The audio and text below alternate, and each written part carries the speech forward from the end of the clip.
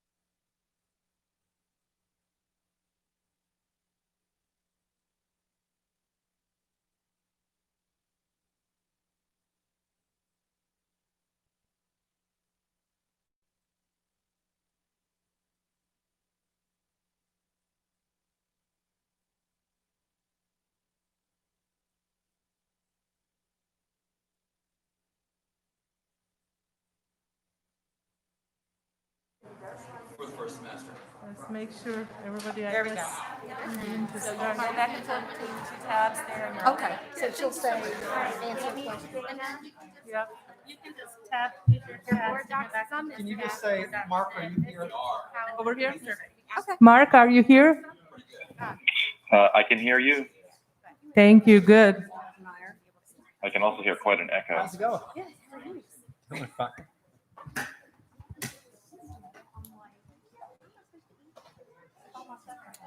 You can eat. Stick it in your bag down there. I'm sorry in advance. I got loaded down before I came in.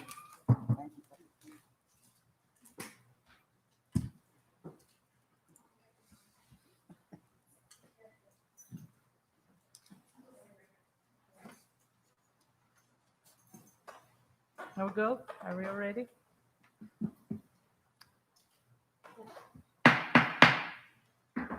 Good afternoon. Welcome and thank you everyone in the audience and on the YouTube joining us this afternoon. I call this meeting of Montgomery County School Board to order at 1:05 on July 21st, 2020. Please stand for the Pledge of Allegiance.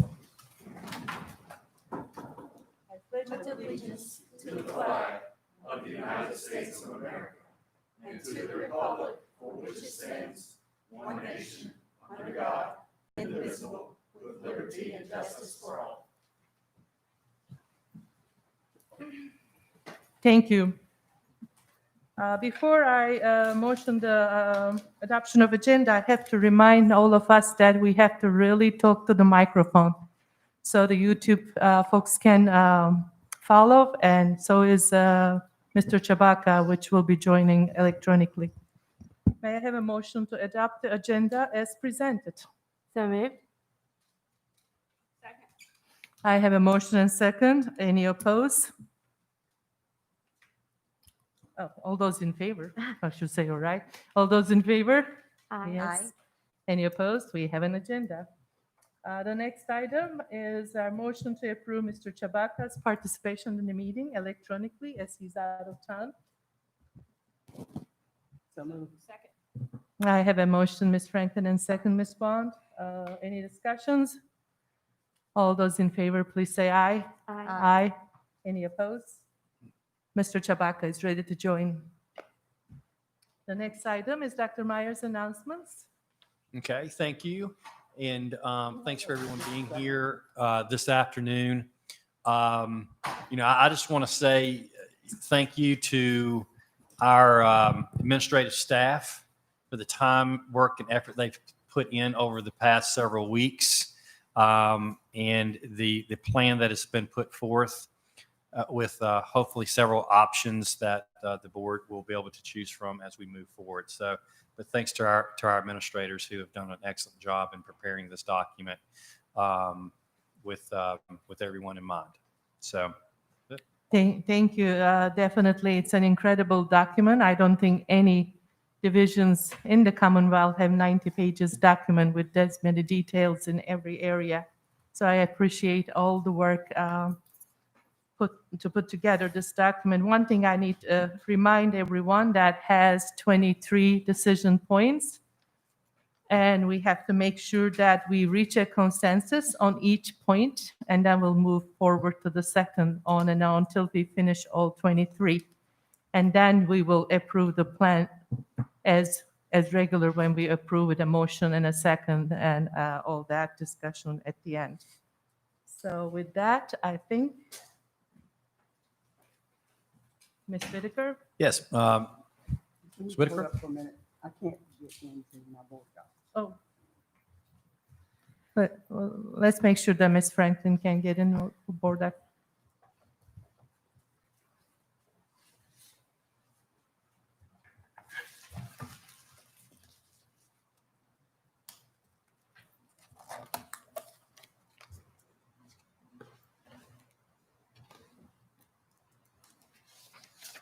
We'll wait a few minutes for Ms. Franklin and Ms. Cass will be having access.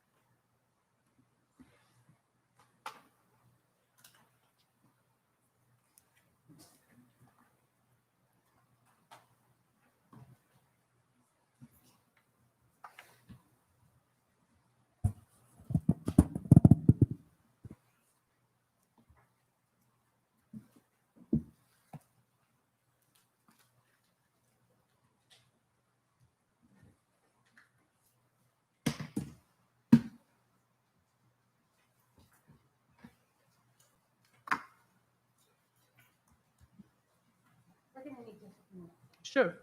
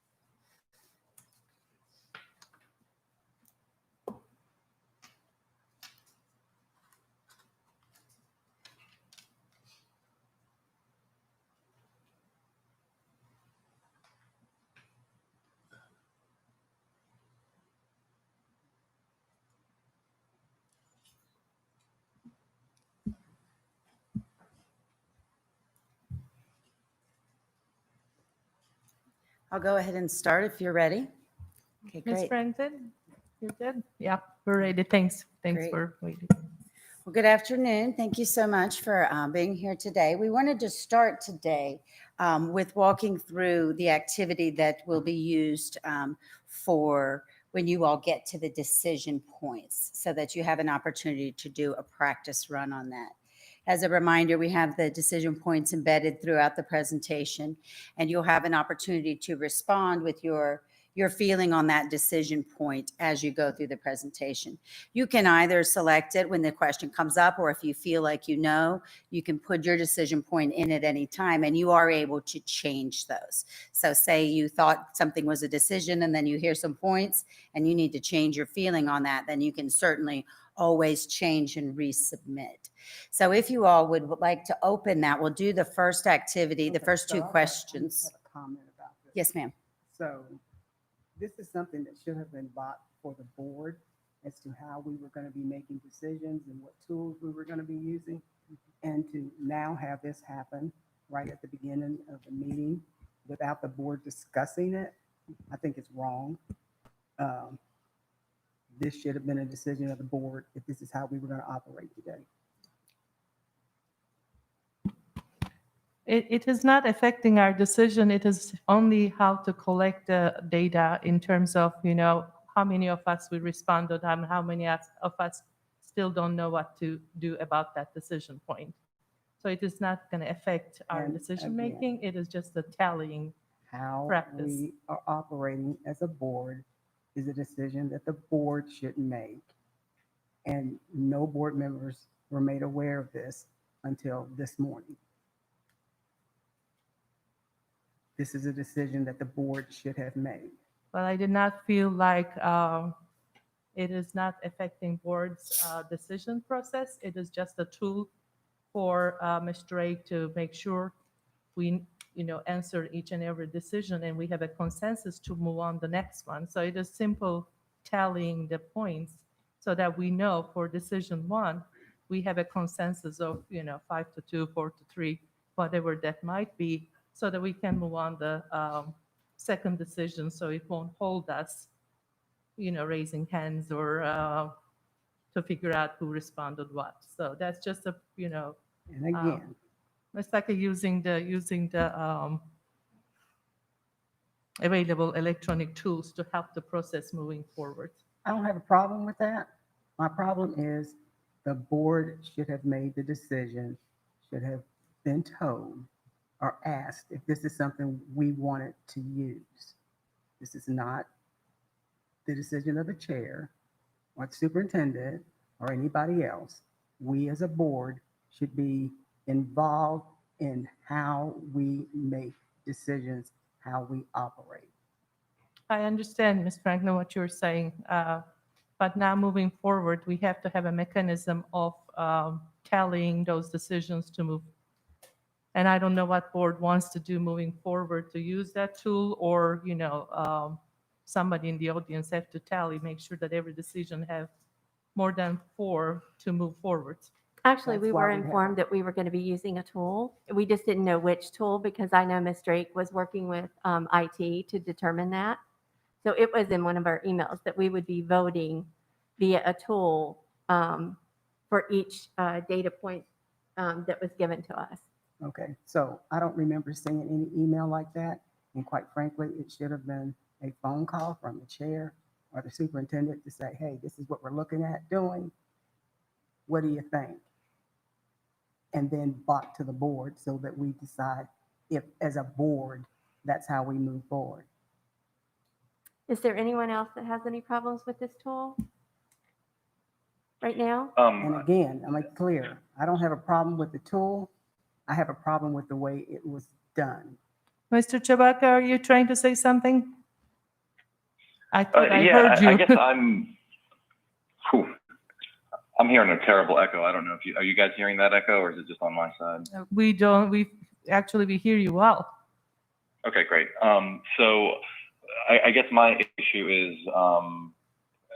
as you guys, I'm sure all of us, we've received a lot of emails in the last several days, and I do remember seeing something about a tool.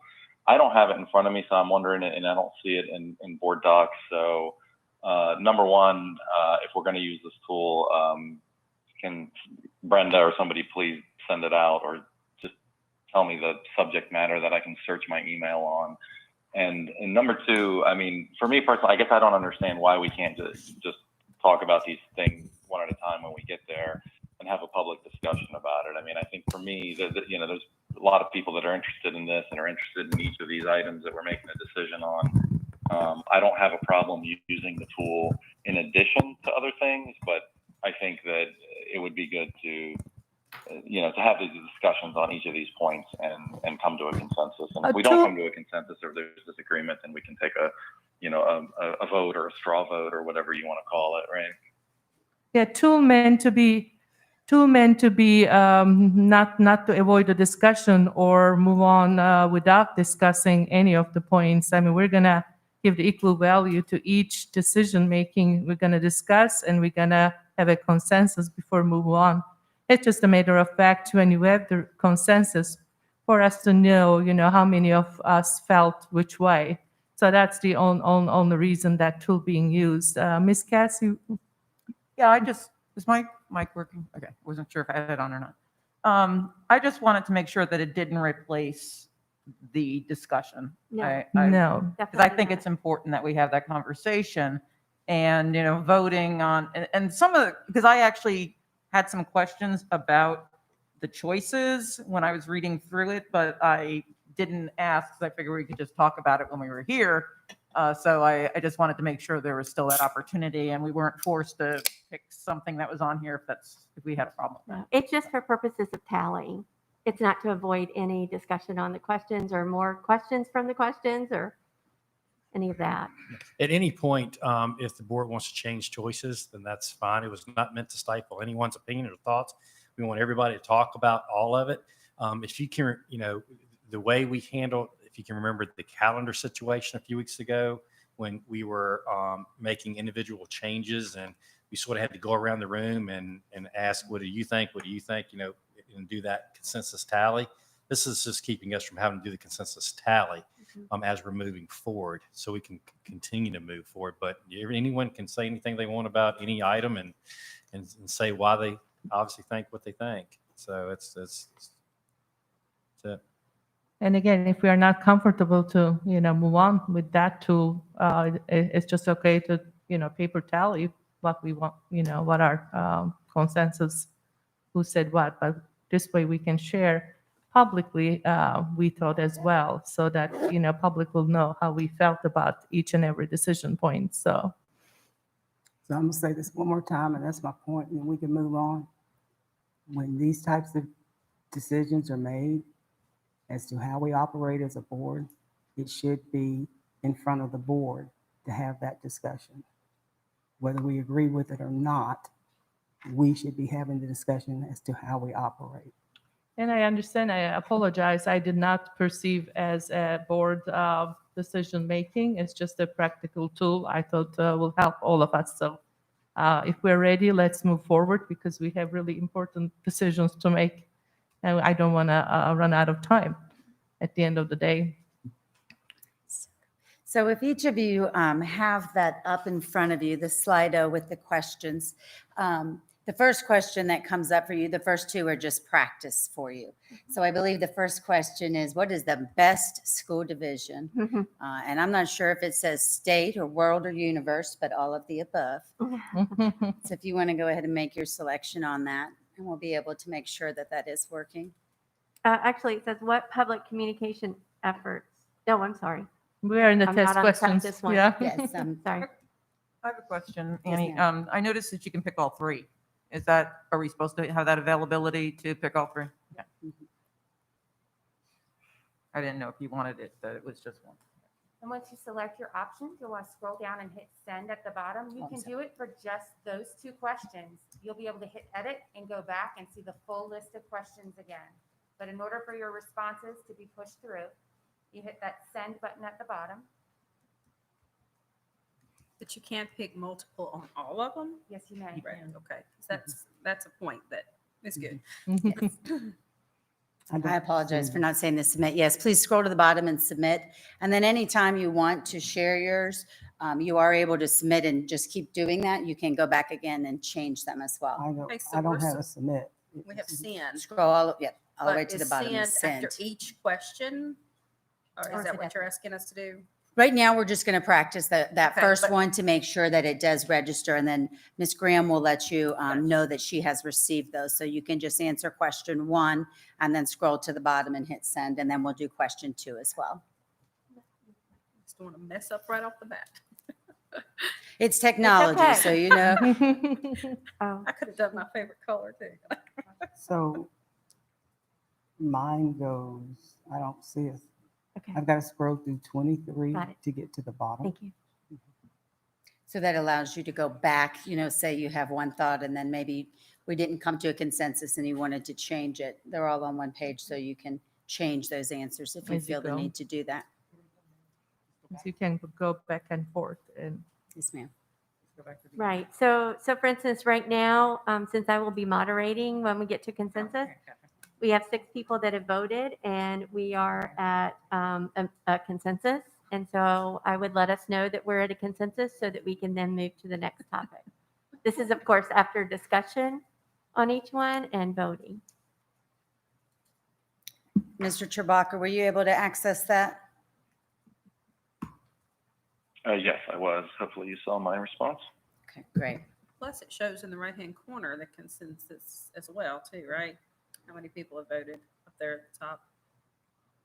yeah, Think it does. doesn't- I How have many 6 so far. Participants are in the poll, not Yeah. necessarily how many people have voted for a specific question. Ms. Gotcha. Graham has a results screen that she can see. Gotcha. Right. Okay, so now if you do the edit button, you will get to question 2, which is what is your favorite color? Is everybody seeing that? And if you could go ahead and vote on what your favorite color is? I think I was too quick, did both of them at the same time. That's okay, And then you do So- need to hit send again. right? So right now we have 5 votes for blue. So blue is consensus. Oh, my. So we can move on to the next topic. Now we are where we, Okay, is everybody comfortable with that before we move on of how it works? Okay. Great. All So right. today we will be presenting to you version 3 of our updated draft for return to schools planning. As we've discussed, there are lots of decision points for you throughout the document, and each of us who is presenting or is happy to answer any questions that you may have or to address any concerns or things that you might want to talk about that may not be within the document or that you need further understanding on. So in an introduction to our plan, we're just going to the presentation will go directly through the book. So if you have your book there, you can certainly reference that, and then we'll go through the slides with you as well, which is verbatim what's in the book. So we had guiding principles when we sat down to develop our return to schools plan. The first of those was ensuring that our students and employees have safe work and learning environments. The second is maximizing family choice and student learning format. We wanted to make sure that we had a variety of options for our families to choose from so that they could choose the option that they were most comfortable with. So those included in-person instruction, 100% remote instruction, and then an opportunity for 100% virtual instruction for our secondary children as well. We will describe each of those in more detail to you as we go through the program. Number 3 was ensuring that all students receive instruction that meets state and federal standards and that they have the necessary supports to ensure that they are treated equitably. And so that's through access to technology and connectivity, through social and emotional wellness and health supports, and through additional supports to meet the needs of special student populations. The fourth was providing time, support, and flexibility to ensure that staff are prepared for school to open and for us to have a successful reopening. And then our fifth guiding principle is providing proactive, clear communication to all families and staff members. We've looked several times at the state guidance on reopening schools, and so I'll just real quickly give a review of that, with the big note there being a reminder that these are recommendations coming to us and guidance from the state, that it is up to the local school board to determine what reopening looks like and how instruction will look in our schools. So under the governor's orders, we have 3 phases, phase 1, phase 2, and phase 3. When we closed school at the end of last year under Executive Order 53, we were in phase 1. And phase 1 meant there was no face-to-face instruction. All instruction was remote. And at that time also out in public, we had very small limited gatherings, no more than 10 individuals in the same room. Phase 2 was mostly remote instruction under the governor's guidance, and that's looking at 6 feet of physical separation. And then out in the public, it was limits of no more than 50 individuals in large gatherings.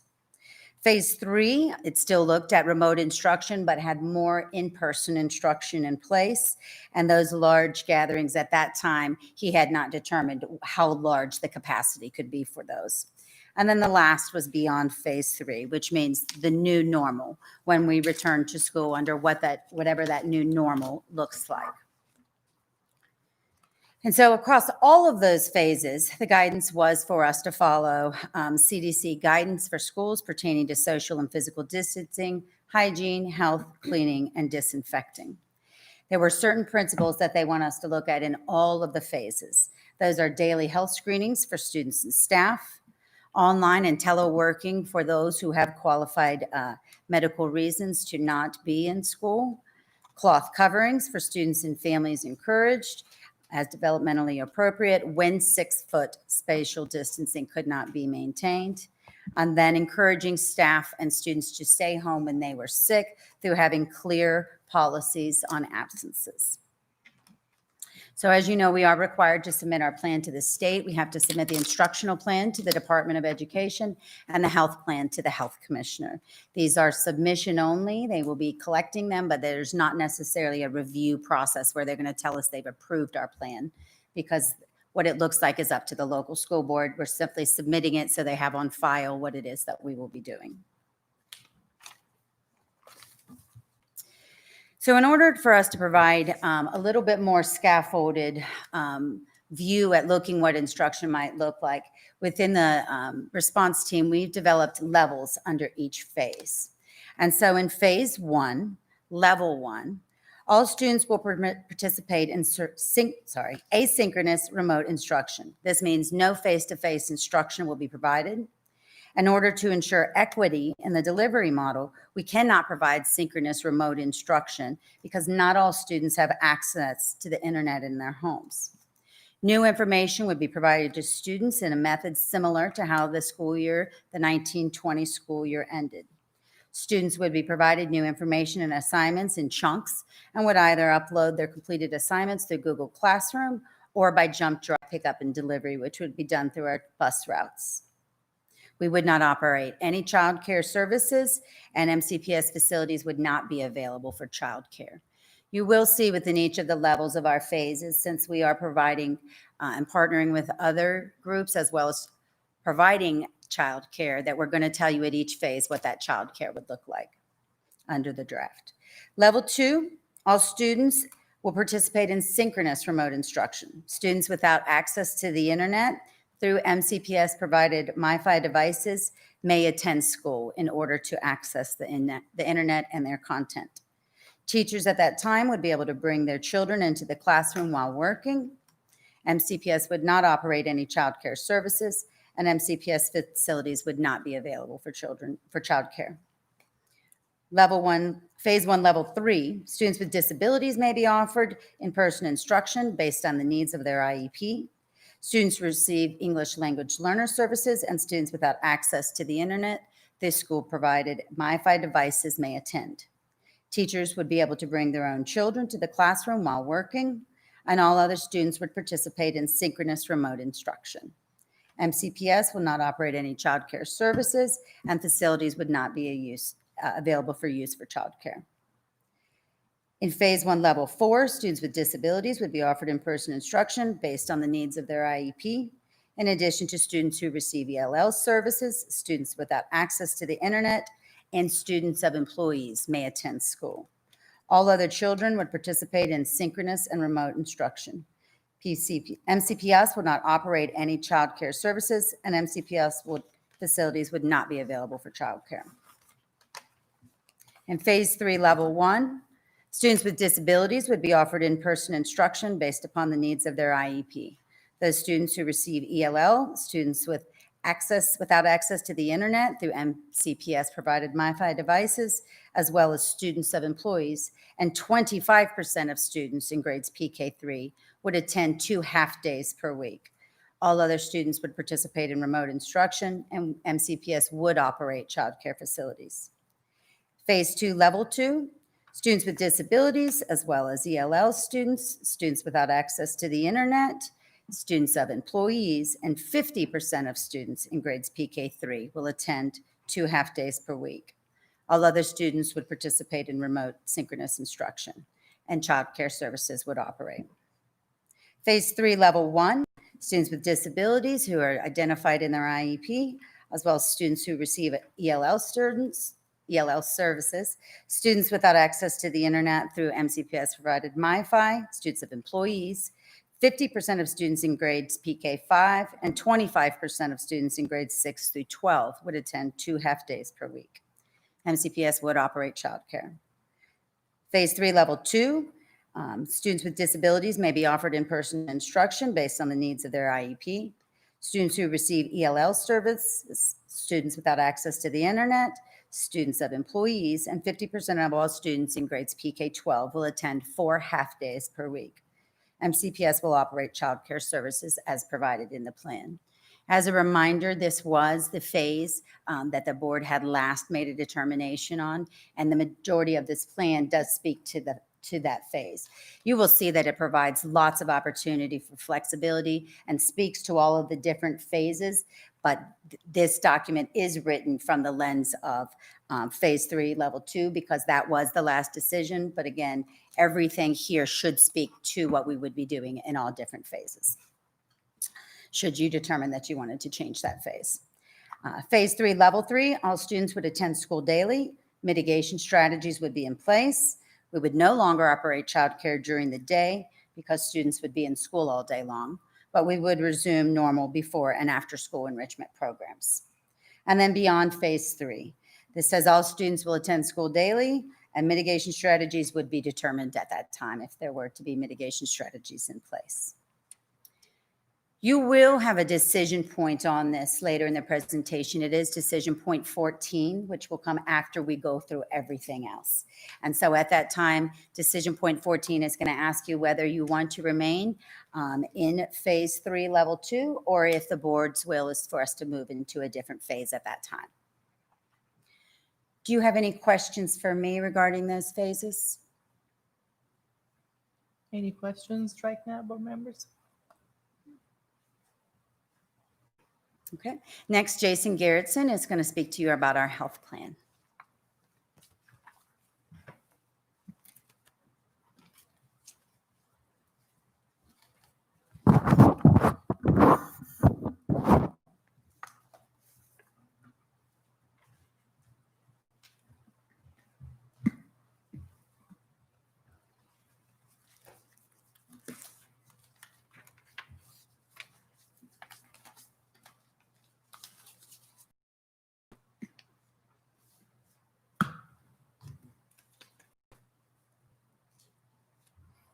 Good afternoon, Madam Chair, Good Dr. Meyer, afternoon. members of the board. Good Thank you for afternoon. your time today. We are pleased to discuss with you the plans that we are required to share with the Virginia Department of Education prior to reopening in the fall. Again, just to be very, very clear, there are actually 2 separate plans that we'll discuss today that actually do eventually go to 2 separate offices. There is the mitigation health plan that is primarily what I will present, and there is an instructional plan. Again, both plans have to be submitted.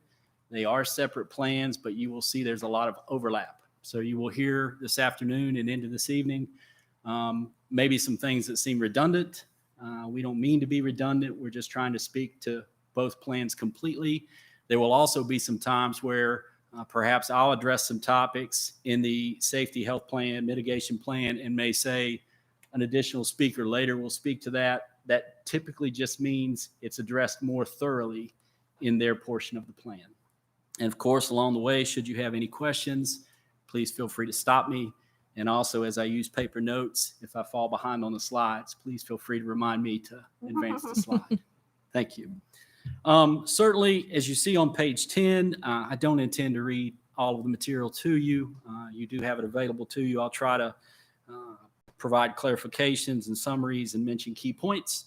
But certainly you do see that we are required to submit the plans prior to our beginning of phase 3 operations. Presumably right now we're talking about the start of the school sometime in fall. It does say to us there in that 3rd paragraph that we must plan for various contingencies to continue our operations in the event of an outbreak. So it does speak to being flexible. And I think you'll see that over and over and over again in our plans today as we share our ability to scale up and scale down based upon current conditions in our community and in our schools. It speaks to some of the guiding principles. Again, this is all straight from VDOE's guidance. This is not ours. This is their wording.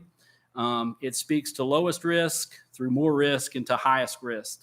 And again, as we talk about near the bottom there, presuming to reopen in phase 3. And again, we put in our current school start date, August 13th, as a placeholder is kind of what we're aiming toward. Montgomery County Public Schools under the current plan you've approved would be operating somewhere between the more risk and the highest risk categories. And we're at that place because we are at more risk because we are at smaller class sizes, but it bounces us up a little bit into the higher risk because we do intend to mix those classes at the secondary level. So it kind of puts us there in the middle. Again, all 3 of those levels are approved from VDOE. All 3 of those levels are available for your approval as a school division. The health mitigation plan has 8 sections that we'll go through this afternoon. Really only 1 through 7 apply to MCPS. The 8th section is for boarding schools, which also must submit a plan. So 8 does not apply to us. Section 1, speaking on planning to reopen. I'll give you a page number of page 11. It asks us to speak to some leadership teams and some school contacts at each school level. We feel that our COVID-19 division team, our division leadership team, would be the superintendent's leadership team. You can see the names listed there. This team has been operating together very, very closely since we started this way back in February. essentially on a daily basis. This team is operating at some level as your division leadership team. One point I would note here is that behind each one of these names as a director, you've got other people in the background working constantly and consistently as well. And also some advisory type teams that we're working with as well, such as I know Mr. Pauly, Dr. Wickham each have a parent advisory board that works with them. I know that I have a health and safety team, which also Mr. Krantz and Mr. Knott are on, working to pull in more input. And then additionally, for my department, specifically student services, that's where you have your lead nurse for the division. So Kelly Hager has worked very closely with us through this process as well. She and I speak very frequently, even this morning, in regards to some of our information. So you've got some names there, but ultimately you've got even bigger support and response behind it. And we want to recognize and thank all those others as well. We feel like your COVID-19 school contacts at each school should be your school principals. Once again, MCPS has kind of put forward the philosophy that principals are responsible for what happens in their building. And this would continue that guidance. It also speaks to the work that they've already been doing from the time that we closed schools back in March and went to all remote. It was the school principal who was carrying that weight as point of contact through the meal delivery programs. And now as we collect information on our students as they prepare to return to school, again, we feel like the school contact is most reasonably the school principal at each school. Page 12.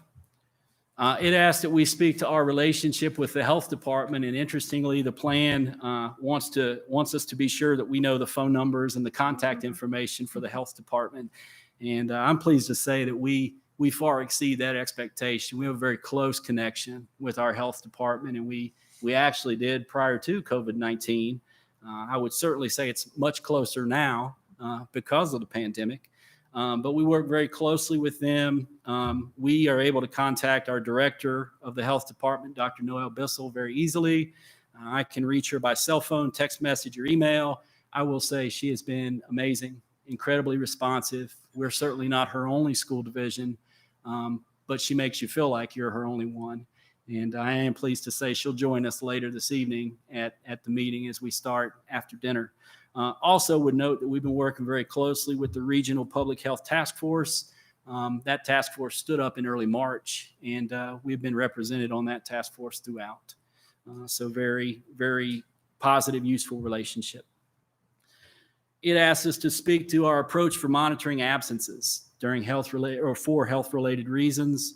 All of our COVID-19 absences are excused absences, just like any other illness, right? For employees or for students, just like you would have any other sickness, illness, something that would keep you home, that would be considered excused. Mr. Knott will speak more specifically to that for personnel, for staff, when he has his section tonight. We do monitor lots of things, flu, GI illness throughout the school year. We would plan to continue to monitor that information for COVID-19. That's a practice we already have with our school nurses. We would be able to see those numbers in real time. And then your leadership team could review that information and see if there are decisions that need to be made based upon those numbers being reported daily. The division has prepared and distributed travel, vacation guidance to help our employees assess their risks, respond appropriately before they return to work. Mr. Knott will speak specifically to that. I think he has that information as an attachment in his presentation. It asked us to speak to communication strategies for health-related information. Throughout the summer, we have been providing communication. We'll continue to provide that communication through all of our normal mechanisms: school messenger call system, social media, the website, and email. On the first day that we have students back in school in person, presuming that is the decision you make, we will have time dedicated to explaining mitigation strategies to students. We know we need to have some information that gets sent out this summer that tells them how to safely get to us.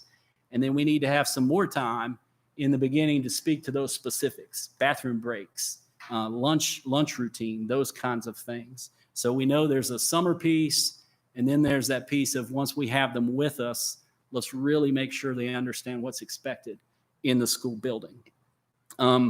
Ms. Drake, through public information, has been using mass communication methods, again, school messenger, social media, to ensure that our messages are being put out to families. We do ask that our school principals be responsible for monitoring that well and following up, just like the questionnaire that went out to parents several weeks ago. For those parents we didn't receive a response from, we asked the principals to follow up and try to reach out to those parents to get that key information. And again, we're trying to be very attuned to maybe some folks who would have more difficulty with communication, such as our non-English speaking families. Dr. Michaeline Meyer has been working to help get materials translated and set up those communication venues so that we are effectively speaking with our families. And of course, our division COVID-19 team would coordinate with the school principal at the building level and at the health department. If there was any concerns regarding a positive case detected at a school, that communication would happen kind of between those three parties, those groups of people, the health department, the school level, and the division level. And that brings us to school board decision point number 1. You can see the information in front of you. I'll go ahead and provide the overview and try my best to explain the options. As was mentioned earlier, these options are not meant to pin you into anything specific. Certainly, if the board has another option, you can pursue that. And certainly, if the board has a brilliant option that we didn't think of, we'd be happy to take that from you as well. But for decision point number 1, we want to talk about our communication efforts if and when there are positive cases. Now, I'll go ahead and give you the caveat. We know that if a student or a staff member tests positive, we're already going to be working with the health department. That just has to happen. That's already happening. That's not what we're talking about here. We know that the health department will help us and really take the lead in contact tracing, right? They would work with me if I tested positive, and we would talk about my contacts, and they would begin to build that spider web out of who's been around Jason and who do we need to talk to about testing. That's the health department's business. That's not ours either, other than to maybe assist them. So what we are talking about is those communication efforts beyond that. So if there's a positive case, contact tracing is happening, what else do we want to do in regards to communication?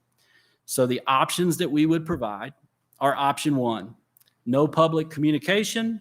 The health department will notify those contacts through contact tracing.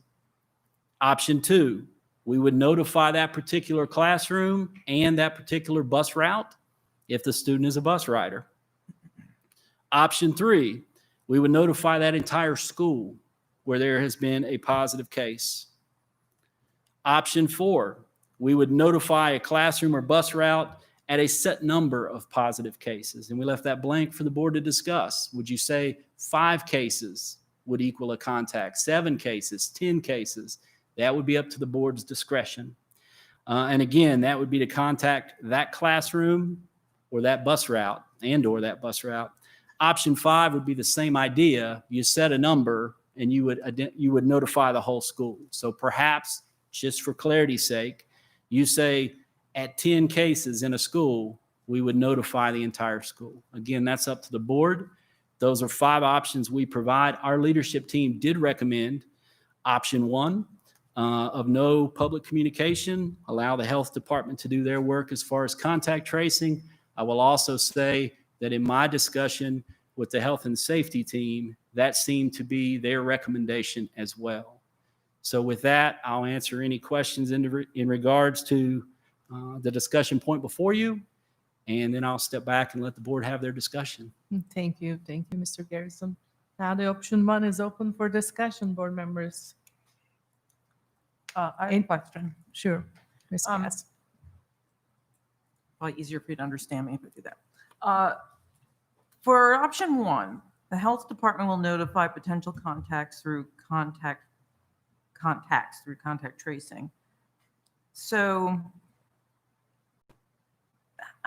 help me understand how that works. Their work would be at that point to identify other people who may be at risk, who may have been potentially exposed.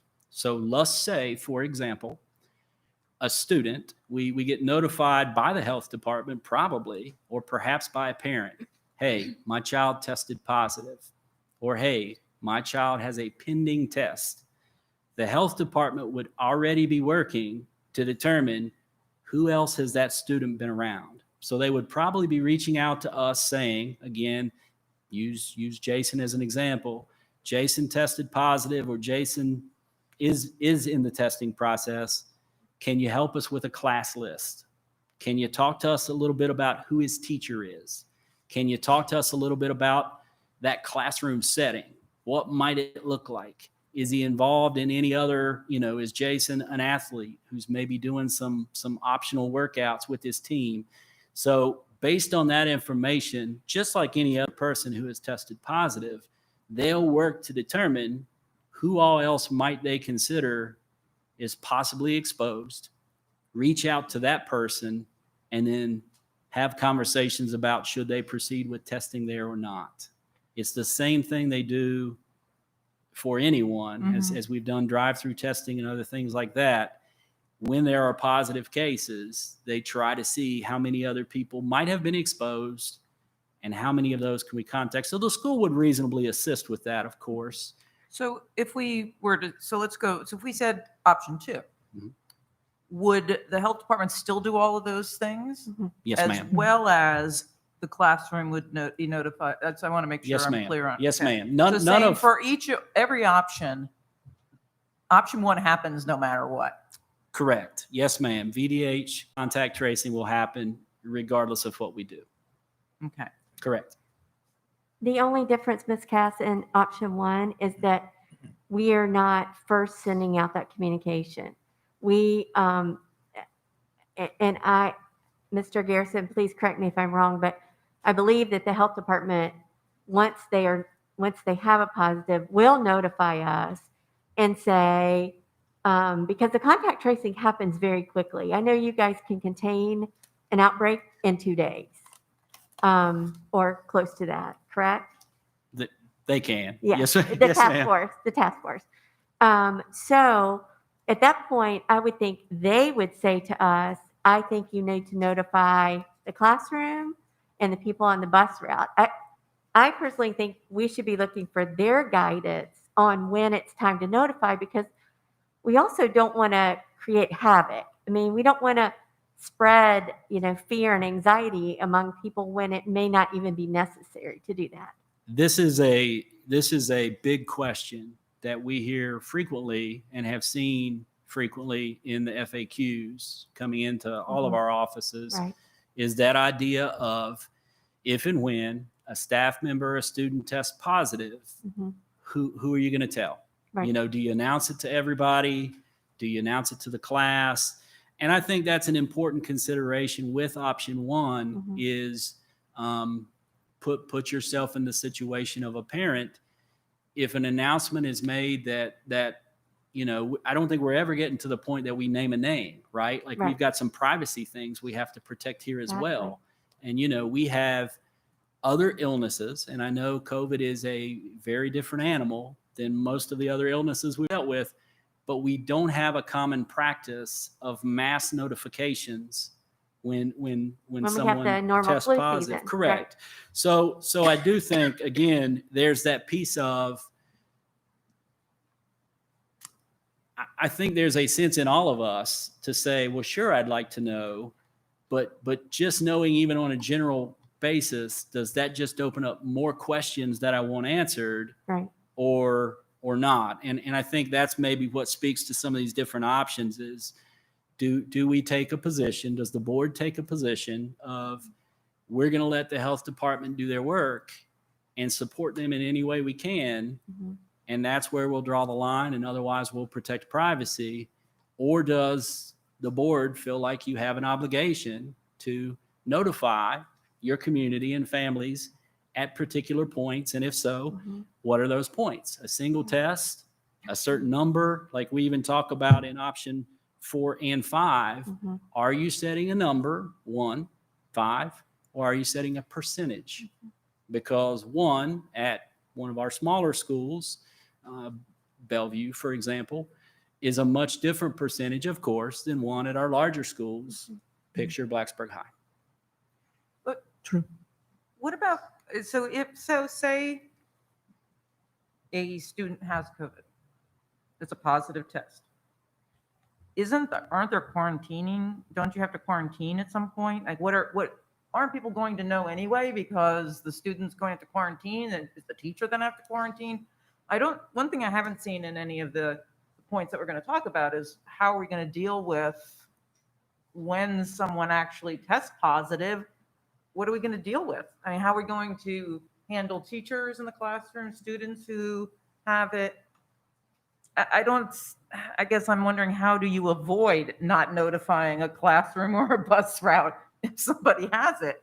I mean, I think a lot of that is determined, and again, I never presume to speak for the health department, and you will have Dr. Bissell here later this evening, but I think they are seeing that every situation is very unique. And I think, and she can correct me later, but I think the health department's definition of exposure tends to be very different than maybe ours or the average person's definition of exposure. I mean, it speaks to duration, it speaks to distance, and it speaks to mitigation. And I don't know that they would go down the road of saying one positive case would necessitate closing a whole school. And I think that's where it opens up those discussions. And it is that piece of balancing safety, privacy. And then again, the health department is going to make recommendations. They're going to make recommendations, and they certainly may come to a point where they say, hey, you're going to need to cycle out that whole group of students for 14 days. And you're right. That's going to become very obvious. Or if me as the classroom teacher, if all of a sudden I'm absent for 14 days, it's very clear. And same kinds of things. We run into those situations with all other illnesses. And to be quite frank, it's very similar to student discipline as well.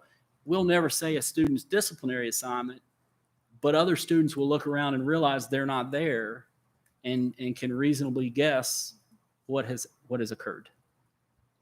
Let's give another board member a chance to Yes, ma'am. join the discussion. Ms. Franklin. Okay, so you hit on part of what I was going to bring up. So I work in a factory setting and have been dealing with this for several months now and the reactions of folks. And one of the things that I have urged the company and the health department too is to put out the guidelines that they use for contact, what that looks like as far as the time, distance, and how they do their tracing, okay? Because people just kind of freak out because they don't understand. Once you help folks understand what guidelines are being used to say, yes, there is contact, folks kind of calm down a little bit. So that's something we need to communicate very early on and very loudly is these are the guidelines for contact. This is what happens during tracing. So here's the piece that happens with the tracing that I've had to deal with. So the person communicates, these are the people I'm around, or in our case, the teacher or whoever would communicate, especially with younger children. They may forget some folks. So in my situation, I've had employees come to me and say, hey, wait a minute, that person, I was in contact because I know some of the guidelines. Help them understand. Tell me how you were in contact with the person. And I've had to contact management and say, wait a minute, there's a couple of people you have forgotten, or the person who was being tested or has tested positive didn't remember.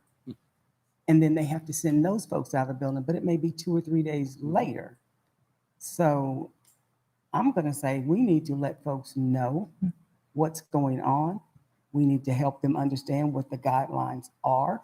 So in case there is someone who was missed or forgotten, and to help keep down the panic, I think the more open we are and the more education that we can give to the community as to how things are being handled, the better off everyone's going to be, because everybody's going to know very quickly who the person is, very quickly.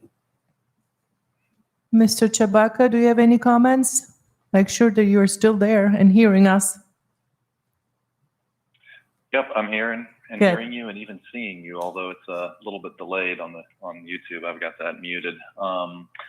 Yeah, so, my thoughts, and Jason alluded to this, some of these questions that we're dealing with are overlapping, and in some cases there's, for lack of a better word, just kind of a catch-22 on some of the logic and some of the thinking. But in general, I think that, I look at it from the point of view of a parent, and I think parents, from the point of view of the public, I think it's clear from the emails that I've received what the public wants us to do. And I think I agree with the public and I agree, if I understood Ms. Franklin correctly, I agree with her that we do need to be as transparent as possible and give information. I understand the concern on that might lead us to pick option one, because you don't want people to overreact, or you don't want people to be fearful and that kind of a thing. But I think, I guess my answer to that is by being transparent about what the processes are, and by people seeing how everything works, and people maybe get a better idea of the risks that are involved. Basically, by being transparent, I think that we do, in a lot of ways, help that kind of a thing along. And I think Ms. Cass also said something about, that people they're gonna find out anyway. So I don't see, as far as the contact tracing goes, we heard from at least one person who wrote to us, or I think they wrote to the whole board. It's hard to keep all the emails straight these days, but somebody who was a contact tracer with the health department, and basically said that in a lot of cases, in their work, you're trying to call somebody or talk to somebody, and that there can be delays. So I'm probably all for option 3, and I don't think that there's anything really to hide on this. I think that if, we notify everybody, but certainly we can, I assume when I pick option 3, you notify a school, that we're also notifying, the classroom and the bus. But and I may bring this up again later when we talk, but one of the things that came out of the March closings that happened across the country, and that we know, is that in places that were able to contain outbreaks better than others, that one of the common threads was how quickly a governor in that state ordered schools to close. And so when you have a child in a classroom who has tested positive, I would probably say, from a scientific point of view, the chances that you're going to have another, asymptomatic or pre-symptomatic child in that classroom or in that bus is probably high. And so to wait another day or two before letting people know so that we can take appropriate action, I think is, quite frankly, irresponsible. So, for me, I think option 3 is the way to go, barring some other information from the health department later.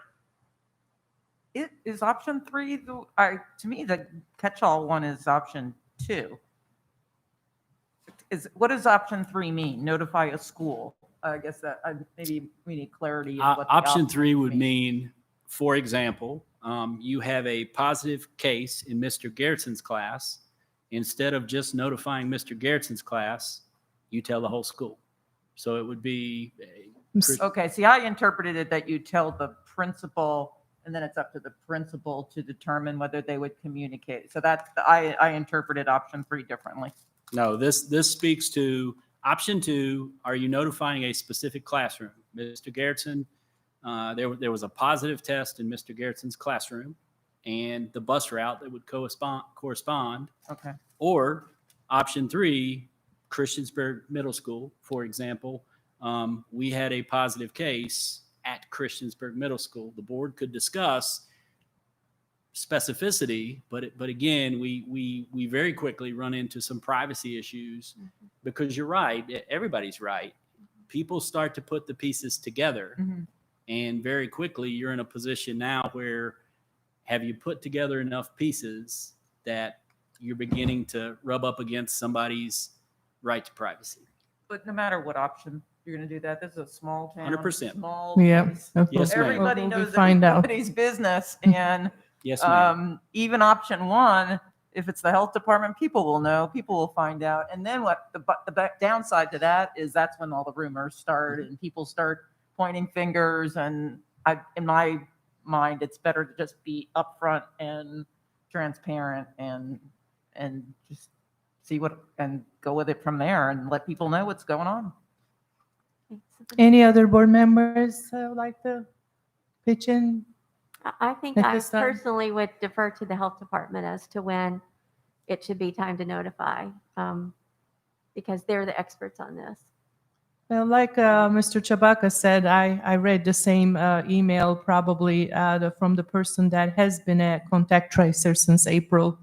And of course, the person's concern was, and I think that's her experience, that's what she says, that contact tracing sometimes imperfect, like Ms. Franklin mentioned, and sometimes they run into the phone numbers through Google, phone numbers, and the person did not respond because they think that it's a spam and or unknown number to. So there are some issues with contact tracing, as I understand, and take some time. Even though I think our health department is probably the fastest in the area, but on the other flip of the coin, they never dealt with the school system and virus yet. So that's a new for them too, for this area at least.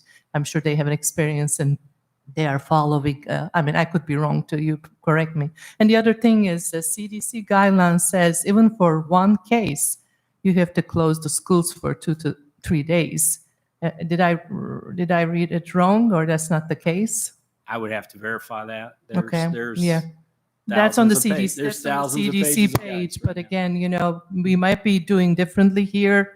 And I understand that because our numbers, local numbers are not maybe comparable from other states that our numbers are so high, but that's, I guess, a general guideline. So I think I will like public, and then when this says public communication efforts, when I say classroom or when I read a classroom or a school, I'm assuming that's the parents of the kids in the classroom getting this information. Yes, And the ma'am. same thing when school is parents of Yes, ma'am. that school community gets the information. But I think, like everyone else said, I think it will be very obvious, and now that everybody's so focused and pretty much, some in fear more than the others, they're going to notice whether it's a teacher or a student or more than one student. I think it will be wise if we have a plan to communicate. We can, obviously the first contact still the health department, so they can start as fast as possible what they are doing. But I think in the meantime, in parallel somehow, we have to at least let the public know that health department is working on whatever that is at that time, whether a positive case or just being tested or the contact tracing going on and whatever that may be. And they can guide us for that kind of whatever that write-up is going out. But I think we need to let public know. Sure. And all I would mention is we do have later in the plan some decision points around they're all big decisions. So, but other big decisions about discontinuing in person or reducing in person and Yeah. closing schools. Again, I cannot speak specifically for the health department. They may very well give us recommendations for those things. For this decision point, we're talking about our own internal communication pieces, how MCPS chooses to communicate positive cases. I'm not sure if the health department would weigh in on a recommendation such as that. I see. I cannot speak for them. And we can ask we can ask these questions Yes, ma'am. later to Dr. Bissell too. Yes, ma'am. But So I'm going to say again, I have been dealing with this for months in a manufacturing facility where folks are touching products that people are just passing down lines. And if folks are educated as to how the virus is spread, and repeatedly. The biggest point is here. It's not necessarily here. So that folks understand when we're talking about tracing and when we're talking about exposure, this is what that looks like. This is not what that looks like. That is key here, because if folks understand, they are less likely to get anxious, scared, just freaking out. I'm telling you, it is not a good thing to see when folks are just kind of going crazy because somebody sneezed. The educational and- component Yeah. is huge. Yeah. Yes, ma'am. So I'd like to ask a point of clarification, if I could. Yes, Ms. Yes, Mark. Mr. Garrison, so if we pick option 3 on this point, as an example, if let's say a child tested positive on, in your classroom, so what the notification that would go out to the school would be, we had a positive test of a student in Mr. Garrison's classroom. I think the Something like board, that. I'm sorry. I think the board would determine the specificity there. I think option 3 does say you won't just notify my classroom, you'll notify my entire school. And, Yeah. and then you guys can determine, do you want to be specific enough to say a classroom or a grade? Do you say a 9th grader at Christiansburg High School? Do you specify a staff member versus a student? Do you, and I guess there's some other pieces there. A bus driver, for example, may drive to multiple schools. Mhm. So if the bus driver tests positive, does that now generate letters to 3 schools? Perhaps. So I would. Yeah, I mean, I think my preference on this is that within the bounds of what is legal, I think we should give maximum information. I could certainly see, if we didn't say it was Mr. Garrison's classroom, then I could see nobody showing up the next day, right? Which is probably overkill and an overreaction. So I think being as specific as we can be, you notify the bus route or the classroom, but you also, let the school know, which essentially is making it to some degree public. I think it's important that we identify the school, because folks will automatically, how this goes, you start saying it here, before you know it, it's in your living room, right? That we identify the building so that folks can go back and read and say, no, it was not MCPS, it was BMS, right? So that folks can see that and get the facts. We've got to be as transparent as possible. I don't think it needs to go to the classroom or the teacher. I think it needs to be said, if it was a child, a teacher, staff person, a driver, cafeteria, whoever. But we need to be as transparent and as drilled down, as far down as we can drill. Because if not, people just they get a little, I won't say crazy, but they get crazy. I will say crazy. They do. I've been watching it. Do we have any legal liability? Like, for example, so we don't say we aren't transparent. We go with number 1. And a student has COVID and then somebody gets COVID from that student, they could contract. Does the school system have any legal liability as to if we do not tell people and then someone gets it and something happens to them? I honestly don't know if we could technically have liability, because how could they prove that they actually got it at school? Because they're going several other places. I could be wrong. Mr. Garrison may know a better, but I don't know if we could actually be held liable for that. Certainly not an attorney.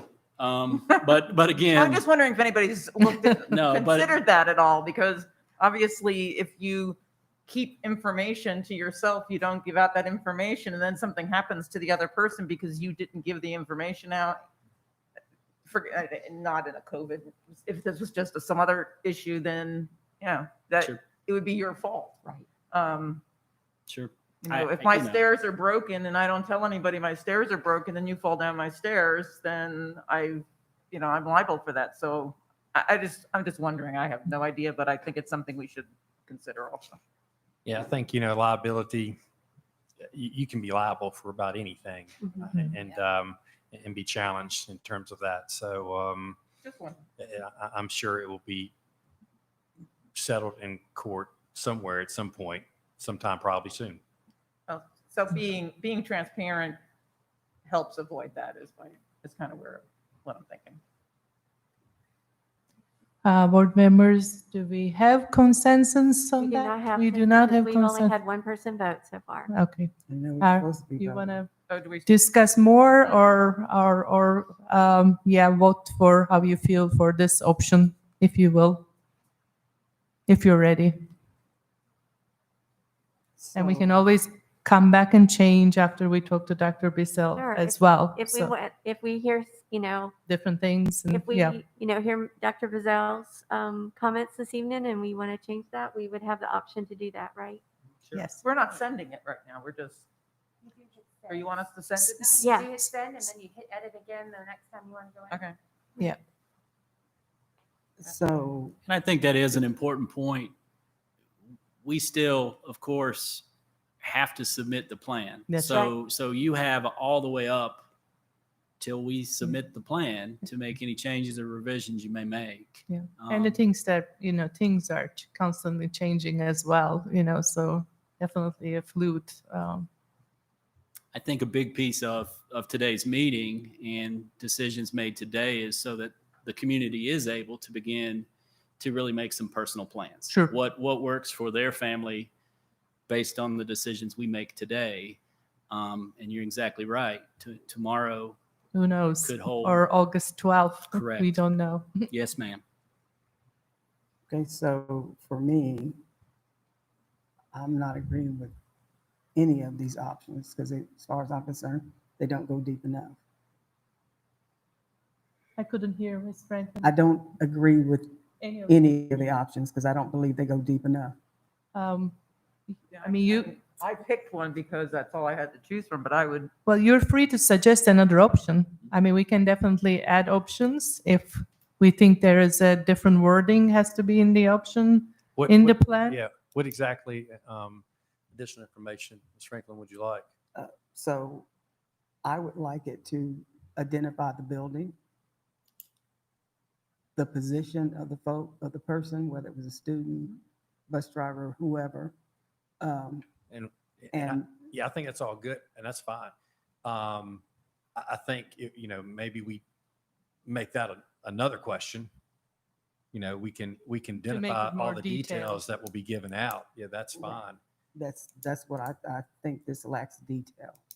Well, I'm saying we can add another question, or we can get your thoughts as to the details as to what you want to How send to out. communicate. Yeah, I mean, I don't even know that's something that needs to be voted on, or have a consensus to. I mean, we can, because we would have to craft it and sort of put something together, and we could even bring that a sample back at another meeting later on at the next meeting, just a sample of what the communication would look like when someone, Ms. Drake, you're the communication expert. Can you help us out with this? One thing we definitely want to make sure we do is work with the health department Yeah. and have them look at that communication as well before we bring it to you. But Sure. what I hear you saying is that you want to share as much information as possible without revealing someone's name. Does that sound about right? Right. Yeah, I I don't think want to go into classrooms, just the building and what level the person is, their participation within the district. Great. Um, Yeah. I think that's a very good point. At this point, this question is at a higher level. And like they said, we could add an additional question about details. I think this question is, that I feel like we have consensus whether it should be communicated or no public communication outside the Department of Health contact tracing. So seems like agree we should communicate something, and the details of how that communication will put together will be another step. Am I right? That's Yeah. what I'm hearing is, so Ms. Franklin, you said you haven't chosen, but I'm hearing that you do want to notify if there's a single case. And Yes. we can come back later Mhm. with some sample letters and some sample communications and Mhm. run it past the health department to make sure it's in line with our privacy, the privacy, and even Yeah. we could even send it through our attorney. Yes, I think that would be a good thing too. Is, Yeah, is of- sort of absolutely. create a form of what's communication going to look like. Send it to Mr. King and yeah, his folks. make sure that his attorney. HIPAA safe. Right, so we can be consistent in our communication and be as detailed as we possibly Yeah. can. But what I'm hearing is everybody does want to make. Yeah, that nobody connection. wants option one, seems like, as far as I can sense. So that tells that we have. I mean, to ideally, communicate. I would pick option 2 and option 3. Notify the classroom in the bus route, but also notify the school. Now, we can, I'm fine discussing what those details look like. Yeah, we'll work on the details Yeah, and we'll decide on that yeah. next. We'll ask Mr. King too, because that's not hard to do. Notify the school and then more specifics with the classroom. For instance, do we give a letter to the class and do a phone call to the entire school? Yeah. So Yeah. there's a lot of details in any Yeah. of this. This is a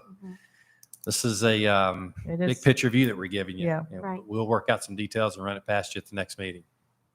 Is that okay, everyone? Okay, so there's another piece of this, it's called quarantine because you've been in contact. So you're gonna have some of the same reactions if folks who have been in your building are now quarantined and you're waiting for their results too. What do you do? It's addressed later in the plan Okay. that those absences would of course be excused absences. And for students, right, of course, if they are well enough, like, so maybe I feel well, but I'm waiting for results based on the beginnings of the plan you approved earlier, I could still work remotely, would not even be counted absent, and Right. continue trucking along. Staff, the same thing, although there's some pieces there in that not everybody can as easily work from home as others. And I think Mr. Knott speaks to that as Yeah. well. So that's not what I'm speaking about. I'm sorry. I'm speaking about, we have no positive case in the building, but we have 6 people in the building who are out because they have to be quarantined because they are waiting to see if they are positive. Not positive, if someone they've been in contact with is Yep. positive. They're waiting. Yes, Yeah. ma'am. Yes, ma'am. So that, Yeah, I think what Penny's asking is, so what's our notification process for that? So I'm a teacher and I find out that a student in my class is quarantining at home because he was exposed, his whole family has COVID. Mhm. Or his whole family's quarantining because they went on a vacation and they were with people who had COVID. So do we tell that teacher? Do we tell those parents that there's a student? So Who's you're asking, quarantining? do we notify before a positive test? That's what I'm hearing. I think it ties back to this. Like, this question kind of was worded as a positive test. right, Do you follow the same line of thought if it's a quarantine situation? Is that the question you're asking, right. Ms. Franklin? Mm-hmm. The likelihood of people being quarantined hopefully will be more than people who will Yeah. have positive tests. So when people, and again, this is the education piece. Mhm. So when folks see that or understand that folks are out of the building, small towns, small schools, because they're quarantined, because they went to the beach, or because someone was positive that they were in contact with, Mhm. folks are going to automatically think, well, what about me? I was in contact with that person. So unless we have some level of education, so there is a stop for folks to understand at this point. At this point, we stop with the tracing and with how you are going to be, how you may have been infected. Education is key, but the quarantine piece is going to be another issue. But I thought that with quarantine, they're quarantined before they go back to the building after they've been somewhere. And I understand that sometimes that happens after you've been in association with somebody that you didn't know. But if you've gone to the beach, you're quarantined before you go back to a building or before you go back to work. So there's really no there's no reason for someone to be concerned because that happens before you're in contact with anybody else. You understand what I'm saying? Yeah, but if your folks don't know that, they just know this person is not here and they're in quarantine, right? It may come out, yeah, you were at the beach, but it also, we can be in the situation where folks are exposed. Had a gentleman whose father was exposed. He came in the building and it was not a pretty day. Folks go out to be quarantined. Everybody's wondering, okay, did I come in contact with that person? Has that person come in contact with that person? So education is key here because the quarantine situation is going to be an issue. And for purposes of the plan, right, for today, we presented this as a decision point based on positive tests. We can certainly write it to include quarantine situations if that's the board's pleasure. And again, tying on to where I think we're at, somewhere closest to option 2 and 3, but needing to see more detail in the specificity of what is communicated. We can draft that, vet it through the Department of Health and the attorney and bring it back to you. What was the final vote? I didn't. We're not there yet. We still have 2 more people to vote to get a consensus. Okay, so I'm Thank you for asking. got something wrong here. Let's see.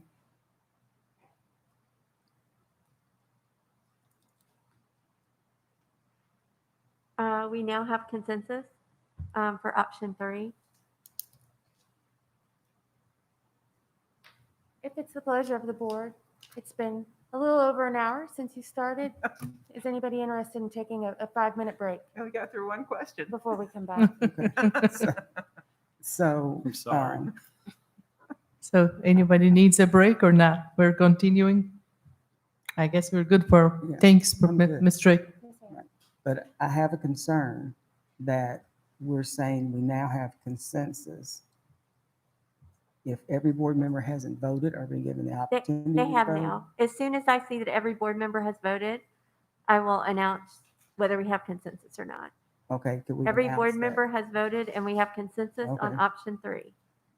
Okay, With the understanding, we'll bring you back a Which draft is, you know, of that which is communication. basically we For want detail. communication Yes, and the ma'am. details still be worked on, Yes, ma'am. will be worked on. I understand. Thank you. The next section of the plan speaks to how we will continue to participate in community response efforts. Of course, we will continue to represent the division on the New River Valley Public Health Task Force. Those meetings continue and we'll continue to be a part of those meetings. We'll also coordinate to make spaces available for public service response. Some examples of that we would include, again, talking about community response efforts. We have made some parking lots available for drive-through testing sites. We've made some parking lots available for points of distribution for meals programs. We would continue to do those as we have been, which does bring us to the second school board decision point. Again, I think everyone's aware and we pride ourselves on the fact that MCPS buildings are often used as community hubs. We make those available to the community for other activities and functions. Generally, the question we would ask you during this period of time in the fall as we begin to consider coming back to school, how do you want to address community requests for facilities use during this time? And again, we provide options for your consideration. Option 1, that you do not authorize use of facilities by outside agencies at this time. We do have that clarification of if you go down the road of childcare options organized through us, we are not including those in this part of the discussion, right? Otherwise, we would not authorize facility use. Option 2, we would handle those cases, those requests on a case-by-case basis, such as, is it outdoor versus indoor? Does the organization have to give us a mitigation plan? Like we would consider the information they give us and make a decision. Or option 3, we would continue to process all those requests as usual. So that's point 3. I'll take any questions. We did recommend option 1, that we don't make those facilities available at this time, except for our childcare options. Can you give us any other examples of where that might come up? I know like the community band uses Blacksburg High School, Sure. and of course they're not going to be getting together, so that we could take that out. But what other? We have some opportunities where some churches meet in auditoriums. We have some opportunities where organizations like the Farm Bureau generally meets and has like an awards ceremony recognition. We have some scout groups who meet in buildings. We have all those types of things. Just we pride ourselves on making spaces available to the community, and that becomes a question during this time. Okay. And let me say, our team, has recommended that option one, and it was after hearing from Tommy and his folks as well. It's gonna put a hardship on our custodial staff because we have to we do extra shouldn't do cleaning that. for when any of these. We have to clean anyway when these groups, but with these outside groups coming in, we're going to have even more cleaning that will have to occur once they leave. We actually have consensus on question number 2 for option 1. I Thank didn't you. even vote yet. That's okay, as long Well, as I we thought have you at said least 4 votes. consensus meant that everybody had voted. Right. I mean, you all should vote, but Yes. yeah. I thought you said that consensus meant everybody had voted. No. No, consensus helps means to that move we on, have 4 votes. but definitely we Okay. can all 4 vote. votes for one option is consensus. And this was, I think, one of the easiest of the 23 that Well, I did not think twice. I do feel like it might have been easier than the first one, but again, board, they're all important. Yeah, I mean, they're they're all all big important. decisions, but thank you for option 1 on decision point 2. Again, we're going to continue to try to make every effort to coordinate the meals program for students who are unable to attend in person. The participation in the program is dependent upon some rules and regulations from the USDA that we're still waiting for. Mr. Krantz he's the expert and will speak more to that in his part of the presentation. But again, those are the ways we intend to participate in community events during the pandemic. At the bottom of page 13, we are asked to speak a little bit to our school health services. Of course, we're blessed to have a school nurse at every school. Not every division can say that, so we plan to have our nurses in the schools while our students are there, just like always. We plan to have them, of course, trained up and advised of COVID-19 mitigation and response strategies. They've been real specialized experts for us anyway, all through the whole process. We do plan to isolate students who are ill while they wait for pickup in our clinics. We speak more to that later in this plan. Our operations department very wisely purchased latex gloves, surgical masks, and hand sanitizer in bulk back in the spring. So they made those purchases well in advance. They're closely monitored, and we reorder them when it's appropriate on page 14. Of course, our contact to the health department has helped make some things available to us whenever we've had a difficult time procuring them through the normal method. The health department has been very helpful there in tracking down those hard to supply items. And then, of course, we do plan to equip our nurses, again, through the operations office with N95 masks for their very specialized work with a student who may come to the clinic, or even an adult who may come to the clinic ill. We do want our nurses to contact our lead nurse, Kelly Hager, anytime they feel like they're getting low or needing supplies, and she'll work with me and Mr. Krantz to make sure those are re-equipped. Again, at the beginning of the school year, we would intend to operate our clinics just like always. We know there's still going to be a need for other illnesses, accidents that occur at school from time to time. Some students need administration of medications, those other normal routine tasks. We plan to still have that same reliable clinic available, even though we have these other responsibilities on us. We do intend at each school to have a sick area where we can isolate someone who we might feel might be at risk and maybe waiting to go home. They can be isolated in a different location. And again, we really want to try to safeguard our clinics from unnecessary visits. We want to try to educate in the beginning, speak to students, speak to teachers to make sure that we don't have those elementary school, we would call them miracle ice visits, where just ice makes Band-Aid. everything feel better. We might try to reduce miracle ice visits. We might try to reduce going down to get a safety pin because you have a hole in your shirt. Basic Band-Aids. We feel like we can handle those things and kind of protect our clinics. So that's the educational component. The next section asks us to speak to mental health services. We offer mental health awareness components anyway. It's a big initiative that we started last year. We plan to continue that. Even with COVID, we understand there may even be an even heightened need for these services. So we want to continue the normal things we already had in place, plus some additions. We do intend to staff with our normal allotment of school counselors. Again, whichever configuration we may land on, we plan to have our school counselors in the building when the students are there to be able to provide that support. We do have a great partnership with New River Valley Community Services. We continue to work with them and talk with them about having their support staff available in our building. There may be some differences due to some staffing things they've experienced, but we still have that partnership and have made it clear we want that service available to our students. And again, we have a plan right now that speaks to no students in the building on Wednesday, and we plan to not lose that as a day. We plan to continue to pump out a lot of good programming, a lot of that geared toward school counseling type things, mental health support type things, opportunities to meet with groups or individuals with counselors through online platforms as best we can.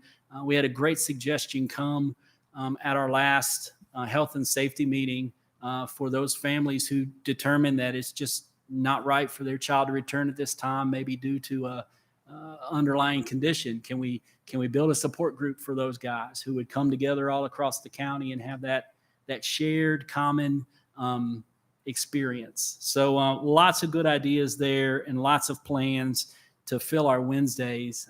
I think we've been very clear to say that that's not just necessarily an off day for our students. It's a different opportunity.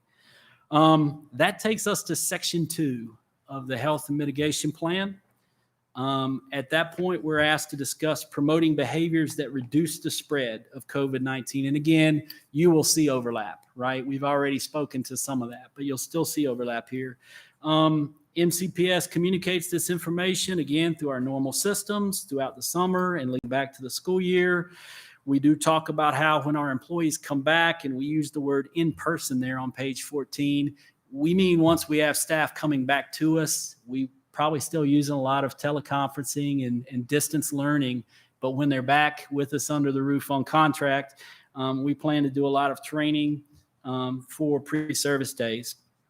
But again, when we talk about promoting behaviors that reduce the spread of COVID-19, one of the biggest issues in that discussion, of course, is masks, face coverings.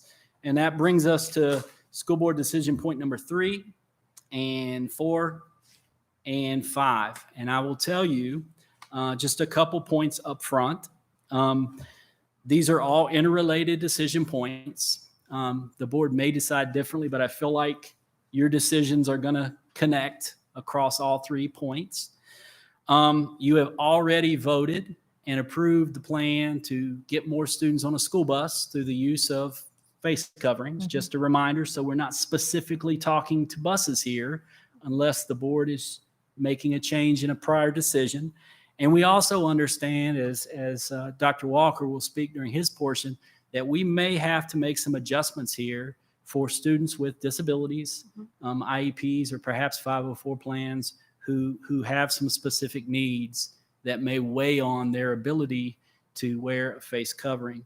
Again, we would also point out that we talk masks and shields pretty much in the same vein here. And of course, there's lots of information out there, but in our conversations with the health department, we feel like our understanding is they are saying those are equivalent.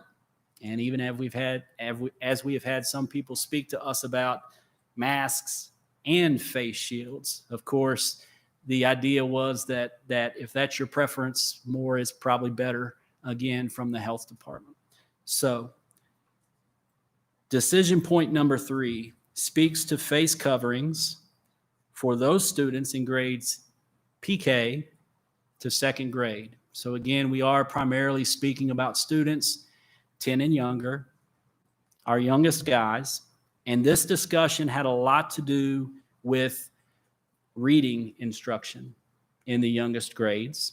It had a lot to do with speech development in the youngest grades. And it had a lot to do with our younger students and their ability to tolerate or effectively utilize the mask throughout the entire portion of their school day. So you'll see three options. You'll see option one for those students in grades PK through 2. They could wear a mask or shield optionally. If they wanted to wear one, or if mom or dad said, you're going to wear one, they could wear it. Option 2, they will be worn at all times, and the board would say that students could not attend in-person instruction without a face covering. Remember, you have authorized a plan that allows alternatives besides in-person. That doesn't mean they miss out on education.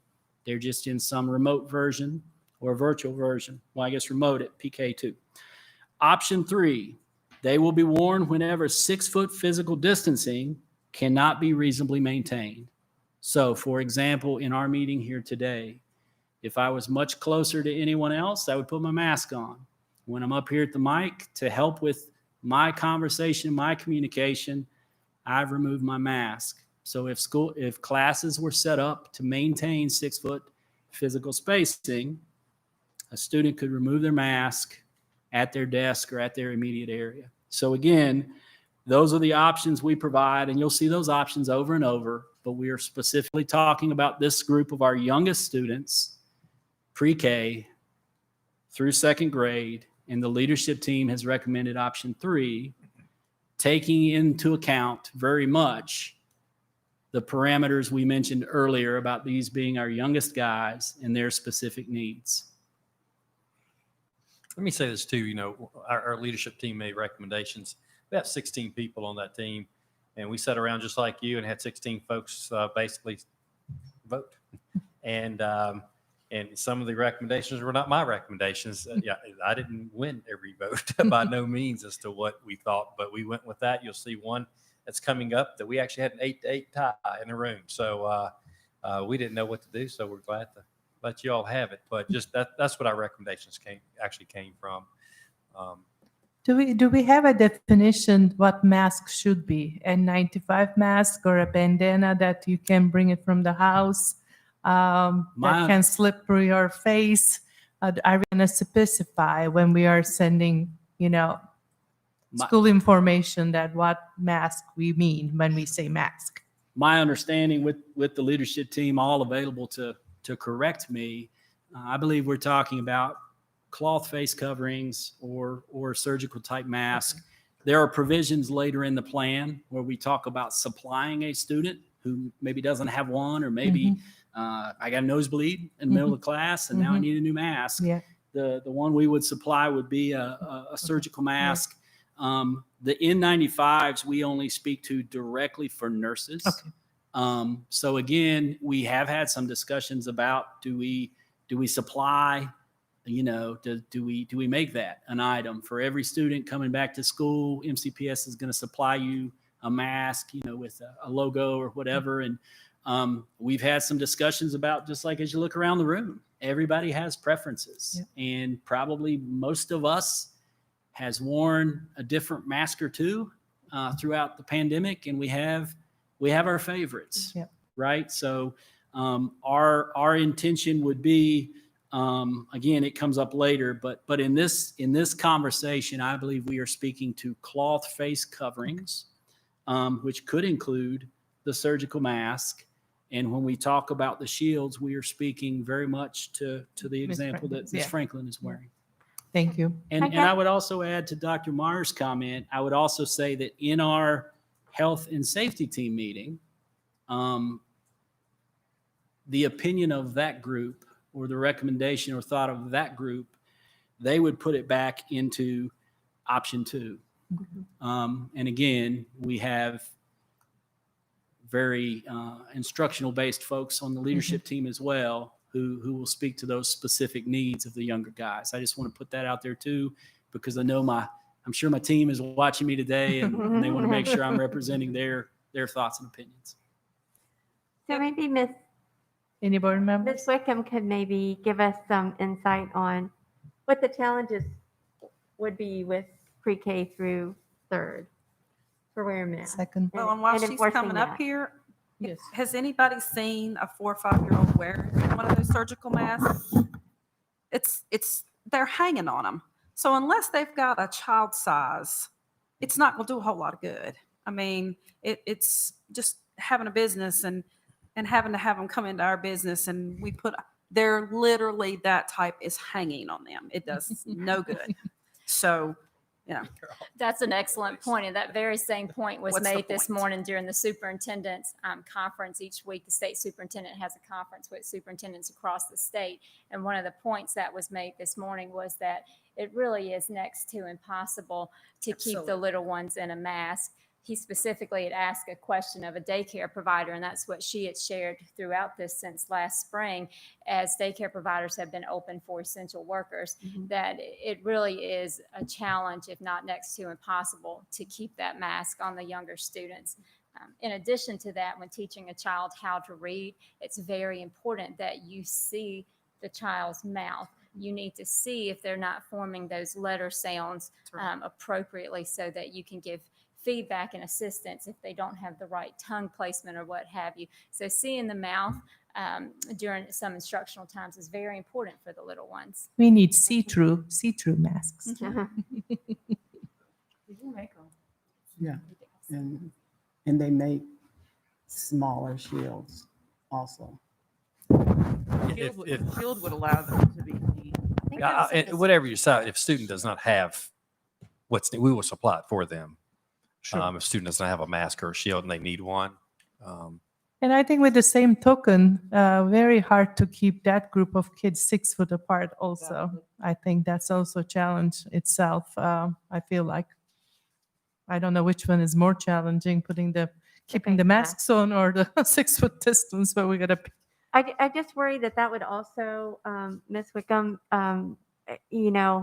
reduce the amount of instruction time, because we're having to continually enforce the mask wearing. That's an excellent point as well. That was something that we discussed with the team last week, that it would be very challenging for a teacher if there was a rule and that teacher thought that he or she had to enforce that rule when it's not age appropriate constantly. Well, to back that up, though, we do think it's important when children come to school that we start teaching those things. But obviously it becomes easier when it's an age appropriate rule or expectation. Exactly. Age appropriate, I think, is the key word there. Barbara, have we talked to teachers about this? Because I guess I'm wondering how the majority of our elementary school teachers feel about the idea of having, there's a few things on this one that I question. And I'm a proponent of everybody should be wearing masks all the time, so I might as well just say that right up front, because it'll make it clear because that's what I think for 4 and 5. So now we're saying that this small group of children, that they don't have to wear them. So there's like this delineation. So second grade, you don't have to, third grade you do, but you're all in the hallways together. So the third graders see the second graders without masks on. And I realize that half of the pre-K through 2 will probably end up in the toilet or wherever. And that's why I think we probably have to have a supply of masks for them. But I worry about teachers. And have you had a lot of conversation with them about this? Do you have a consensus from teachers? Yes, we discussed that during our committee meetings, and there's as varied opinions as we all have in this room. There are some teachers who feel very strongly, pre-K through 2, especially the littles, that they need to see their mouth, again, especially for teaching reading. They feel very strongly about the struggles they would have to be able to implement something that just really is against the child's developmentally readiness stage. But then again, we do have some teachers, for example, specialty teachers who do not teach reading, who have asked questions about when would it be appropriate for a child to have on masks. So the opinions have been very, very different. Another example would be a speech pathologist, for example. It is very important that if you're struggling to make certain sounds, that someone's able to see that placement of your tongue, for example, to help give that guidance and how to correct that. So lots of different opinions on it we've discussed. I can't say that there's a consensus. I'd say it's probably more based on what you teach. from what Okay. I've recognized. Thank you. But as long as the teacher has on a face mask, it shouldn't be a problem, correct? Do you mean in terms of 6 feet of social Well, distance? I mean, yeah, or anything. If the teacher is uncomfortable with it, as long as they're wearing a face covering, then it doesn't really matter if the 5-year-old has on one and they're 6 foot apart. I mean, correct? That's a really good point, and that's something that teachers have said, that it's important to be able to wear a shield or a mask where you can see their mouth, but yes, they would still be able to wear a mask. Right, because they're still going to be interacting with the other children. I think that's the biggest issue. So very early on in this conversation, there was a mentioning of like plexiglass dividers that could be placed at the tables because most of the time it's smaller, they're at tables. Did we look into that, or are there certain areas where we can, for reading, you go here, you can take the mask off? Mr. Crayons can speak to that.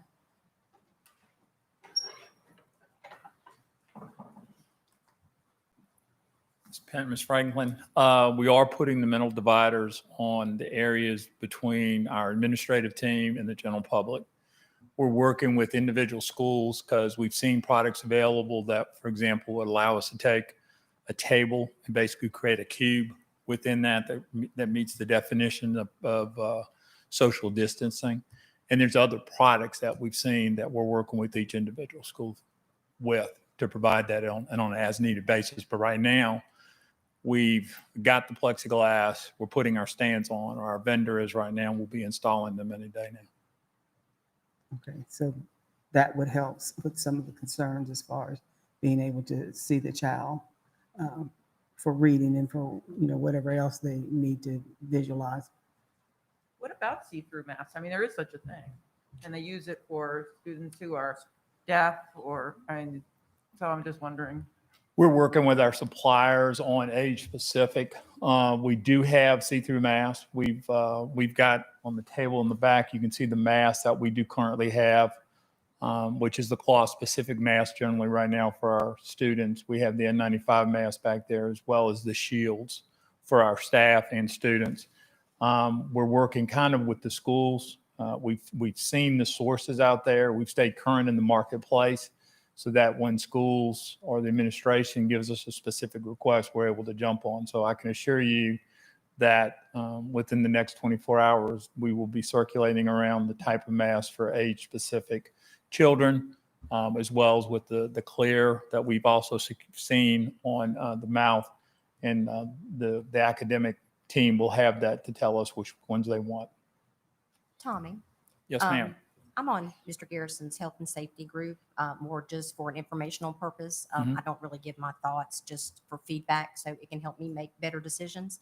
One thing that was discussed was that at that age, they were really leaning towards shields, and the reason being, at that age, a lot of kids like to put on hats and kind of dress up, and the shields are kind of more seen like something more fun, so to speak, but it would still give you that protection, and you would have the see-through visibility that would be needed for the teachers to teach what they needed to. How do you know how most teachers or most people feel about that, and how much harder would it be for us to try to provide maybe shields for that age group rather than worry about the mask, something that we think they probably won't want to keep on or deal well with anyway? We would have to try the shields that we have now. I'd have to try on a child because I haven't seen it. It's a shield though that is very flexible and gives you a lot of flexibility. Whether it's age specific, I'd have to try it out. We currently have right now over 60,000 pairs of masks on hand. Okay. We've brought in 500 shields, but I can easily procure as many shields as are necessary. That's not a problem at all. I was just trying to think of maybe a better way, something that they would, if it did come to where they did need to have something on, that the shields would probably work better. By the close of maybe business tomorrow, possibly. we will have tested it on age-specific children. I can tell you which age works out. Okay, sounds good. Yes, ma'am. Thank you. So there are also the face coverings that, kind of slip on And there are a lot of people who prefer those. From what I've noticed, folks don't fidget with those as much. They're just on once they get used to them. And to Ms. Parton's comment about kids liking to dress up, that's kind of like a mask kind of thing. Right. Where it's maybe easier for them, and then, remove. Oh, it. like a neck up? Yeah, Yeah. yeah. And then to be able to remove that and go into a protected area when they need to be observed. I'm very confident that anything on the mask and the shields, whether it's the neck up, a cloth mask, anything that we would be brought up, we wouldn't have a problem securing it. We've stayed that current with the marketplace and with our different vendors out there, that we could very comfortably provide that whatever the academic side wants. That's our job, is to give them the resources to be successful. And I think we can do that. We are currently at 5 votes and we do not have consensus yet.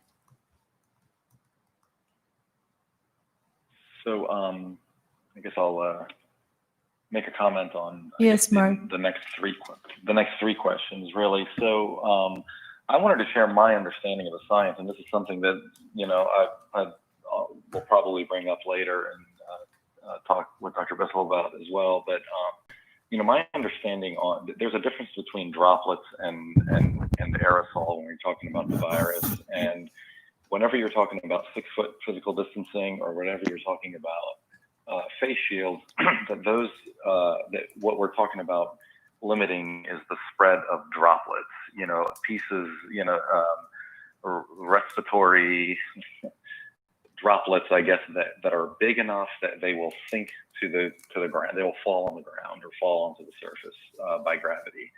And anytime, I guess what a lot of the research that's been done in the last few months has figured out is that there's also this idea of aerosols. Think about it as when somebody's smoking a cigarette or something in the corner, and not all of the things that get exhaled out of their mouth is going to fall to the ground. Some of it just floats around in the air for a long time. And it's my understanding is that mask use is more beneficial because it actually does also help a little bit anyway, to some degree, and I don't know to what degree, but it does help to some degree with catching some of those aerosols before they go out from the sides of the mask and whatnot. So for that reason, I think whenever possible, we should mandate them. Now, I also understand from the science that what we talk about is also, as far as the spread of the virus, it has to do with probability, right? And, for how long are you, in the same room where somebody who, may be infected and not know it is out there breathing all of these aerosol particles into that room? How long are you sitting there talking to somebody who's, 6 feet or closer to you, and that kind of a thing? And, the latest study that just came out, I think this week or in the last week, that many constituents sent to us, puts a number, I think, of about 50% on kids that are younger than 10. That kids younger than 10 tend to spread the virus through this means at about 50% of the rate that, middle high school adults do as well. So from that point of view, I think we can reasonably make some adjustments to our younger students. But I don't know, for me, I'm about to send in I'm going to pick options 1 and 3. I think it's good to teach them to use them. I think if they optionally want to wear them and can, and they have the appropriate size, I think that's fine to encourage that. And,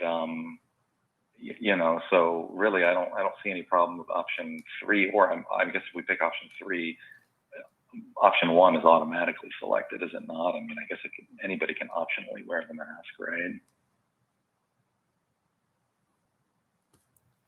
We Thank you. we would not stop anyone from wearing a mask. No, Exactly. sir. Yeah, that's definitely. And I think we're going to have a lot of teachable moments as well.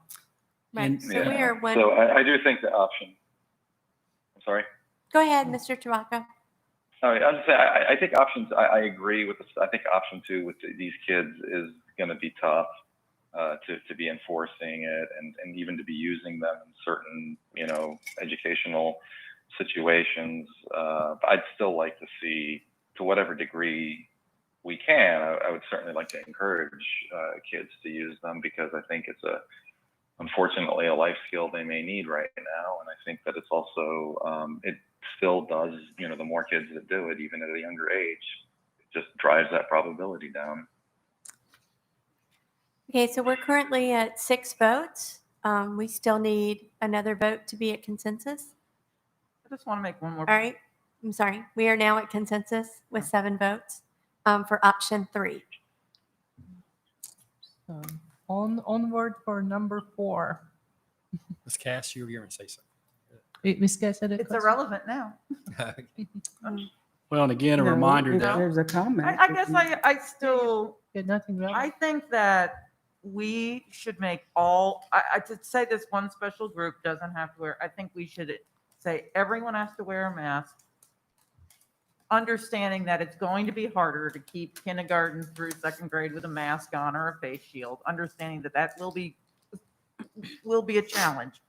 But to automatically from the get-go say they don't have to and they can take them off at 6 feet, I think that I don't understand why we would want to do that. Why we just don't say for everybody and understanding that, yeah, they will have difficulty. I gotta tell you, as much as little ones, and I'm sure Barbara knows this, as much as I think she even said it, as much as they don't want to wear a mask, they also can't stay 6 feet apart from anybody. And they're always hugging and they're always on top of you and they're just, and on top of each other. And I don't, there's never going to be 6 feet of distance between anybody who's 6 and under. So, and you will, again, you have voted to require them on school buses because Right. we understand and acknowledge 6 feet could Can't not be happen. maintained. the kids aren't going to understand the difference. Like, oh, okay, I have to wear it on the bus, but I don't have to wear it in school. Or wait, no, I have to wear it in school, but I don't wear it when I'm 6 feet away from. They're not going to understand the difference. It's like at that age, to me, it's yes, wear a mask, and then let the teachers kind of manage it in the classroom how they need to. I'm okay with. I guess maybe I wasn't clear in what I was saying. Maybe I'm saying the same thing that you are, Ms. Cass. That it's just going to be a lot harder to enforce, but I would like to see it encouraged. So I think maybe you and I are saying the same thing. It's not quite the option 2 of students cannot attend in-person instruction without a face covering, but it's it's somewhere in between. And so I'm happy to go along with that. I'd like to hear what the rest of the board thinks about that if we have another 2 people that agree with that. And if I may address that topic comes up later, I believe from Dr. Johnson, as he talks about any decision made around mask wearing in terms of addressing it with students. I think he will speak to, and I don't mean to take the carpet out from anybody, but I don't think we're looking to suspend anybody or do, big punishments. We're looking to try to get people to follow the guidelines you set forth. And if it is a situation of a mistake or an error, the point is education, right? I've gotten halfway to the grocery store out of my truck and realized I don't have a mask and have to turn around and go back and get it. Yeah. And what happens if you have a family? So now you've got somebody who's in kindergarten, and somebody who's in 2nd, and somebody who's in 4th, and somebody who's in 6th. So how do you explain to your kids, okay, you 2 don't have to wear masks, but you 2 have to wear masks? Well, Ms. Cass, I'll say this, you're what you said. Is that your family? No. Well, definitely. Well, what you said did make a difference because it's a change in consensus now based on your comments. That's why I think Okay. it's So, good to continue this conversation. Well, but people can change their mind. Exactly. That's And right. that is throughout the day. Yeah. That's fine right. too. So we now have 7 votes for number 3, and it has now changed to option 2. And at any So- point during the day, if you want to go back to Oh, the anything, consensus changed? yes, ma'am. it did. That's what I was saying. That's So what he was saying. Oh, I didn't that's- understand. That's what I I'm was saying. sorry. What you said Yeah, did you make a can difference. change it. Ah, And I okay. think the consistency part that I do agree with Ms. Cass. I think it's just saying all the kids since we know that masks are the biggest protectors against what we're dealing with. I think to be consistent with our rules and then give the flexibility, the people in the buildings, whether the student's mouth has to be seen or, they're too far away or they're, outside playing in the playground. They don't have to be maybe with the mask. I mean, those decisions can be dealt with. Yeah, I don't think we gave that flexibility just now.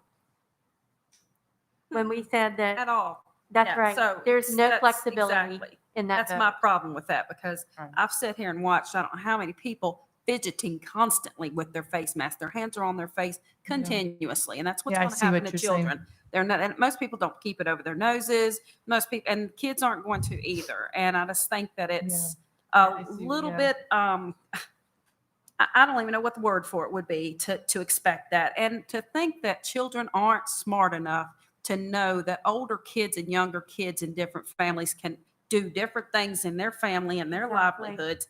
I'm sorry, I just don't think that's right. So I just can't see trying to have a 4-year-old wearing a mask Absolutely all the not. time. I Yeah. think it'll be No. hard. I Can totally we agree. change- It's going to be difficult. I didn't say it was easy. I And- just think that it's better to be consistent and then let the teachers, and maybe that we need to reword this so it gives that flexibility at that grade level. It I was doesn't going give to say, any can we flexibility. reword this to specifically add that flexibility? And I think in all of these, I think, I think they should be worn at all times, indoors, and at all times outdoors when 6 feet can't be maintained. But, scientifically, they're not really needed outdoors when you can maintain distance. But I don't know, to what degree we want to go there in parsing this, because most of the time we're dealing with, with indoor instruction. And I might just remind the board, there are certainly other decisions to be made, many more decisions to be made. Right now, you're talking about a half day, right? Yeah. So again, when we talk about duration for students, you're talking about what we would really call a half day Yeah. as composed to compared to a full day, if that matters. And right now, there is no flexibility in this. We can certainly change it, but that would require a different question with a different vote. Yeah. Okay, And- so I have a question. You said we went from consensus around 3, and it changed to 2. That's right. So are our votes being recorded so that folks can see how we're voting? Yes. Yes. At the- Brenda? Okay. Well, At the conclusion of the meeting, I'll do an export of the data. That data will become a public document that shows how that's why you had to put a name when you signed in, and it'll show for each question what option or options you selected, because certainly more than one. So the public will see who, okay. Yes. Well, Okay. it would be helpful for me as a board member See it to now. be able to see what we're doing while Yeah. we're making these decisions. And I can't see that Why do you feel like you would need to see that, Ms. Franklin? because I need to see that. We're a board. I want to see how the board is thinking, just like we always have with everything. But we So share what I we went think, from all right? option 3 to option 2, Ms. Franklin. But like I said, I don't think either of those options really captures where I think we should be on this. I think probably we should, write up a different option that's somewhere in between those. Okay, so then I need to make sure I'm stating for here how I'm voting, because I can't see that. The other board members can't see that. So I voted for option 2 because everything says face coverings is what controls the virus. So as difficult as it may be, because this is no fun, even with the shield, trust me. I know I need to do this. And if I had little children, I would help them understand that too. And if that couldn't happen, then we would have to look at something different. Because what may happen with a 4-year-old and them being in contact or contracting the virus and not being protected by a mask heightens the probability that they may spread that to another child or the teacher or anyone else they come in contact with. Okay, so I have a question. The 4-year-old that's in preschool or the 5-year-old that's in kindergarten, and mind you, I have a grandchild that's 5, okay? So with me saying this, what is going to happen to that 4-year-old that continuously takes his face mask off or continuously wants to leave it down and not pull it up, or constantly, what's going to happen? And does that mean the teacher is going to be constantly yelling at them all day or half the day? Are they going to be constantly reprimanding them? Are they constantly going to be in trouble? What's going to happen? I think that's a fair question. Mhm. And, again, Dr. Johnson, it's a part of what he will speak to specifically. But again, our understanding and our commitment is that it comes from an educational standpoint. It comes, when you say, will he be getting yelled at all the time? We would hope he's never getting yelled at all the time, right? That's not the way we want to handle it. Teachers that are out there yelling. Right. I But didn't you say make yelling, I but you said make reprimanding. but you make the right point. Right. Reprimanding. Yes, ma'am.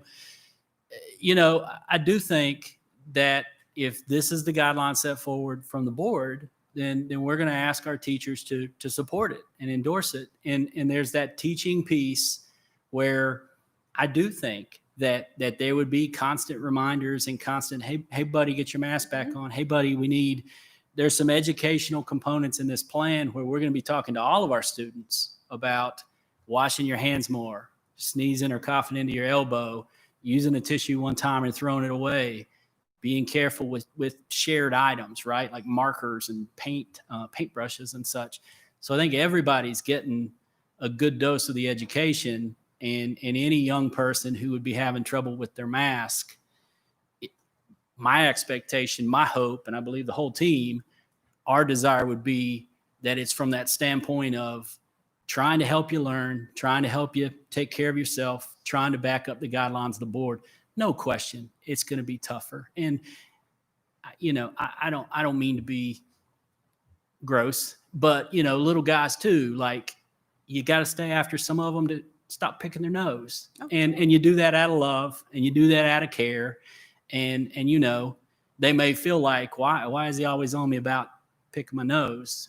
But we're trying to do it with love and care and concern. But you're right. But you might not have a classroom full of Correct. everybody doing that same thing that teacher is going to constantly, I need you to do this, sweetie. I need you to pick up your mask, sweetie. Sweetie, you need to get your mask on, okay? Come on, we need to move to this. I need everybody to put their mask on.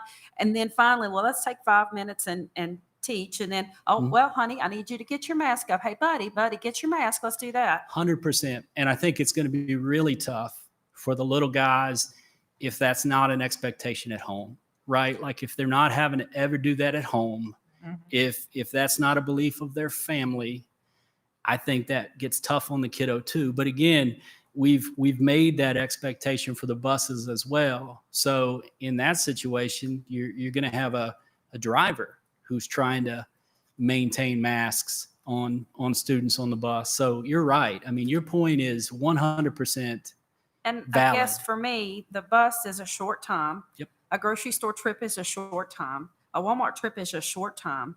A getting together at a family event, you're talking a short time. It's not, and even though we're only going half a day, you're talking consistently a 3-hour span there. It's a huge difference. It's a huge difference. And people can say it's not, but it is. Yes, ma'am. So. Yes, ma'am. But Jamie, if I could interject, that the same reasons that you just said is also the reason why we should be mandating the mask use, because spending 1, 2, 3 hours in the same room, breathing those aerosols out is the reason, is also increases the likelihood of the virus spreading, and it's the number one way that it spreads, right? So, I mean, I think that argument works on both sides.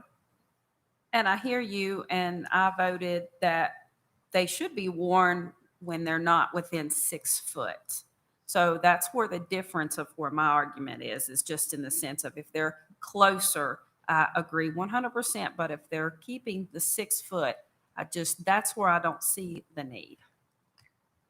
You know what, my experience in volunteering in kindergarten to second grade, never remember seeing them sitting 6 foot apart. They are always on the floor in small groups, playing with Legos or working with teacher or looking at books. So I think most of their 3 hours is going to be actually together.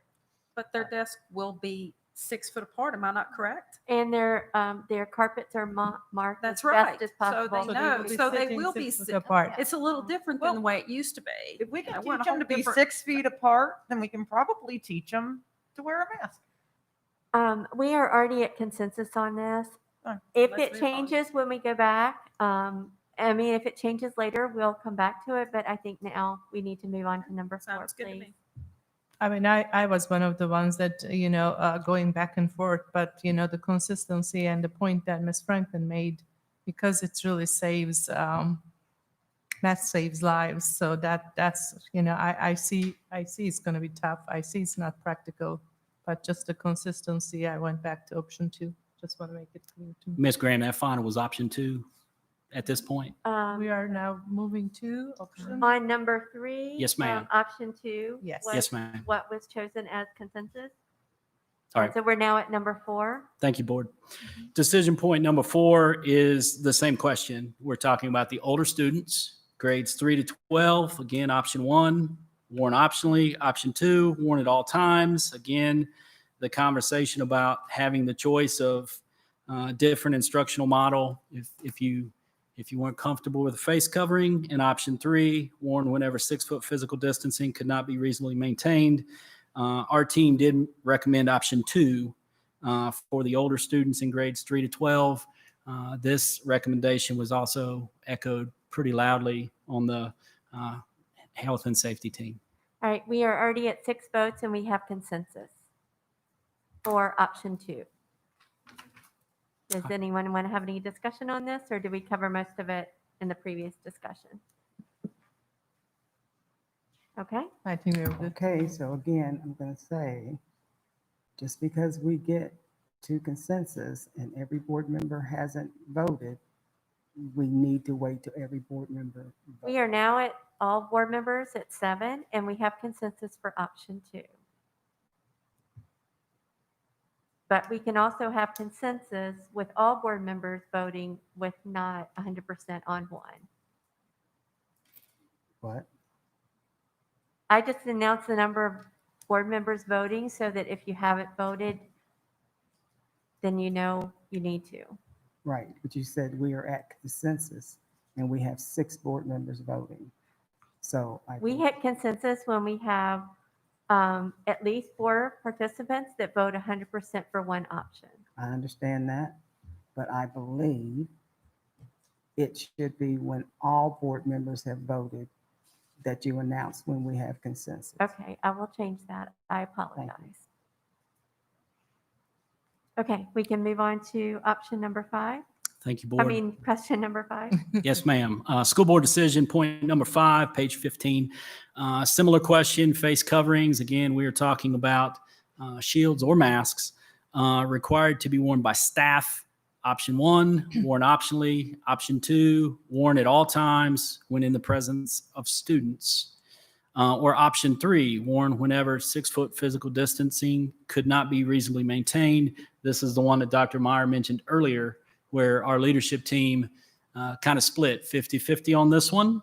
There was a discussion at that meeting where we had some comments or conversation around, I'm a teacher at school and I have a period of time where I don't have any students in my room and I want to take my mask off and sit in my room by myself with my mask off. Well, this is in presence of students too. Right, I know, but that was part of our discussion. That was part of our discussion that changed it from the other 2 decision points a little bit where we went down the road. So option 2, where we did land, was when you're with your students, you will wear a mask, versus option 3, where we talk about 6 foot physical distancing, or option 1 which was worn optionally.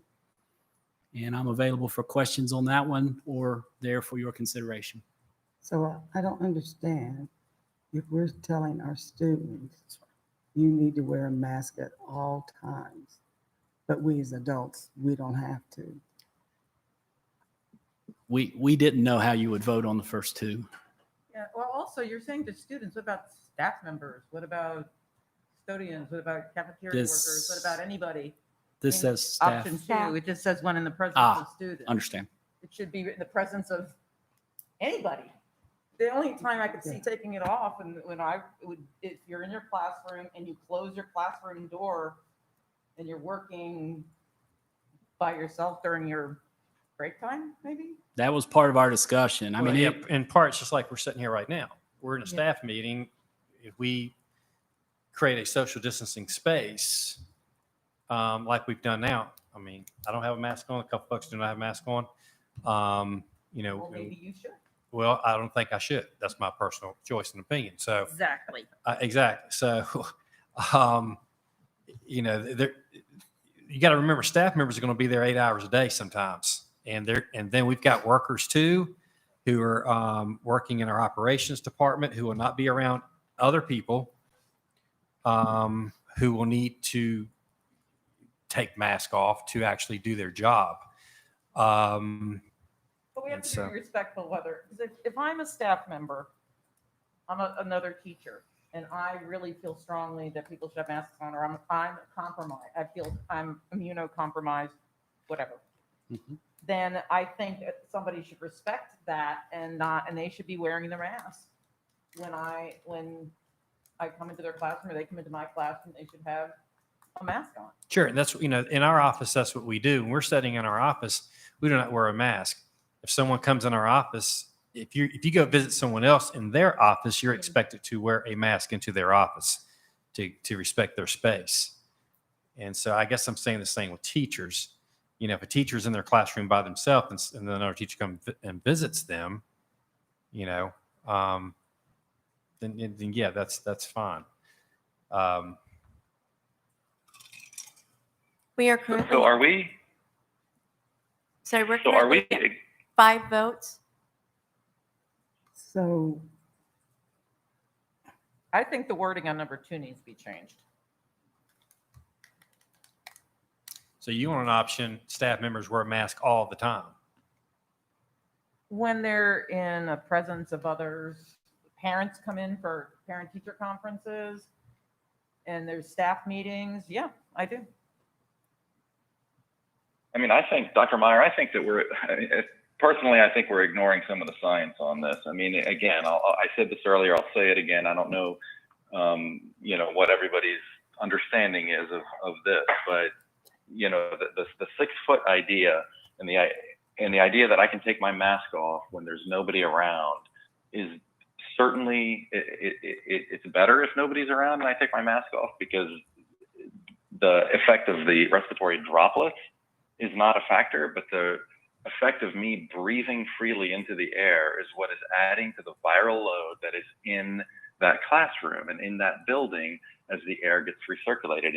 And this, I'm going to have some questions for Tommy on this, you know, when we get a little further along, and I'll have questions for the health staff later about this and to the degree, but that's a factor. That's a scientific fact. So this idea that I don't have to wear a mask because I'm not in the presence of somebody else when I'm indoors is, I think, is not capturing the full science on this. And so, you know, for me personally, I picked option 2, that they should be worn at all times in the presence of students. But I agree with Ms. Cass that I think it should be the same as the students. It should just be worn at all times when you're indoors. You know, one of my other thoughts is with teachers too, you know, because we have some that chose within 6 feet of students, is when you're speaking to students and talking to students in a classroom, just like Mr. Garrettson has, all of our speakers that come to the mic tonight or today with their mask off because it's easier to talk. And so actually speaking to students, that's why some chose in our leadership team option 3, right? Yeah. For staff members, because they are actually speaking pretty often to students during the day. And if a teacher, you know, at the high school, it's not uncommon for there to be a lecture, if they could keep the students away while they're doing it. You know, that was some folks who have high school experience and who will be doing a lot of talking in class, just like our speakers are today, who felt that was the 6 foot rule would be better for teachers. And so, Yeah, and thanks for bringing that up, Dr. Meyer. And I meant to say this too, is that in addition to, on the one hand, I'd like to see it all the time and not just when around students, but importantly, the caveat there is also that I understand that there are times, when lecturing and whatnot, especially that maybe they need to be pulled down or taken off or something like that, as long as there's another mitigation. I mean, this all comes back to, this is kind of it's a probabilities situation, right? And, I don't know that we're increasing the risk that much when just the teacher is, during the time that the teacher is teaching or lecturing that they may not wear one. I'm okay being reasonable about some of this stuff, but, but when you're just sitting there breathing, I think you should have one on. I mean, that's what the science says. We're So- still at 5 votes. Sorry. So I'm torn between 2 and 3 because I think neither one of them goes far enough. I agree with Mark. The science is saying these smaller particles stay airborne. There needs to be some kind of protection that a teacher is able to communicate with their students and give some type of protection. So if that means that we have a plexiglass shield or containment that the teacher stands behind or sits behind while she's or they are communicating with the students, but there needs to be some type of protection. So I can't go with any of these. And we did add an option 4 during the discussion. I'm hoping that loaded seamlessly for you on your screens. The option 4 being they will be worn at all times when in the presence of others. Just option 4, just edit. so we added an option Yeah. I did, based on your based request. on the discussion of the board. I'm hoping Oh, I that see. was You added seamless. one. Mhm. Okay. Yeah, I was thinking if we can ask the teachers wear face shields while they're lecturing because that was talking in the Virginia Tech classrooms too recently, since my husband was debating whether he has to wear a mask or a shield. So that's the same thing. But of course, when you look at the breathing the air point of view, obviously the shield is not necessarily as effective as the mask. But unless, of course, somebody comes next to you and you are talking to that student and, they, sneeze, and they don't have a mask, then of course shield is very protective compared to not having anything. So this is one of the things that I can see, of course, having with the mask and talking to the class, the hearing is going to be an issue in the classrooms. So I really don't know what the perfect solution on that. The longer you stay in the room, depending on how much fresh air we can, which we are coming to those questions too, I think later on, how much fresh air we have in the classrooms. If you stay in the same place and breathing in and out, probably, all day long is one thing. But if there's a fresh air circulation and if you, close your mouth, well, there are people around you close by, it's another thing. So this is tough to, but it's the same, of course, mask question and valid for students too. So it's no different than the earlier ones. Right. So what you're saying, I see that. I think there's a consensus. So what you're saying is we need to put our mask on now, based on your decision. I mean, to stay consistent, I stay with, I picked the option 4, because we asked the same thing for our students to do. So, but in reality, while they're teaching, can they teach with the mask on? I'm still not sure.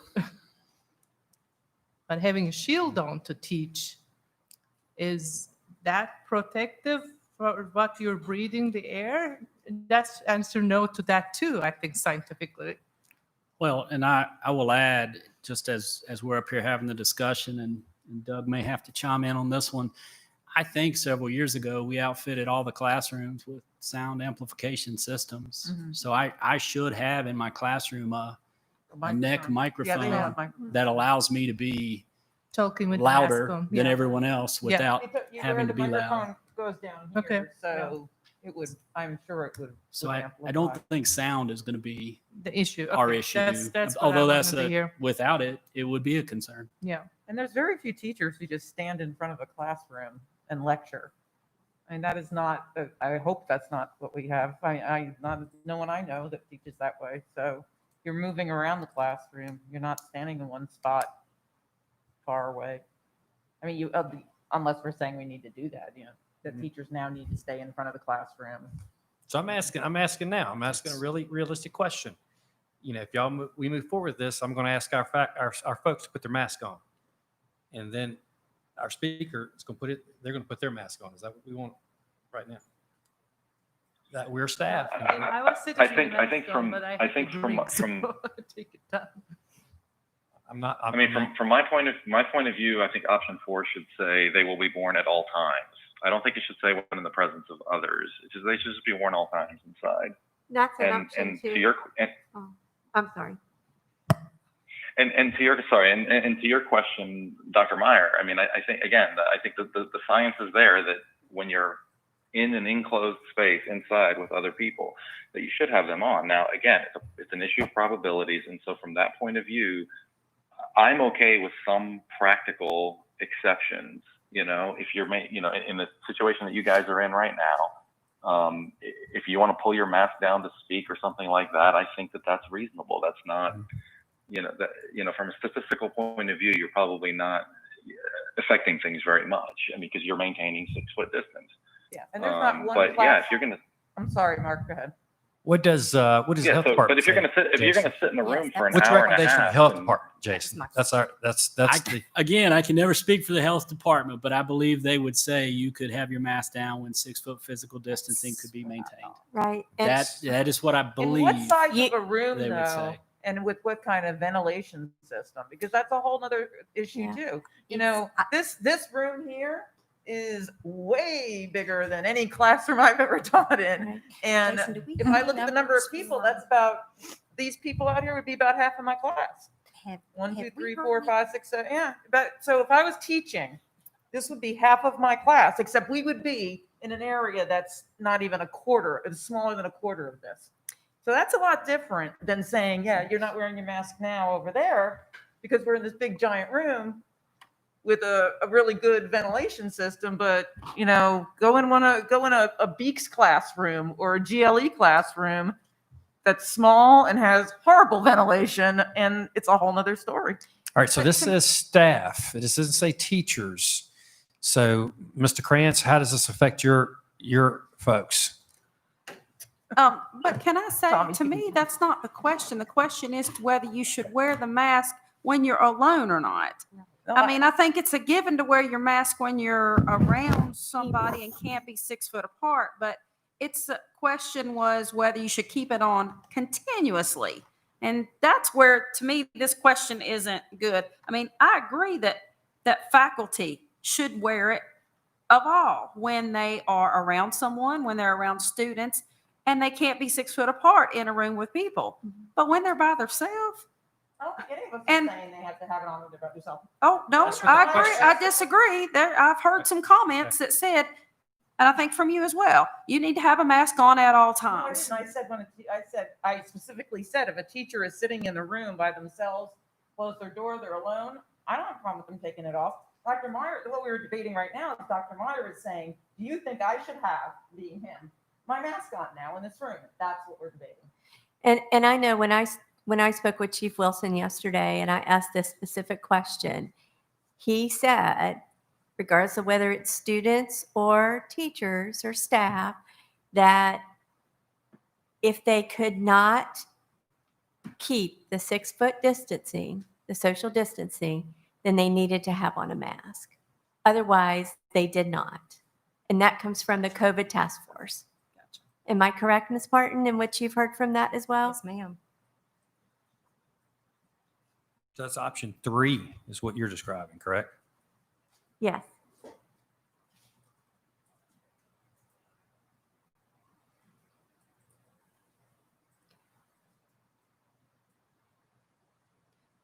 But for me, that doesn't speak for in a classroom. Option 3, that's my question. If there, and I guess you would have to pick 2, but how would that work if you're in a classroom with students and you are 6 foot apart? Then you would not need to, that's what he was saying. But You we're would- requiring students to wear them. That's where I have a True, problem, true. okay? I see that point. That's the problem I have with that. I see that We're point. requiring students, but we're not requiring faculties, even though in a different setting, I get it. But if they're with students, if students have to wear them, Yeah, they should have. faculty should have to wear them. Absolutely. Right. Well, and I guess I feel like it should be 6 foot apart regardless. I mean, of all students and faculty. And I did too, but that didn't pass. I know. So I know. we have to go with what passed. But a teacher would have to make sure that they stood in one spot where they knew they were 6 feet away from every student in that room at all times. And like Sue said, most people don't teach standing. Right. If they're walking and they Sure. even come within 5 feet, they've already messed up because they're not. There's wearing no a mask classroom and they're- that we have in this school system that you could walk around comfortably without coming within 6 foot of somebody, even if we're spread out. I mean, unless there's like one kid in the class. But I mean, they're all, it's a, there's classrooms. They're not made to be everybody to be 6 foot apart, even when you wander the class. I mean, do we need to separate this question in terms of classrooms versus other places? I mean, because, do we need to wear a mask here? Mr. Krantz has folks that work in operations who are not around students, and they're sometimes not around other folks at all. I don't know. Mr. Krantz, any? It'll be primarily on our facility side. So if we're in a boiler room and we're taking a boiler apart, if we're taking large HVAC systems, air handlers and things of that out, many of those situations when you put a mask on could impede their ability to perform their jobs. The other thing that we encounter is once a mask, according to the science, gets soiled, so the sweat, the effectiveness of the mask is eliminated. So, for example, if my grounds team, who's out right now in the heat of the day, if we're going to say that all staff has to wear a mask, their mask will get soiled very quickly. Or if I'm in some of the large behind the scenes with our HVAC systems, which Ms. Cass is correct, that's a huge concern. When they're in those environments, it could become a dangerous situation for us to wear a mask to perform our jobs. Okay, so for me, I think, Dr. Meyer, you're right. I think we might need to separate this from classroom to other spaces. Okay. But again, I think Mark brought this up, maybe Sue too. There's a ventilation component to where you're at, even in a big room. If the ventilation is not good, then that is an issue as to how the virus can spread. So we most definitely need to separate this. May I in some suggest way. a break, and I can get those questions separated out for you? And that'll give you guys a little Good bit of idea. time, and then when you come back, I'll have it, if that's the pleasure of the board, of course. That's a great idea. Good idea.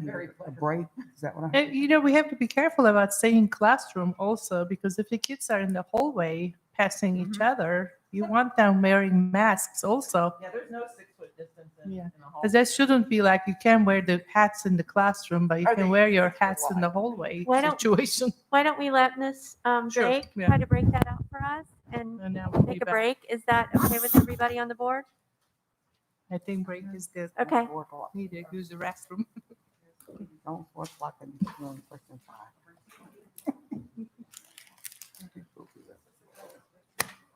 It's right back.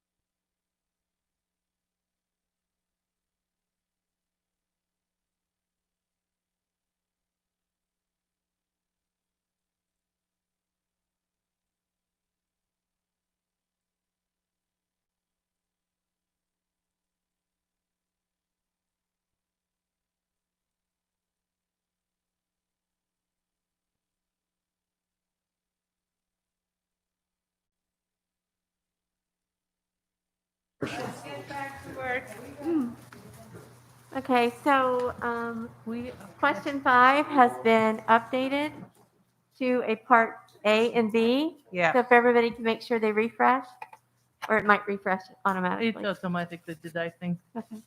Yeah, there's 5A has now 2 options, and the 5B has actually 6 options. Do we pick an option on each or just one? Pick one on 5A and one on 5B. Okay. Yeah, That's yeah. what I was asking. Thank you. Yeah. And don't forget the send.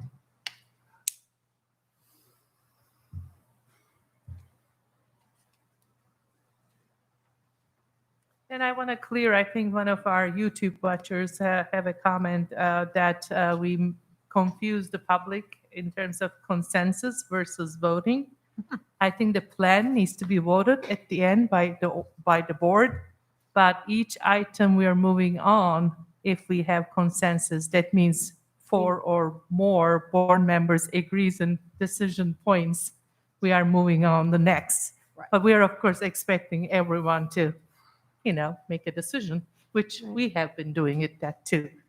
But I want to make it differentiate between consensus of the points, decision points versus voting the whole plan moving forward. Which will be at the very end of the day. Very end, yes. So right now we're at 5A, which is when in the presence of children should staff wear mask. And so far we have 3 votes. I think B is going to be hard. There's too many options. Well, I don't think it's how we're going to come up with a consensus. Let's, start with A, that question. I sorry, I jumped ahead. 5A, right? We are at I don't 5A, have yes. a question in front of me, Dr. Meyer. Sorry. I'm sorry, Ms. Graham does. 5A, when in the presence of children should staff wear a mask. The options are, Option A is staff should always wear a mask when students are required to wear masks. Option B is staff should wear masks when 6 feet distance cannot be maintained. We now have 4 votes. Just checking, Mr. Chabaka, you are on, all right? Yes, I am. Okay, thank you. I want to make sure.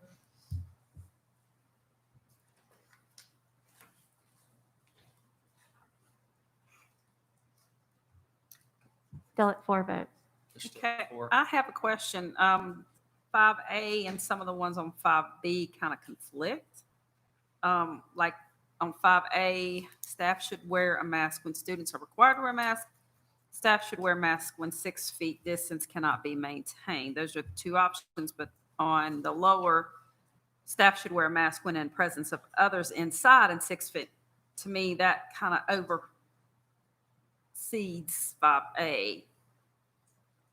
So I kind of really wouldn't even want to vote and just vote. Ms. the Whitaker one. can, Or it's like or Ms. supersedes it. Draper.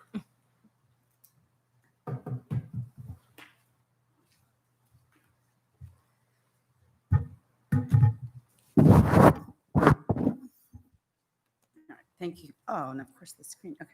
We worked very quickly on these.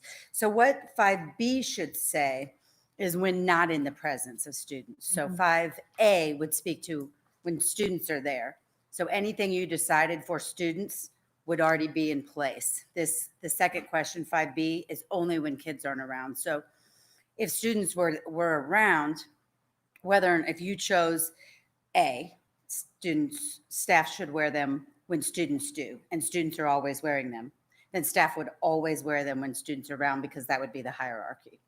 Then the B is when students weren't there, say it was 6 feet distance, that's what that 6 feet would speak to. Okay. But if that student question would supersede it, because if students were required and that was the vote, then they would always wear them around kids.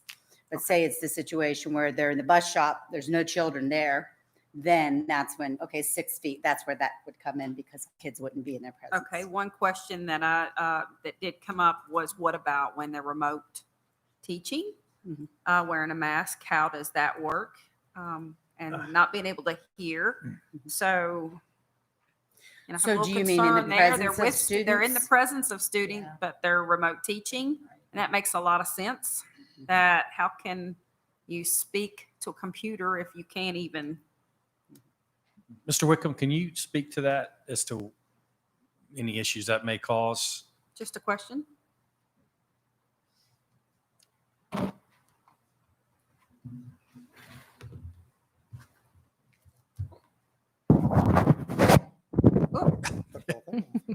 Okay.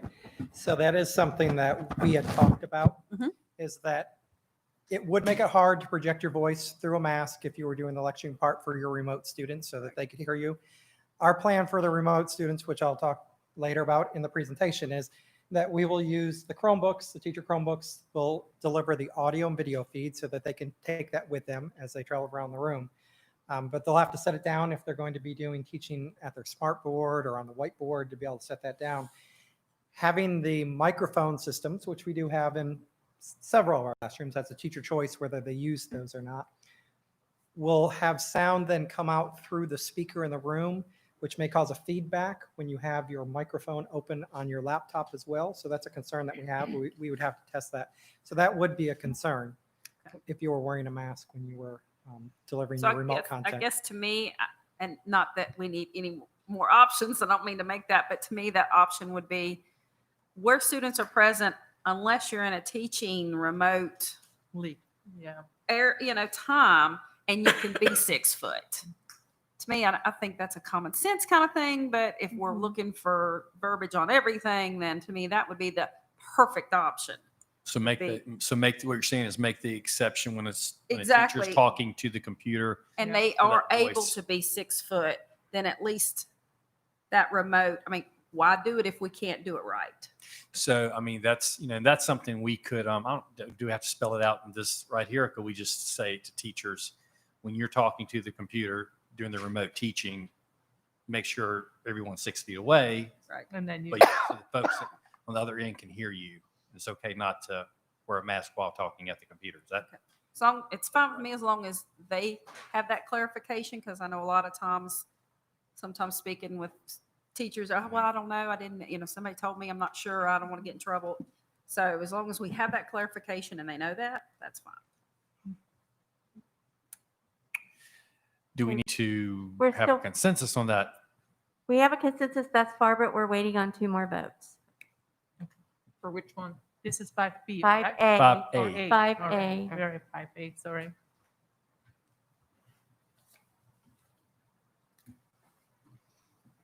Hang on, I'm coming. I'm getting down there.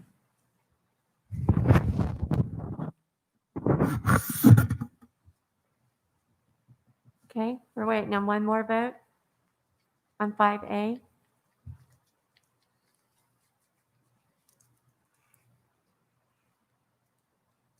Okay, that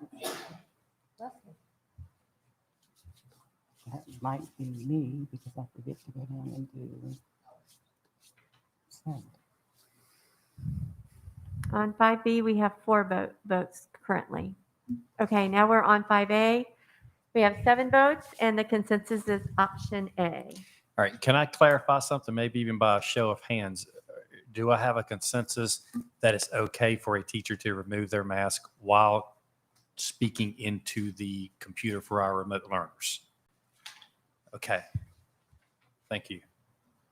I would agree with that. Did we, and I don't want to overcomplicate this, but did we also want to make any other mitigating allowances for teachers? For example, I thought Ms. Franklin brought up if a teacher is wearing a plexiglass shield, a face shield, or if a teacher is behind plexiglass that may be erected in the classroom, that they could also do that. Is that also the will of the board? If we get to the point, so what you're saying is if we get to the point where we're able to erect some type of shield for the teacher to be behind while giving instruction, is it okay? I think discussion on that teachers don't really stand still behind the shields very often on a day-to-day basis. That's why probably, and breathing the same air behind the shields regardless. So I think if you're saying the students are wearing the mask, I think the kids should be wearing the masks. I mean, the teachers shouldn't be wearing the masks, all right? Yeah, only thing I've heard now, except when they're talking to the computer. for Yes, remote. yeah, I mean, that's, All right, at Okay. 5A, we have, I mean, Yeah. That's sort of a what if situation because we don't have shields for teachers at okay. this point. I guess what I'm saying, and I'll repeat, I said this before and I'll say it again, and I don't think that I don't think this captures it. I don't think 5A and 5B captures where I was going, and that's okay if the board doesn't agree with me.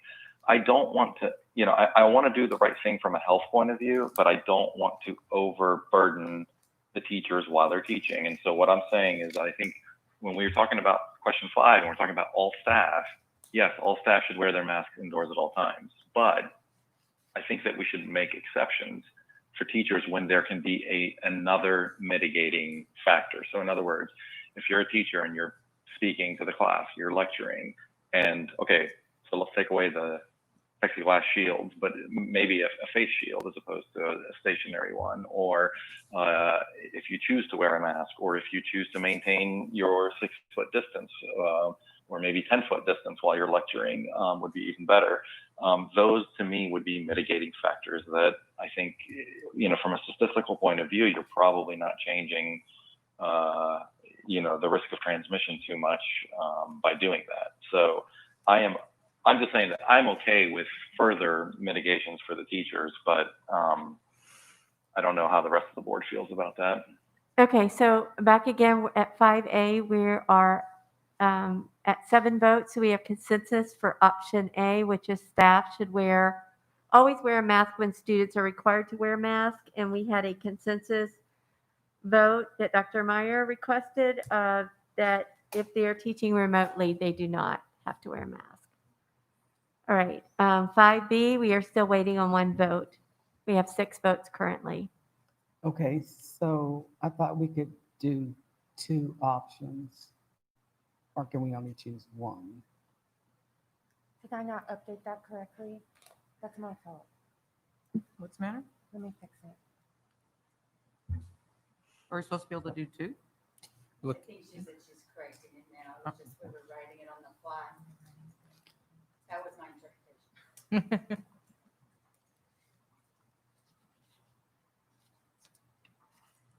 It'll take just a few seconds to show up, and then you should be able to select multiple options. Yeah, I'm not sure if this speaks to the prior point or not, but is it, we're If- talking about 5B options or 5B. yeah, we're on 5B. That's right. right. And I was just going back in the meantime while Ms. Drake worked. As far as shields, when you decided on decision point 3 and 4, you included masks and shields together. Oh, that's true. So in 5, I think if it's the board's desire, you were talking cloth masks or face shields, if that would As be well, yeah. an option for the teacher. Yeah, good point. I'm consistent with.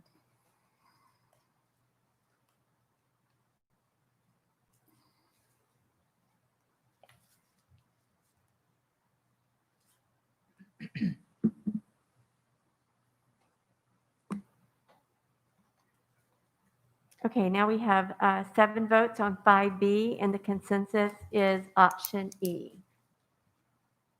Said option B. Option E. E as in E as elephant. an egg. I'm telling you, using baskets. Tricky. That's proof right there. Okay, so we're ready And- now to and move on Would you to, read option E? we're now ready to move on to number 6. You want to read She the said option E? it's hard Did to you hear. want that to be read out loud, Ms. Franklin? Did I hear you Yes. properly? Yeah. I'm happy to do that for you. Option E is staff should wear a mask when in the presence of others inside and 6 feet distance cannot be maintained. As a reminder, the question was, when not in the presence of students, when should staff wear masks? Okay, so I voted for E and F, and F is the same as E, except it's outside and 6 feet can't be maintained. Okay. Okay. Right. Okay. Okay, now we're ready to move on to question number 6. Okay, we've got a little bit of presentation before the decision point. As we talk about our approaches to promoting healthy hygiene, Our operations center ensures that we have an ample supply of hand soap and cleaning supplies at each school location. Our custodians are regularly checking staff and student restrooms to ensure that soap dispensers and paper towels are filled and ready. Each classroom will be supplied with tissues and hand sanitizer. And again, MCPS will assist in supplying PPE to staff and students as needed. Mr. Krantz will speak more directly to that in his presentation. Healthy hygiene signs will be posted on each bus, in each classroom, in each restroom, and throughout the school. And then we're also going to try to make this conversation, this communication about promoting healthy hygiene just in all of our regular, normal communications. And some examples there would be morning announcements where the principal might continue to remind students of good, safe practices. And also in some of Ms. Drake's communications with School Messenger, again, as has been the norm, just kind of closing out with reminders about hand washing. And I think even going back to before we closed schools, we had some communications about things like for the kiddo who has that favorite sweatshirt they wear every day, we got to get those things washed sometimes. So those are our thoughts there. When we talk about our promotion of physical distancing, we're going to continue to promote that as much as we can. Again, we've measured our school spaces and tried to provide a maximum occupancy for COVID-19. Our bus capacity was being determined to coordinate social distancing. Again, you already made that decision that we could get a few more students on a bus if we wore masks as a mitigating strategy. Our students are planning to eat their meals in the classroom rather than using the large cafeteria areas. That is guidance virtually direct from VDOE.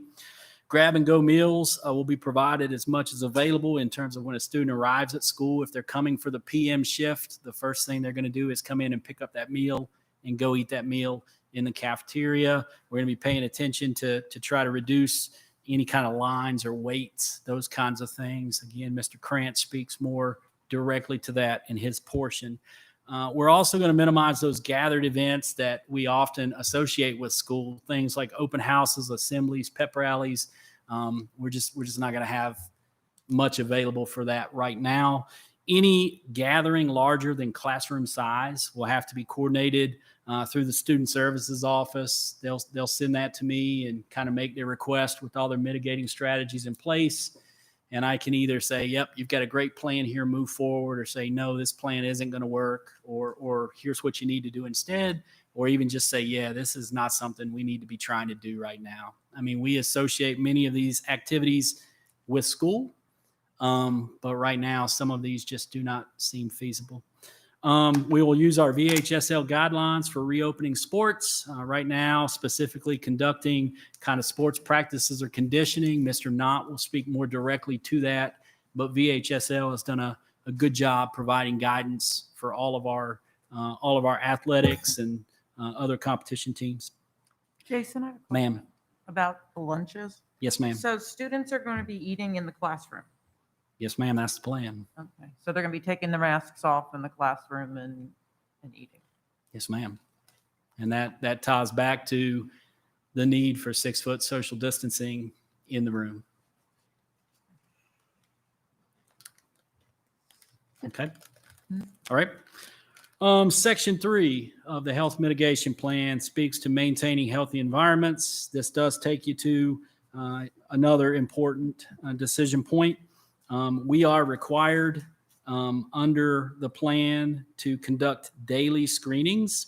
And beginning on page 15, carrying over to page 16, we'd like your input on how you would like us to conduct those daily screenings. Again, the requirement speaks to we will conduct daily health screenings and does not elaborate much beyond that. So we provide you 3 options there. Again, we're speaking to students here.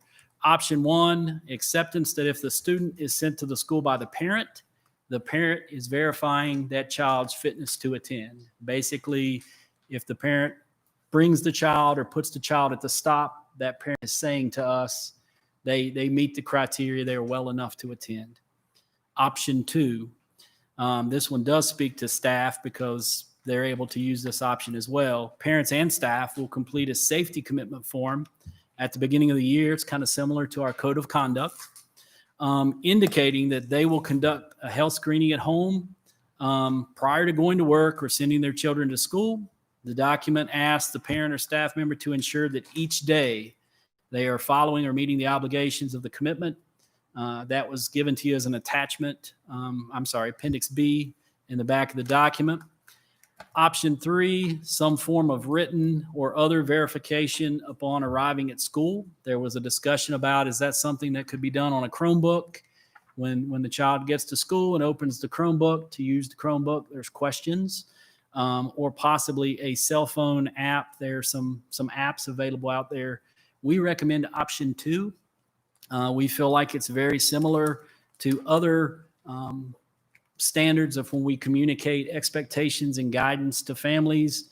They basically read it, acknowledge they understand it, and agree to abide by it. Option 3 has some difficulties for us, particularly in that the student would already be at school. So there's questions about exposure on the bus, exposure at the school. And there's also some questions as to the ability of our youngest students to be able to speak to, have I had a fever? Have I, had any of these travel experiences? We think it's difficult for a younger student to really speak to that. So our recommendation would be option 2, and I'm open to answer questions as you discuss.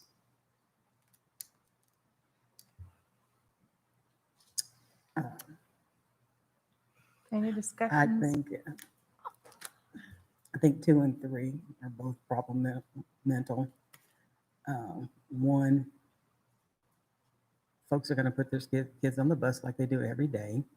And as we know, every day, folks put their kids on the bus or drop them off, and they're already sick because they don't have childcare or they can't afford childcare because they have to go to work. I think that whole situation is just problematic. It's going to be an issue. And I'll just say right now, as we go through all of these, I still don't believe we need to be opening school in August, maybe not even after Labor Day. And as far as face-to-face, and we may need to wait till January. That's where I'm at with it. So this whole scenario here, I think, it's not going to happen. I'm going to speak to what Kenny just said, because I was just thinking about it during the break, that these questions are kind of in the wrong order, because it would have probably been better to start at the end where, are we really going to go back on August 13th? As we go through all of these decision-making things, and what are we going to do for those students who can't need their, I guess I'll use the word vulnerable students, the ones who need to be in school. And so what are we going to do to accommodate them if we don't go back on at all, if we start out in a virtual world? But assuming here that that's not going to happen, but I think that's a conversation we really need to have. And I don't know, maybe it is, we should flip-flop the order of the questions, because we're going through a lot of stuff here that, will it be relevant if we decide that we are going to go back virtual first? So That's a good point. one thought. I mean, we're sitting here going through all of these. Well, let me say this. And I know we need to do them anyway. I get that. Yeah, So I understand. Right. We talked about that in our leadership team, and we went back and forth too. What do we answer first? We decided to put the question of going back at the end, because first we want to answer a lot of questions about if we do go back, what it looks like, and make sure we're all educated in terms of that to make a good decision, and to basically let you know what we've done to protect staff and students if we do decide to go back, and make sure that those questions were answered prior to making that ultimate final decision as to what it's going to look like and when, kind of a thing. But yeah, but I understand, but we still need to sort of answer these questions for. And I understand that. And this particular question, I think, making the assumption there's equity, which we know there's not. I think option 1 and 2 does nothing. I mean, that's not a screening. That's just I dropped my kid off, so that means they're okay, or I filled out a form at the beginning of the year, like you mentioned the code of conduct form, which, yeah, parents, I don't even know if they know what they're signing when they sign it, and some parents read it and are really clear on it, and I think most people, they sign it and forget, they've signed it every year and forget what's even in there. I know I did. But I think really, if you want to hold people accountable, that you need to make them do something every day. If you really want to hold people accountable for sending their child to school healthy, that they need to do something on a daily basis. But that's a lot of work. I get that. I understand that, and might be hard to coordinate it. But I think the other two, and you can do them, but they're not gonna. They have. What are you gonna? That doesn't really. Well, help. and Sue, I think the problem with the first one, or the problem with what you're saying, the third one, is that if you start doing it every day, it also kind of becomes automatic. So I don't know that any of these, are really going to do a whole lot. And so from that point of view, I just want to make it easy for everyone, right? And just get that commitment from families at the beginning. Yeah. And Mr. Garrett, let them know who's requiring us to do this. It's a requirement from the state. Yeah, We that's have the to state. speak in the plan that we do daily screenings, and they really don't. But how are the first two daily screenings? Okay, but what is that daily screening? It doesn't, Because they're not saying Second, they're not saying when who I has go to and do the pick daily up my screening. aunt from the nursing home, they take my temperature and ask me if I've been out of town. It speaks to symptoms, and it speaks to possible exposures. It does not address temperature directly. There is, I will say, from my conversations with lots of stakeholders, there is a sense or an opinion that this has to be temperature, but that's not addressed in there anywhere in the requirement. I have also heard very clearly, what have we done if we take temperatures when someone is at school and they now have a fever? They're already with us. They've already been on the bus. They've already been in the school. Right. And it does start to create some other questions and concerns. And I think Mr. Krantz addresses some of these in his section again, where are we talking about the screening taking place? Is it at a bus stop? Is it once they arrive at the school? If it's at the bus stop, now do you have the potential of leaving a student at the bus stop? Now are you putting that responsibility on a bus driver to be doing screenings? So there are lots of complex problems associated with the expectation that we do daily screenings. Well, and then there's the thermometers that you use. Some of them are not easy to calibrate. They would have to be calibrated often to be consistent. Some thermometers work better than others. Questionnaires, young children aren't going to be able to answer the questions. And secondary likely would say, oh yeah, I've been somewhere, just so they could do virtual at home.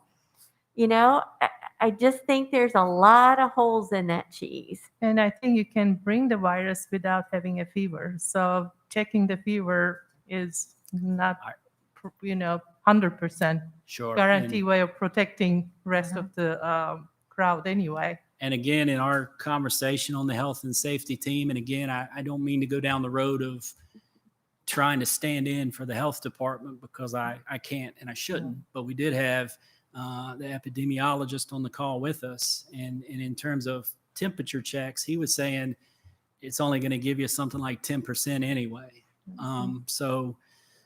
And I agree, because when we first thought we may have to as a business, for one thing, I couldn't find one.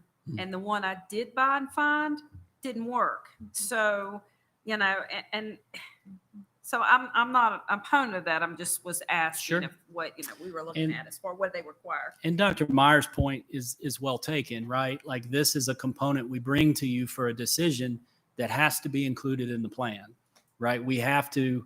This isn't something kind of we cooked up or we said, hey, this is a strategy we're going to put in place. If we submit the plan without speaking to this, then we have missed a component. And, and it is an issue that, at least in Virginia, every school division is having to decide. And just like in all of these pieces, as you see other plans being rolled out from our neighbors and even those in other parts of the state, we're all wrestling with the same issues. And I think answering this question right now is regardless whether we can go back on the 13 or not, because even if we say we go back later, I think we still have to have this because the virus is, not going to go away. It seems like this is going to be routine, not like maybe code of conduct, but something like that, hopefully the parents will, take some responsibility. Obviously, our staff will be that at least they will be honest about it if we want to work together and make this work.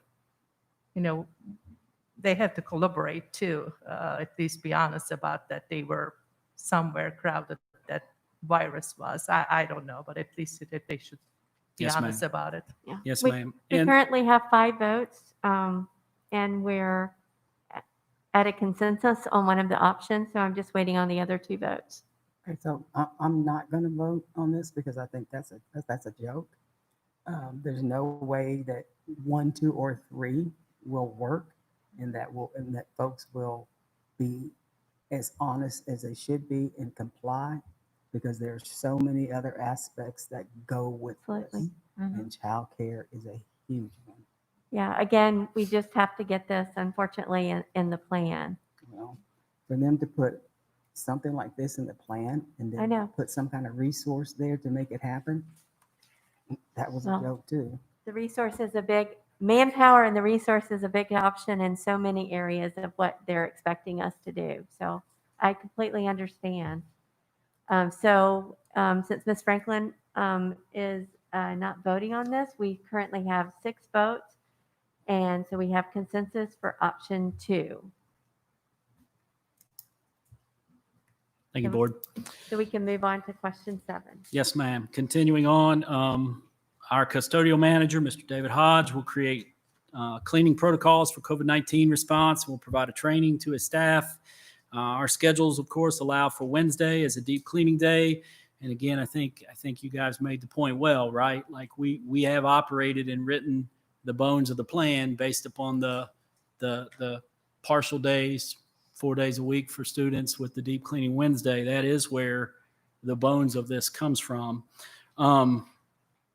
School principals provide oversight of cleaning practices, as they do always, particularly on those Wednesday days where we're saying these are our deep cleaning days. We want and need our principals to really make sure it's happening the way that it's been trained and is expected.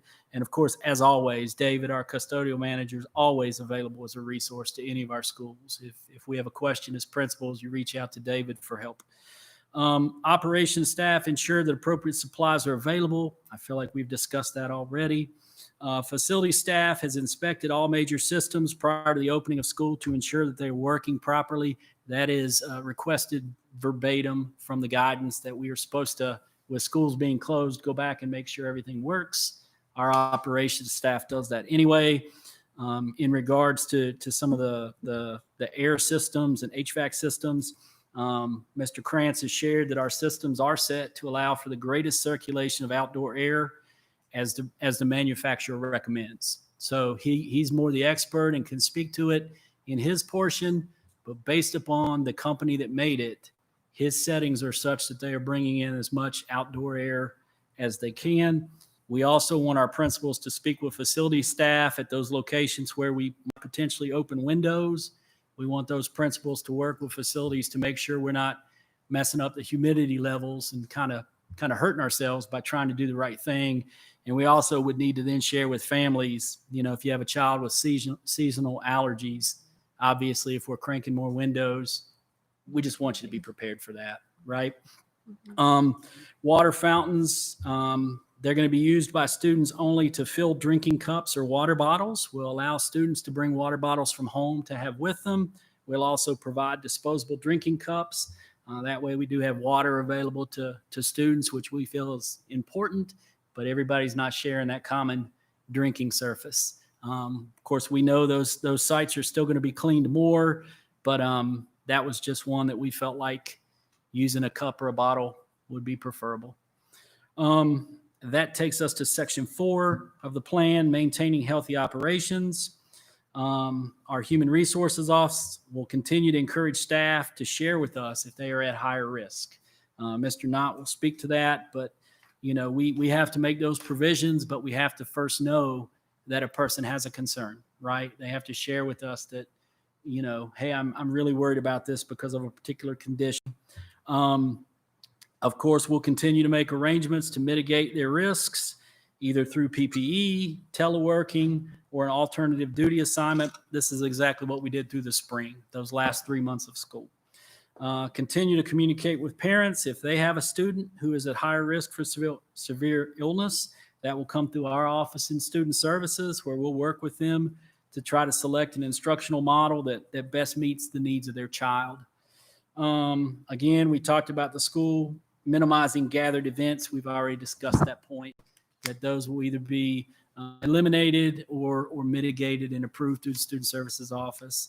Likewise, we're going to mitigate those gathered staff events, right? Coming back to school, a lot of times we bring all our faculty and staff together. You guys are certainly familiar with last year's picnic at Christiansburg High School, kind of a little different welcome back. We enjoyed and we're excited about that change. We're going to have to be very careful with those kinds of things this year, and we'll have to try to continue PD and staff meetings through teleconferences or in really big spaces that really allow for that social distancing. At this time, we do not intend to authorize field trips. Danny will talk a little bit more about how sporting activities might play into that. But again, generally speaking, the common field trip right now doesn't seem really available to us, particularly from all the other precautions and mitigation, but also from the standpoint of the number of bus runs we have to make anyway. We probably just don't even have buses for them. And that does take us to school board decision number 7. This speaks to volunteers.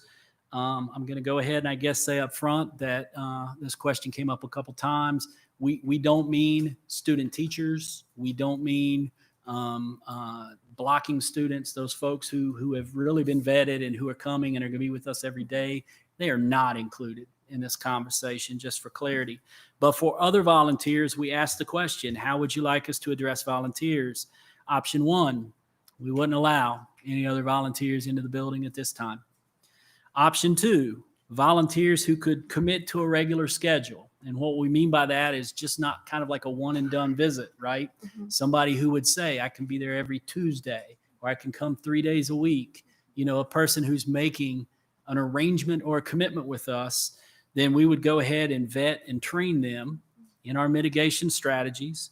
And of course, they would follow the same health and mitigation standards that we would put on our other adults. We would then allow those folks. That's actually what we recommend. Option 3, we would say, okay, if a volunteer can meet the health screening piece, right, like we talked about similarly with students and staff, if they can meet the criteria and will follow mitigation, then we would allow them to come volunteer. Otherwise, we recommend 2 that has a little bit more longevity to it, mm-hmm. and some training pieces to it. And I know from speaking with Chief Wilson, volunteers in the community at this point in time would make such a difference. We already know the difference that volunteers make in our schools in general. And whether they be offering to clean a school bus on their way home from work one day, or coming in to help the teachers during the hour break, clean their rooms, those things would be extremely beneficial, because it goes back to the whole manpower issue. We just don't have enough resources to do all this mitigation without totally wearing out our folks. So you said with option 2, so student teachers, because that question has come up. This does not include student teachers. Right. Student teachers are already going through that process. We don't really include them as volunteers per se. What process are they going through? They are working with their university and our guidelines. Dr. Wickham may be able to speak to that a little more specifically. I think that's really important. There's a lot of teachers who are concerned. I mean, we're talking about students coming back our concerns about students coming back to begin with. And now we're going to be bringing student teachers into the schools who are now living in the environment that all of us are concerned about. And I know that there are teachers who do not like the idea of Right. student teachers coming into the schools. And I think that the COVID task force, when they come this evening, can also address that. They know what Virginia Tech and Radford are doing and have committed to. Okay. So I think they can help with, Well, I'm familiar with with those what they're concerns. committed to, but whether you can actually accomplish it or not, I mean, there's a lot they plan on doing at Virginia Tech, but you're never going, if you tell me that every student is going to follow the guidelines that President Sands has laid out, and that those students who live in apartments all around Blacksburg are going to quarantine once they've gone and hung out at Tots all night long, and then we all they're know gonna that's not quarantine for the reality. next 2 weeks. I don't think that's going to happen. And so you can tell me that these are all the things that are out there, but that's a real tough one to convince people, parents and teachers, to allow college students into the classroom. I work with placing student teachers throughout the division, and colleges and universities have reached out to us to ask us not just what they're requiring, but what specific things are we going to require. One of the things that we talked about before allowing them to start would be that they would have to stay in the area, be quarantined in the area for 14 days before they start it. But additionally, they are reaching out to make sure that we're aware of their guidelines and what it is that we want them to do as well. So we're hoping after the meeting tonight, we'll have some greater clarity around it, because the bare minimum would be what we expect of our employees, as Mr. Knight's going to speak to. I also would like to think that the maturity level there for the age group that would be doing that would have a little bit of caring of what they're doing and what they're putting themselves into. I do some student teaching college students, and it is a different level than your average freshman college student or sophomore college student. There is a difference. And I think teachers are going to want that help from what I've heard. That's an excellent point. We do a student teacher orientation each fall and spring before they start. And one of the things that we talk to them about, especially HR, is that you really have to treat this like a job. No more going out partying on Thursday night. You have to treat this like a real job, because teaching requires a different level of dedication every single day. Additionally, we do have some teachers who have shown interest in keeping their student teacher. We have had a couple of teachers who indicated that at this time they're not comfortable. When they indicate that they're not comfortable, we find them a new placement. So teachers get to choose Yes, sir. if they have a student teacher or not. And I think for those students, it's required that they have to come and do student teaching. So that's part of their graduation. So I'm assuming they won't take it lightly. And if we have a teacher shortage, we sure don't want to not encourage that Exactly. by all means, Exactly. from what I'm understanding. We are currently on number 7, and we have 7 votes with a consensus for option 2. We can move on to operations now. So Yes, Ms. Branson? still with the issue of student teachers and their requirements for teaching. All across this country, there are a lot of places that are going to be doing virtual. That's going to be it.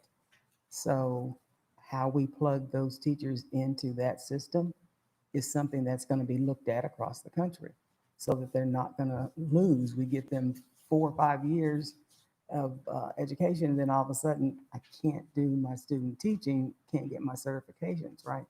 That's not going to happen. That's going to get figured out, how that works out through the virtual system.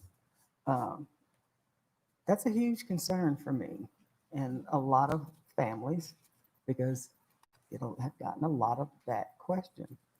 Having students, and I don't care how mature they may be and how safe they may try to be, there are people who are going to be around them who may not, and that's a concern.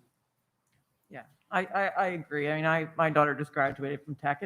As careful as she may have been, there's roommates and there's other people they're in contact with, and it's just, I'm not saying I don't know how I feel about it, because I do think that's a concern, and also the whole, I worked with graduate students last year who, yeah, they didn't get to do their student teaching because of COVID, and that's just what happened. And the university came up with things for them to do to fill in for that student teaching. It's a loss. We're all taking a big loss. Everybody's taking a loss right now.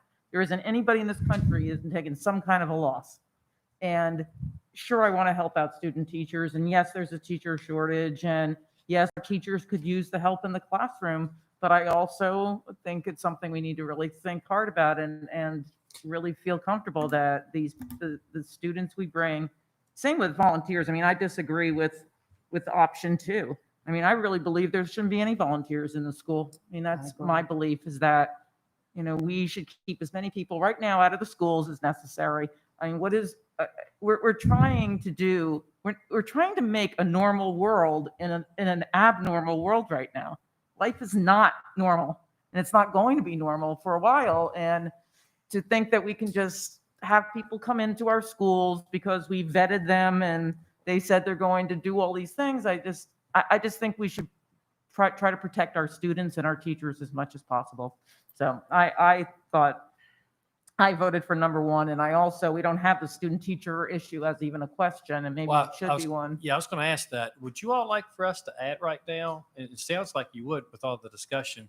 We could make a 7B in terms of us accepting student teachers and students for internships also, because see, they're required also to come in and do what do they call it, blocking students, yeah. as well. So can we go ahead I and think give you all that that would be question nice now? to have that option. And that's fine. I'm okay with that. But I have to say this, I disagree with the bulking every college student together. I have a college student as a daughter, and she is who has helped us get our business through all of this with a face mask on and respect.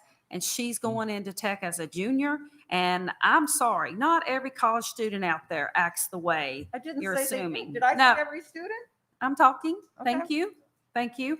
I'm just saying I disagree with that thought process. There's a lot of good college students out there, and I would hate to think that we would close our mind and our door to that possibility. There's a lot of good ones. So I it's like agree. that. There is a lot of good college students. I So don't Ms. disagree with that. Yeah, but- Ms. Whitaker, is it going to add that as a Ms. Eddie or- 7B Yeah. question about student interns Interns, Black students yeah, from colleges from colleges. and student teachers? Okay, so Okay. we'll just So- tell us when it's there and we can Yeah, we'll let you know when it's put the there. votes in. If Scarrett's, Yes, sir. I can continue. Okay. So board, if I'm not mistaken, We're now at operation. I don't have any more decision You're points. done. So it's presentation, survived. unless there's a portion you'd like to speak to, of course. So closing out that last section, MCPS does intend to follow our VHSL guidelines for sports. That takes us to our practices for COVID-19 illness. It talks about employees coordinating with our HR office again if they need to take leave or if they are self-isolating, the leave not being counted toward their allocated sick leave. Mr. Knott will speak more specifically to that in his plan. Again, student absences are excused, just like any other excused absence. Again, we want to make the point that if the student is at home well enough or at home awaiting results, they can still participate in our remote program, and that will not even be considered an absence. Right. Dr. J will speak a little more to that during his section. The division COVID-19 team will identify key staff and assign backups, right? So if one of us gets ill, there'll be a backup to stand in for us. We are each required to train our own backup once that person has been appointed. And again, also school principals will help us identify key staff within their building to train as backup, as we do consider shortages with personnel. And again, Mr. Knott speaks more directly to that. In section 5, we talk about, again, protecting vulnerable individuals. Again, we talk about mitigating employee risk through PPE, teleworking, or alternative duty assignments, carrying us to page 18. Again, you can coordinate with the HR office if you need to take leave or self-isolate as directed by the physician or the health department. Again, we talk about the students and again, their ability to work from home in the remote model if they're well enough to do so and need to be away from school. We talk about employees and students returning to school after a 14-day isolation with no symptoms, a negative COVID test, or a release from a physician or the health department. That takes us to section 6, preparing for when someone gets sick. This is again a portion of the plan that we must address. Again, we have our nurses assigned that will help us manage sick areas. Employees who present symptoms during the day should notify their employer, their direct supervisor, and make arrangements to leave the school. They should follow up with their healthcare provider or the health department. School nurses are responsible for following up with any parents of students who are sent home during the school day. So if Jason comes to school and before it's time for me to go home, I'm in the clinic not doing well, and I get sent home, I get picked up, our nurse is responsible to follow up before that next school day and say, hey, what was the resolution of that? Hey, where did that play out? How did that stand? The same is true for our employees. If an employee leaves during the school day, their supervisor is responsible to call them before that next work day, just so we know and can plan and prepare, so there's no unanswered questions. Again, it asks us to address this specifically. This is one that's pretty straightforward. An ill student should be picked up by their parent or guardian or an emergency contact. Generally speaking, an ill adult can transport themselves home or to their doctor. And of course, if there was a life-threatening situation, difficulty breathing, any competent adult should call 911, of course. Our custodian manager will designate proper cleaning procedures and disinfection for areas used by potentially ill students and employees. We realize that a student may have to wait for a little bit for mom or dad to come get them, and that area is going to need special cleaning, more thorough cleaning. If we send somebody home, the school principal is going to help identify all those areas that would need to be cleaned, right? So like my first period class, my second period class, they would help their custodian to identify these are all the locations that really, really need that special treatment and that special disinfecting. Again, it speaks to our relationship with our health department. You have heard those pieces already, but it's asked for again in the report, the plan. And that takes us all the way to section 7. Section 7 is our plan to close down schools if necessary due to severe conditions. And it asks us how we will, page 19. And it asks us how we would handle a reduction of in-person classes. So fewer kids in front of the school or in front of the teachers at the school. And it asks us how we would address a complete school closure. And on both of those, our answer is the same. If and when the health department recommends to us that we need to reduce our in-person time, or when we need to close for some period of time, the superintendent will contact you, the board, and seek your consensus on how we move forward based upon the health department's decision or recommendation. Based upon the health department's recommendation. And the health department says that we have to close. As a board, do you really need the consensus? I mean, we have to sit and discuss whether we need to close. If they say we need to close, The health department will recommend. Again, you'll have Dr. Bissell tonight. I don't think she will tell you you must close. I think she will tell you, I recommend you close, or I recommend you scale back. I know that protocol wise, obviously Sure. that's the bad. I just don't want to have time gap if it is such an urgent thing.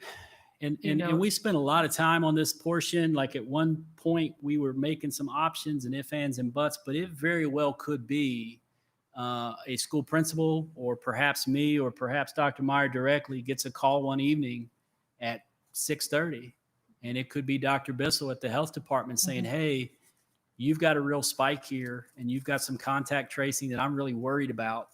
And I recommend, and so he needs the ability to reach out and get your approval, because unless I'm mistaken, Dr. Meyer, I think ultimately it's the board who will decide that we scale back or that we close. I don't think Dr. Bissell will ever try to say you must. Right, she's just going to give recommendations. But she will recommend, and then he needs to be able, again, the most likely example is late one evening.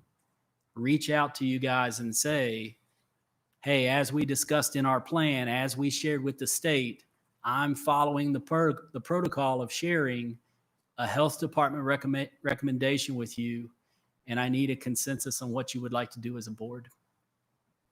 So we all set our phones with a special alarm, Yes, broken alarm. We Seriously. need to And- have a little and phone you tree hit the like button, old days. And we all know this is an emergency. We need to respond right now. Yeah, The red phone. Time will be important. Yes, Yeah. ma'am. yeah, because I don't want, Dr. Meyer, wait on us that we will see our message or we Mhm. see our phone call, in an emergency. Yeah, almost like a good old days, we had emergency phone trees. Mm. Who will call the next and who will call The- the next kind of thing. And of course, the next step is based upon your decision. It's the leadership team, particularly Ms. Drake, crafting that message Mhm. and getting it out. I mean, it is a snow day times 10. Yeah. Yeah, So, absolutely. Okay, question 7A is now available for everyone to weigh in on. Will we allow student teachers to complete their student teaching requirements in the MCPS schools?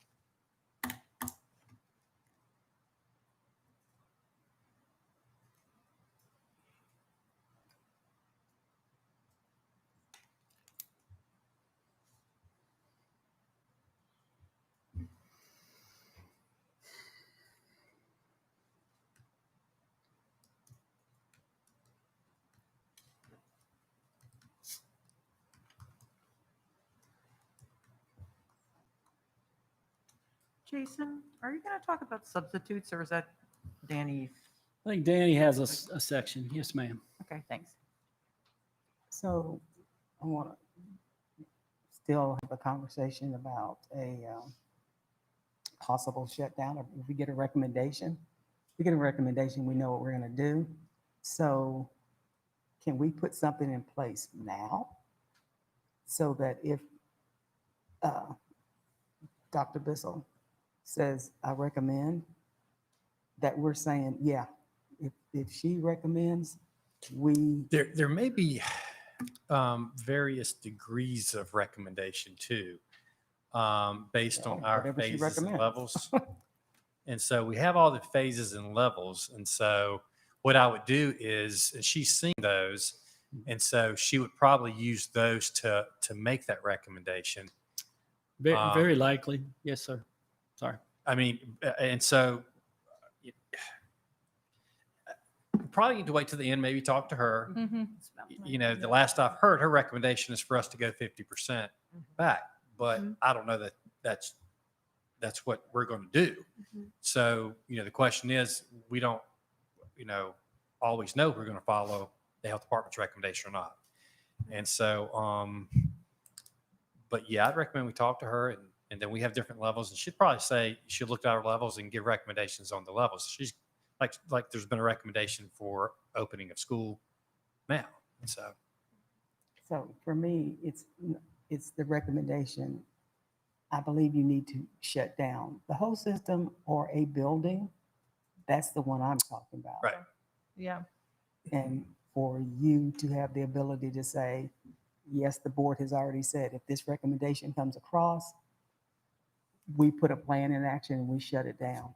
You should not have to contact 7 Yeah. people. That's how I. That is a feel, too. good Yeah. point. If we Yeah. if we spell that out and it's like in July, this is July is an exception, Right. but normally in July, if the personnel report comes across and we're not having meetings, sure. we have given you that ability to approve the personnel report. Mhm.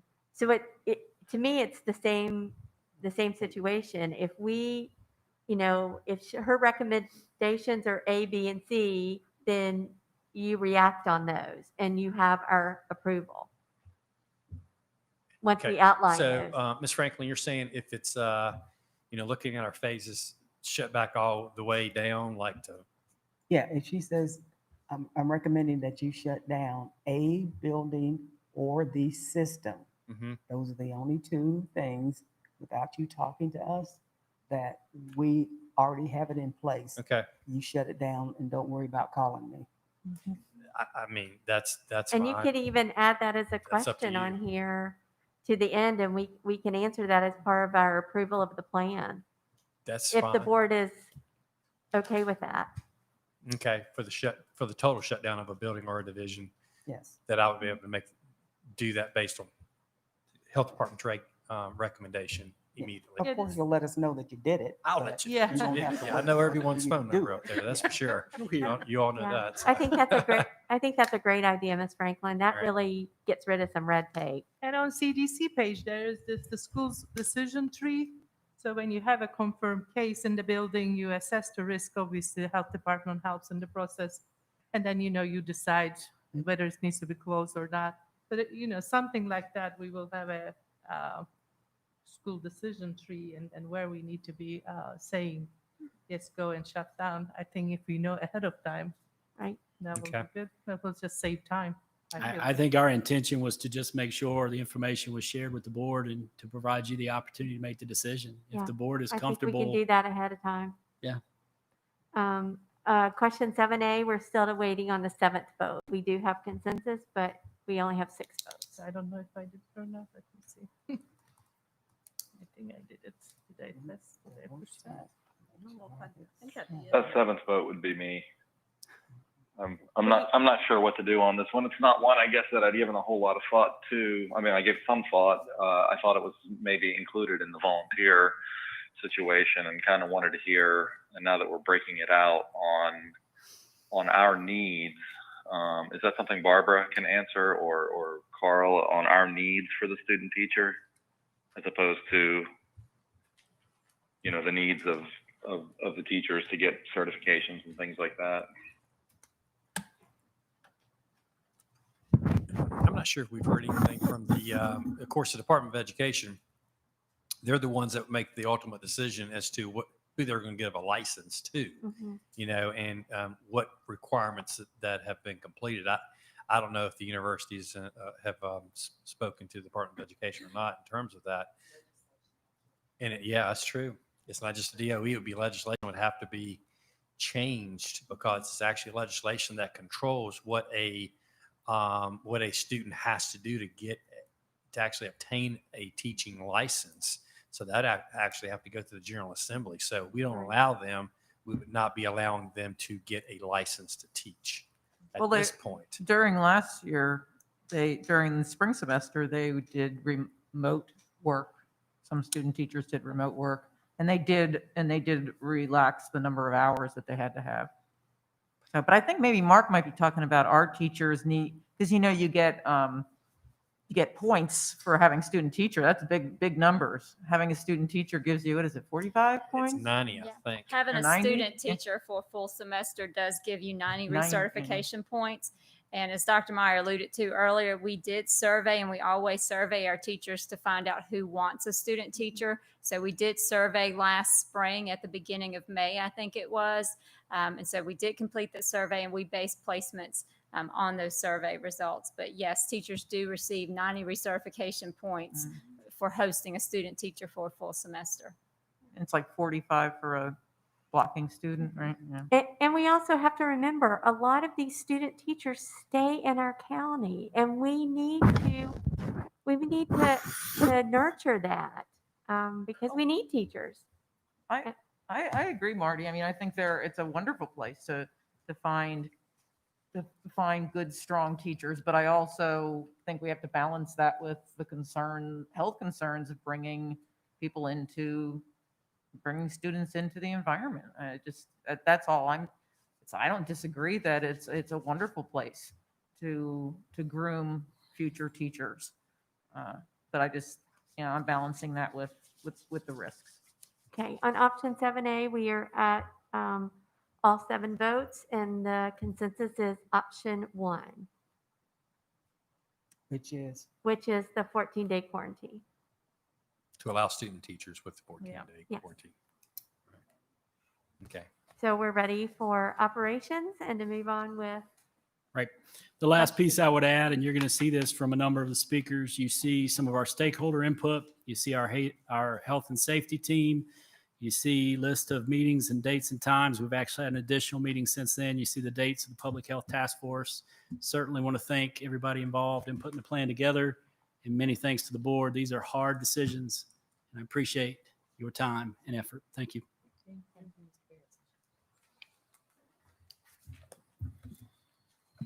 I'm going to go quickly because mine's fairly simple. On the operations, we broke it down into 4 components: cleaning, facilities, school nutrition, and transportation. And one thing to keep in mind as we talk about these plans is that in all of our cases, they're very fluid.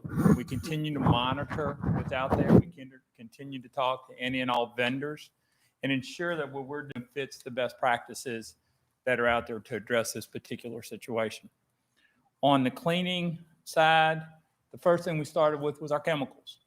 Everything that we use to clean our buildings are chemicals. They qualified as a chemical. As such, we made certain that when they came out, that our chemicals that we use throughout our buildings met EPA, were on the EPA recommended list. They were on the CDC recommended list. And subsequently, the health department came out, because it's a chemical, because it's associated with employees, they do check what we use in our cleaning process. And they also found that what we were using met any and all regulations that are out there, and it's on every approved list. And we will continue to upgrade that. The second thing we did is, once you know the chemical and it's correct and it does what it's supposed to do, which 2 things are: cleaning and disinfecting of the surfaces that we do. You'll hear it called high touch points. Those are where the droplets remain, and that's where the virus is most likely going to be picked up. The second thing is how we deliver those chemicals to the cleaning surface. That's the equipment. We have top-notch equipment. If you want to see, we've set up a table in the back. You can see the type of equipment we use and the type of products we use each and every day. But we went, checked it. We ensured that all the equipment that was in our room to repair is repairable, that everything's fully functional, and that we are giving our staff the resources necessary to clean our buildings and clean them well. As we got into making sure we had the chemicals and equipment, we ensure that we're doing things correctly as we work on the plans with each school is through our inspections. Typically, we inspect our schools 4 times a year. During the pandemic, we'll continue to do it on a monthly basis, not at the detail level that we do, obviously, 4 times a year, but ensure that we're keeping our buildings clean and we're doing everything we can. An area, though, that has been addressed is do not have things for children to touch. So we've gone out and made certain that all of our trash cans are touchless. We've also made certain that you will have in every restaurant soap and a way to dry your hands. That soap will meet all the guidelines that's out there. And there's 2 sets of guidelines, one for K through 2 and then one for 3 through 12. The K through 2 uses more of a hand type of soap. The higher grades are able to use more of a sanitizer in how we just clean ourselves. As we looked at, Can I get you to explain that? Ma'am? Explain that to me. I don't. It's the chemicals that are in it. You know, when you wash your hands and you take your soap, the way that you get rid of a bacteria, any bacteria will grow between 40 to 140 degrees. So the warmer the water, the more effective it's going to be. But you can't put your hands under 150 degree temperatures. You'll scorch them. So then it becomes a combination of the chemical I'm using and the hot water.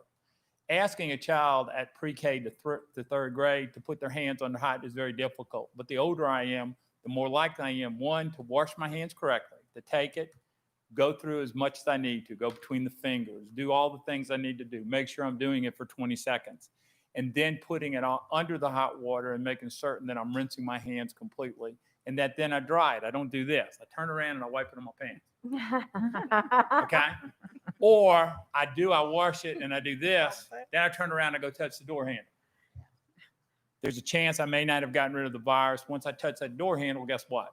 Got it back. Now I've got it available for anybody to touch. Right, but you were saying for the younger kids. We use a hand soap. That's what's recommended by CDC, that it's a Okay. more effective product and it's easier for children to properly wash, So to a hand- disperse it on their hands and then wash it. Ma'am? I don't know. I'm just confused about soap, I guess. Hand soap is considered a better product than the sanitizer / cleaners for adults. Okay, so what is the hand sanitizer play? The hand sanitizer is a product that the older population is encouraged to use, that I spray, I wipe throughout, just like I would a soap. but it's got the alcohol in it, so it's going to have a more effective kill rate on anything that I may have on side of my hands. Then I put it under hot water, wash it off, and I've got a cleaner surface. Okay. Thank you. As we reviewed our standards and reviewed what we did, one of the decisions we made was two things. One, inside our buildings, right now today, in almost all our buildings, we have one custodian for 8 hours a day custodian, they're called. That's not enough for us to do the things we need to do when we're in the buildings. We need to be cleaning our high-touch surface areas as much as possible. We need to be ensuring that our restrooms are clean and that they're properly stocked. So we've gone forward and we can fund this out of our CARES Act funds, as well as we've made a claim under FEMA for some of the dollars we've incurred. We've been advised by FEMA that we do qualify, and that's an 8-hour position per day during COVID only. It is not a full-time position. It's not one that is intended to have a financial impact on the budget. It's one that's intended to address the situation we're in today. But at the time that this goes away, that position, potentially, that'll be up to the superintendent and obviously the school board, but that position could go away. So that's for every building? Yes, ma'am. All buildings. And of course, we'll talk to you later on, later in the agenda regarding a shortage we have in custodians and how we need to address that immediately. Yes, sir. That will be later this evening. Second thing we did is during that time period in between the morning session of the school in the summer and the afternoon session of school, we have to get into as many of the high-touch surface areas as we possibly can. We have sprays that are very effective, but there's a backpack spray that allows us to have more solution with us and also spray in a more effective manner. We've gone ahead and bought one per school. The backpacks cost us right at $47,000. We'll determine how effective they are. They will be a tool that we can use forever. So it's not just for this event. They're there for everything. And if we need it, as we look at the financial situation, we could be making a recommendation to the superintendent for additional equipment. But we want to see how we do, and we have Can we cover that with the CARES money or Yes, ma'am. the cost of those? Yes, ma'am. During the school day, you'll see us refer to routine cleaning and deep cleaning. We put in attachment C, a breakdown of what's meant between routine and deep cleaning. So I'm not going to go through that. But the things that we will have at every school, providing mobile hand sanitizers at every primary ingress and egress points. 340 mobile units have been built. They're sitting in the warehouse and will start being delivered tomorrow. In addition to the mobile units, we will have masks at all of these stations. We will also have minimum of at least once per hour. We'll go through our restrooms. The restrooms are an area that has the highest potential, particularly in our elementary schools, for where things will be, and we want to make sure it's clean, and we want to make sure it's properly stocked. Throughout the school day, our custodian teams will be constantly wiping those high touch point surfaces. So that's door handles. It's going to be the desk in front of the divider where I'm coming into the school. I'm dealing with the administration. Those are the type of surfaces we want to be wiping down on a regular basis and doing the things we can to address the challenges. As it was mentioned earlier, we'll have the disposable cups by the water fountains. Those will be going up. We have the equipment. We'll be putting them up here in the next couple of days. You can see we will attempt, and we're going to get to a decision point here, but in that time period between the morning session and the afternoon session, the goal should be to try to clean as much of the high touch point surface areas as we can. So that's classroom desks, that's door handles, that's restrooms. The challenge that we will come upon is we only have 2 custodians. And if you look at a Blacksburg, for example, there's 85 classrooms. There's no way that I can, no matter what the equipment is, we can do it. Mr. Grant, Scott mentioned one Yes, thing sir. too. One of the biggest challenges will be, but with the middle and high secondary schedules, is students are going to 2 classes in the morning, then 2 in the afternoon. It's the time between those 2 morning classes when they flip, there's only going to be 5. We might extend that a little longer, but it's no way that custodians can clean in 5 to 10 minutes. Yeah. Correct.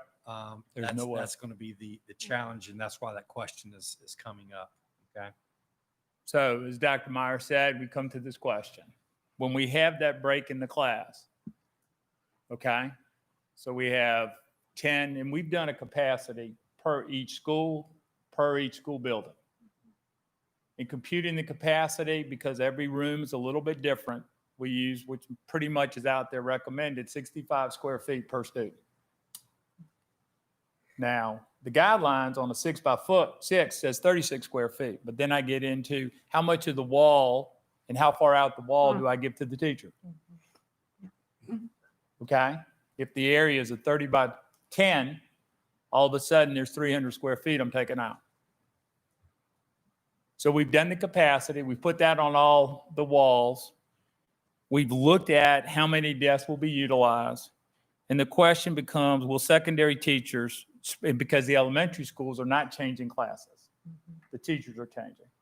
So will secondary teachers spray the desk between class changes? Option 1, teachers will not sanitize the desk. So under that, we would be saying that the custodial team will do it. That will be a challenge with 2 custodians in a Blacksburg high school in 85 classrooms.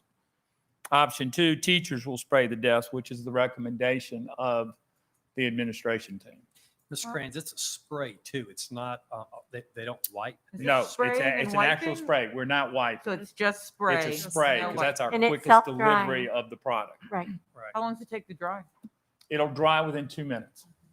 And something else too that that we'll do is you got to remember at the 50% plan, there are only half the students in the class, but all the desks are still. We're not taking desks out of the rooms and storing them somewhere. Right. So what we're going to ask teachers to do is to actually assign desks where the second group doesn't set the same desk that the first group did in the morning, but still think it's necessary to spray the desk that the previous students have been in. So that's one more level of mitigation that we'll actually use. 20 desks, we believe you can clean in about 2 minutes or a little bit less. Well, unfortunately, I hate to put more on our teachers, but it seems like it's the only option. And again, this is where volunteers would come in very handy, especially in elementary. You know, I think elementary teachers have been doing this for a long time because they ask for Clorox wipes all the time. Yeah. And so I think they're used to cleaning desks and cleaning But it also gives them a control of knowing how clean their environment is as well. Mm-hmm. And in elementary, I think when different groups comes, AM and PM, we have enough time to be able to clean, all right, custodial wise? You're talking No. about fewer classes, so you're going to be typically 20 to about 35 classes, but And I think you there's a still, 2-hour time frame between AM and PM. No, just an no hour. ma'am, No, there's less than an just an hour hour. because we'll leave at 12 o'clock. We're bringing them students back at 12:45 to The more 12:50.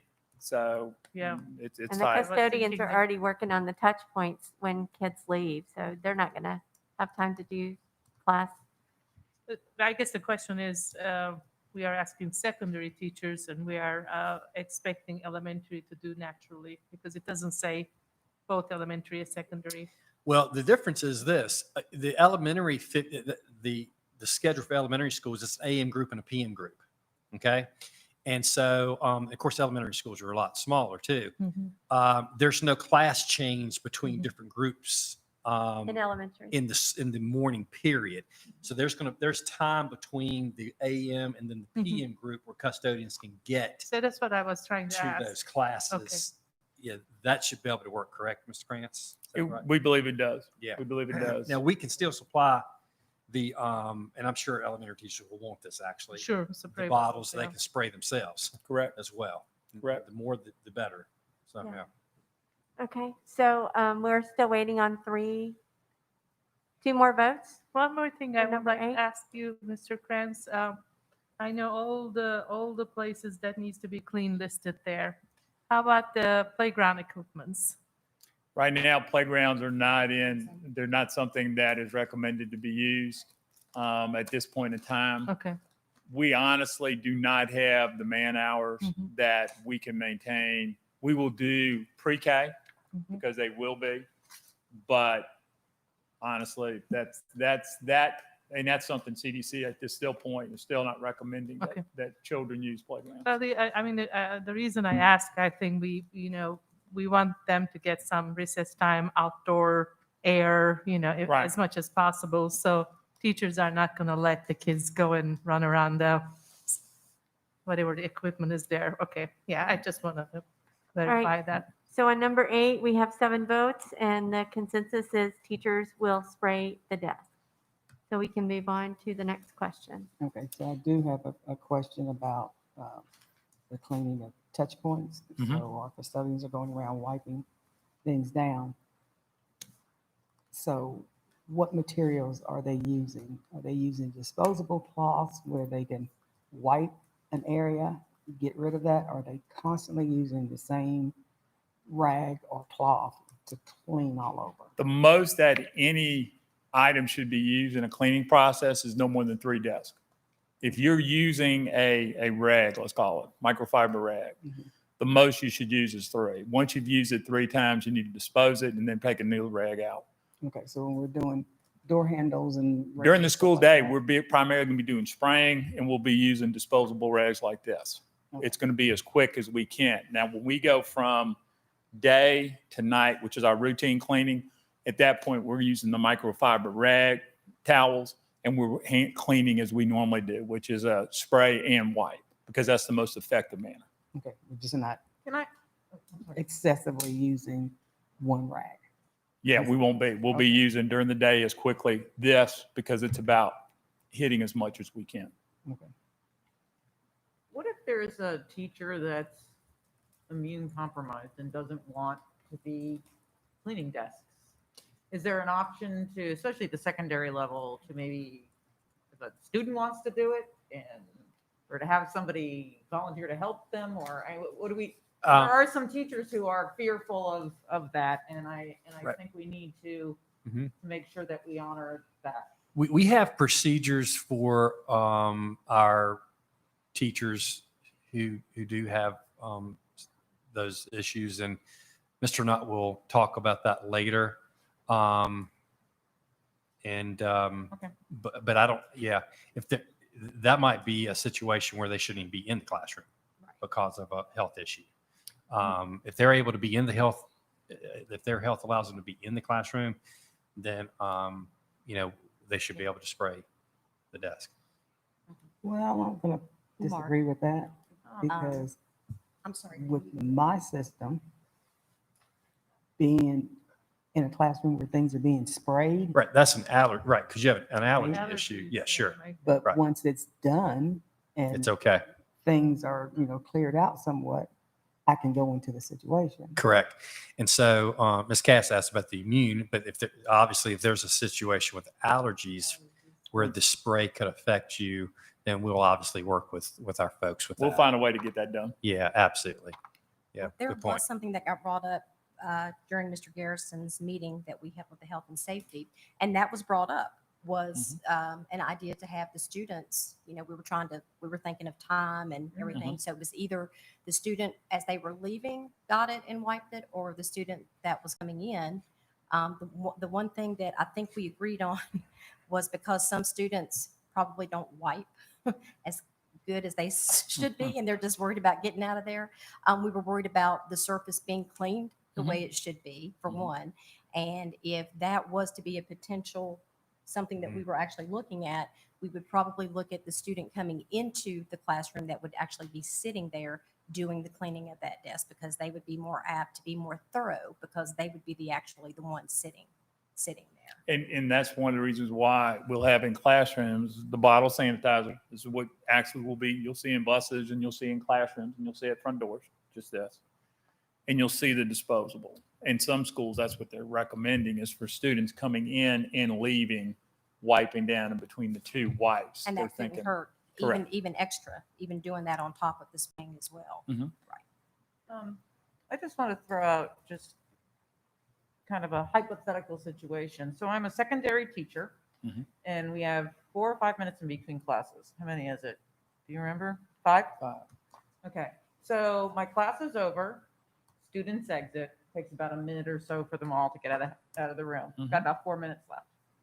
So now, then my principal says I have to be out in the hallway to make sure that I'm watching students, to make sure they're all doing what they're supposed to be doing. And so now I go out in the hallway and I'm monitoring students, and wait a minute, I might have to go to the bathroom.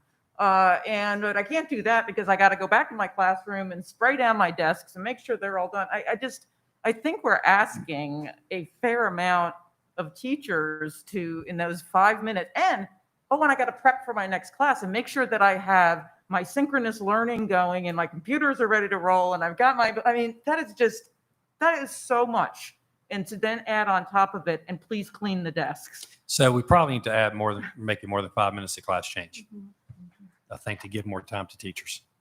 I just feel like that is, if I think of that scenario and having Sure. been there, that is just, Yep, I those 5 understand. minutes go really, they go fast. Yeah, they do. And when I was teaching, exact same thing. I mean, you have to get all that in the class change, and then to add the spraying of the desk, it is. I don't know what else to do. I know, I understand, but we we need can to be add time realistic. in the class transition. We can do that if need be, or look at a different way. Now, here's something else too is, we haven't gotten down to this level. I mean, to the level of what some things, procedures in actual individual schools. There are some things schools are going to have to decide, such as what do class changes actually look like? Yeah. It probably will not be what it's been, where it's a bell and everybody just goes outside in the hallway. All right. It's probably going to be more of an organized effort in how classes are dismissed one at a time. So it's going to look different than that 5 minute kind of thing that we always been used to. It's not going to be that, but we have to talk to principals. They have to, buildings are different, grade levels are different. We have to, like in our middle schools at Christiansburg and Blacksburg, a lot of the kids are in pods. Well, that's an easy switch. You don't need a bell to go from pod to pod. That can be an easy flip of when the teachers To move within move within the periods. Yeah. The move within the periods will look different, and we'll be asking our principals and to work with their leadership teams in their schools to figure out what that actually looks like. And so I guess we got to think outside of, it's not just going to be, like it always is, and the bell rings and everyone heads to the hall and goes to bathrooms, and because that's going to cause issues as well. Yeah. In the number of kids in one place at one time, even at 50%, that's a lot of students in the hallway and passing by each other. So that's something that will have to be looked at in the coming weeks or before the students actually are back in the building. And maybe this is a thing that gets dealt with more at the school level, and Yeah, how absolutely. the desks are going to get cleaned. Yes. Mhm. No, there's a fact we don't have enough custodians to do 85 classrooms at Blacksburg High School. I mean, it's not going to be 5 minutes, and it's going to be some kind of change. But I mean, we still don't have the custodial staff. We're going to need teachers to help us out and spray down the desk. That's part of that sacrifice we were talking about earlier that everybody Yeah. has to make. Everybody has to, is that being asked to do a little bit more these days. Yep. If A I'm- lot more. How's that? So, If I may, it is after 5:30. We have guests coming at 6:30 to address you as a board. Your dinner is ready whenever you are to take that 1 hour break. To like the finish, we'll be able Do you to want finish to up. break Mr. here? Brown? Or is it a sit good here? break That's time? the pleasure of you guys as the board. I think we got a lot to do. Maybe we should just eat and talk at the same time. No, No? I prefer not to. If we can come back sooner. Yeah, Right. that's fine. I can do Yeah. whatever. I mean, how about, I would Well, say we may still break Not use the whole hour to come back. and not use the whole hour. Yeah. Yeah, just Yeah. go eat, and when we finish, come back. Sure. Is that Sounds okay? Sounds good. Dr. We'll have a Meyer, teacher lunch, 25 minutes. Our public notification included that the board would, I can't hear you. our public notification included that the board would break for an hour Oh, and would okay, so restart we at have to? 6:30. I believe we have a responsibility to Okay. the public keep to it that adhere way, to yeah. that. I apologize. That's Okay. okay. That's all right. A good plan. That's really fine. Okay. Okay? Yeah. Anybody have any objections? So we're gonna break for 1 hour right now. Hey, I don't get to Yeah, watch that long. We are. Mr. Okay. Gonzalez. sounds good to So we me. will be back at 6:30 is what we're That's a saying. lot of time. 6:30 we'll be Okay, back. thanks, Ms. Drake. I got people yapping.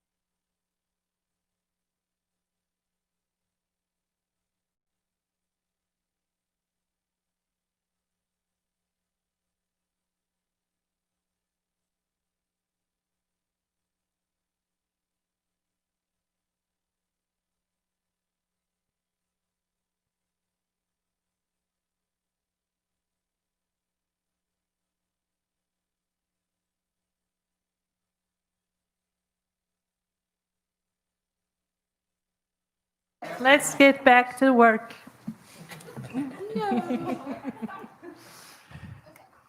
Thank you. Mr. All right. Garrison, go ahead.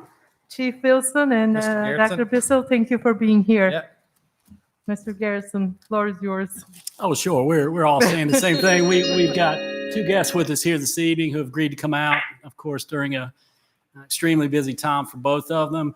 Board, you've heard a lot of comments, particularly in my presentation about the New River Valley Public Health Task Force and the work they've done starting since early March. I think I gave you a number of, I think we've met 75 or so times, either face-to-face or in virtual setting. And we asked Chief Wilson from Blacksburg Police Department and Dr. Bissell from the New River Health Department to join us today. I understand we want to thank them for what they've meant for us as we've negotiated the last 3 months of school and our feeding programs, and as we begin to talk about planning for next year, and as we talk about being able to accomplish drive-through testing at some of our school sites, and as we've worked through situations where we've had questions about employees, they have been an invaluable resource to us and have been constantly available, really at all hours. Dr. Bissell had sent me an email the other night,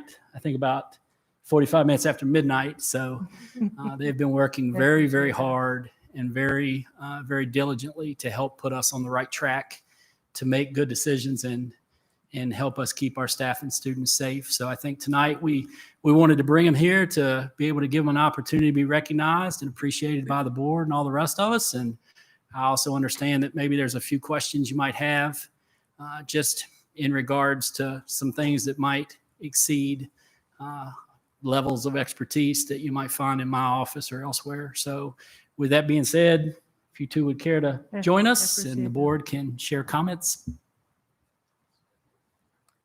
Mr. Chabaka, are you on? I am, thanks. Thank you. We have one board member electronically participating, so make sure that he is hearing. Well, thank you for being here. I appreciate your time, and I know we have questions. In the beginning of the afternoon, we discussed with Mr. Garrison a lot of health issues and health concerns and what to do and how to proceed. And so, board members, any questions to Chief Wilson and Dr. Bissell, or if you would like to say something before our questions, it's also up to you. I'll just speak really briefly because I'm sure I have not much for you. But I want to first of all thank Jason, Dr. Meyer and company for helping us from the very onset establish drive-through testing. Our school sites were absolutely critical. They were very safe and secure. They had a monumental task, feeding the public and then letting us on those sites. They were absolutely fantastic to work for. My job as a task force leader was pretty easy. We just built a logistics support. And what we did was Dr. Bissell has the expertise. They had a small machine with a huge job. And what we did was we provided a much bigger machine to support her. We're here for you guys. Our K through 12 is our most critical infrastructure that we have. It's our most valuable resource. It's our children, but it's also, if it doesn't fly or something happens, our economy doesn't fly. But we stand ready to help you with whatever decisions are made. We bring a tremendous regional approach to doing this. We've talked to every superintendent in our region. We've collaborated all of our county administrators to put the financial and political backing behind this, doing this as a regional basis. And we look forward to it. We look forward to working with you side by side. We will never leave you. And no matter what decision you come up with, if you need me to clean your school buses, I've stood in front of boards before and made ridiculous promises. I'm still the ACE coordinator for year 4. You've done that before. But I'll clean your buses. We will get you. I haven't taken notes, you know. I know, take it.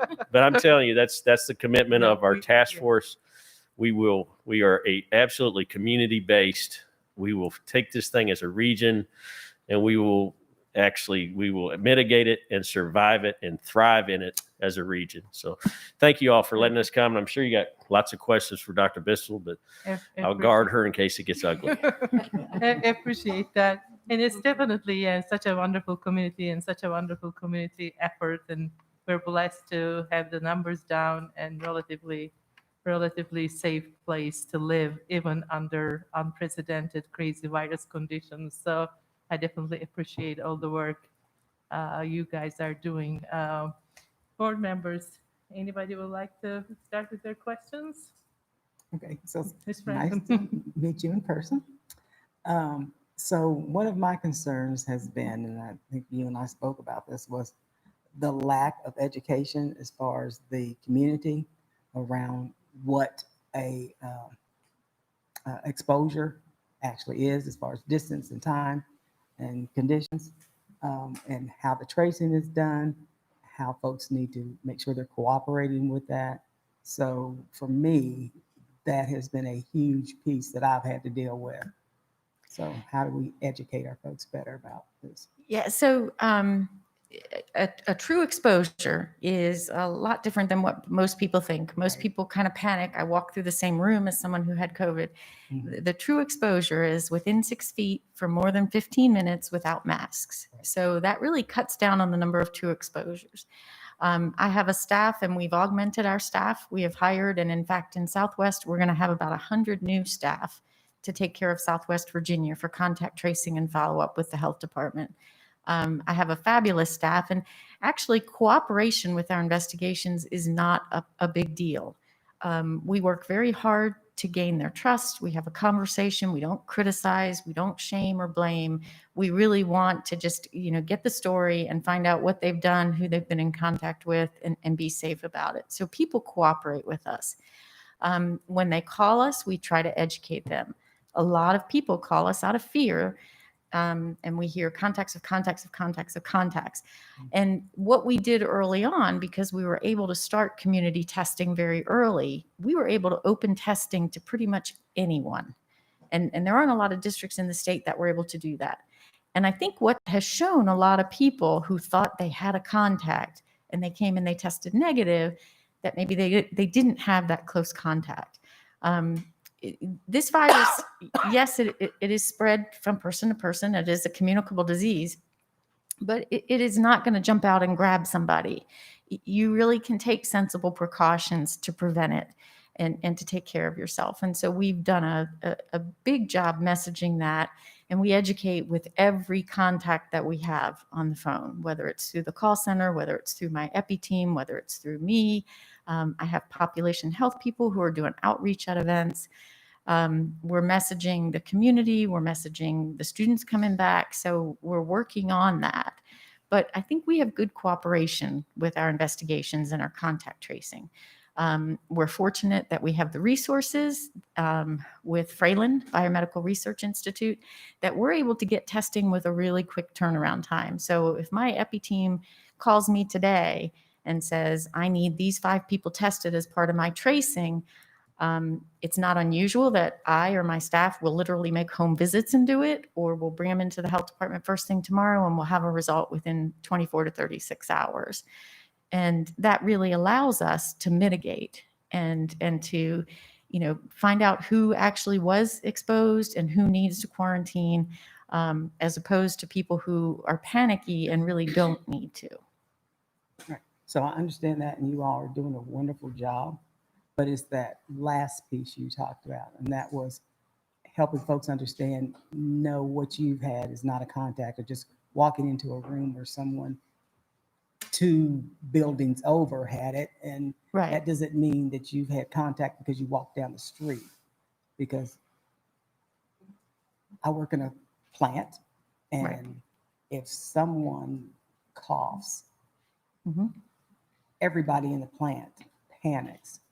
And trying to help them understand, no, this is not a contact, which talking with you and your staff has helped me understand better. But in general, I don't think the population understands that 6 feet, 15 minutes, no mask as being a true contact. They just, and so somehow or another, we need to get that across to folks, because once I'm able to have that conversation with folks, they immediately calmed down once they realized, no, it wasn't 15 minutes. We had masks on, and it might have been within 6 feet, but it wasn't. It was with mask on, Right. and I'm okay. But before that, they're in tears, Right. trying to figure out, am I taking this home to my family? So I believe with the school system, with the whole community engaged with the schools, unless we help folks understand that criteria, it's going to be just crazy. And I'm happy, my staff is happy to talk with teachers, to talk with staff, to talk with bus drivers, to talk with parents. I mean, we're happy to set those kinds of things up to get out there and help with some of the panic and the nerves about it. I mean, we're willing to do whatever I've been trying to do. We've started an interview series, and I was with Katie Rashedko of WDBJ7, and I was with Onward NRV, and then today I was with the Partnership for Access to Healthcare. We're planning to do some video. Our media group is planning to do some little video blogs and podcasts, and that can certainly be one of the topics that we address. What is a true contact? Right. And let's bring the panic down a little bit, and then as part of that, I want to get back to just the basics, right? Stay home when you're sick, wash your hands, cover your cough. Those kinds of things will make a world of difference in the spread. Okay, great. So we get those videos going. I'd like to have ones we can play it over and over in my plan. So, Doc, I have several questions for you, but I know others do too, so I won't do them all at once. First of all, what do you think is going to happen when the students come back? The Virginia Tech and Radford students? Yes. We will see an increase in cases. Because you said right now that you can get results pretty quickly. Yes. And you're working with Fralin, and Fralin's part of Virginia Tech. And so I'm just wondering now, when the town goes from the town of Blacksburg and the county, I don't know what the population is of all of Montgomery County, but I know Blacksburg, we're going to go from 14,000 to 43,000 people in our town. Are you going to be able to maintain that same quickness in getting test results? And what do you think will happen when the students and their parents all come and back to town, and they're shopping in Christiansburg, and they're coming in to all the restaurants and all of our stores? Can you give me an idea of what you think might happen? We'll definitely see an increase in cases. I mean, there's no two ways about it. We'll see an increase in cases. But again, the panic of just because you were in the store where someone was Right. positive, that's not a contact. We're trying to lay the groundwork and the expectation about masking, about some physical distancing. And I think a lot of our store owners are buying in with it now. I think a lot of our community's buying in with it, and we expect the students to adhere to that as well. You expect the students to, but realistically, will we be able to really control? We're not going to be able to control it 100%. And the students want to have social activity. I mean, we've taken what they expect to be a college experience and we've turned it upside down. So to expect that they're not going to have social activity is just not realistic. To be very honest, the students are very low risk to get COVID, and they know that. And that's part of the problem. They're invincible. They're very low risk. Our goal is to look at where those students intersect with the rest of the community and our higher risk population and take it from there. So in, say, a social gathering of students, if they have a case or we have a bunch of cases, we tell those students, and I will say, back in March, our first cases, I think everyone knows we're students, but they did all the right stuff. I mean, when we told them they needed to self-isolate, they did. When we told them they needed to quarantine, they did.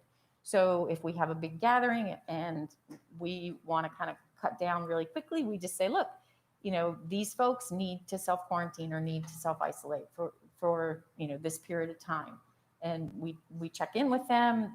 We have a monitoring system now that they can check in on, and we put it there. So if it's a group of students, we're not super concerned about it. If it's a group of students that is then going shopping and stuff, that's where we have to put the stop to it. That's where we have to say, you can't be using the stores and stuff. You need to find friends. You need to find somebody else to help you get your groceries and do that. And the students have cooperated with us. They really have cooperated with us. Yes, I have friends to help me. Yes, I have someone who can go get groceries for me. But that's the students, what, the summer? You mean students during the summer? That was in the springtime and over the When summer there were a too. lot less students around. Right, there were. I can't help but be concerned that the numbers are going to surge to some degree when there's more, not just students, but just more people coming into our area. Tech is going to start operating at a greater capacity. We're going to start having more guests come into town, and I feel as though there is going to be an increased risk to our residents, which an increased risk to anybody who's here in Montgomery County. So I can't help but be concerned about that. And it sounds like you agree that, yeah, it will Our numbers will increase. go up. Our numbers will absolutely go up. But again, it is risk, right? There is no elimination of risk. Right. Even if the students don't come back, there is no elimination of risk. COVID is here. The students are not bringing COVID back. And we are at risk going out and about right now if we don't practice those sensible precautions. When do you think you would see that surge? So students come back in, I think August 24th is the first day of school. So students will probably come back to town that week before. When would you expect to see the surge in cases due to just the increase in population in Montgomery County? 2 weeks, 4 weeks? Within 2 to 4 weeks, we will definitely see an increase. Will it be a huge surge? I'm not convinced it will be a huge surge. We don't know. I think that, the students are coming back knowing that there are expectations. And again, if they're hanging out together and we keep them together, we are going to mitigate a lot of the risk to the greater community. And that's the whole goal here. I mean, we can't stay shut down until we have herd immunity, looking for 60 to 70%. We can't stay shut down until we have a vaccine because that's, at least 6, 8, 10, even more months away. So we've got to deal with COVID, and we have to accept that there is going to be community transmission. There's going to be some sustained community transmission. The goal from the get-go was to prevent the transmission from overwhelming our healthcare systems. That's the biggest goal. We want to make sure that our healthcare systems can take care of who they need to take care of with COVID and those without COVID, those who are having heart attacks and strokes and all the other things not associated with COVID. And we're in constant communication with them, and we've done a very good job of that. Keeping our healthcare systems solid and keeping them to where they can function. Again, that's our biggest goal.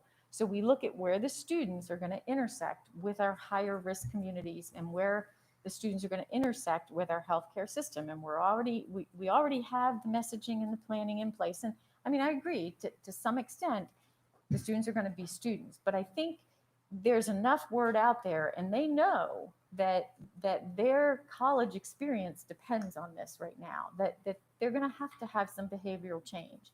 So we need to have that understanding, that mutual understanding. Yes, you can socialize, but no, we can't have you getting drunk to where you end up in the jail and infecting our jail, or where you end up in the hospital and you could potentially infect people in the hospital. We have to watch when you're going into the stores, going into the restaurants, those kinds of things. And that's a big messaging. I'm sorry. I mean, I think it's a big messaging thing, but I think given where we are, people understand that they're going to have to put forth the effort. And they know that it's in their hands. They know it's in their hands. And I will say, our dealing with the students all summer has been very, very positive, a very positive experience. Have they all adhered to total restrictions and total physical distancing and everything? No. But again, they're in their social cluster, and it stays within their social cluster. I haven't had them going out and causing problems. There will be an increase in cases. I think, with our messaging, with working with the university, we'll be able to manage that and keep it controlled. And they're going to have the same options you do to kind of flex, to go online versus in person, to go, and if the students are told to quarantine or isolate, they've been doing that for us. And more students in town, there will be more of them that potentially have to quarantine or isolate. I can't speak for all of them, but for the most part, they've been very cooperative with us. So, I think we have to give them a chance. I really think we have to give them a chance. And if it's not working, then we have to put the brakes on really hard. But my sense in talking to the students is they want to get back. They want to get back to, they realize that they're not going to have the same college experience that they signed up for a couple of years ago, but they want to get back to it. Right. And I think, we have to be really careful about this perception that they're just going to be all of our problem. I don't want that to be the perception. I want to welcome them back. I want the students to feel like we welcome them back. I want the students to feel that they're part of this community and that they have responsibility just like our community members have responsibility, and we'll hold them to it. And we have a great partnership with our law enforcement. We have a good partnership with the school. We have a good partnership with the local businesses, and we all have to work together to hold them accountable with those simple things. I have other things, but I know there's other people. Can I just add that is part of that too, and this is a huge project, a social kind of switch of climate. But in our toolbox, we have all of our apartment complexes. They're going to get messaging from them. We have student affairs involved. Brenda's part of our PIO group. That is not just schools. It is all of our government PIOs. It's Virginia Tech. It's Radford University. It's NRCC. The real messaging campaign, which you'll see come out, we'll probably buy 100,000 masks in the next 2 weeks to put out with our logo on it that says it's going to be a personal responsibility campaign. I mask for you because I don't know who you are and I don't know what you have. I mask because it's the right thing to do. It's not what the governor said. It's not what the cops are saying. It's what I mask to protect my brothers and sisters in this community. And we're going to hammer them with it. And then we're going to use their lifestyle differences, which are like every college town in America, they live differently. And we're going to take advantage of that. We're going to shop in the morning for high risk. We're going to do things to avoid student contact. Dr. Bissell's built a really robust plan to protect our mental health facilities, our jails, our hospitals. And now we're hoping to do the same. I've seen a great plan come out of the school system. The same thing. You're a critical piece of infrastructure as anything we have. And so it's going to be vital that we can protect that as well. We talk to the CEOs of our hospital system every day. We've got our foot on that gas pedal. We're still under emergency declaration. So if we need to hit the brakes, we're going to do it, but we're going to do it as an entire region. We're going to slow down. If we see our hospital system start to become overwhelmed, we have indicators in place that are going to show us that we need to slow down. And that may be social outlets, it may be restaurants. We don't know what it'll be, but we'll be doing it together. We'll be messaging you guys immediately if we sense that the health system is getting stressed. So I know it's a scary time, but we've really had 15,000 of them come back after spring break, and they behave miraculously well from my perspective. And I deal with them day in, day out. And they did really fantastically well trying to manipulate life in this new world. And that's what they're going to get hit with as soon as they come back. Between now and November, it's life in a brand new world. It's going to be completely different. And we're going to use every tool in our toolbox to make sure it stays there. So Dr. Bissell, if now might be a good time to go ahead and talk about your recommendation for us starting on the 13th with our 50% capacity plan with children. Do I support that? Yes. I know. Can you give some more explanation about the transmission from children to adults and children to children, and what you as a task force are going to do, let's say if we have an outbreak at a school? So transmission from children to children, children to adults, you're asking, okay. There was just a big study that came out of South Korea that younger children, the transmission is a lot less. Older children are more like adults, and the transmission is more like adults. Again, there will be cases in the schools. Sure. There absolutely will be cases in the schools. Our goal in the schools is to protect the most vulnerable population, to protect our faculty members, our students who may have issues, our custodial staff, our bus drivers, and keep them protected. Again, this virus doesn't just jump out at people. Right. So if we do effective distancing, if we do hand washing and hand sanitizing, if we do masking, then the transmission is really, really cut down significantly. The cases that we're seeing, the big outbreaks we're seeing, are in situations where those things weren't adhered to. There were people were together in parties. There were people were together sharing drinks, sharing meals, sharing things on top of each other.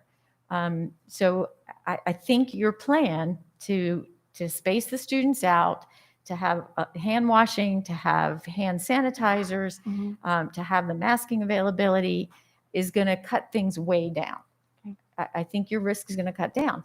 If you get a case in a school, we'll treat it just like any other case. We'll start with that case and we'll do the contact tracing. And again, what we will find is that most contacts are not true contacts. I mean, if you're spacing people out by 6 feet, then you're already at that distance. So most people are not going to be a true contact. The biggest challenge will definitely be dealing with the panic that surrounds an outbreak or cases in a school. And, you know, we'll work through our PIO group, we'll work with our EPI team, we'll do the investigations, we'll get the appropriate people quarantined, isolated, and make recommendations for further testing. We have the testing capability, we have decent turnaround time. So our investigations actually progress very well. And I feel like we're able to really mitigate the further, you know, transmission of the disease and contain it pretty quickly. So if you have a case in a school, that doesn't mean you have to shut the school down. Certainly doesn't mean you have to shut the whole district down. You know, multiple cases also doesn't mean that. You know, we take each individual situation and we evaluate it and we look at the exposure risk. And then we go from there about, and we would work with you all, we would work with the school principal, we would work with the teachers, we'd work with the parents, we'd work with the school board and the school administration. You know, what does this look like and where do we need to go from here? Right. And your plan seems to have a pretty good online, a virtual in-person component that you can flex back and forth. Right. So, you know, if we need to kind of put the brakes on and say, okay, we're going to go virtual for a while, then we can do that. Right. So you don't see any concerns with us returning with our students on the 13th? Not at all. My daughter goes to Montgomery County and she will be on that bus and she will be in school. Awesome. She will absolutely be in school. And just a note, I think Miss Cass was going to say something about the testing, not overwhelming the testing we already have. But I understand from Chief Wilson that Virginia Tech and Radford University are using third-party testing labs, correct? So Radford University is contracting. Virginia Tech will be using Fralin, but Fralin is going to be at a capacity of 1,000 tests a day. They're working up, and they're very close to that right now. And they have committed to us. Fralin, we've had a great partnership with them. They have exclusively done our testing for about a month now, 6 weeks. They have committed to me that our community and investigation testing is a priority. So what you read about Virginia Tech's plans to test their students, our community and investigation is prioritized over that testing. And so I'm confident that at 1,000 tests a day, that we'll be able to handle what we're doing. Because the reality is if we get to that point, then we will be putting the brakes on and people will go virtual and we'll probably be going back. Sure. Thank you very much. Any other questions before I don't know that I have a question. I just have a kind of a statement. I just want to thank you for saying everything that you said, because I'm a person that tends to agree with your thoughts. And I work in a profession that I touch people every day and have been since we came back to work when the governor had closed us. And I get to talk, I'm blessed that I get to talk to a lot of parents and a lot of students every day. And even in the high school and young levels, they're wanting to go back too. And that's what I hear. And my daughter is an ACES graduate and going to tech in the fall. And she's excited but nervous because some of her classes online weren't so easy.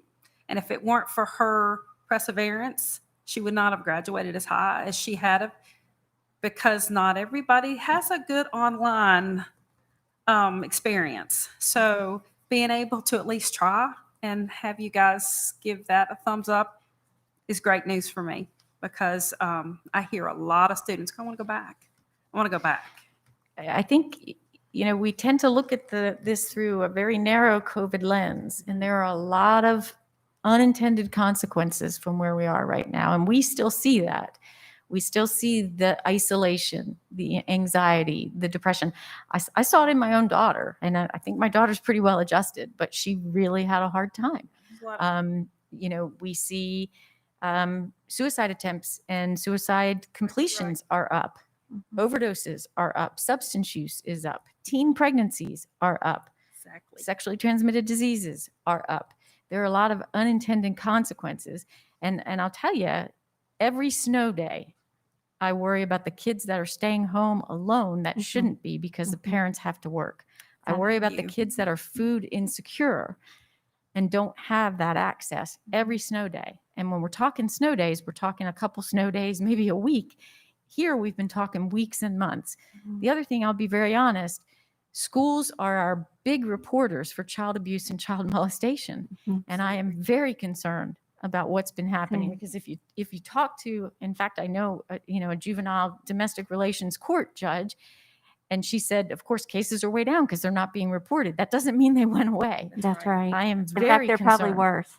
I am very concerned And I agree with you 100%. about those long-term effects Thank of you for that. saying So all of that. I think, we need to give it a try. We need to trust that we can do this and we can scale it. You guys have made a good plan that I think we can scale it and we can work together. We have a very unique situation in this community where everyone comes together. It doesn't matter if it's Blacksburg or Christiansburg or Pulaski or Giles.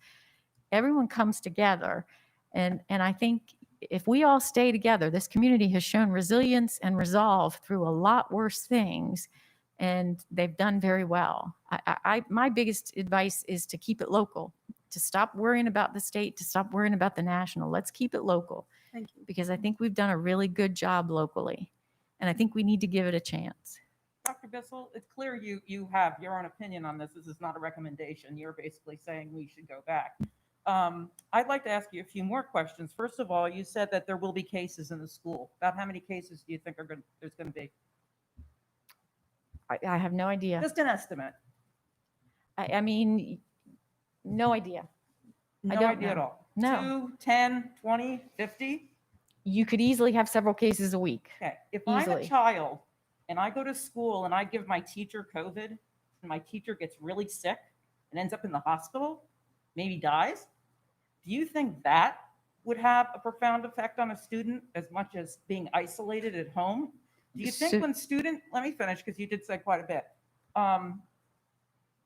Do you think that students, when they go back to school, aren't going to be somewhat anxious or nervous about the whole idea of being in a school with other students, or when people are feeling anxious and wearing masks? I guess my point is that I realize that, yes, being home is difficult, and the isolation, and I've read all the articles about what that means. But I think there's also articles that talk about the fear that's instilled in students and teachers, and you called it panic.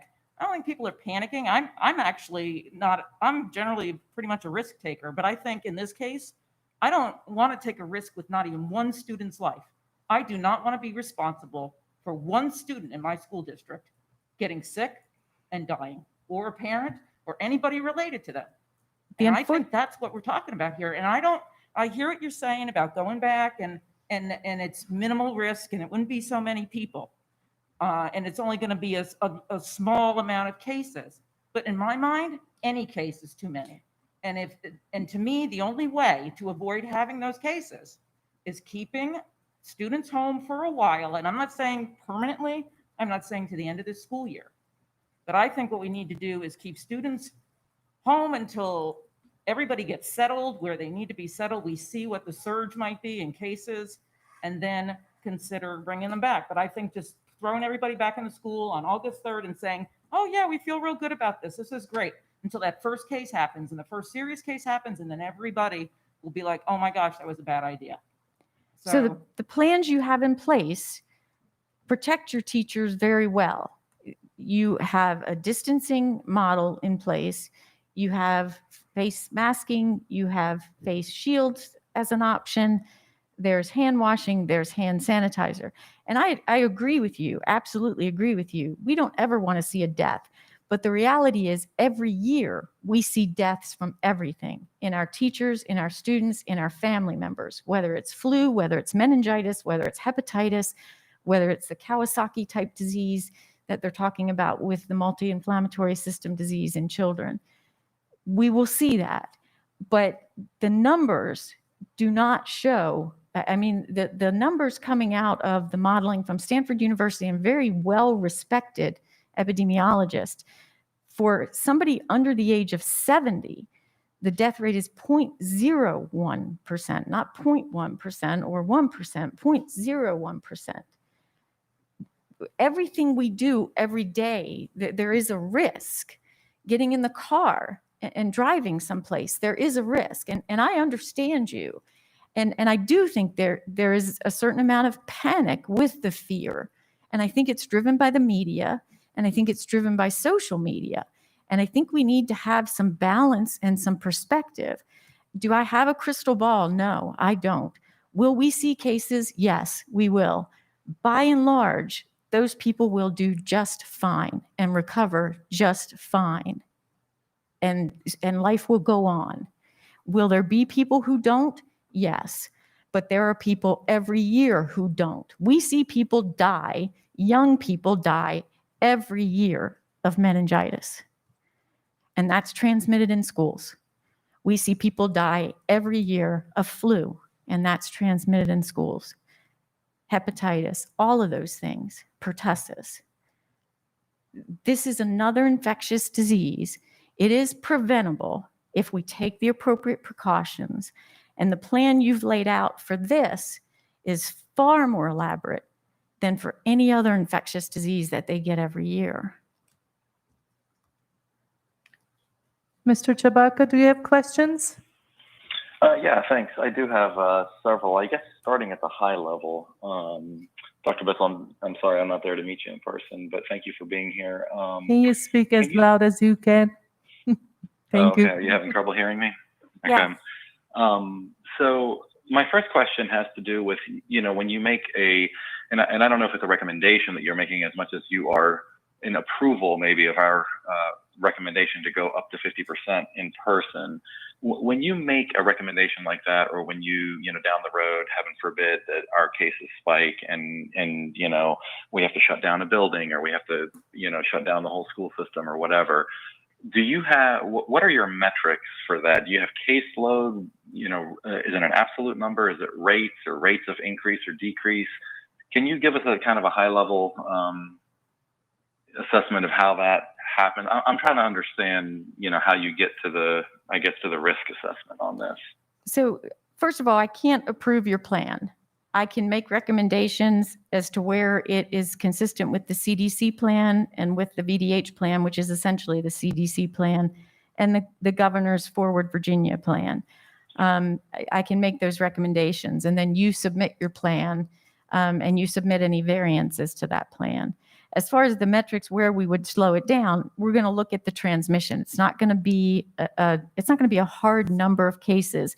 We're going to look at the transmission.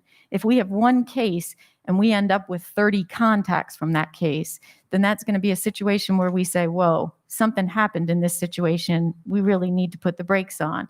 If we have scattered cases, if you have 20 scattered cases in a school, then you look at where those cases were and what their path was, and you're going to make a decision based on how those cases connect, what we call an epi-link. And then you will look at the rate. You will look at the rise in cases. There's no magic formula to it. And, again, just like with flu, when we talk about should we shut the schools down for flu, there are a lot of things that will come into factor in making that decision. Some of it is perception. Sometimes we end up shutting the schools down just because parents on social media say, I'm not sending my kid to school. There's a huge outbreak there, and absenteeism skyrockets more out of the perception that it's just totally out of control. And the best thing to do in that case is to just shut it down, give it some time, and then people come back.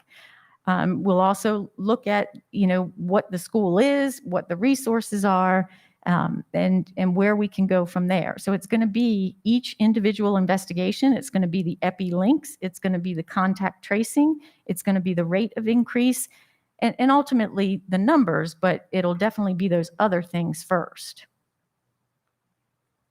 Okay, thanks.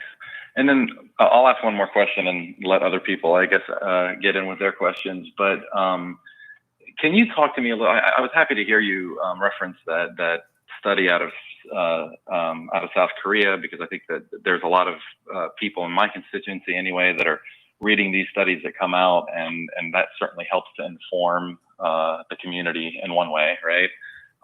But can you talk a little bit about viral load as it relates to aerosols and droplets? Because we were having a discussion about this earlier. This is, I think, a part of the science that starts to get a little bit technical. It's not necessarily easy to just give one statement, stay 6 feet away and you're done. I'm especially concerned about when we send, from everything I've read, the idea of being indoors in circulated air, which apparently maybe a lot of our buildings may fit that bill, is kind of the prime breeding ground for a respiratory virus like this. And, I know at Virginia Tech, we have Dr. Lindsay Marr as an expert in aerosol virus transmission and things like that. I trust maybe that you've at least read her work, if not maybe even collaborating with her. Can you tell us anything about what the increased risk of being indoors with recirculated air, in these environments for the virus transmission? So indoors is definitely going to be riskier than outdoors for sure. If you have to recirculate air, it is worse than bringing fresh air in. It depends on the size of the room. How high are your ceilings? How big is your room? Obviously, a much bigger room allows viral dispersion a lot better than a smaller room. If you're looking at, when you talk about these viruses, you're talking about the size of them and how heavy they are and how long they remain suspended in air versus dropping to the ground. And that's really what it comes down to when you're talking about whether something is truly airborne in the sense of a TB or chickenpox or measles. COVID is not at that point. If you look at the infectivity from one case to another, you're talking measles and things, the numbers are 18 or more. For COVID, you're talking maybe 2 to 3. So there's a big difference there. What we really look at is, yes, just by breathing, when you exhale, there are droplets. Obviously, someone who's not symptomatic, it would make sense that they probably have a lower viral load than someone who is symptomatic. And there are some studies that have come out, and there's a big difference between asymptomatic and pre-symptomatic. And people get those confused a lot, and that was a lot of the controversy. People who are totally asymptomatic, that they never show symptoms from this disease, have lower viral loads than people who are pre-symptomatic. We know people who are pre-symptomatic who will go on to develop symptoms are most infectious 0.6 days before they actually develop symptoms. But that's not asymptomatic, that's pre-symptomatic. That's when their viral load is higher. And we know when they're symptomatic, their viral load is higher. So it makes sense, it's intuitive that they would have a higher viral load and be more infectious. In the context of the droplets, just by exhaling or speaking with COVID, you're looking at probably about 3 feet. And that would be indoors as well as outdoors. So that's why they actually, usually in public health, we use 3 feet distancing. This is the first time we've gone to 6 feet. And the reason they do that is because with normal conversation and normal breathing, you're looking at probably about 3 feet. So if you're 6 feet out, those droplets are heavy enough that they should fall to the ground, and the transmission is going to go way down if you're 6 feet apart. I mean, you can never say never. You're never going to say there's no transmission, but it goes down significantly. coughing or sneezing or singing definitely increases the transmission. And that's where we have to work on. People who are sick need to stay home. So if they're coughing or sneezing a lot and they're sick, they need to stay home. We need to work on respiratory etiquette, that if they're going to cough or sneeze, they do it into their arm or they do it into a tissue. That breaks that transmission significantly, so you're not doing more than the 6 feet. The other thing is masking. If somebody has a mask on, then that decreases the risk that a cough or a sneeze is going to project those particles more than 6 feet. So if you're maintaining your distancing, your chances of projecting that, that virus getting projected that far goes way down, even indoors. It's much less even outdoors. I mean, if you can do more stuff outside, that's great, but we all know that's not totally realistic. Okay, thanks. So as far as, I guess, there's probably not enough science to really know to what degree, we know that if you stood there and talked to somebody without masks who had the virus, that would be a contact and you're at risk. I don't know where we are in the science on the aerosol component. I do know, one of the early studies that came out, I think it was Aaron Bromage that wrote that article. I think it was based on the contact tracing that they had in South Korea. They had people in a restaurant. I think this was before people were wearing masks, perhaps. And, people 15, 20 feet away in different parts of the restaurant were getting sick because of that recirculated air. And now with the mask use, I don't know if you've heard or if you have a guess or an idea of how much that reduces the risk, especially if you have an enclosed, say, room the size of a classroom with 15 or 20 people in it, and the air isn't recirculated maybe very frequently. So there are. Do you have I will say there is a good study that actually was in a salon between two people who do hair, and the transmission was between them because they weren't wearing masks, but there was not a single case of transmission from either who ended up being positive. So they ended up being positive. They wore masks and their clients wore masks, and there wasn't a single case of transmission to a client. It was between the two individuals, and it was when they were not wearing masks. Yeah, and that's good to hear. I think everything that I've read has to also do with the time, right, of contact in that space, and as far as getting your haircut versus spending 3 or 4 hours in a building. That's where I become concerned. I mean, obviously you're not concerned. You said you're sending your daughter, but I just, I know you understand this stuff, and I'm just trying to get you're far more up on the science than I am, perhaps, and I just want to kind of get your take on that concern or that piece of it. It is definitely distance and time.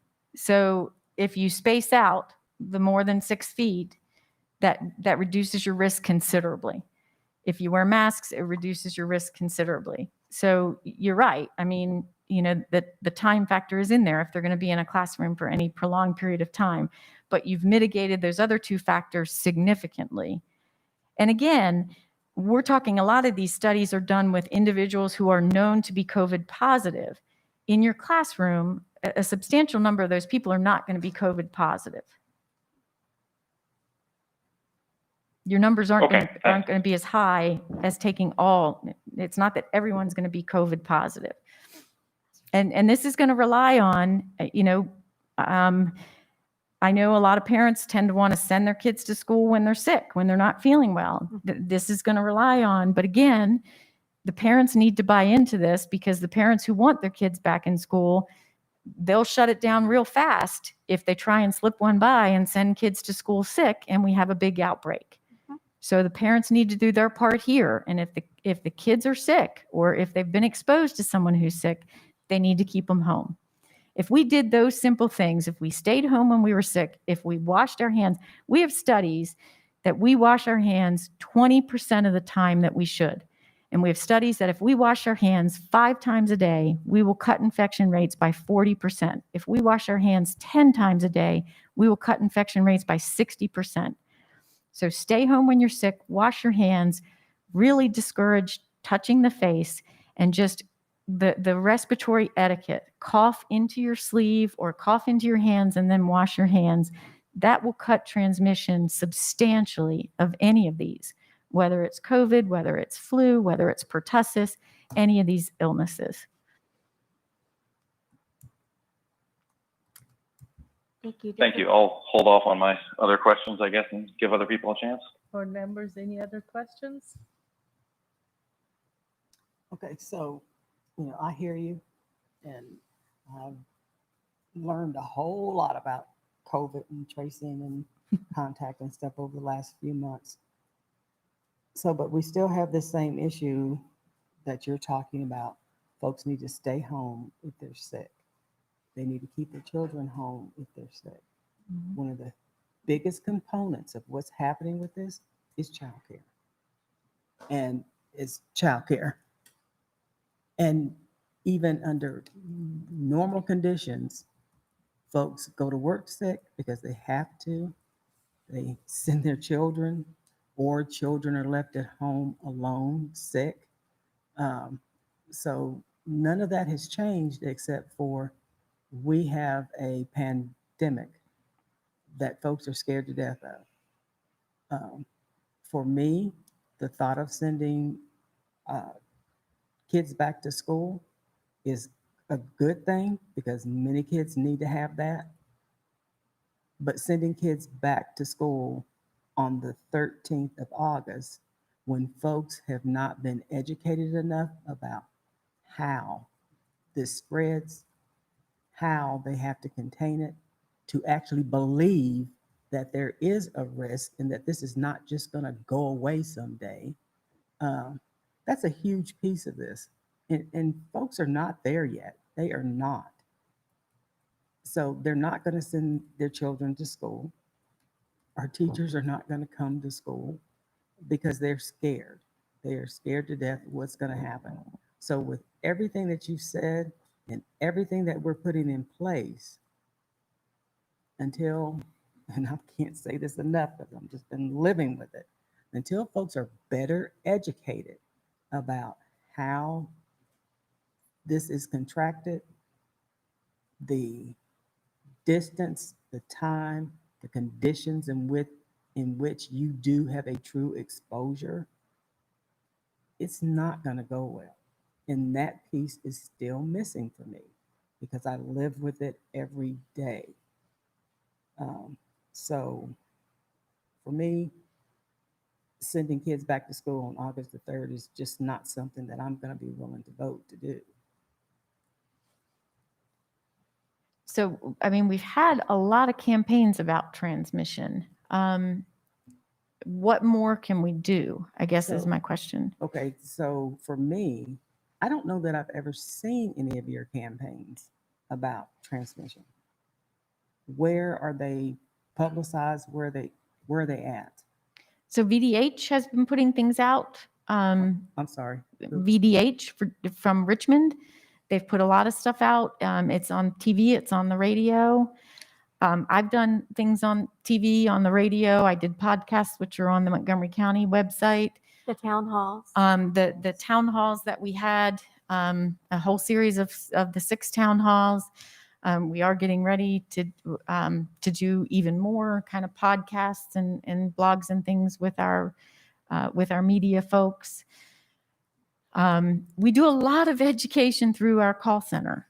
So, I mean, we in our call center have fielded several thousand calls. I don't know exactly how many. I'd have to ask exactly how many. But every time someone calls our call center, it's not just, okay, we'll test you or we'll not test you.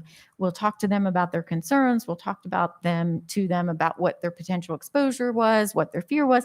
And so in the very beginning, we had to do a lot of that because we didn't have testing to offer. So 90% of the people that called us in the beginning, we had to kind of try and calm and allay their concerns and their fears and talk about, what they can do to protect themselves and protect their families.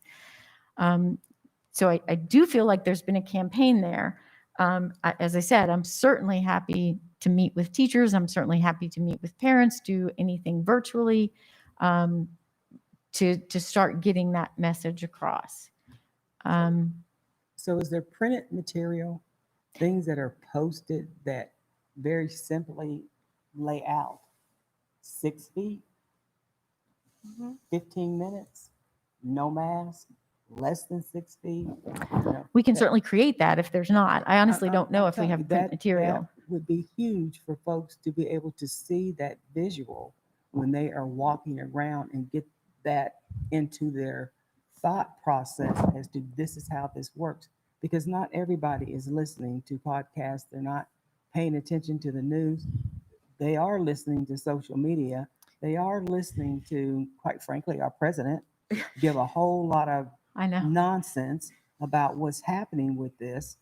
And then when something happens, they don't know if they believe they've been exposed. And in 99% of the cases, that is not the case. All right. But because the information is not being given in a way that most people are going to digest it, they're not getting it. I'm Yeah. telling you. Ms. Franklin, that's something that, Ms. Drake and I can work on. I mean, we know how to get information to our families and to our students, and we have multiple ways that we can do that. And I think we've been pretty effective and shown that in the past 3 or 4 months, the information we've gotten to our families. And I think we could start a campaign, right now with the help of Dr. Bissell and the task force, whether it's posters on every school wall, I mean, Twitter, Facebook. I mean, we've done pretty well. If we want to get information out, we've gotten it out. And so, If I may. And it's we actually have those handouts and have 2 graduate PhD students who dropped their research to help us do a huge bilingual campaign that's going out to every construction site, and it's very simplistic. It's in Spanish, English, etc. So that saturation campaign, that's already being done, started. But I think you're right. We just need to get it in your hands for your plan. We need to get it on piece. Jar.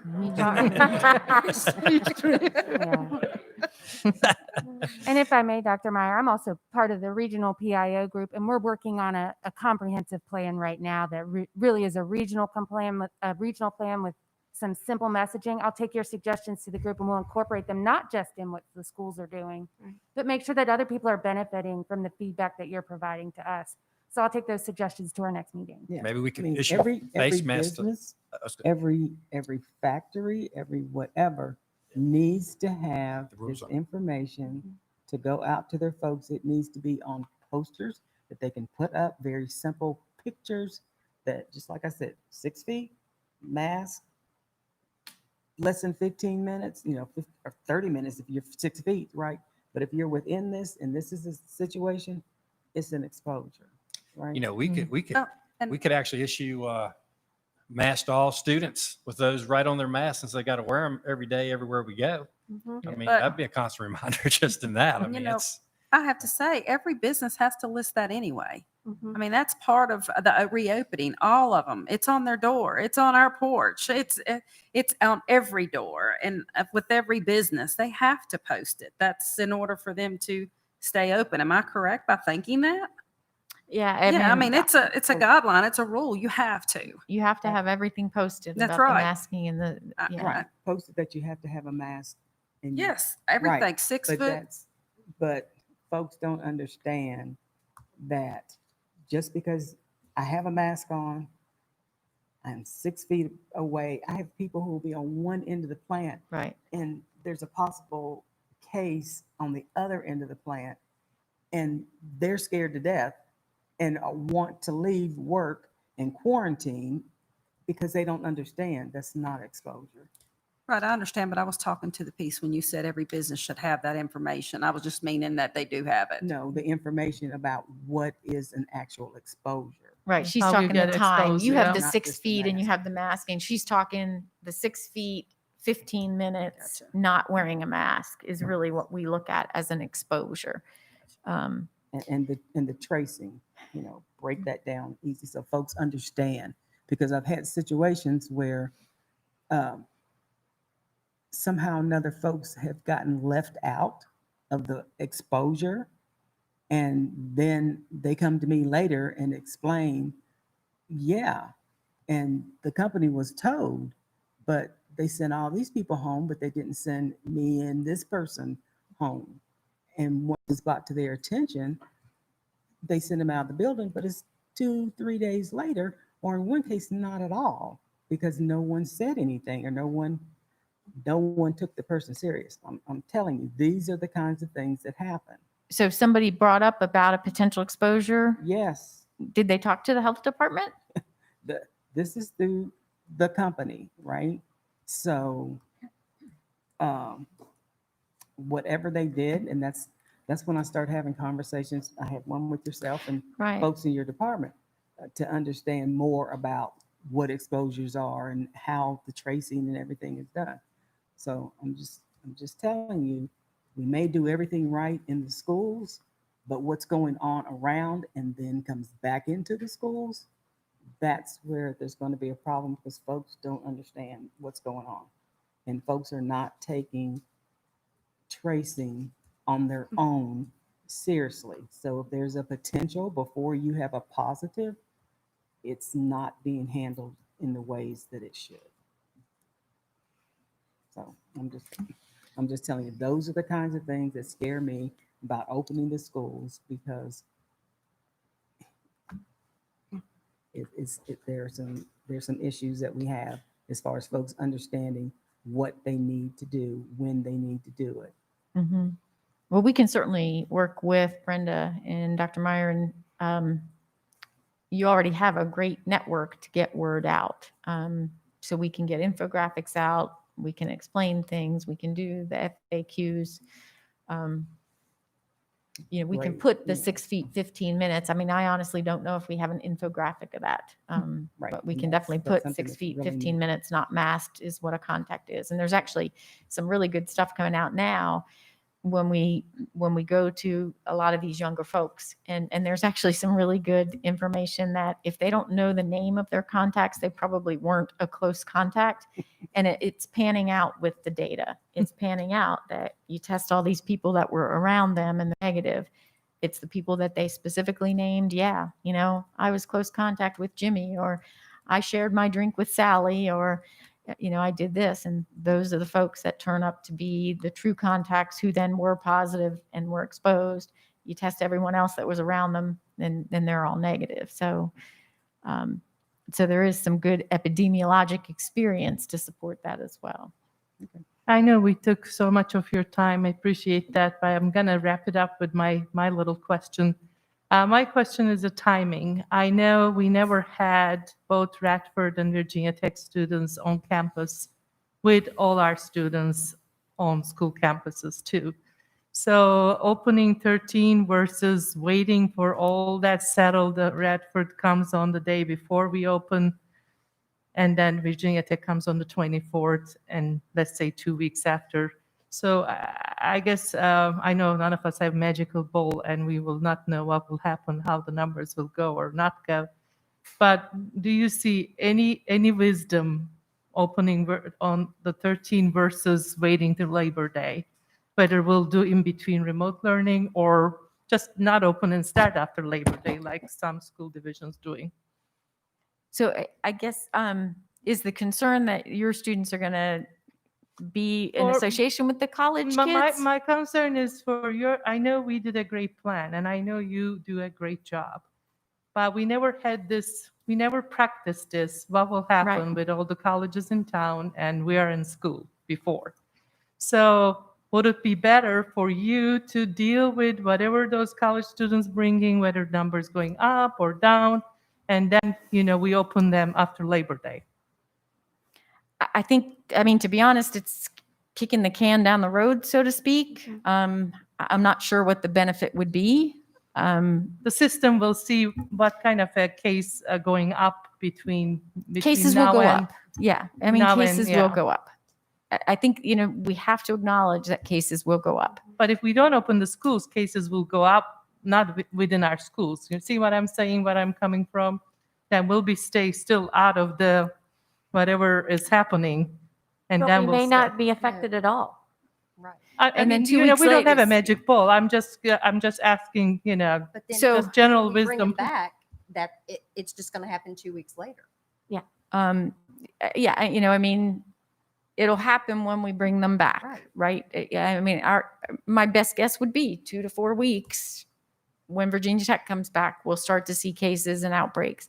Same thing with Radford, 2 to 4 weeks. I will tell you that we've done kind of mini experiments right now. Both universities have a significant number of athletes on campus, a significant number. Not in the thousands, but definitely in the hundreds.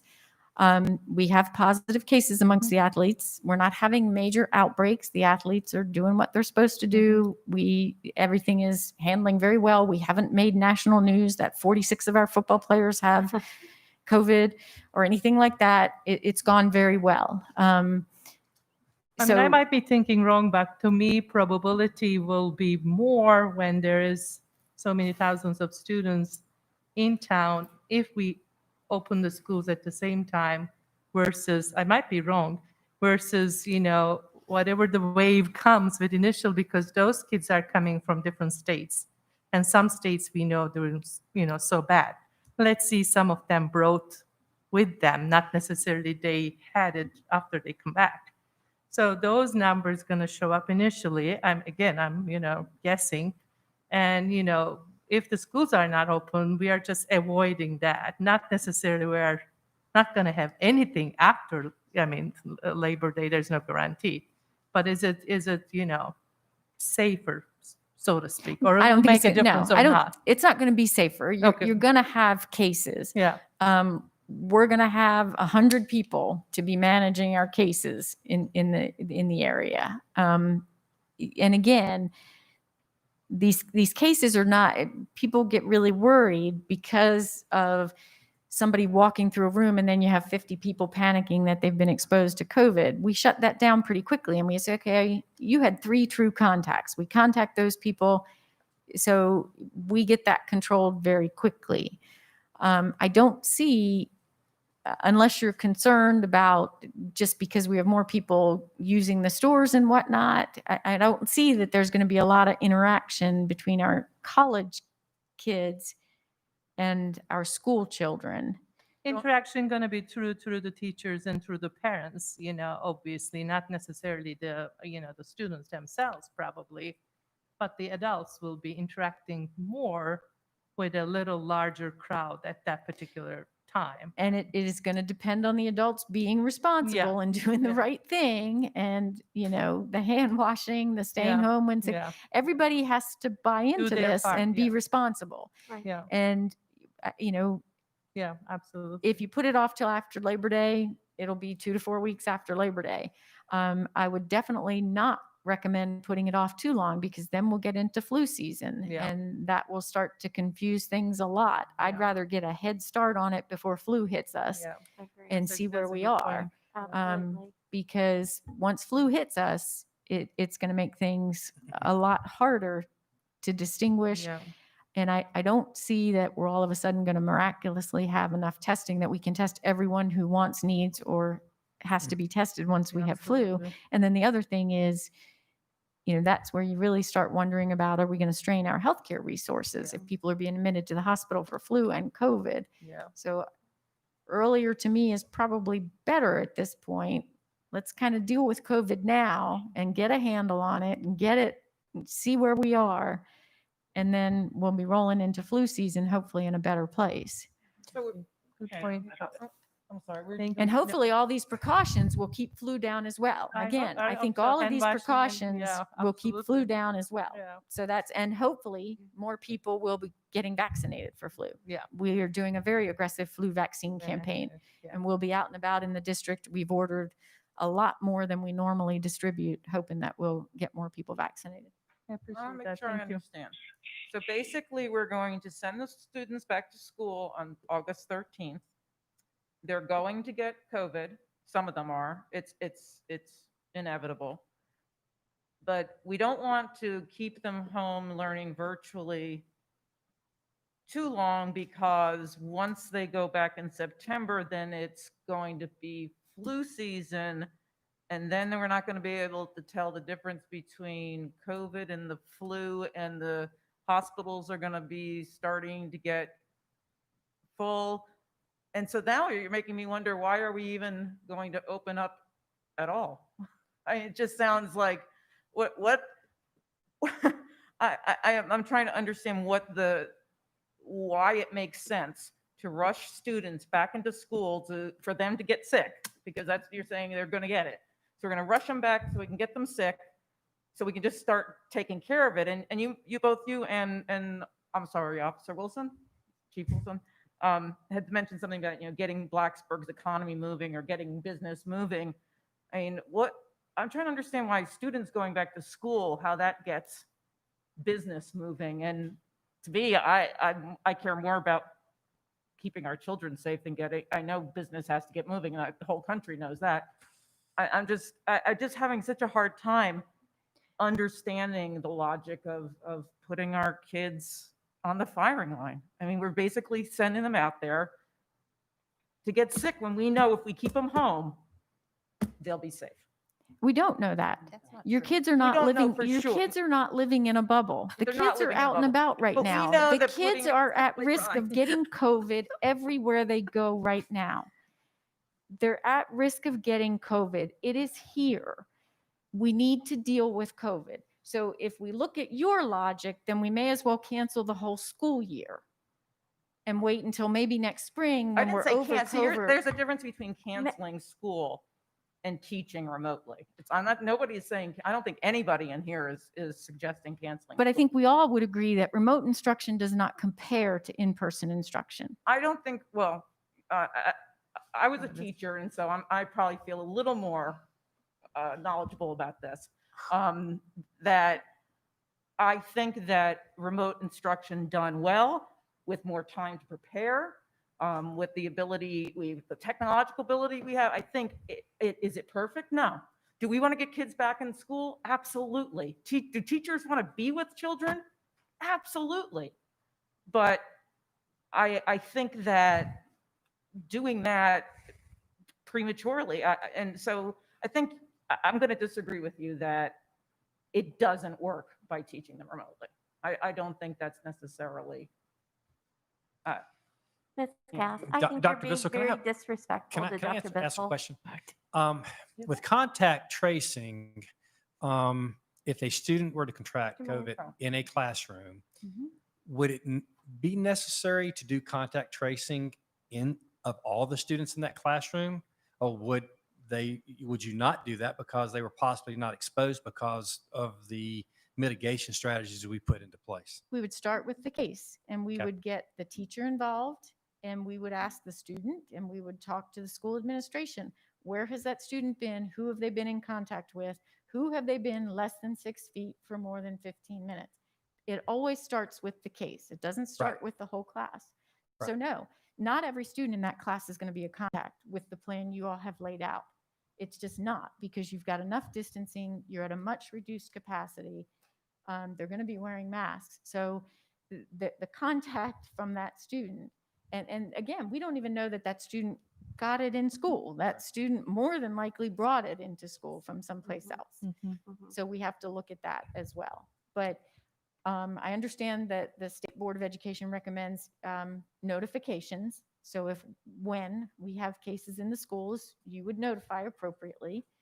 We would start with the case and we would make everyone aware. If your child is considered a close contact, you will be contacted by the health department. If you are not contacted by the health department, your child is not considered a close contact. Okay. That's good. Yeah. Great. to know. Good to know. That Thank was you. Another question earlier we were discussing in Mhm. terms of how we can announce, whether we have a case or, whether that. Yeah, So to be that was good, honest, yeah. our preference would be to not necessarily do a wide notification, but I do know that social media is going to Yeah. take over and it Yeah, will be they will out. And I be do know that discovered, the yeah. State Board of Education recommends notification. So Work our together. suggestion is you put out the minimum possible and then you notify according to what the Board of Education recommends, which I Yeah. think is that school. Yeah. So if there's a case in a school, the faculty, staff, parents, know, yeah. they're all notified. Yeah. But then I think you start with that case, and parents and everyone, faculty, everyone needs to know that the health department will contact you if it is felt that you had a true exposure. Otherwise, you won't be contacted. And again, a true exposure is less than 6 feet, more than 15 minutes, not wearing any kind of mask or facial protection. Which would be, we talked about earlier, the correspondence that would go out. That would probably be part of our messaging that goes out. If we were to have Right. to send it to an entire school, we would use the language, you will be contacted by the health department if you were thought to have been in Yeah, contact. that's- So, that's okay, the good. language. It's good to know. Yeah, Thank you. that explained earlier, all our earlier discussions. So Yep. I appreciate your time. I know we Yes, took ma'am. so much of your time and I'm sure you're tired, but thank you so much. I'm sorry, Ms. Parkman. I don't think I ever gave you a That's read. okay. A lot of my stuff has already been answered. Dr. Bissell, I know I have talked to you before Mhm. about my concerns. Thank you for your time. Chief Wilson, both of you, for your time on the health task force. And I know this because I have someone close to me that is on that team as well. I don't think most people even realize how much time has gone into what these people on this team have done. We're talking Monday through Sunday, 7 days a week, no break. They met every day, every morning. So weekends, it didn't matter. Just recently, I believe they've started cutting back a week or so ago. But from March, from the time this started, these people have given tirelessly their time and effort and their expertise. Thank you so much for all of your help and your wisdom. I can't thank you enough.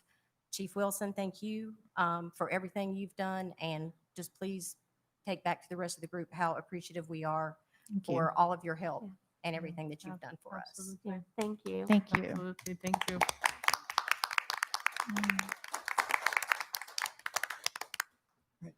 Thank you. Thank you very much. Thank you, Okay, Dr. thank Bissell. you We very appreciate much. it. Thanks, Chief. Stay safe.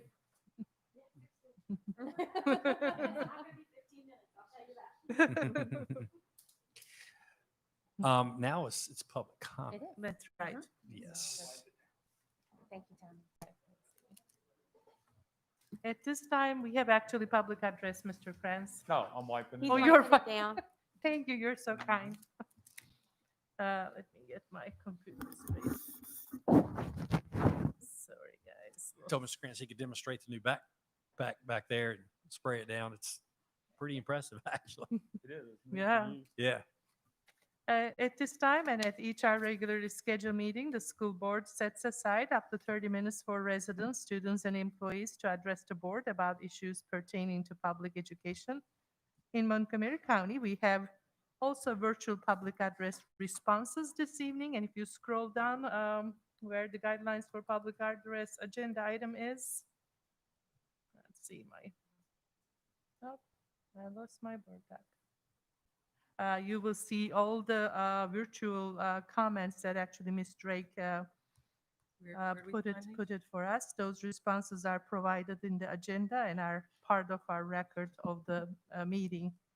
For those who elected to attend in person, our staff has assisted with signups on the Chromebook, and I have 5 individuals looks like sign up. And each one allowed 3 minutes to speak. The screen throughout the room and the laptop will indicate the speaker has 30 seconds remaining when the 3 minutes has passed. As a reminder, the board doesn't respond to speakers during the public address. First individual that signed up is Zach Underwood. Do I have Zach Underwood in the hallway? And I'm assuming nobody's waiting outside. Then the second one will be Matthew Fentress. Please come forward, state your name and address, and you have 3 minutes. So my board docs has disappeared again. May I help you while Mr. Fentress addresses the board? Is that okay? Or do you want to pause for a I moment? couldn't hear. May I help you while Mr. Fentress addresses the board, or do you want to pause? No, as long as, person is fine, Yeah. but when we And get then to I'll get the, I that rolling can't see for you. anything else. Yep. Yeah. So he can come ahead. Yes.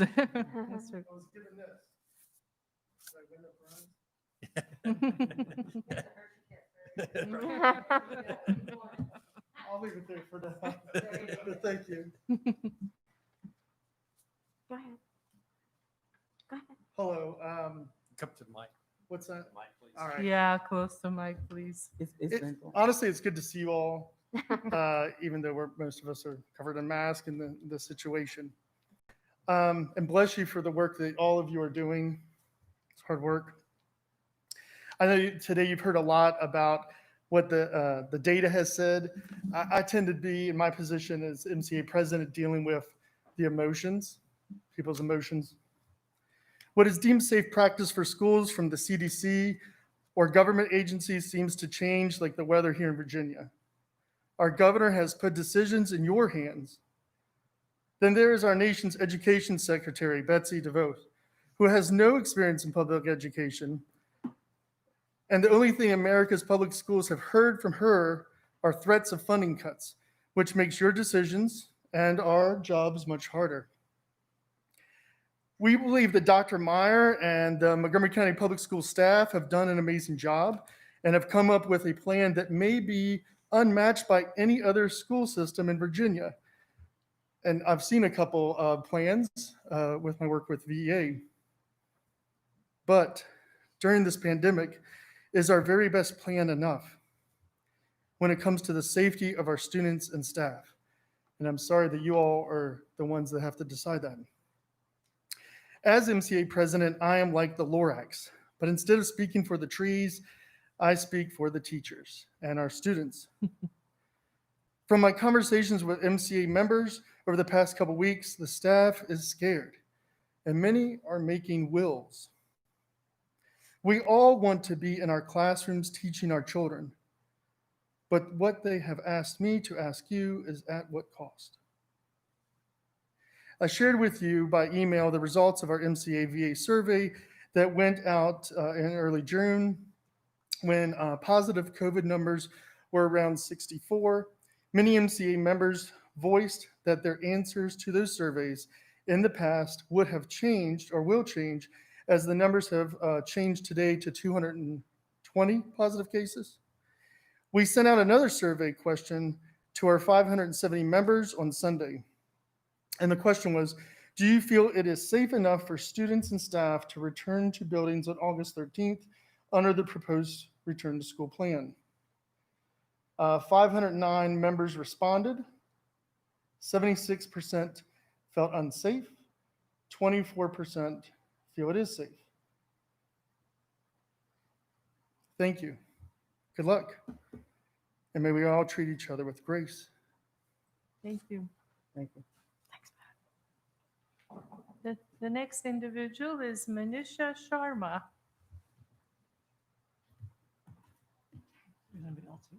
And then there is Frank May. And then Ted Lee. I guess.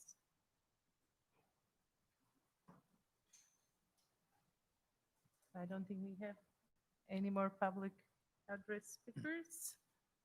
That's the end. So thank you. And now public address is closed. Now we can return our discussion. Okay, yep, to the Mr. plan. Kranz Mr. Kranz. continues. So Thank you, Mr. Kranz. sorry to keep clearing the microphone. I appreciate it.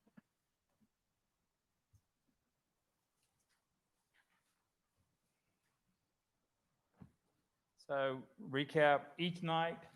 So Monday, Tuesday, Thursday, Friday, we'll do our routine cleaning. On Wednesday, we will do our deep cleaning with our emphasis on Wednesday will be cleaning and disinfecting all surfaces. So not just one or the other. It will be doing everything that we can on Wednesday evening. We talked about the training that we will do. One of the challenges that we face is vacancies. Throughout the year, we'll average 6 to 8 vacancies almost every single day. And with the lower hours that we have, obviously that has an impact on maintaining our buildings. And it's something that we're struggling. Sorry about that. Right there. Think that one. It's something that we struggle just to attract people to apply. As a result, later in the meeting tonight, we'll be presenting a recommendation or request to move forward in increasing our rate of our starting pay in order to become more competitive. If we are going to open during this COVID environment, the biggest thing we have to do is ensure our buildings are clean, is one of the main things we have to do. And we can only do that with having sufficient man hours to do so. We will be meeting with each of the schools because each of the schools are unique buildings. They all have unique needs and challenges to ensure we have a good cleaning plan for that school and one that the school administration is very comfortable with. Lastly, we're keeping a supply on hand of all of our products. We have obtained masks. There are masks for 4 to 8-year-olds, as well as shields that go from 5 to 12-year-olds. And I'll have that pricing later tonight, but we have confirmation of them and the availability. So we have the N95 masks, the non-N95 masks, which we have 60,000 masks on hand. Currently, we have 10,000 pairs of gloves, hand sanitizer. We've got 800 plus gallons of hand sanitizer, hand soap, and towels. And we will continue to monitor our needs. We have, for example, at all of our main exit entry points, we'll have the hand sanitizer stand-up mobile units. There's 340 units, and if you look in the warehouse today, it does appear to be just a sea of hand sanitizer units. We will be operating non-school daycare sites. Those will be our responsibility to clean. We'll have carts at each one of those sites. Those carts will be supplied with the standard equipment we supply inside our schools. We'll use our substitutes to actually do the cleaning of those particular sites so we don't impact the staffing at the school level. In the event that we have an area that there has an exposure that takes place, what will essentially take place is we'll do a deep cleaning of that area immediately. In the event that a school would have multiple rooms, that's where that list of contractors we've identified, we would use those contractors to help assist us to ensure that we can get the rooms done in a timely fashion, and we believe we can do that. On the facility side, as Mr. Chewbacca says, the biggest thing there is honestly the airflow. If I put what's called a MERV 13 filter on an AC unit, that's one of the highest standards we can get to. And currently, some of our buildings, we do that. Blacksburg High School, Auburn High School, and Blacksburg Middle are the three that do have MERV 13. For me, though, to go, for example, at a CHS, which is a MERV 4, I can't raise that unit to a MERV 13. Okay? I would need to replace their entire system. So it's not just go put a new filter on it. I also have to have something that filter can fit the existing equipment that we have. Inside our district, our MERV numbers are 4, 7, 8, 11, and 13. So we're a little bit, and I'm sure that most school systems would fit that because there's limited dollars available to replace units as they reach their lives. We are changing the filters regularly. We are cleaning the units, making sure that all the operating equipment inside that unit is correct. The biggest thing to know if your mechanical system is not working typically is your humidity level in a room.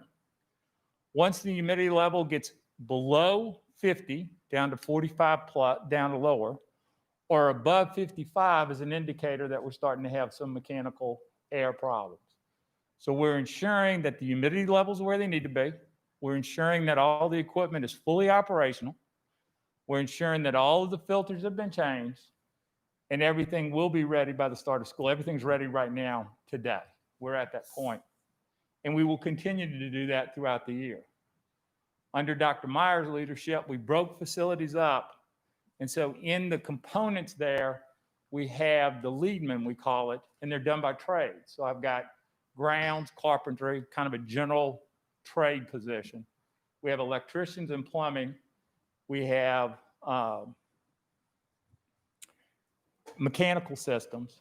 And through that group, they're all licensed and we're all able to fully maintain the systems that we have. Okay? and that team, that's all they focus on. Airflow.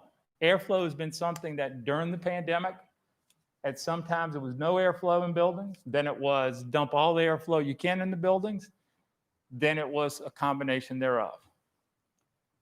We are putting in airflow, like for example, if you go to Blacksburg High, 6 times in an hour, I change out all the air in the building. If the system's working correctly, 6 times in 1 hour, we take all the air out and we put new air in. That's basically how the system operates. But that's not true across the district because all of the units are not the same. We're running all of our units at what the manufacturer represents we can do to bring fresh air into the buildings. If we were to pump in more fresh air than what's recommended, we run the risk of burning the units up. And then to replace our units, we're talking in the hundreds of thousands of dollars, and in some cases over millions of dollars. It's not just a simple fix. Some of our units are so old that if I were to replace it, not only do I have to replace the unit, but I may have to replace ductwork. It becomes a whole process, okay? So we're pumping in as much fresh air as possible. The same thing in trying to open windows. We're looking at the windows, we're seeing what we can open. And again, we have to balance it out between the unit and the air that we can bring in from the outside. We've put signage up. We talked about the plexiglass. That's going to be going up, and we will work with each school on any areas that they think other areas that needs to have protections set up at.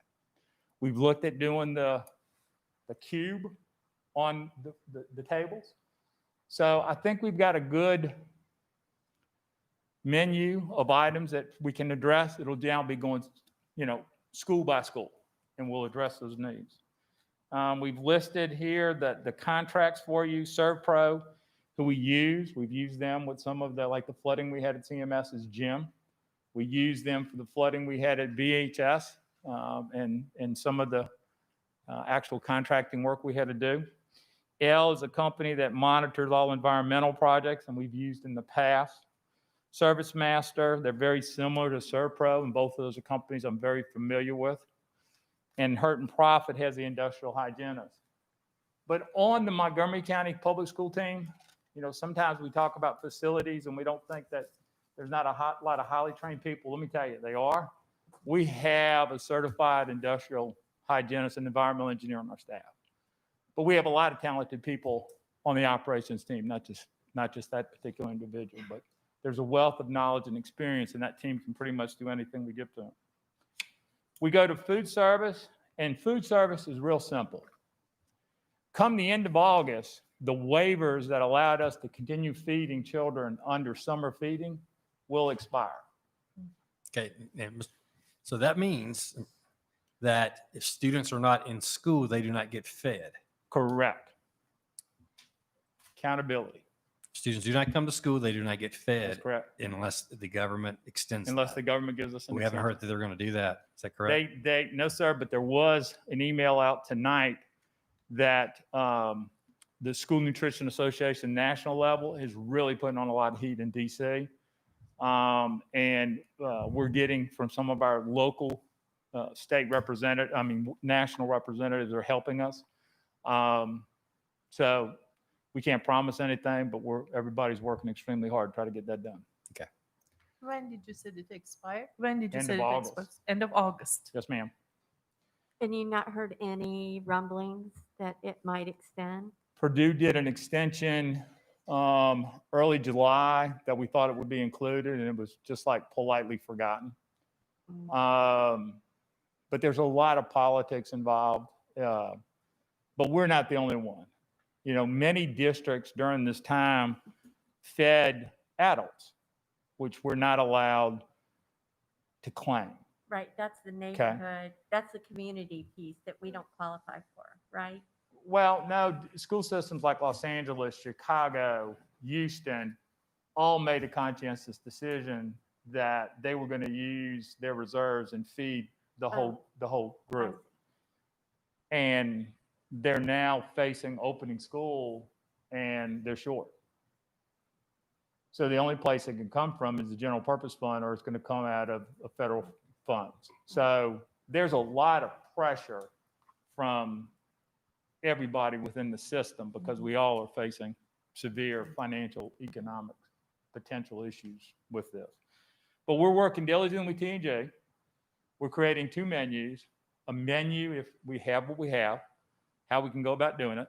So if it does get implemented, then we're ready. And then a menu on how we can continue it. One thing we've gotten a little stale, but the staleness wasn't because of everybody's efforts. It's been an effort of utilizing the equipment we have, utilizing the product we have, and just being as prudent as we can. Not trying to, you know what I'm saying, hit necessary numbers, knowing that we were getting to the end of the run and we'd be coming up with something new for the start of the school year. So we're running both courses. We'll be ready for whatever situation takes place. Transportation, the big challenge with the transportation, twofold: cleaning of buses and then the routes. Cleaning of buses, right now today, we spray our buses. We spray with a disinfectant. What we're proposing to do is when we have our run in the morning, so we drop off our secondary morning, we'll spray the bus. We drop off our elementary morning, we'll spray the bus. When we run our midday secondary, we'll spray the bus. When we do the elementary, we'll spray the bus. And in the afternoon, when we finish the secondary, we'll spray the bus. When we finish the elementary at the end of the day, we'll actually not just spray the bus, we'll wipe the bus seats down. Trying to ask our drivers to do that each time would be very time consuming, and our time frame's pretty tight. So we think that's enough. Currently, we've developed in routes with 26 students to a bus where we've taken, until we get our final information, we've taken what we do every year. We take our prior, we roll it, and we develop our routes. That's generally 99% of all routes we do. We've already done that. They work out. We're comfortable. One thing I haven't gotten a chance to tell you tonight, but I'll tell each of the board members. On Price's Fork, construction on the turning lanes for the 2 residential developments in North Star Church will take place. It will take place over 4 months. Unfortunately, it's going to start near the end of August. We're working with VDOT, and we have a plan to kind of get us through quickly. But we are going to have, just so y'all are aware, we may have a few bumps, but everybody's willing to work together. Any questions? So when we approved option 2, it was to be able to have 26 students on the buses, right? Yes, ma'am. And that meant that they all had to wear masks and that there needed to be an aide on the buses to help the driver ensure that the students were. And from what I've read, we don't have enough aides. Well, that was our intent. That was the intent, was to have the aides. Each of the buses will have the mask. They will have the hand sanitizers. They'll even have gloves. Our drivers today, when a child comes on the bus, the driver engages with the student. And I've ridden the buses, so this is firsthand knowledge. So if it's Dr. Meyer, Mark, how you doing? Have a good day. Hope you have a great day. Sit in seat number 2. What we're going to ask the drivers to do is when Dr. Meyer comes on the bus, we see he doesn't have a mask, we'll offer him a mask. If Dr. Meyer elects not to sit in the seat that we ask him to, just like which happens now, generally every bus, most of the buses have assigned seats. Dr. Meyer, would you please go sit in the seat? And we think, in talking to our drivers, not everybody, but talking to a good population of them, that this fits within their normal workday. More of my concern is just my drivers having time to do the cleaning that they need to do. Some of my drivers are over 80 years of age. And, normally they're used to working 4 hours. Now they're going to be working anywhere from 7 to 9 hours in their day. Right. Which puts them in a high-risk category. They are going to be in high risk, and we're going to offer them the mask and or the shield. They will have to wear it. And we're adamant about that just because of the engagement we will have with the students and the fact that the students will be close to the drivers to protect everybody. So I'm very concerned that what I agreed to Mm-hmm. is not going to happen with 26 children on the bus, a bus driver who is going to have to try to ensure that the students are staying 6 feet apart and that they are all wearing the mask for the entire route. I think that's more than what a driver should be asked to do. And I having a driver, I know that they have relationships. I've talked with these drivers. Mm-hmm. I understand, these are my kids. Right. They take care of them. But we're in a whole different situation now. And making sure that those children are wearing those masks and that they're staying 6 feet apart is key to what we're trying to do here. I don't believe that it is safe for our drivers to be focusing on the normal things that they focus on with the bus and children. Mm-hmm. And on top of that, make sure those other two components are happening too. It's not what I agreed to. And that was one of the big things for me, is that there would be an aide on the bus. But So what do we need to do to get aides so that we have them on the buses if we're going to open these schools? we getting 74 aides, the plan that we had put together was a sound plan. And just unfortunately, it didn't work out. The 6 foot, let me address that issue first. By having one child per seat, I'm not 6 feet apart. But the health department has said that if I have the mitigation, which is the masks and the hand sanitizers, and I offer that to the student, then I'm minimizing that impact. Now, we get to question number 9, which is, and I'll let more flow more in Dr. Johnson because he's handling the discipline side. But even if I have the aid, when the student comes on the bus and they don't have a mask, all I can do is offer them that student the mask. From Richmond, now I don't know how they would handle it here, but I had bus drivers that tried to prevent students that were walking down the middle of the bus while I was traveling, put their arm out, didn't move it, the child's legs touched it, and he got arrested for sexual assault. Took 16 months before he was found innocent. So I can't allow any of the employees to touch a student. And we're not trained in the discipline side in this world. So I hear what you're saying, but I think it's doable. It's not the best of worlds. And to get 74 aides, even between now and pick a date, I don't think I can get 74 applications in. Mr. Kriyas, So how then many? that shouldn't have been put in front of us as an option, as part of that option, that an aide would be on every bus to help assist the driver in making sure that the students, not that they had a mask, because that's a requirement, but to make sure they were also going to keep those masks on and that they were going to stay 6 feet apart. But okay, let's take the question. I hear what you're saying, but I'm on Mount Tabor. I'm a half of a mile from the child's home. It's raining hard. Child refuses to take a mask. We're gonna leave him at the bus stop? I mean, Ms. Franklin, I'm just saying, what I had to do in Richmond, that's the kind of decisions we had to make. Are we willing to say? Here is the situation for me. I was asked to vote on an option. Right. And that option included having an aide on the bus to help with this situation. I agree. So no matter what else you may throw out there, the child refuses to put a mask on, this or that. What I voted on is that there was going to be an aide on each one of those buses. And the other piece are pieces of, as you said, Dr. Johnson will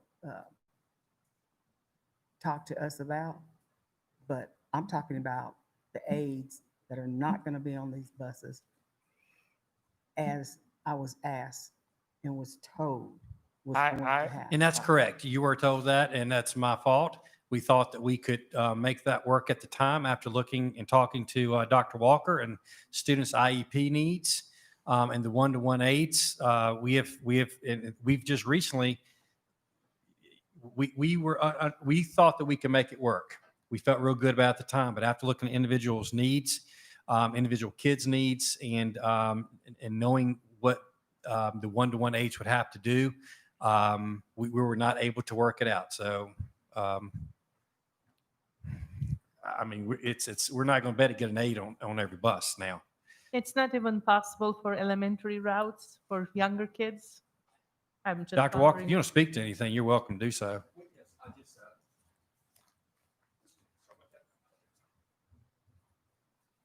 In the spring, when we had the first shutdown, every student was at home.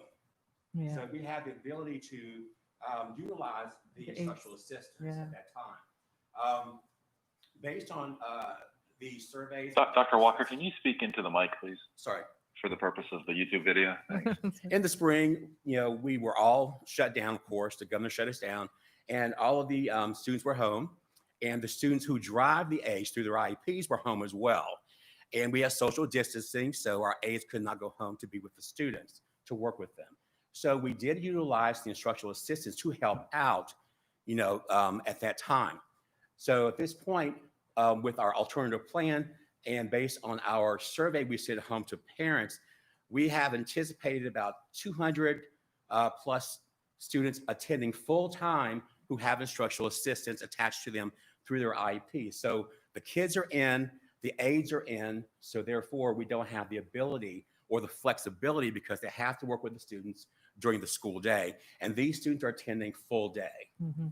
So that's the major reason for the instructional assistance. So we did have an opportunity to early on to make that work, but these numbers do fluctuate based on IEP meetings and also based on parents wanting students to attend school and based on their individual needs.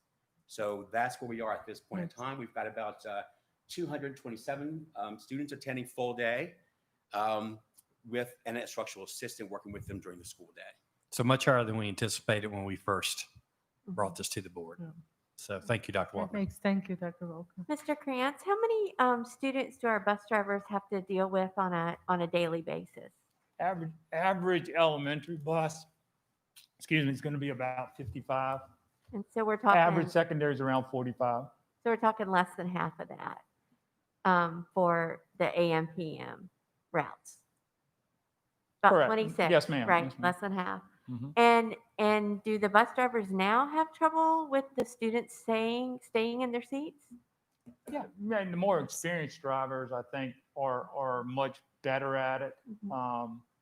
We have obviously even our more experienced drivers will run into problems, but they've learned just like the teachers learn. How to manage a classroom. Sure. They learn how to manage their bus. Okay, thank you. Right, and I understand those points, and I think I made that point. Yes, ma'am, you did. Yes, ma'am, you did. Earlier, but it does not negate for me what I voted on. Right. And that's a problem for me. And like I said, I agree completely. I understand where you're coming from. I would ask the board, though, to consider point number 9, which is if we're requiring students to wear a mask. When a bus does travel to pick up a child, Cagni Tabor, and like I said, some of our stops in relationship to homes are a good distance. Are we going to leave the child at the stop with no mask, or are we going to bring the child to school and then fall into the discipline side on the school? I'll just say this. In Richmond, we had some of our schools, we did citywide, and we had done transportation, done it door to door, and the district no longer could afford it, so we went centralized. And it was difficult for our board when parents were calling saying, "What? My child can't get to school now. You change it." Well, it became a difficult phone call. So this is very similar. The first time I leave a child at a bus stop, there's going to be a phone call to a school board member. And I'm willing to do whatever y'all want me to do. Okay, so we're asking for a vote on number 9. Yes, ma'am. Hang on a sec. I'm sorry. Before we move on to that, think there were a couple other things. Sure, go ahead, Mr. Tabaka. Yeah, there was a couple other things that I wanted to ask Mr. Krantz about, including the bus aids. Tommy, you said we couldn't really do it, but can we do it to any level? I mean, do we have a certain, what was the number you said, 76 aides? Do we have half that number or a quarter of that number or something like that? Right now, all of my bus aides are assigned on special ed buses. I think I have 2 substitute aides, and that's it. We even looked, Mr. Shabaka, at us using personnel in our maintenance fleet because some of them fit in as substitute drivers, but we wouldn't feel comfortable taking more than 3 there. So that gets me a long way from 74 when I have 5. So, one issue we have with aides, and talking to Dr. Walker too, is especially that midday route, when the student's there all day, they need to tend to the kids midday, the aides, the one-to-one aides. The morning and afternoons may be doable with aides somewhat, okay? Because the kids aren't in school yet, but it's that middle of the day that's the most difficult time. Does that make sense? Could Go you ahead. maybe look at the possibility with the 14-day quarantine, since this is hopefully not going to be anything that's going to be long-term as far as having to do this, with the possibility of volunteers maybe, or is that a liability? I don't know. You all voted for a long-term, it was okay if you were a long-term volunteer. I mean, just, and that is- so if we worked it out to do the morning and the afternoon, we could do with our aides, even if we just had to use the volunteers for that midday transport of students, would that be something doable that we could As long as we do? did the checks on them. And that's what we they did came for through. food delivery. Yeah, Right, we Yeah. used them in Right. food network. One thing that if we do that, we have to, this was an issue with food delivery, is being a different volunteer every day. Right. That's not something that we wanted. The bus drivers did not want. They want Yeah, that more consistent extra. person Correct. every Sure. single Yeah. day. Right, and that's understandable. Because of exposure Yeah. and That's that kind of understandable, thing. So, right. but it's If- definitely something If we we can found explore, someone who was maybe looking to do, who could do something like that at that time of the Well, day every day. possibly. That's different too than delivering food. You're actually on the bus with students. Mhm. And so you really have to have somebody, I mean, I know a liability standpoint of having somebody on that bus monitoring those students who's a volunteer. Is that something we can do? We would have to provide the training we do to our normal aides. Yeah. We have So some- yeah, we we have- We're do. not paying them, they're. No, ma'am, but we do, we provide training and ensure that our aides are doing what we need to do in conformance with state regulation. And I mean, we have volunteers that go on field trips all the time and Right. monitor students. The teachers are on the bus too. Yeah, and a bus driver There- on this bus too. I mean, so we'll have an employee. Basically, we've said if there's an employee present, but we go on field trips and the volunteer will take a group and tour and that kind of thing without a teacher present. Right. Yeah. Yeah. So I understand what you're saying. I Just a mean, thought. it is a thought. It's a something we can thought. explore. Mr. So Tommy, Chabaki, and you had another question. yeah, well, related to this one, and then I'll go on to my next one. But another thought that I had from a mitigation point of view on buses is, buses are going to be moving most of the time. The trips I know can be long, but relative to the time that we're talking about for COVID transmission, I mean, most bus rides are probably more in the 20-minute, 30-minute range. I know some people may have a 45-minute or even more bus ride, but what about the idea of requiring maybe at least 2 windows, one in the front and one in the back, to just be cracked and just allow some airflow through that? I mean, I think when the weather's warm, those bus windows are going to probably, a lot more of them will be open, but if we do that, I think that could be a good mitigation strategy to just keep the air exchanged and moving in that bus. And I think that should reduce risk as well. Yeah, and I apologize, Mr. Shabaka, that isn't our plan. We've identified windows in each run that we'll take down to get the airflow so the students are safe, and at the same time, we get the airflow into the bus to help mitigate any viruses that may be there. Okay, thanks. And then my other question was actually also related to the airflow. You did mention that some of our newer buildings have that ability to change out the air in the air handlers. And I think you used specifically, the example of BHS being able to do it, I think 6 times an hour, which is way more than I thought we would be able to do. So do we have that ability to change it out once an hour or 2 or 3 times an hour in most of our other buildings, or how does that work? I would say in about half of those buildings, we can do that regularly. The other half, we not. We're looking at a device that is basically a HEPA filter that you could put inside of a classroom. It can turn the air in an 800 square foot room every 30 minutes, in a 1,600 square foot room once an hour. Most of our classrooms on average are between 800 to 900, not all, but most are between 800 to 900 square feet. So they could turn those twice an hour, potentially, the air. The thing we're trying to evaluate is the cost benefit. It's about $200,000 plus $1,000 for us to do that. And we're trying to make sure we're prudent on how we spend the CARES Act funds. But we are looking at it. Okay, thanks. Do we know how many students will actually be on the buses in the middle of the day? Because every parent that I've spoke to is probably going to have to leave work to pick up their child, to take them to daycare or somewhere. So how do we know we're even going to have 26 students on a bus in the afternoon? Now, I get in the morning and I get going too, but the whole way of it working out is going to be a problem. So, Well, where we have the off-site daycare, our intent is to use our trip drivers. So we have drivers that all they wish to do is midday trips or evening trips. They don't do any of the routes. Some of those drivers have agreed to come back, and we would use them to transport students from school to the off-site daycare. Okay. We won't know on the parent count because this is so different. yeah, You for know, those that that don't, 'cause we you won't can know only- until we start running it. you can only house so many at that daycare, correct? Correct. So that's a help, but it's not a fix. And so that's why I wonder how many students you're really even going to have on the bus. I don't know, like We the already have a example huge- for Harding, that facility can hold 50 to 55 students. Okay. So that's a pretty good population that they can to meet the needs there. But we won't know until we open school. Okay, so we're still on question number 9, and we've had 2 votes.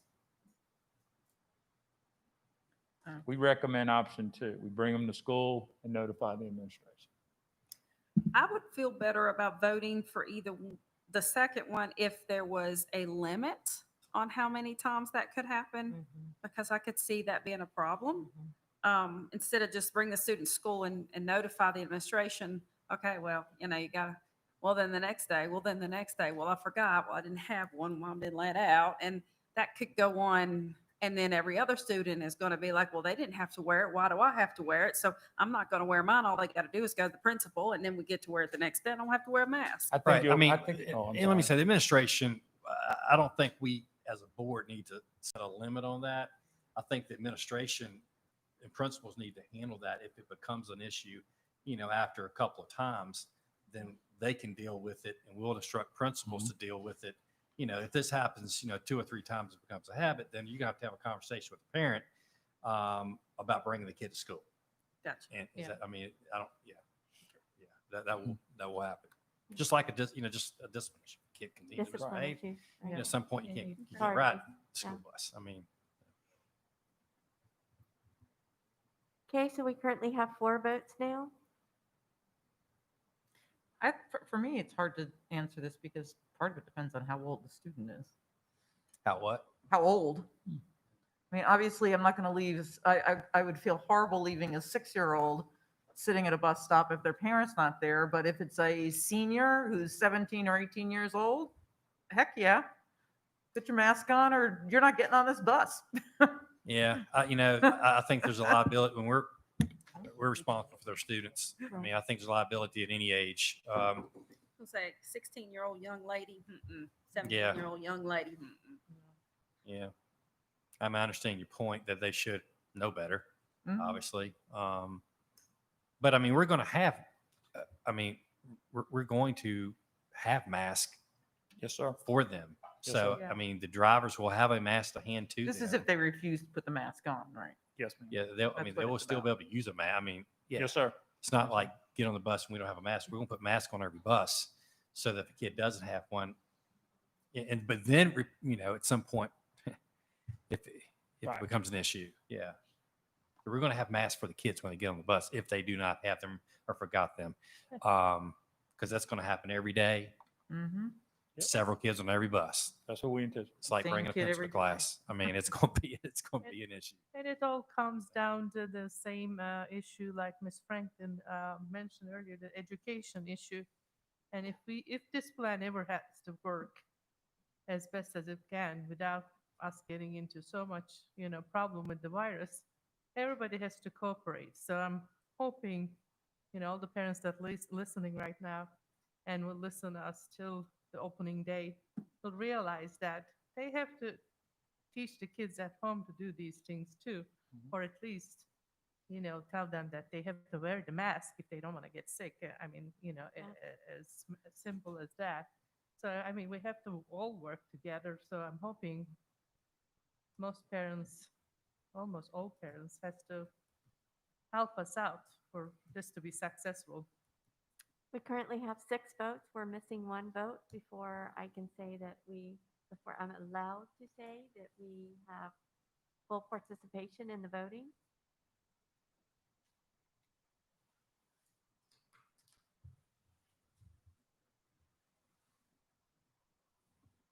We're still missing 1 vote. Let's try again. If it's me, I think I did vote.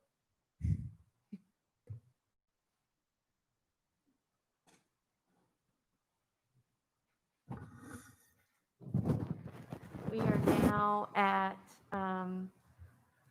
7, and it is a consensus on option 2. So we can move on to number 10. Okay, Mr. Thank Wickham. you, Mr. Pence. I think we're Thanks, Ms. Krantz. into athletics. Technology. Technology, no, we don't have any questions about We don't have any technology, questions. so they're not. Oh, a that's difficult why. one. But it is Mr. Wickham's turn in the. Sorry, thank you. Thank you, Ms. Krantz, for cleaning off the mic so I don't destroy it again. I'm going to talk tonight very briefly about our technology plan. So for students, device availability, for students in K through 2, we'll be assigning them a Chromebook to use in school that will be labeled with their names. And we're doing that, one, for mitigation purposes so that each student will get the same device each day. And then also, if we have to scale back to an at-home scenario, students K through 12 in our division will be supplied with devices for their use at home, which is very good for our division to have that. We are ordering new Chromebooks for our teachers. One of the complaints and issues that we had was maybe with some of the remote access and tools that we have. So we are purchasing new Chromebooks, one that have a bigger screen, because that was another issue that the teachers addressed. And so we're trying to meet their needs. And our new Chromebooks have higher specifications to help with the online and remote learning that will happen. For our teacher training opportunities, based on the results of teacher feedback surveys, we will continue to offer our Tech Tuesdays, which are virtual workshops that focus on the tools to support online instruction, including Google Classroom, Google Meet, G Suite products, Pear Deck, Flipgrid, and others. Our attendance so far in the sessions this summer has been nearly 600 participants, with an average of nearly 38 participants per session, which is a real testament to our teachers because these are all voluntary workshops. They aren't getting paid. They get a couple credit hours of recertification, but nothing beyond that. We still have 23 sessions that we are offering between now and when teachers return. And so most of those are going to focus on Google Meet, which will be the video component of our remote learning, and if we scale back plan, and on Google Classroom. So teachers will be required to attend training on these if they have not done so already, because they are the cornerstone of how we plan to address remote learning and in case we need to scale back to being at home with online instruction. Our recommendation for a remote synchronous model will be the Chromebooks to deliver the audio and video feed, and then the teacher workstations to deliver the shared content, so that as teachers present onto the smart boards to the in-class students, the remote students will see the same thing, or if they work out problems on the smart board, the students at home will see the same thing. And really for technical purposes, it's better to split off those two feeds, one through the wireless and one through our wired network. So that is our recommendation.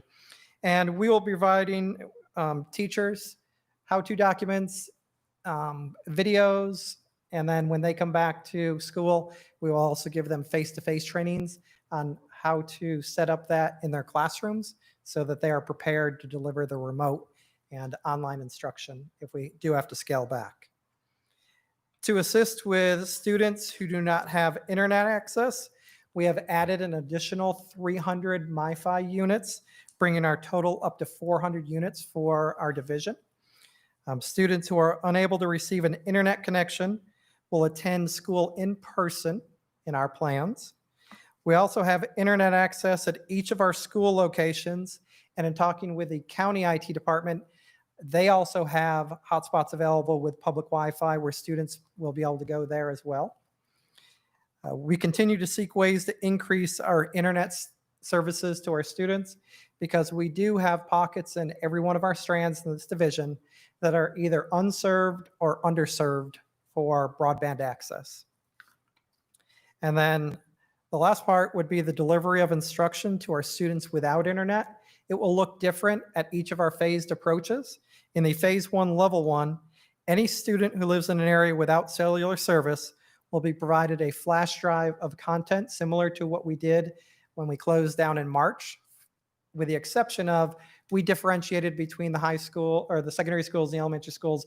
Elementary did packets because of an equity issue. Not all the students had Chromebooks that they could take home. We've resolved that equity issue and all students will have a Chromebook. And so we will use the flash drive over the paper packet delivery method. Students without internet access will receive MiFi devices if they live in an area that has adequate cellular service. Just because they get a cell phone signal doesn't mean that they also have adequate cellular service for data and streaming. So we will address those. In the phase 1, level 2 and above, any student who lives in an area without cellular service will be allowed to attend school in our buildings. Students without internet access will receive MiFi devices if they live in an area where cellular service is available. And then in phase 3, secondary students who live in an area without cellular service will be able to attend school for the entire day. Secondary students without internet access will receive MiFi devices if they live in an area where cellular is accessible. So that is our technology plan for how we'll move forward with remote and online learning. Are there any questions from the board on the technology component? Can I ask you a quick question on the changes in the Chromebook that helped them with Google Classroom and Google Meet that they were struggling with? Yes, so the processor, I'll go through a couple technical specs. So Okay. the processor, the really heart of the device, Right. is a scaled back version for the Chromebooks, and that's Okay. how we keep the prices low. Sure. The new ones that we're buying have a true core processor. It's an Okay. AMD core processor, which allows us to be able to have a more robust experience. We also doubled the memory, the RAM that's in them to be able to address those needs. Okay. Will the Chromebooks that we're purchasing ever replace a laptop? They will not. No. But at the price point that Sure. we need to be able to do this Chromebook is better. And we picked the AMD strictly for the purposes that we could get these devices in time for school to start. Right. All manufacturing is running into delays due to COVID. In fact, the biggest one is our shipping. They used to be able to ship devices using commercial airlines when they had luggage space and be able Sure. to get that. Because of the reduction in flights, we are now limited more to cargo containers, which take up to a month to get here. Wow. So we bought 14-inch screens for the teachers, so they're really big. Sure. That's not the demand for Chromebooks right now across the nation. They just need Chromebooks, and they're all going with smaller ones for students. So we did order new 9th grade units as part of our plan, our regular plan. Mhm. Those units will not be in until probably late September, early October. Okay. And what we'll do with the teacher units that we switch out, those will help supplement our K through 2, where we have not provided devices, or we're really having to dip into our repair stock in Mhm. order to do this K through 2 plan. And so we need to fulfill that back again. Great, thank you. And thank you for doing all that. Yeah, all great plan. Any other questions? Mr. Chabaka, do you have a question? Yeah, Mr. Wickham, do you know, one of the things that some parents have brought up, and I don't know how prevalent this is, but in the spring, I think some people had some issues, I think, with, running Zoom with video turned on and things like that. Are we going to have procedures, best practices, things like that for our teachers to recommend for them, such as, if you're not speaking or whatever, turn off your video and things like that to kind of help get through some of those bandwidth issues? Have we done any testing maybe at people's houses, various services of internet that's common in our area to make sure that, virtual classes can actually, happen online? Well, to address all those, Dr. Johnson does have a document, an appendix, where he has developed some guidelines for best practices that we have looked at it too as a technology department that cover exactly what you were talking about. Best practices, we recommend that you do keep your video off, and we recommend that because there are students who are in locations, they may be homeless, they, just a poor living situation, that we really do recommend that you leave your video off when you're redoing this. As far as testing, we have not done any large scale testing other than, us in the technology department. We have done things from home to test, but mine's an unfair assessment. I have a very robust internet connection at my house. And so it would be difficult to test beyond that. So you were talking about the hot spots. And Yes. Working with the county. Did I get So that right? the county, just like we are putting out antennas for outside access to our network, the county has also put out some outside antennas in spots. The Frog Pond is one of them. So you could pull up to the Frog Pond and be able to get access to the internet. And they have some other places as well. I know, I just had a thought when the chief was up here and he said, we'll help you do whatever you want. It'd be great if we could get some businesses to also join into this where they may have signals, because even though all of our high schools and our middle schools and elementary schools do have access points, that's still a long drive for some of our students if they needed to pull up to a parking lot. But there are businesses that are around in some of our areas, and particularly our Auburn and our Shawsville and Elliston areas are our two most underserved areas. And it's makes financial sense. If I'm a company, I'm not going to spend a large amount of money to run the connection to a single home. I don't get the return on investment. I did talk with the county government, and there is a broadband. They've received proposals for companies to come in and do broadband throughout our county. And so that will be happening, but it won't happen in the time frame that we need it to in the next 3 weeks, unfortunately. So we still have students who won't have access even to be able to get to those hotspots that might be set up. Yes, and if they don't, during our current phase that we're in right now, they will come to school. Right. The only phase, if you look at the phases, the only phase is the phase 1, level 1. And that would, we intended that phase to be a governor shutdown, stay at home order, pretty much a level 2 in phase 1. The only students we would bring in would be those who do not have access to the internet. If we didn't do that, because it's only, we're looking maybe 80 kids, which is 5, 6, 7 kids a building. And if we didn't do that, we would have to go back to the model that we used in the last quarter of last year to create an equitable situation. So the first kids that we would ever bring back into the building would be students without internet access that we can't provide it to. Okay, thank you. Mr. Wickham, I'm sorry, I had one more question. Yes. Some of our families who struggle with the technology and how to help their student, I understand from Ms. Kraft that you guys are working on some videos to help them. Yes, we are launching a website that will have resources for parents. We already have a resource, a Google Classroom set up for teachers, but parents cannot join that Google Classroom. So we are going to have a public facing access for the parents to be able to give them best practices. In the spring, we also did send communication out to parents about how to join the Google Classroom as their student. Right now, Google Classroom does not let parents join a Google Classroom because then they would get all the assignments that the kids got, and it would be hard on the teacher. So Sure. we did send out some communications on how parents can get into Google Classroom, look over their students' shoulder and what they should be looking for to try to help them. But we will extend that to some more videos, some more how-tos to Yeah, help because out. I just know that, we have families that aren't technologically advanced, and, they may not know how to help their third grader, for instance, Right. or, soon to be K through 2. So it would be good if we had some videos to help them. Sounds like you guys are already working on We're that. already working on that. We will have something up very soon. Great, thank you. Yes. Any other questions? Thank you so much. All right, I'm going to turn it over to athletics. Mr. Knott?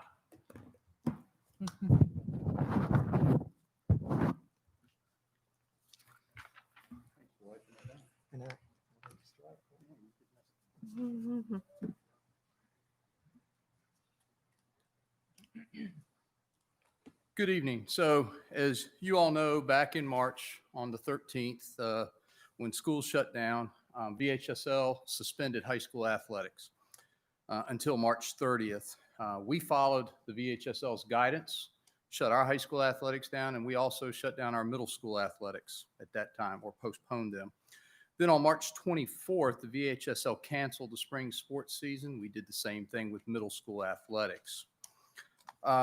We have followed the VHSL's guidelines throughout this process, and the VHSL has worked with the VDOE and the governor's office as they've worked to provide us with working guidelines for what we can and can't do with athletics.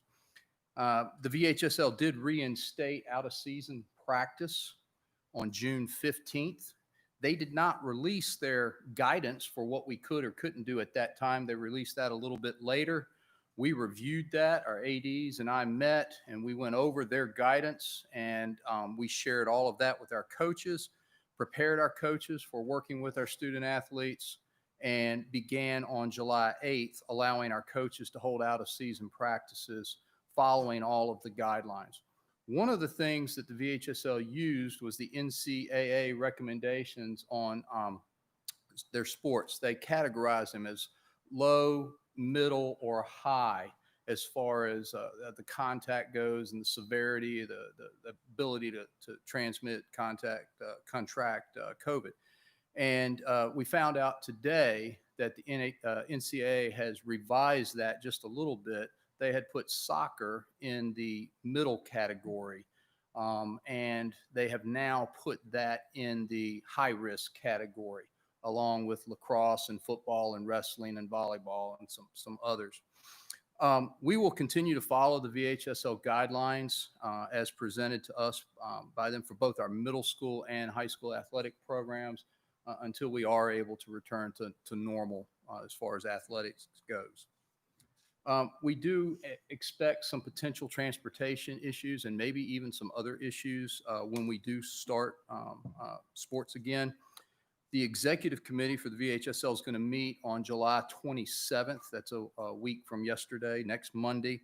And they will likely decide or come up with a plan or announce a plan for when athletics and activities will begin for the 2021 school year. The plan right now that appears to be the front runner would be starting the winter sports season in December, starting the fall season in February, and starting the spring season in April. All of these seasons would be reduced. They would be shortened. We wouldn't play the same number of games as we currently play, and we would follow the same kind of thing with our middle school sports as well. One of the issues that we anticipate being an issue for us is transportation. With the demands on our drivers as they are now, with the shortened seasons, with the number of games, which we don't know what that's going to be at, that will need to be played. And then honestly, the number of teams we have across the county, middle through the high school level, we anticipate transportation being an issue, not being able to leave, to get to games on time, maybe not being able to travel like we have traveled in the past. We don't know exactly what that's going to look like, but we did want to alert you that that is something that we're likely going to have to deal with down the road. Assuming that we get back into school on a more regular basis and we are able to have an athletic program, we may have to make some tough decisions, but those would come at a later date. You know, we currently don't know for sure our funding and how it's going to all work out this year.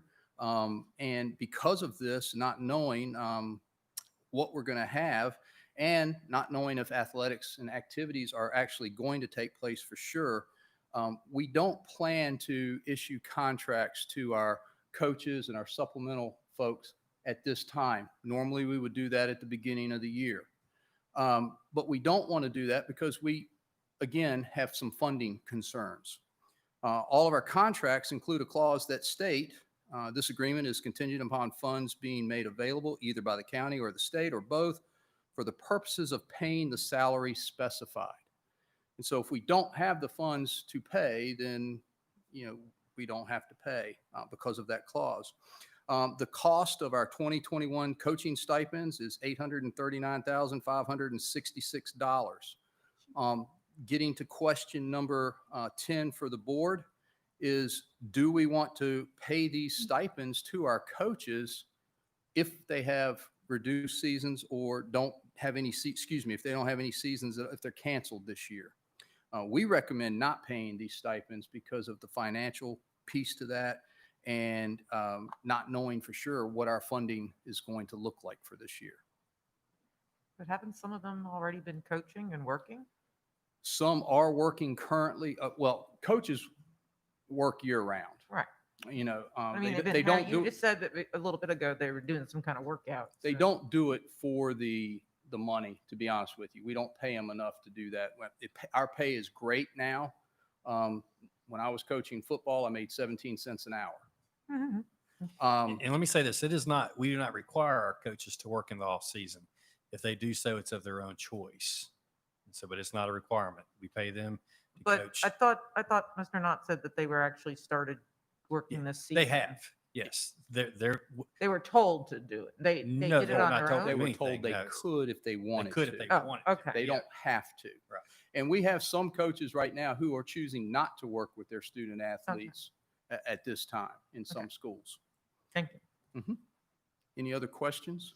And Danny, we're paying those coaches, right? Didn't we set up something to compensate them for something the that work we they're decide to doing? do for the well-being and the mental health of our students is because we were not having a fall season, and we pretty much know that's not going to happen, is that if a coach actually had the initiative to do this and to bring some kids in, because I think it's good for kids at this point to do, to have something to do, that if they, and of course, Danny gave them very strict guidelines based on VHSL guidelines. If they do bring them in, what to do is we're actually giving them a certain amount of money on an hourly basis up to a certain amount.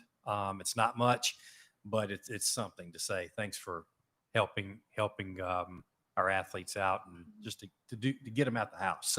We're paying them for up to 10 hours a month. Yeah. 10 at this hours. time. Yeah. So 10 hours, if a coach wants to go out and do it, I think it's good for kids right now. And in terms of mental health and just physical activity, since there's not going to be anything going on this fall. So, if we can sustain that, we'll see.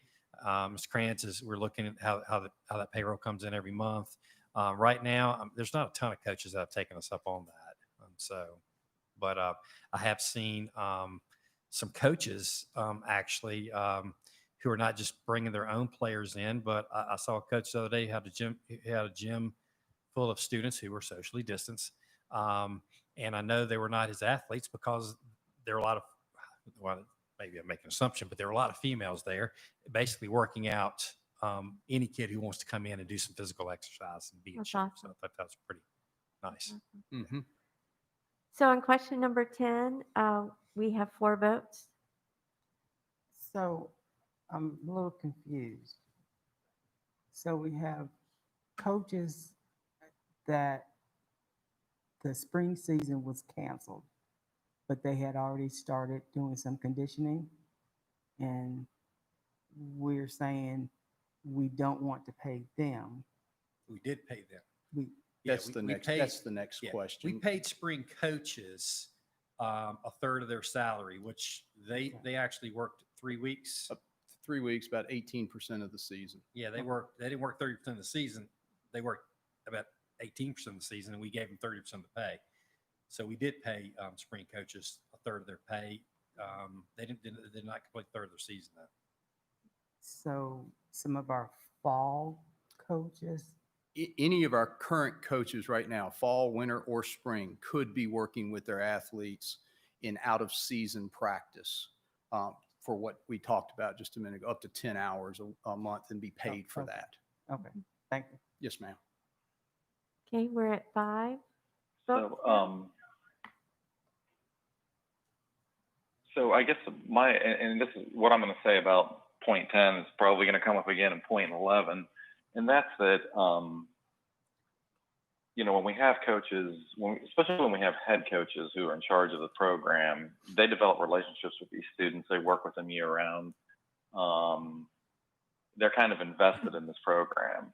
And in general, I agree with, you know, for now with option 1 that, you know, if we're canceling seasons and we're not having this work, then, you know, we shouldn't pay for it. I feel better that we have these other opportunities to pay these other stipends, I guess, for practices and whatnot. Is there any consideration, I guess, for, you know, some of that consistency with, you know, with the head coaches, as far as being in charge of the program and kind of having, with all the uncertainty, there's still, I feel like, a certain amount of work they're going to have to do anyway. Is that, or are we assuming that the practices that we're setting up and that opportunity kind of covers those coaches? I think we have not discussed what you just asked about, but I do think that the practices, the 10 hours a month, is allowing our head coaches, because it's primarily our head coaches working with our athletes right now. Some of our assistants are also working and we're paying them as well. But I do think the 10 hours a month at this time is going to allow our coaches to continue to build and do some of those things. You know, in the out of season practice world,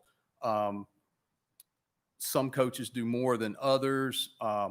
Some students can participate more than others because we do have 2 and 3 sport athletes who can't always participate in all of the other sports out of season activities. So I think our coaches have done a really good job, especially our head coaches, of building those relationships. And I think that they will continue to do that as long as we're able to sustain the model that we have right now.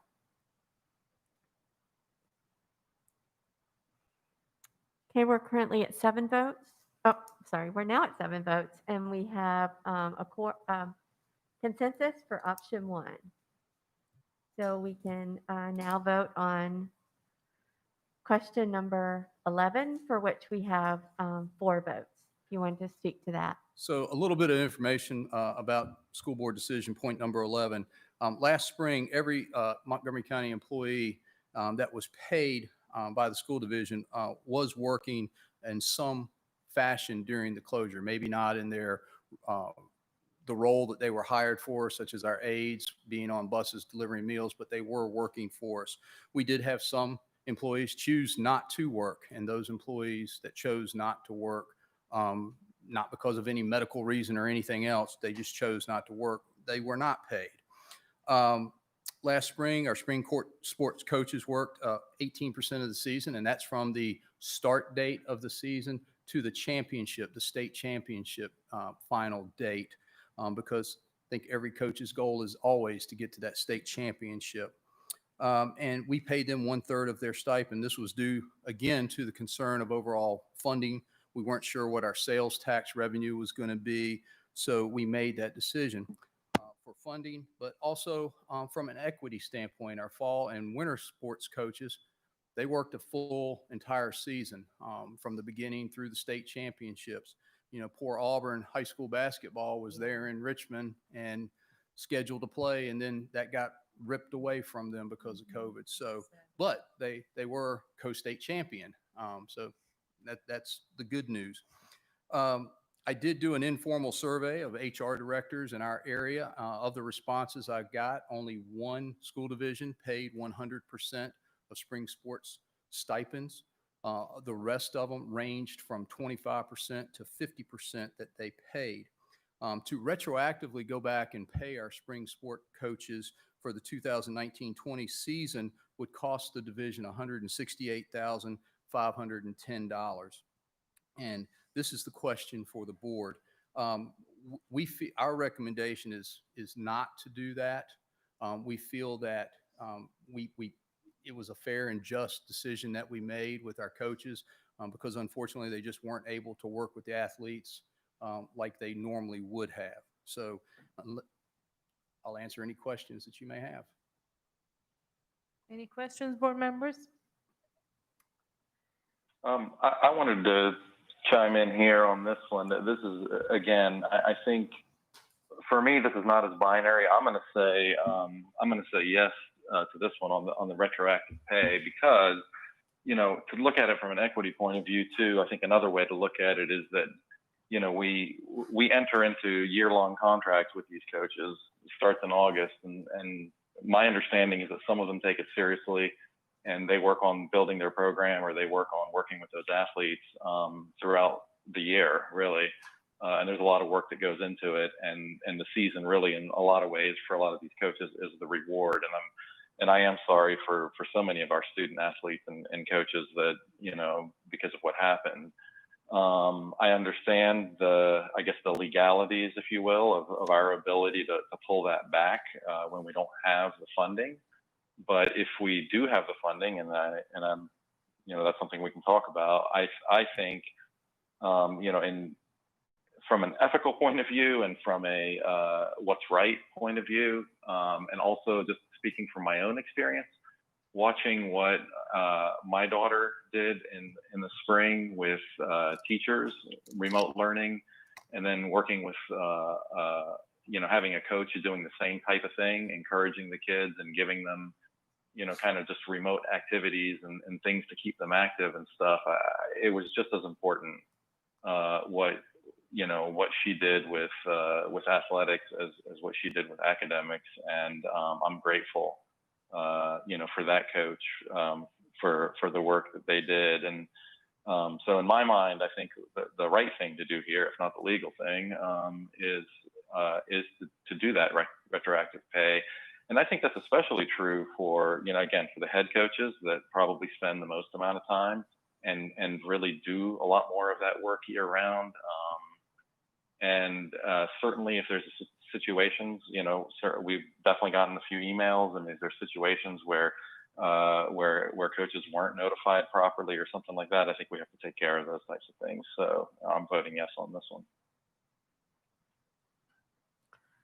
For me, I have to say that I love athletics and I love everything that comes around that. But if you're not having games, you're not getting gate, you're not getting the money, and that hurts. And all coaches, not just spring coaches, not just fall coaches, work with their students all year long. So to say that it's just a spring thing, I think that's a little unfair to the rest of the coaches. So I think if we can't vote for fall, I don't think we should vote for spring as well. And I guess they would have that same opportunity to do the 10-hour a month to work with their students as well to regain that. And sad to say, this has affected every business and we've all lost. It's not just one certain type. And I know this is not what we're voting on. We're voting on a coach's situation, but sad to say it affects everybody. And it's just losses that we all have to accept. So. All right. Ms. Bond, just to reply to that, to what you said, I think maybe you misunderstood what I was saying on the, as far as, we're talking about last year, and last year's fall coaches, if you're a fall sport, you signed that same contract and you worked with your athlete, you had your season in the fall, and, maybe you did a bunch of work and worked with your athletes and stuff and kept up with them in the spring too. And that's what you normally do. you got paid your full stipend, whereas the spring coaches didn't have that opportunity, right? So that's all I'm saying about that. On number 11, we have 7 votes, and the consensus is no.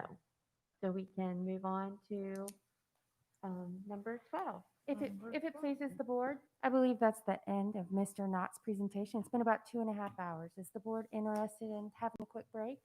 Yes. 5 minutes. Thank you. Please. And that also gets us halfway through our questions. We still have another half. Halfway. We're only at halfway through the questions. Only Only halfway. And after that, we have an agenda too.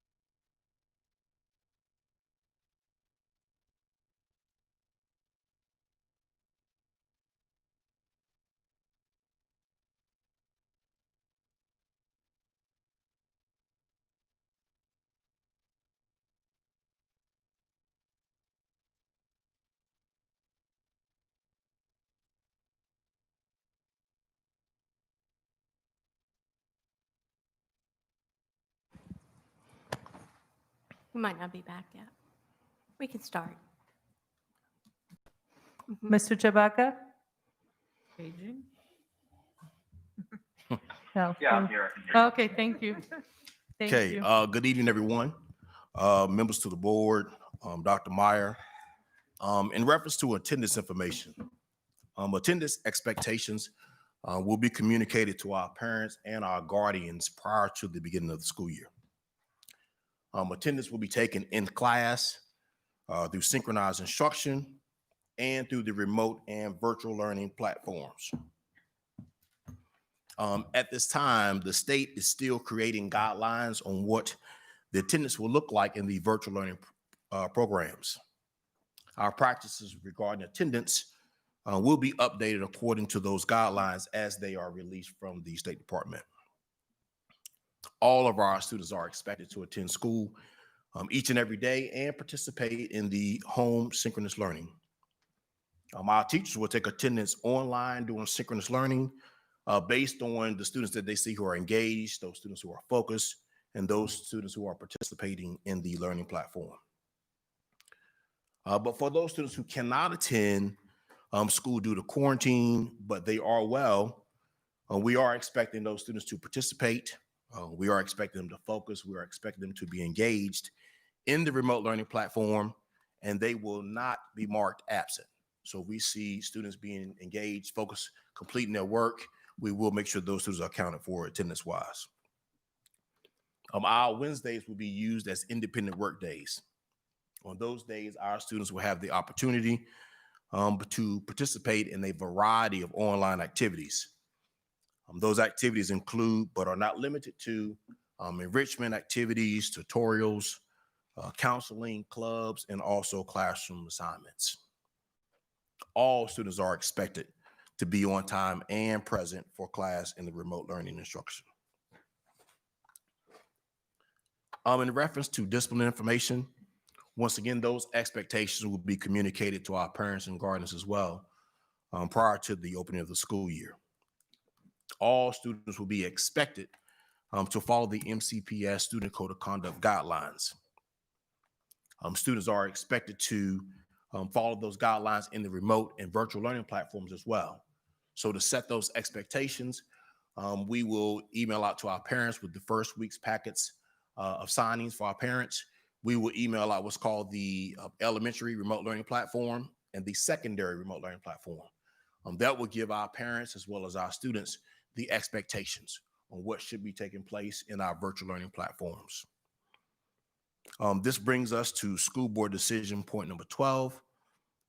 Expectations will be communicated to parents and guardians prior to the opening of the school year about the expectations for face coverings. If students are required to wear a mask, what happens if and when a student refuses to adhere to these guidelines? We have two options on the table for the board tonight. First option, students will be given a mask and asked to wear it. If they refuse, the parent and or guardian will be contacted to encourage the child to wear the mask. And as we spoke about earlier, I'm just trying to have that communication with our parents about the expectations to see if they can help support the overall goals and expectations of the division.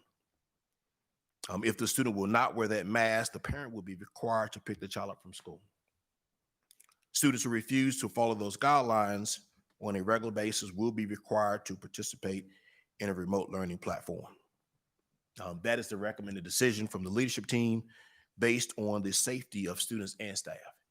And I also want to make a point to the board that if a parent has a concern about safety, if a parent has a concern about a student not coming to school based on COVID, a parent has the option to make sure that their child participates in a remote learning platform.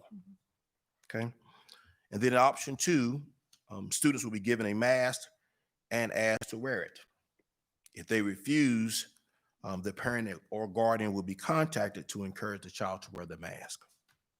If the student will not wear the mask, they will not receive any consequences and they will return to class without a mask. Again, we ask the board to consider these options and please provide us with your directions. Do you have any questions? Board members, do you have any questions to Dr. Robinson? Dr. Johnson? We currently have 5 votes. We're waiting on 2 more.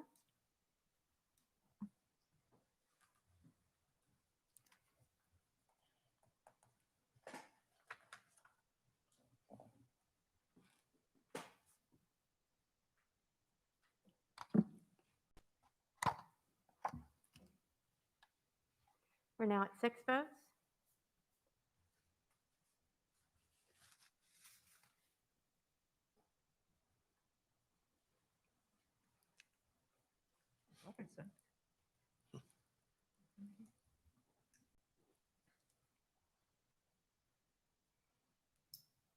Okay, we're now at 7, and we have a consensus for option 1. Students will be given a mask and asked to wear it. Students who refuse to follow guidelines on a regular basis will be required to participate in remote learning. Thank you. Thank you, Dr. Johnson. Thank you. Dr. Johnson. Dr. Wickham's up.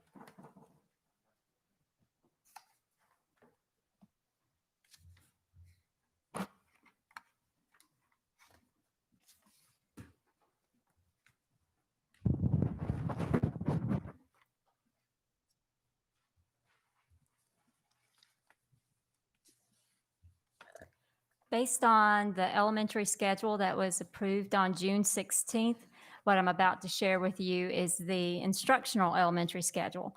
Children are assigned to an AM or PM block with half of the students attending at one time. Students will eat grab-and-go breakfast in their classrooms in the morning and lunch in the afternoon in their classrooms.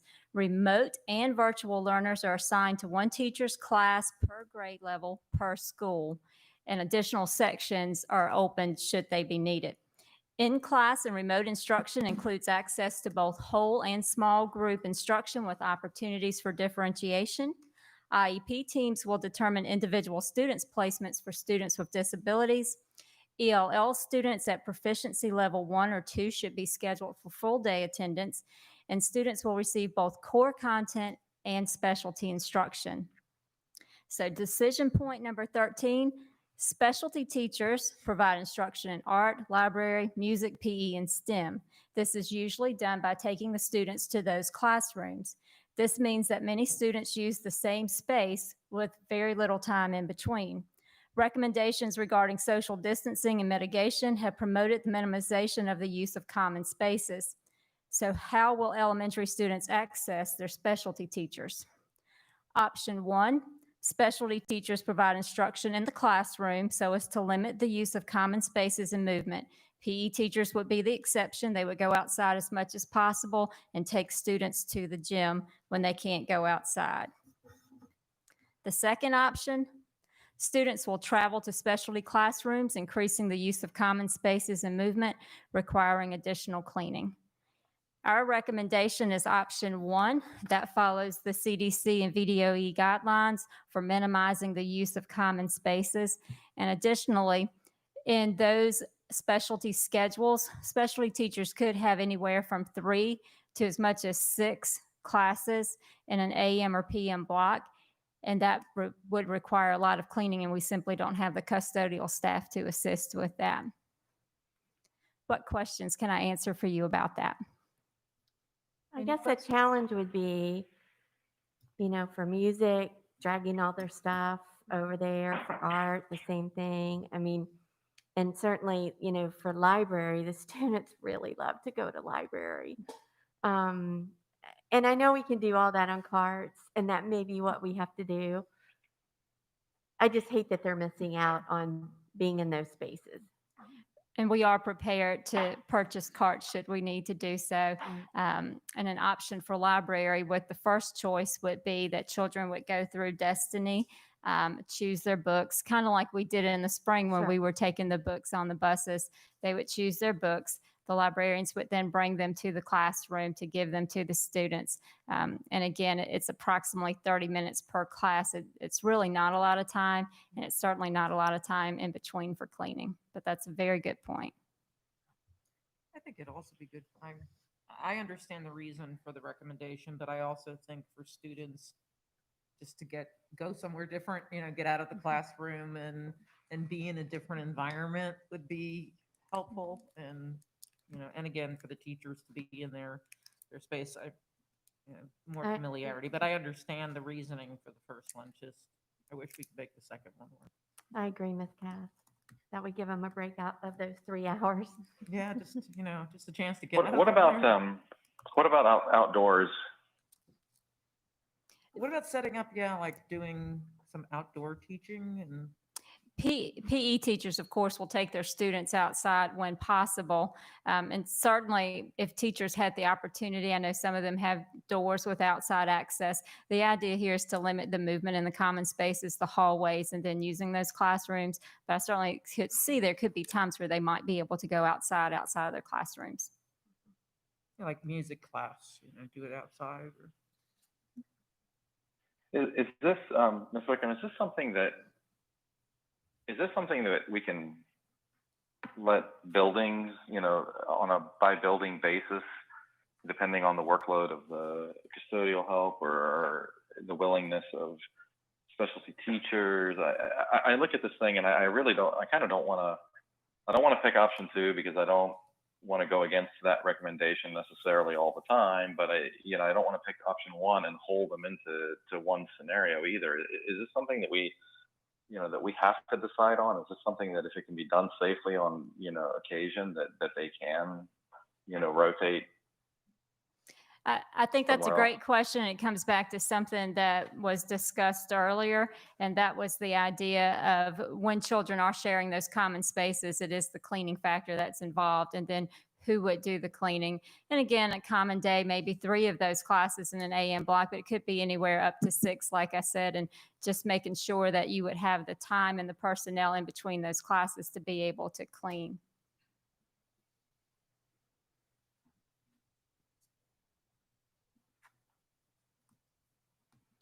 Okay, currently we have 6 votes. We're waiting on the 7th.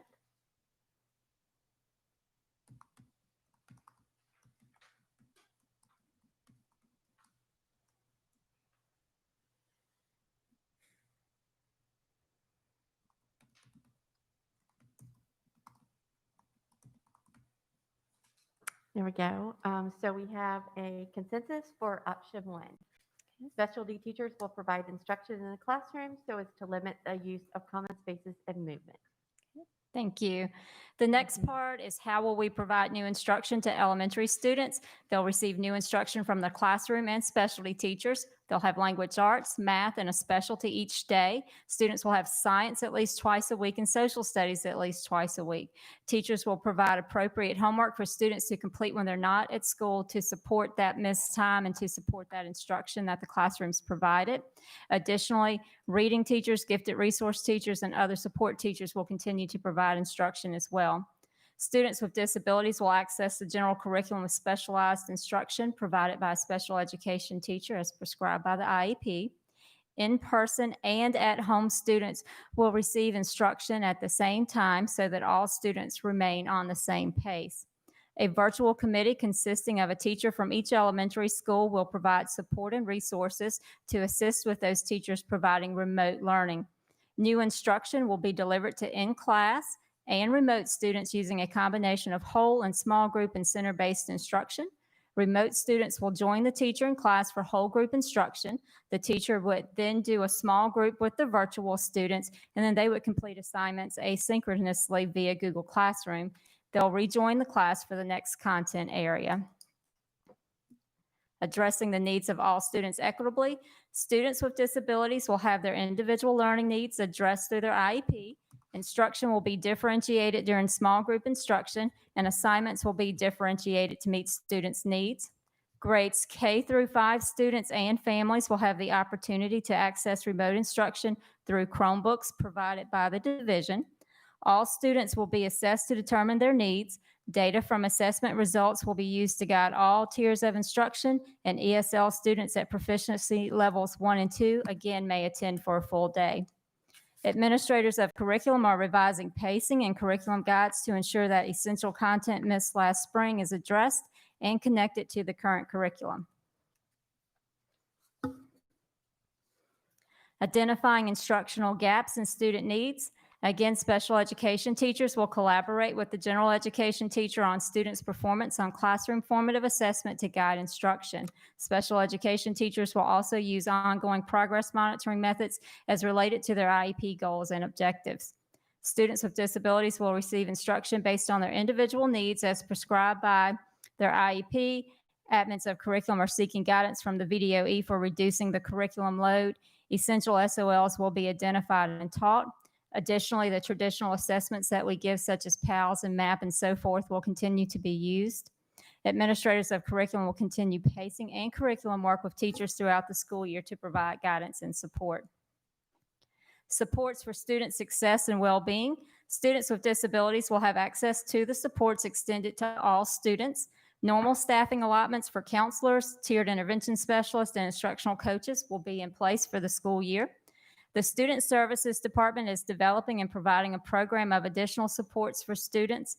Online activities for Wednesdays have been discussed for topics such as meetings with school counselors, study skills seminars, technology assistance, as well as interest groups and clubs. Topics were suggested by stakeholders through our parent questionnaires, and we'll continue to gather feedback from students and parents regarding areas of focus on our Wednesdays. Professional staff will also be trained on these supports. Continuity of instruction for the elementary level. Our phase and level guidance for instruction will determine how remote learning is used at the elementary level. There are 6 grade level teams, a specialty team, a virtual team, and the elementary advisory committee. The delivery of remote and virtual learning was discussed and brainstormed with each team. Each school will have teachers delivering remote instruction at each grade level who will expand their expertise and be able to support other teachers should further closures be necessary. Again, Chromebooks have been secured for grades K through 2 in addition to the upper elementary grades.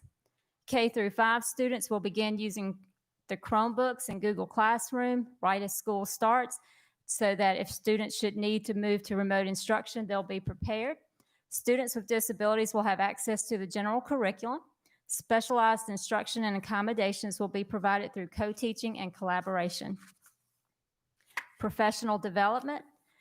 The technology department has offered numerous workshops that was spoken to previously, specifically to Google Platform.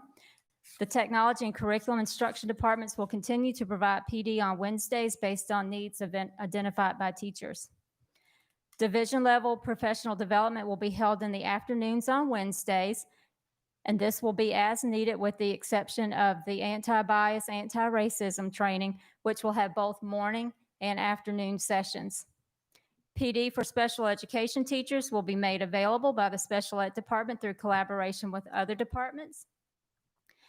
Their PD has focused on strategies for implementing co-teaching virtually, best practices for providing specialized instruction in a remote and virtual environment, virtual collaboration, and implementing universal design for learning principles in a virtual environment.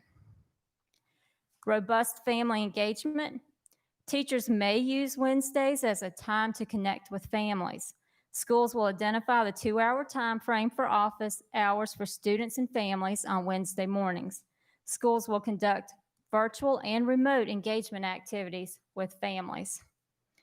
The Student Services Department is developing and providing a program of additional supports for students. Online activities for Wednesdays have been discussed for topics, again, such as meetings with counselors and study skills seminars, as I mentioned before. Topics, again, were suggested by stakeholders through our questionnaires. We'll continue to gather feedback from students and parents regarding these focus areas to ensure that we're meeting their needs through these engagement activities. And again, professional staff will be trained on these. Special education case managers will continue to regularly communicate with students and parents and guardians through multiple modalities, including but not limited to telephone conferences, virtual meetings, parent-teacher conferences, newsletters, Google Forms for data collection, or submission of parent questions, concerns, Google Classroom access for parents. And of course, we anticipate our teachers will continue to send home those letters like they always do at the elementary level. You can see here that elementary stakeholder involvement included an elementary advisory committee with representation from each school. There were also grade level committees, so kindergarten through 5th grade, there was a grade level committee, again, with a teacher from each school. There was a specialty teacher team with inclusion from the communities from each area of our division. There was a virtual committee as well, and again, each school had representation on the virtual committee.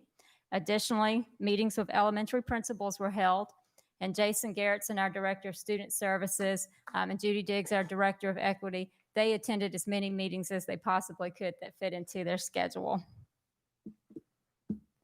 What you also have here is a list of the dates of the meetings, the purpose of the meetings. I included links to the presentations and agenda as well, and you can also see the number of participants.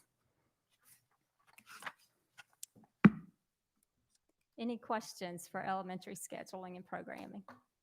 That's an incredible amount of work. And thank you for all that. I have Any a question. Oh, I'm sorry. I'm sorry? Were you going to ask a question? Sure, yeah, I was just going to say, any questions? Go ahead. I'm right back to the beginning. I do have a question. And I want to make sure I understand.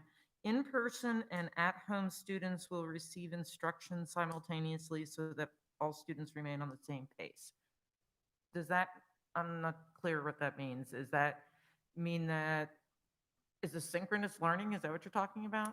Yes, it's synchronous learning, and that's a great question because at the secondary level, and I think this has been a point of confusion in some areas, we have a virtual platform, and children have used this virtual platform for years.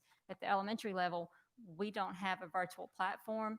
Of course, now things are coming on the market. We're investigating, we're looking into them, but right now our remote and virtual looks the same. So where the children are being assigned, if they're a remote student, into one teacher's class, either AM or PM or both, depending upon the numbers. And then that teacher then is conducting that instruction from her school, from her classroom, his or her classroom. And then should parents decide that they want to send their child back to school, then that teacher's already started building relationships with that student, gets to know that student, and they would be able to go into that teacher's class. Okay. I wanted to just make sure I understood. Yes, great question. The remote learning elementary students, if they don't have the access of internet, are they coming to school as well? That's a really good question. It is our hope, obviously, that children who don't have access, we would give them that opportunity. But if there was a child that could not access instruction remotely using a Chromebook, didn't have internet access, we have talked about a workaround for that. And what teachers would do, they would record their lesson for that student and provide the student that lesson that way. Any other questions, board members? How will I guess this is maybe more of a nebulous question. I'm not sure exactly how to ask it, but I guess I'll say it as a statement. I'm concerned about the synchronous, I think that I'm concerned already about the remote learning at the elementary level, as I'm sure that you are. And then to add that other layer of synchronous learning on top adds even more concern. I'm not saying that we can't do it necessarily, but I guess this is being presented as a plan, and you know, some of the questions that pop to my mind is, you know, can we even do this? How do the teachers feel about it? Is there another way to, you know, to deliver? I mean, I know, you know, my daughters went through elementary school and there was always team teaching going on, right? So is there any way to kind of spread the burden for the teachers so that maybe, you know, one teacher in the team is handling, you know, the online class and one teacher is handling the in-person class or something like that? I mean, have those things been discussed? So yes, with the elementary advisory committee, the grade level committees, the specialty teacher committee, the virtual committee, and the elementary principals group, we have discussed this with all of those teams. And the advisement that we received from the teachers, their preference was to schedule, just as you said, as much as possible. Principals were asked to schedule remote and virtual students into the same class so that only one student then would have to plan and conduct instruction for those students. And at this point in time, for the most part, across the division, principals were able to do that. There are a couple of classes where one teacher is managing a handful of remote students and a handful of face-to-face. But again, it's one teacher per school, per grade level doing this. And that was their recommendation. That was their preference. Again, to make that planning easier for them. And then it also is preparing, so should children come back, like I said, they would already have that relationship with the teacher. And then additionally, we're training up those experts who will be able to help us move into remote instruction should we need to do so. Because last year, you recall, kindergarten, first grade, second grade, they did packets. Based on our feedback from our teachers, they understood that was the best you could do on the fly, so to speak, but they were not a fan of the packets. They did not feel like that they could introduce new instruction through the packets, and they felt like this would be more equitable for the children to give them access and just better instructional opportunity to be able to learn new material. Just make sure it's clear that, again, this is one teacher per grade level in each school that will be teaching virtual on the 25% or 50% model. Yes. If we are to scale it back to all virtual, then all elementary teachers will be teaching virtual or Correct. rather remote. Correct. And there's Including K, including K through 2, right? Including K through 2. We've secured Chromebooks for K through 2. And like I said, our hope is that as soon as the children start school, and they use Chromebooks anyway for different programs like iStation, iExcel, but we haven't really trained them in Google Classroom. Right. And so kindergartners in particular really need that experience. First graders only had a half a year of it last year. So we need to get them in, get them trained as quickly as we can so that should we need to move to remote, we would be prepared. You know, of course, at the elementary level, the data for years, you know, tells us that reading proficiently by the end of third grade is a huge predictor in whether or not a student will be successful in school and graduate. So it's really important that we have a way to deliver new instruction and really help children in K through 3. They're learning how to read. When they get older, they're reading to learn, but we need to be able to have that opportunity for new instruction. So let me say this too, that if we are fully remote with elementary school, then the kids would still be divided in an AM/PM model.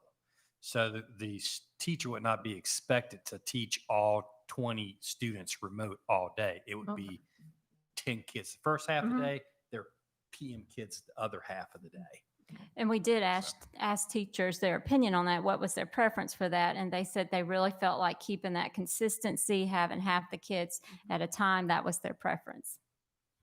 Yeah, because if we started remotely and then went to the 50%, the kids would be in that cluster. I want to just make sure I understand. So there'll be one teacher in the school, each grade in the per school who will be having face-to-face students and also students synchronously. Not necessarily. It depends on the numbers. Okay. So if you, let's say you have 20 But children. not every teacher and every. Correct. One Okay. teacher per grade level per Okay. school. Yes. That's what I wanted to know. So I'm sorry, Barbara, I wanted to just clarify one thing then on that. So I like Jason's model here, so I'm gonna use your name. So if you know Barbara is in second grade or let's say third grade and is attending in person, but then the following week, you know, over the weekend she was exposed or did something risky, and her parents want to hold her back, you know, for the next couple days or for the next week. Does Barbara go from teacher A to teacher B, you know, on given days, or how does that bouncing back and forth work? That's an excellent question. And last week when I met with our specialty teachers virtual team, elementary principal team, I'm trying to remember the different groups, but we met and we actually discussed that question. And I asked them what their preference was for that. And their preference was if a child starts school and let's say they're there for 2 weeks and then something happens and they need to go remote, but it's their parents' intention for the child to come back to school after whatever that issue is. Maybe they needed to self-quarantine or what have you. So they start out and they have to go remote for a short period of time and then they're coming back. What they would do is they would start in their classroom teacher class face-to-face. When they go remote, they would jump into that remote virtual with the one teacher who's doing it. And then when they returned, they would go back into that teacher's classroom where they started, trying to keep those relationships going. Okay, thanks. Yes, sir. Any other questions? What's going to happen to pre-K? Yes, so pre-K, and they have a plan as well. If they needed to go remote, then they would continue with paper pencil packets. They're also talking about putting some kits together. We're looking at funding for that to be able to make that work at home more robust, to be able to provide those materials. And will there be elementary students will be attending full day if they do not have internet connection, like we've been talking, right? So that, or not? They would be attending a half a day. A half a day, okay. Correct. That Unless was the another IEP says Correct. different. Okay. Thanks. Mr. Pauley? Did the air get cut off? Yes, I Yes. think so. It got hot in here. It's didn't starting to cool down again. I think we've got it going. Not making noise. I could. Yeah, it automatically goes off, doesn't it? Yeah, it's a timer. Good evening. As you can imagine, Dr. Wickham and I worked very closely together on our instructional plans. We're essentially two halves of the same coin when it comes to instruction. There are many, many similarities in our plan, especially the last half a dozen or so parts of the plan are nearly identical. But the key differences are what you'll see in how we have our students scheduled and the way in which we are providing the instruction. As you know, you approved secondary schedules on your June 16 meeting. And in those schedules that you approved, we will be providing daily face-to-face instruction for all students while following appropriate prevention strategies. And as Mr. Krantz explained, each classroom will have a designated maximum capacity based on square footage and on physical distancing requirements. The elements of the secondary schedule are listed there for you. They provide a combination of remote and in-person instruction. I'll run through those with you quickly, but because it is really just a verbal way of explaining the charts that you've seen of the schedules. All middle and high school students will be divided into two groups at 50% each. Each group will take 2 classes in person and 2 classes remotely every day. Groups will alternate morning and afternoon sessions to provide equal in-person access to all classes. When students are not attending classes in person, they will participate in synchronous remote learning at home. And that's defined later on in the plan for those of you who are wanting to hear that. Principals will work with families to accommodate a need for sibling schedules to be aligned. For students with disabilities, IEP teams will determine individual student placements. Students whose families prefer that their children not attend any in-person classes until we enter the beyond phase 3 portion of our program may participate in all of their courses remotely through their current school, following their schedule at their current school. But students who prefer to take all courses in a fully virtual learning environment, even after schools fully reopen in beyond phase 3, those students will enroll in the MCPS virtual school program. These students, as you know, will take virtual Virginia courses, MCPS virtual courses, or a combination of those courses. So we have a clear distinction in secondary between what is virtual and what is remote.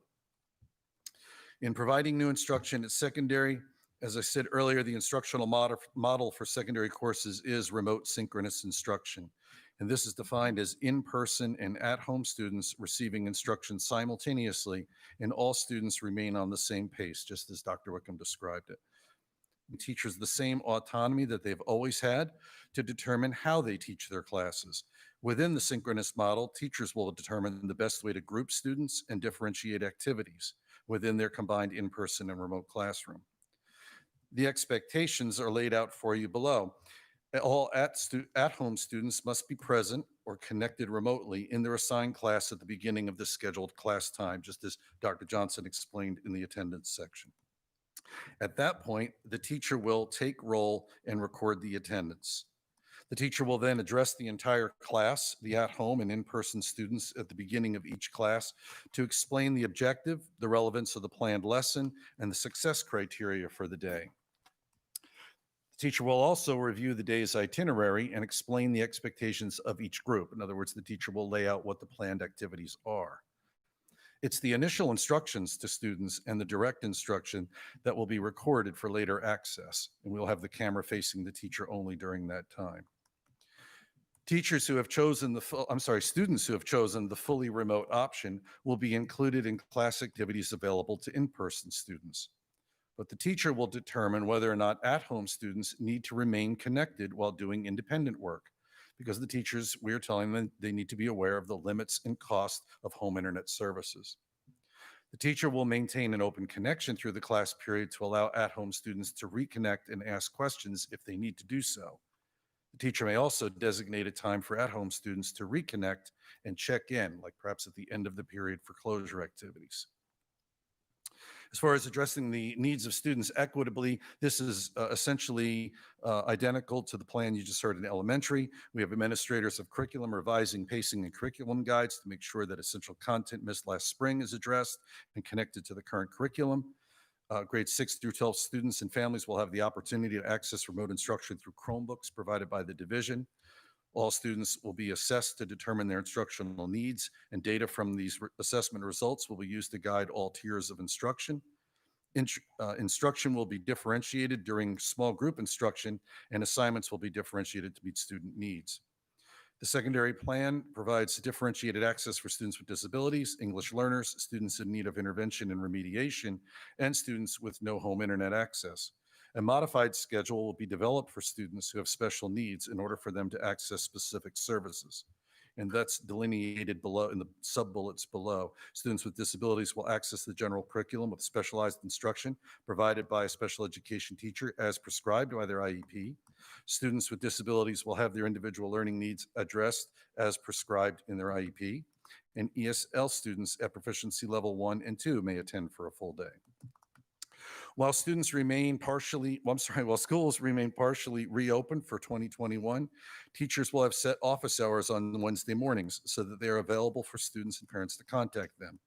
Students may meet with teachers individually or in small groups during office hours for conferences, additional assistance, remediation, and intervention. Schools will identify the 2-hour time frame during the morning for office hours for students and families on Wednesdays. Identification of instructional gaps and student needs. Teachers will collaborate with administrators of curriculum and colleagues to identify essential content that was not taught last spring. Pre-designed assessments will be given to determine learning gaps, and map testing will continue in grades 6 through 8, and we will be adding that to grade 9 to measure student growth over time and provide teachers with information they need to differentiate and adjust instruction and to make students focused, data-driven decisions in language arts and math. Pacing will include a review of last year's essential concepts and skills covered in school year 2019-20 and develop lessons and assignments that focus on essential concepts and skills to be covered in 2021. Classroom assessments will include formative, summative, formal, and informal measures. Formal summative student assessments will be done in person. This was a rather major point from the advisory committees and the teacher survey feedback. The idea of doing formal summative assessments in person was very important to the teachers. Teachers will have to devise a way to administer the same summative assessments to the all remote students in a secure manner. Special education teachers will collaborate with the general education teacher on students' performance and classroom formative assessments to guide instruction. Special education teachers will also utilize ongoing progress monitoring methods as related to the student IEP goals and objectives. Under supports for student success and well-being, as you know, Wednesdays will provide opportunities for students to engage in additional offerings through student services, such as counseling, social emotional learning, cross-district and school-based discussion forums, student leadership training, etc., as well as outreach and assistance connecting families with additional services they may need. Specific guidance for specialty classes, PE, fine arts, and CTE, is being developed by curriculum administrators. Athletic and extracurricular activities may continue with some mitigation, and at the time we wrote this, it said guidance forthcoming, but as you heard this evening, Danny Knott shared with you what that guidance is. Students with disabilities will have access to sports extended to all students. Revisions to curriculum pacing and instructional delivery. Again, administrators of curriculum are seeking guidance from the VDOE for adjusting the curriculum by identifying essential SOLs to be taught. They are also collaborating with teachers prior to the start of the school year to revise pacing and curriculum guides identifying essential concepts to be taught during 2021. Essential SOLs that were missed during last spring will be integrated into the curriculum where they seamlessly connect. The admins of curriculum will continue pacing and curriculum work with teachers throughout the school year to provide guidance and support. Teachers will also collaborate on strategies for teaching the content to include remote learners throughout the school year. Students with disabilities will receive instruction based on their individual needs as prescribed by the IEP. For continuity of instruction, the MCPS phase and level guidance for instruction will determine how remote learning is used at the secondary level. Survey feedback indicated strong favor for synchronous remote instruction, and it was the recommendation of the Secondary Advisory Committee that this should be the model for secondary, not the asynchronous model used in Q4 of 2020. And on page 46, you'll see the beginning of the stakeholder involvement, secondary stakeholder involvement. The synchronous remote model will allow students and teachers and students to adapt more easily to fully remote learning should further closures be necessary. As we said earlier, it's important that students just be extremely comfortable and practice with remote synchronous learning in case we fully close and that becomes the full model. To prepare students for possible future school closures that require fully remote learning, teachers will integrate technology into in-person instruction regularly. Delivering remote instruction daily will expand teachers' expertise and student familiarity with the model should further closures be necessary. All secondary teachers will be issued new Chromebooks, as Mr. Wickham explained, with better cameras and audio to deliver remote instruction. All secondary students already have Chromebooks. Students with disabilities will have access to the general curriculum. Specialized instruction and accommodations will be provided through co-teaching and collaboration. Preparing teachers through professional development.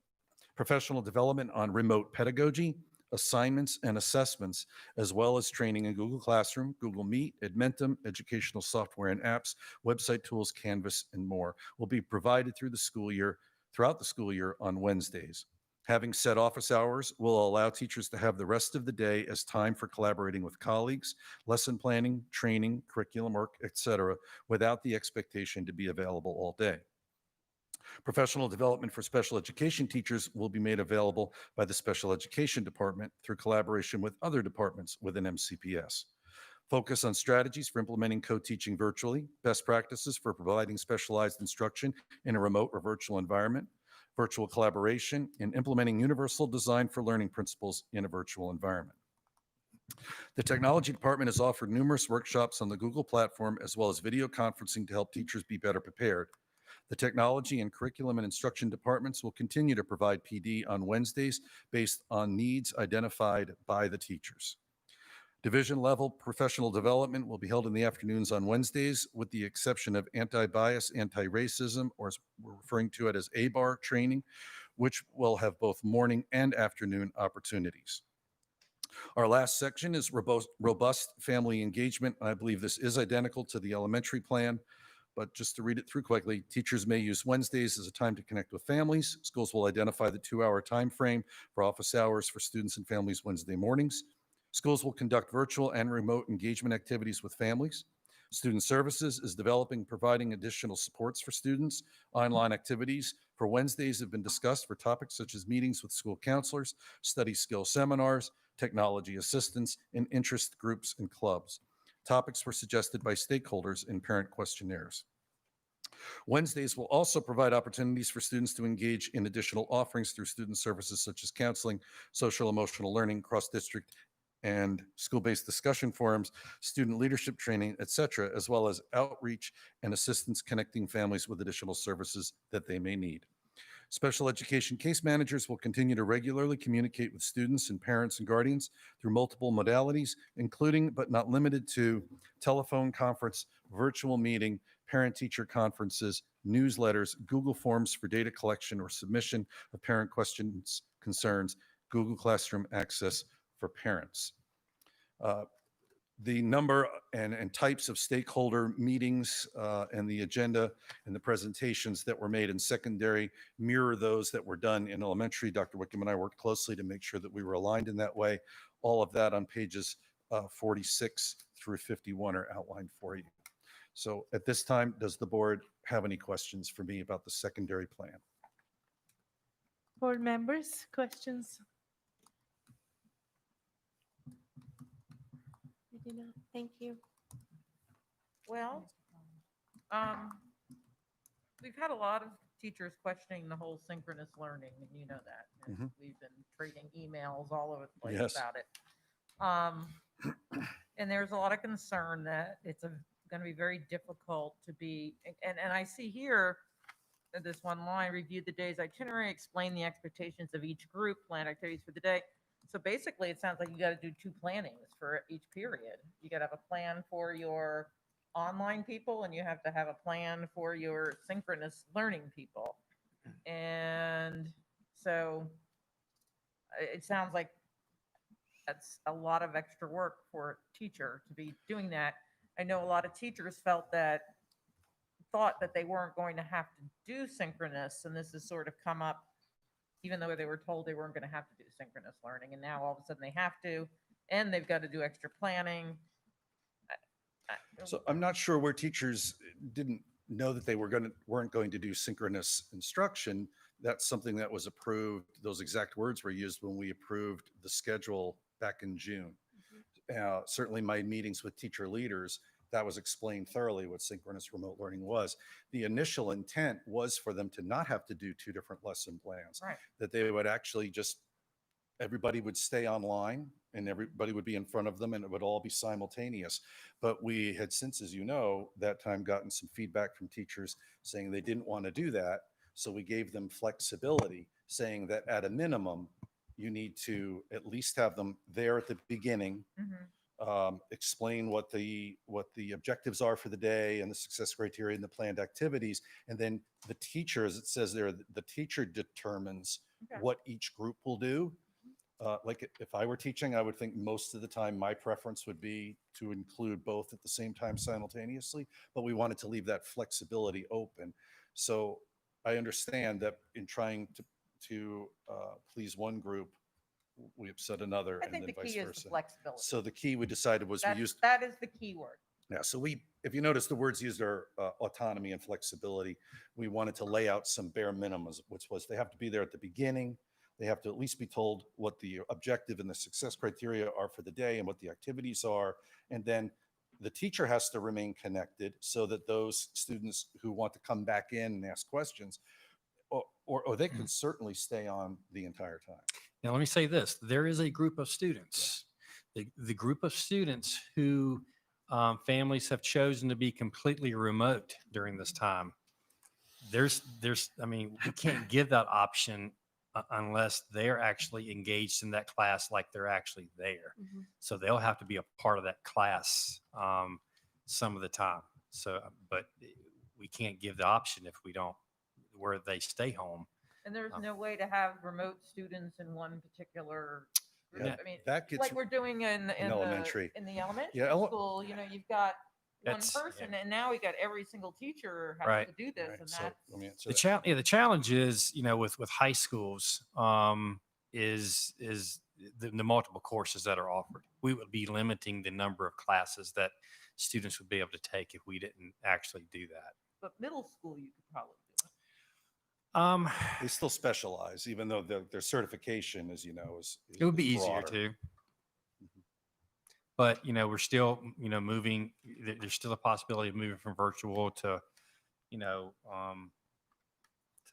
in person, face to face. So yeah, it's going to be more work. There's no doubt. It's going to be new for teachers. It's going to be new for middle and high school teachers. What kind of numbers are we looking at as far as, do we know how many students we're talking about that are going to be Remote. remote? I have that information, but I didn't bring it with me. Okay. Yeah. Mr. Husband has virtual. He'll talk about that in a second. The remote piece. I can look it up and. We've got the numbers. I'm just curious as to how many we're talking about here. And then how many was it again we were talking about? We're going to be going full-time because they don't have internet.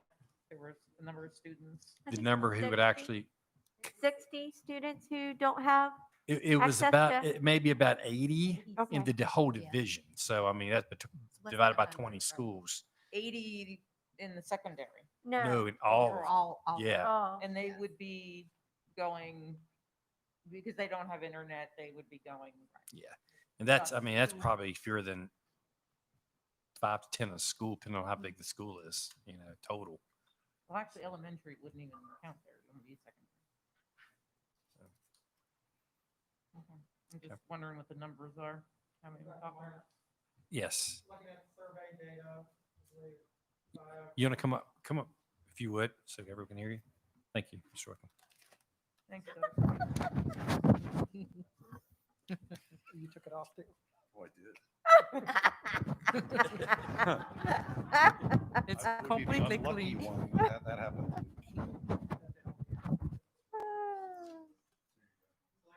Looking at the survey data, it looks like for the middle schools, there are 345 students who have asked for remote only. And for the high school, there are 467 students who have asked for. That's the remote remote, not only. virtual too, correct? No, that's just remote Just only. remote.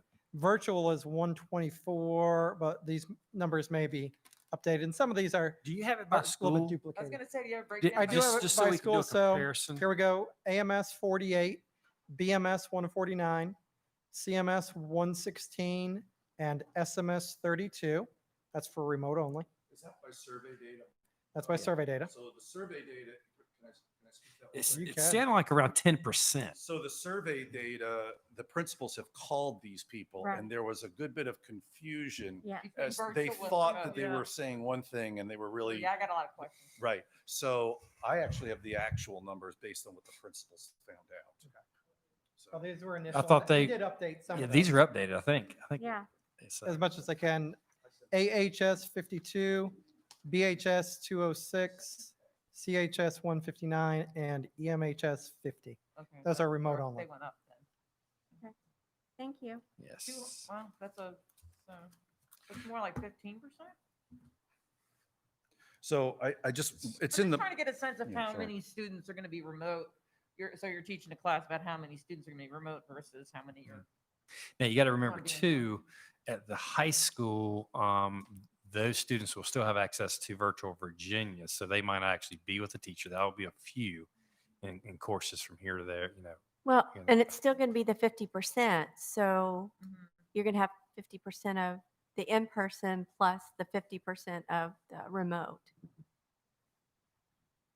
But back your concern about the balance of the students who are remote or at home and the students in front of us, based on all the surveys and based the experiences in Q4 2020 and the input from the Secondary Advisory Committee, it was very clear synchronous remote was what was needed and wanted.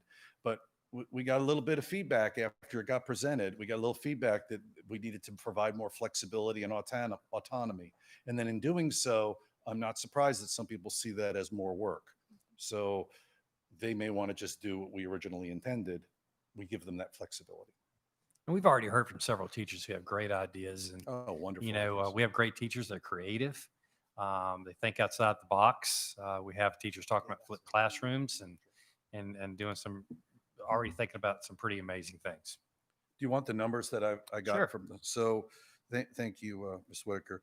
So number of students in all remote, they're still pretty high. Auburn High School, 57, Blacksburg High School, 234, Christiansburg High School, 187, Eastern Montgomery, 47, Auburn Middle, 41, Blacksburg Middle, 141, Christiansburg Middle, 149, and Shawsville Middle, 29. Just about 20%. Yeah. So I don't have a total on that, but that is the number of students who selected all remote versus the number of students who said they this want to is- go virtual. And this is done with, this is updating the survey. Okay. This is This after is after after principals call. made phone calls and said, "Did you really mean virtual?" And they were like, "Describe the difference." And then Okay. okay. Okay. I'm sure Mr. Husband can tell you what the virtual numbers are. Yeah, those. Yeah, he does. Okay. Thanks. Carl. Any question, Mr. Chewbacca? Are you good? Yeah, I'm good. And thanks, Carl. I appreciate the flexibility because that is the one piece that I heard about too. And I'm glad that we were responsive to that. Thank you. Thank you. Okay, thanks. Dr. Walker, special education.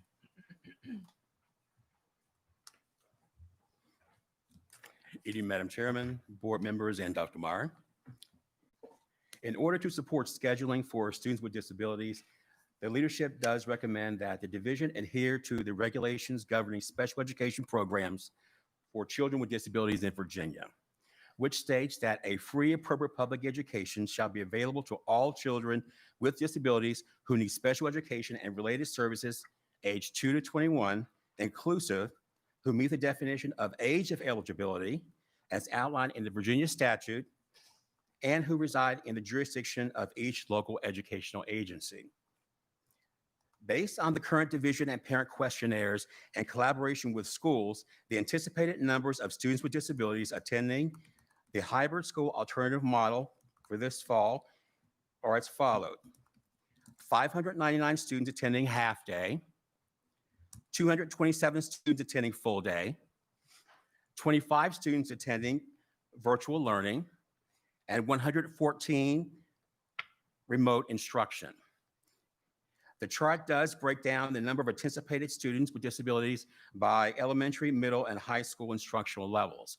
These numbers will fluctuate as we are in the process of continuing to have IEP meetings over the next 2 or 3 weeks, so they could increase or decrease based on the outcomes of the meetings. Areas of support for scheduling for students with disabilities include that students with disabilities will be included to participate in all elementary and secondary scheduling opportunities according to the division's health and secondary educational plans. Educational placements and length of school day will be determined by each school's IEP team. School personnel will hold IEP meetings, again, with parents and guardians to review individual services and supports.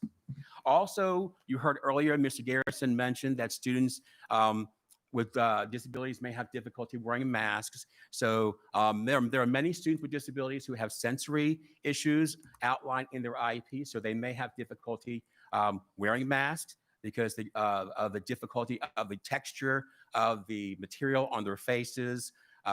Also, some students may have difficulty because they just don't like anything covering their mouth or nose.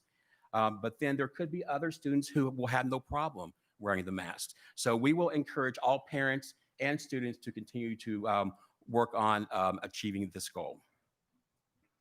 IEP accommodations will be implemented in all educational settings.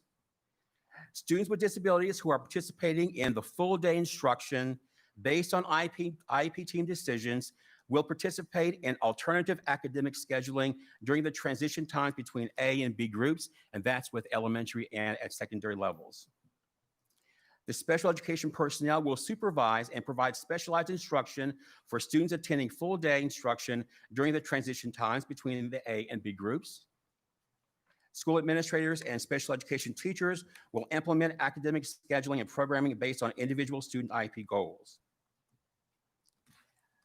Providing new instruction for students with disabilities. Students with disabilities will participate in all division-wide new instruction opportunities. Supports include access to specialized instruction and content and specialty areas will be decided by the IEP team. Special ed and instructional assistants will collaborate and implement IEP during content and specialty areas. All IEP accommodations will be embedded in remote and virtual learning content. Special ed teachers will monitor student progress and data collection on all IEP and goals and objectives. And division leaders will monitor the delivery of co-teaching and inclusive practices of new instruction in all in-person and remote content areas. Also, special ed teachers and instructional assistants will monitor and provide for all at-home students to ensure participation in synchronous learning. And finally, special ed teachers will provide instruction in all content areas for students who meet criteria for homebound and home-based students, homebound and home-based instruction through the IEP process. Addressing the needs of students equitably,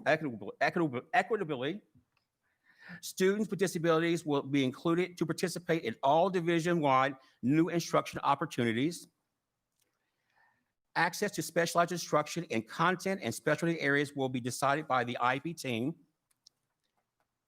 Individual learning needs of students will be addressed by school personnel across all instructional content areas as prescribed in the IEP. Students with disabilities will be exposed to differentiated instruction in all in-person and remote settings. And students with disabilities will be offered the necessary materials and supports to access academic content and related services through in-person and remote instruction. Identifying instructional gaps and student needs. Again, I cite the regulation that the division will adhere to the regulations.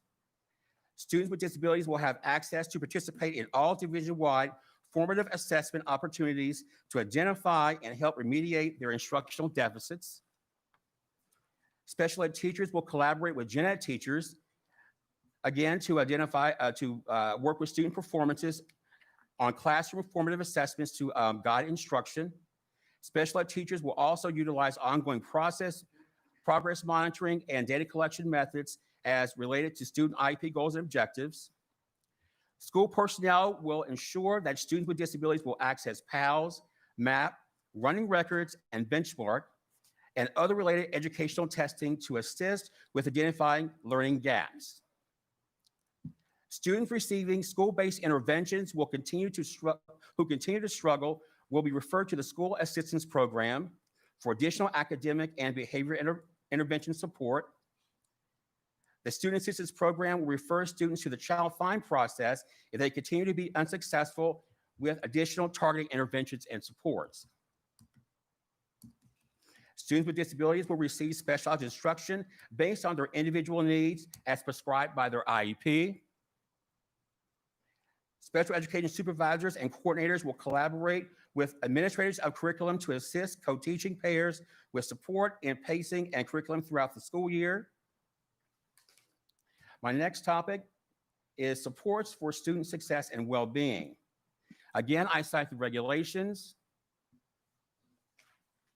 Students with disabilities will access and participate in all division-wide opportunities to provide support for students' overall well-being. This includes counseling, tiered intervention, social emotional learning, student leadership training, and etc. All will be decided by the IEP team. Special ed teachers and instructional assistants will be trained with all these supports on Wednesday mornings. Resources for families will be filtered through the Parent Resource Center.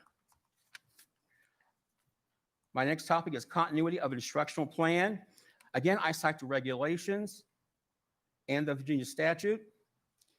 Support areas include students with disabilities will have access to general curriculum, specialized instruction, and accommodations, all provided through co-teaching and collaboration. Students with disabilities will be provided with Chromebooks to access virtual content in a general curriculum. Students will receive IEP-driven supports and services by related services personnel. Special ed teachers, again, collaborating with gen ed teachers to provide specialized instruction for virtual instruction and embedded accommodations. Students participating in remote instruction who have targeted assistance outlined in their IEP will receive the targeted assistance and support by special education instructional assistants. Next area includes preparation for teachers through professional development. All professional development for special education teachers are provided by the special education department, again, collaborating with other departments. Professional development topics, again, include implementing co-teaching virtually, best practices for providing specialized instruction in a remote and virtual environment, virtual collaboration, and implementing universal learning designs. Professional development are provided for special education instructional assistance on Wednesday mornings. My last area I'll discuss is robust family engagement. A survey will be developed for community stakeholders to solicit their feedback on additional ways special education department could meet the needs of students with disabilities. Also, the special ed department will collaborate with the Parent Resource Center to develop a series of professional development opportunities designed to support parent knowledge and understanding of the Child Find process, the IEP process, 504 procedures, disability categories, student transition, dyslexia, AT services, and social and emotional wellness. With that said, that completes the presentation for the plan for special education. Any questions from the board? Board members, any questions to Dr. Walker? Thank you so much for all the work. Okay. Our next presenter is Mr. Mark Hudson, presenting on virtual learning. Thank And you. let me say, Dr. Walker and his team's credit, it is a lot of work. Yeah. Whenever we change levels, of course, they've been planning for the 50% model. Whenever we change levels, they have to go back and redo IEPs, correct, Dr. Walker? Every time in this process that we choose to change levels of service, they have to go back and redo all IEPs. Yeah, every student's IEP in the division. How many are they? About 1,094. They have to redo 1,094 IEPs every time that we decide to switch between levels. Yeah, we'll amend now over the next 2 or 3 weeks. If there is a move back in phase or shutdown, we have to amend again. And we'll have to do it again if we go to fully back to phase 1 or level 1 to all the phases. That's probably one of the biggest jobs in the division when we make a move from different levels of services for students. It's enormous. So thank you, Dr. Walker, for the work you're about to do. So can I ask I had a one question. Yes. With those changes, so that means the parents also have to be involved every time you're. Yes. I'm sorry, say again? Yes. That the parents also have to be involved every time you have to go back to the. For every meeting, we have to have meeting. parent permission because they have to sign and we need their signature Right. to implement. So we involve parents for every meeting, for every IEP that we have for every student. And part of that committee, every time that happens, who's involved in that? The administrator, teachers, gen ed teachers, special ed teachers, related service personnel, anybody the parent feels they can bring that has knowledge of the child, professionals in the community, the whole IEP team for each IEP meeting for each student. Crazy. Okay. Definitely appreciate what you're doing. Thank you so much. All right, thanks.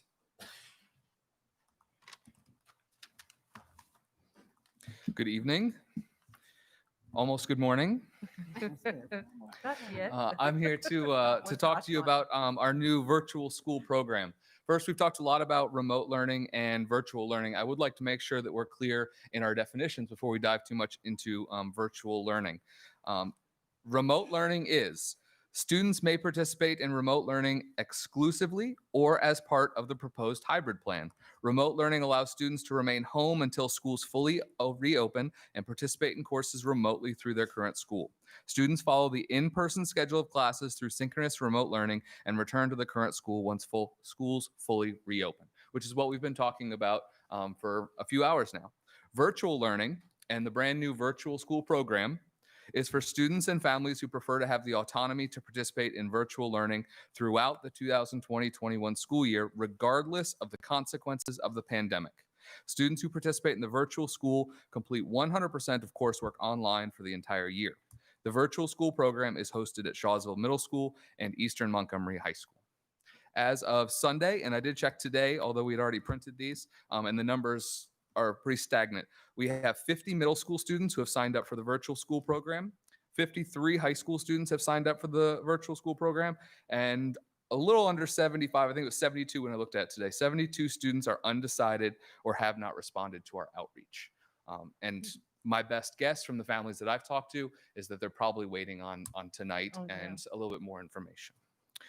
Due to the nature of the virtual program, phase guidance does not impact the instructional delivery mode for students participating in the virtual learning program. Virtual learning will take place both synchronously and asynchronously based on learning platform being used. Remote learning will be primarily synchronous, as Mr. Pauly has spoken about, but there is exceptions for hands-on practice and oversight to ensure the safety of in-person learners. Providing new instruction. Virtual learning will provide new instruction on a daily basis. The majority of courses will be taught by Virtual Virginia teachers.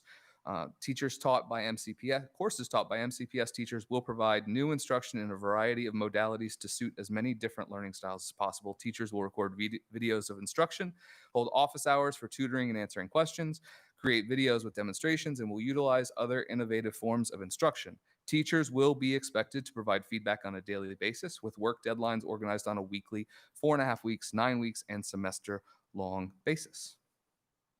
Addressing the needs of students equitably, strategies and supports will include the following items that were also included in the secondary return to schools component of the plan. For the next couple spots, there's actually identical overlap because the same policies and guidelines that we've provided to all secondary teachers also apply in virtual, and I don't think that I need to read that to you. At the bottom of page 57, I do want to point out under support for student success and well-being, that in addition to the guidelines that Mr. Pauly talked about for all secondary teachers, students in the virtual school program will also be assigned a mentor at either Shawsville Middle School or Eastern Montgomery High School. The mentor teacher will help students navigate the virtual school program and act as a liaison between the physical school and the student and their family. We've put a lot of time in talking to the administrators and counselors at those two schools about these students are students at Shawsville and Eastmont. They're not just virtual students. So part of what they get when they're students at those schools is they need to know when is tryouts for the football team, when is tryouts for baseball, when's the dance, when's prom, when are these after school clubs going to be meeting? And they need to be involved in all of the same opportunities that students normally would if they were attending in person. Skipping down to continuity of instruction plan, halfway down on page 58, the virtual school program is designed to operate seamlessly regardless of the current stage of the pandemic and the implications of in-person instruction within MCPS. So another benefit of this plan that Dr. Meyer came up with in June, that reflecting on my own time as a principal, I think that whether we were in a pandemic situation or not, I think that you probably have 5 to 10% of students that would take us up on a virtual school program at any point in time. It's going to work for a lot of families. So I've been emphasizing to families that we see this as a permanent piece of Montgomery County Public Schools moving forward. And I think that that works with a lot of family schedules. Preparing teachers through professional development. The majority of students will be taught through Virtual Virginia, and it's important for me to note that Virtual Virginia teachers are licensed Virginia teachers. I spoke with the director last week. He said they are yet to hire a new teacher. Every teacher they've ever hired has been a veteran teacher, and they're also required to go through training before they begin teaching with Virtual Virginia. We also have an ITRT that has been assigned to the MCPS virtual school to aid teachers in adapting curriculum to a 100% virtual environment. And the rest of that page, and most of the rest of it is identical to what Mr. Pauly went through. I do want to point out in terms of stakeholder involvement, we had, as you can see, a tremendous amount of meetings and feedback and involvement in the spring and early summer when we were talking about remote instruction. And sometime right around July 1st, when most of us were at the beach and in between vacations, we transitioned that remote learning team into the virtual learning team. And there are 2 dates at the very bottom, all the way on page 65, that we have met as virtual school admin planning meeting. And that's where, as Mr. Pauly mentioned, a lot of principals had called families. If a family on the survey had indicated they wanted virtual learning instead of just saying okay and running with it, we've actually contacted all roughly 325 families just to confirm. And there were a lot of confusion about the vocabulary. So we had a conversation with each of those families, talked about whether remote or virtual was better for them. And then now we're moving forward with setting up schedules. And they've been talking with counselors this week and last week at Eastmont and Shawsville. Awesome. Great. Any questions about the virtual school program?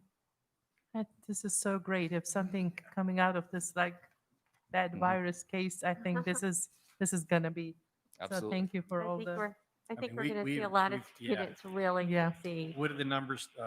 Say those again between Shawsville Middle and Eastmont High. There are 50 middle school students, 53 high school students, and we still have roughly 75 students that are undecided or have not responded to our outreach. So already over 100 students who now will be Eastmont students through the virtual program. That's pretty amazing. I think it will continue to grow and be popular. So. And those numbers do not include homeschool students. We had a big outreach to homeschool students that may want to take advantage of some of our opportunities. We've had I'd say roughly a dozen that have enrolled on a part-time basis or more. And those were not included in that as well. That's great. That obviously will, one thing all this is doing, I think it's going to help our ADM as well. So, excellent. Any other questions? Mr. Chawaka, do you have any question? It just got answered. Thank you. Thank you so much.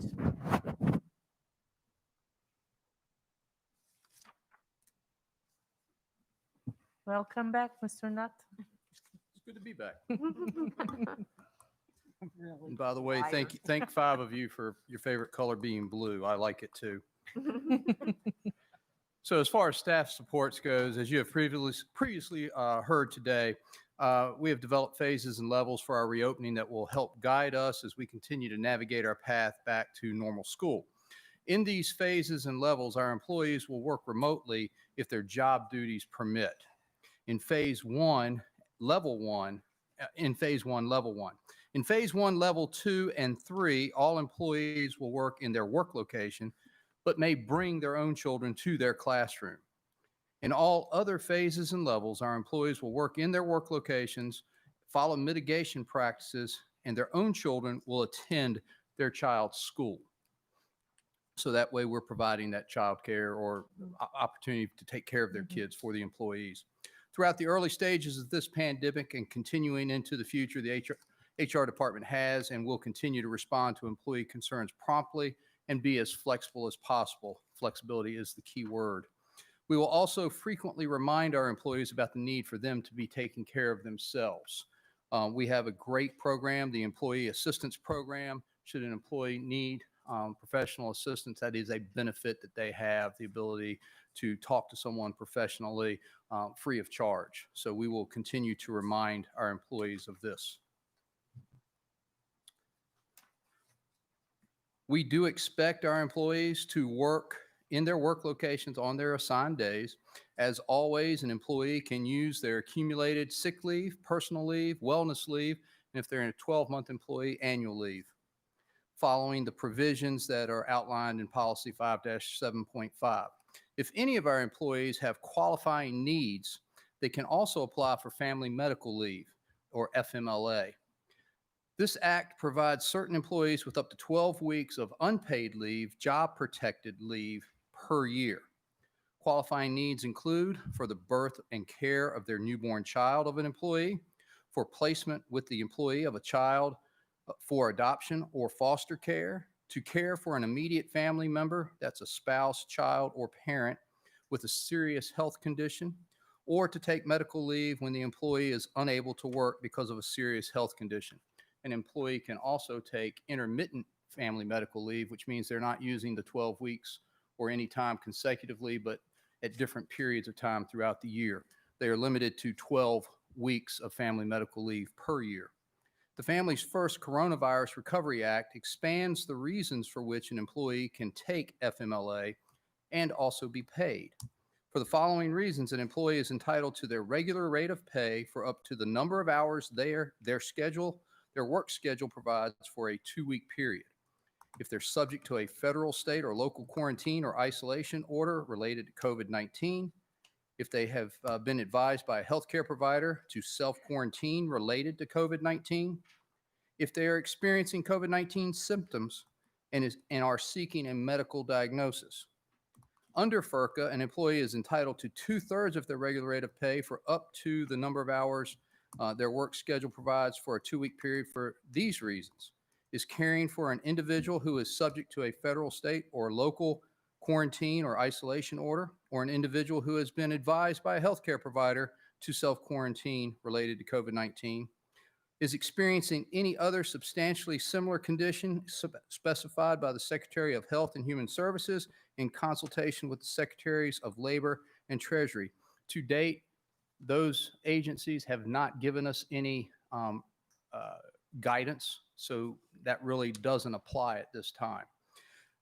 They can also, if they are caring for a child whose school or place of care is closed or child care provider is unavailable for reasons related to COVID-19, they also can earn 2 weeks of unpaid leave, but that can be expanded to up to 12 weeks total by the Emergency Family and Medical Leave Expansion Act.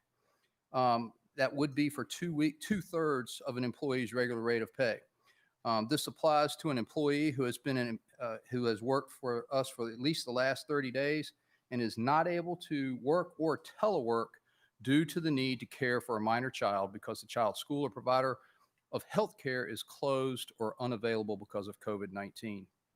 Some employees may also be eligible to receive reasonable workplace accommodations under the Americans with Disabilities Act. If an employee feels they meet the criteria for ADA and would like to request a workplace accommodation to reduce the risk of exposure to COVID-19, they should contact us in Human Resources.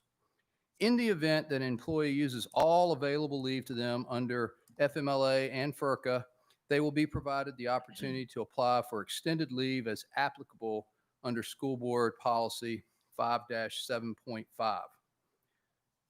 To help our employees know when to take sick leave, because some of our employees, especially teachers, come into work sick at times, and we don't want them doing that during this time. We're going to give them some guidelines as to for illness, and if they're the first one, if you feel sick, take a sick leave day. If you feel ill and are concerned that the illness is COVID-19 related, take a COVID-19S. That means the S stands for self day. Notify Human Resources and seek a medical diagnosis. The COVID-19S code does not count against the employee's accumulated leave. That is something we are giving them at this time.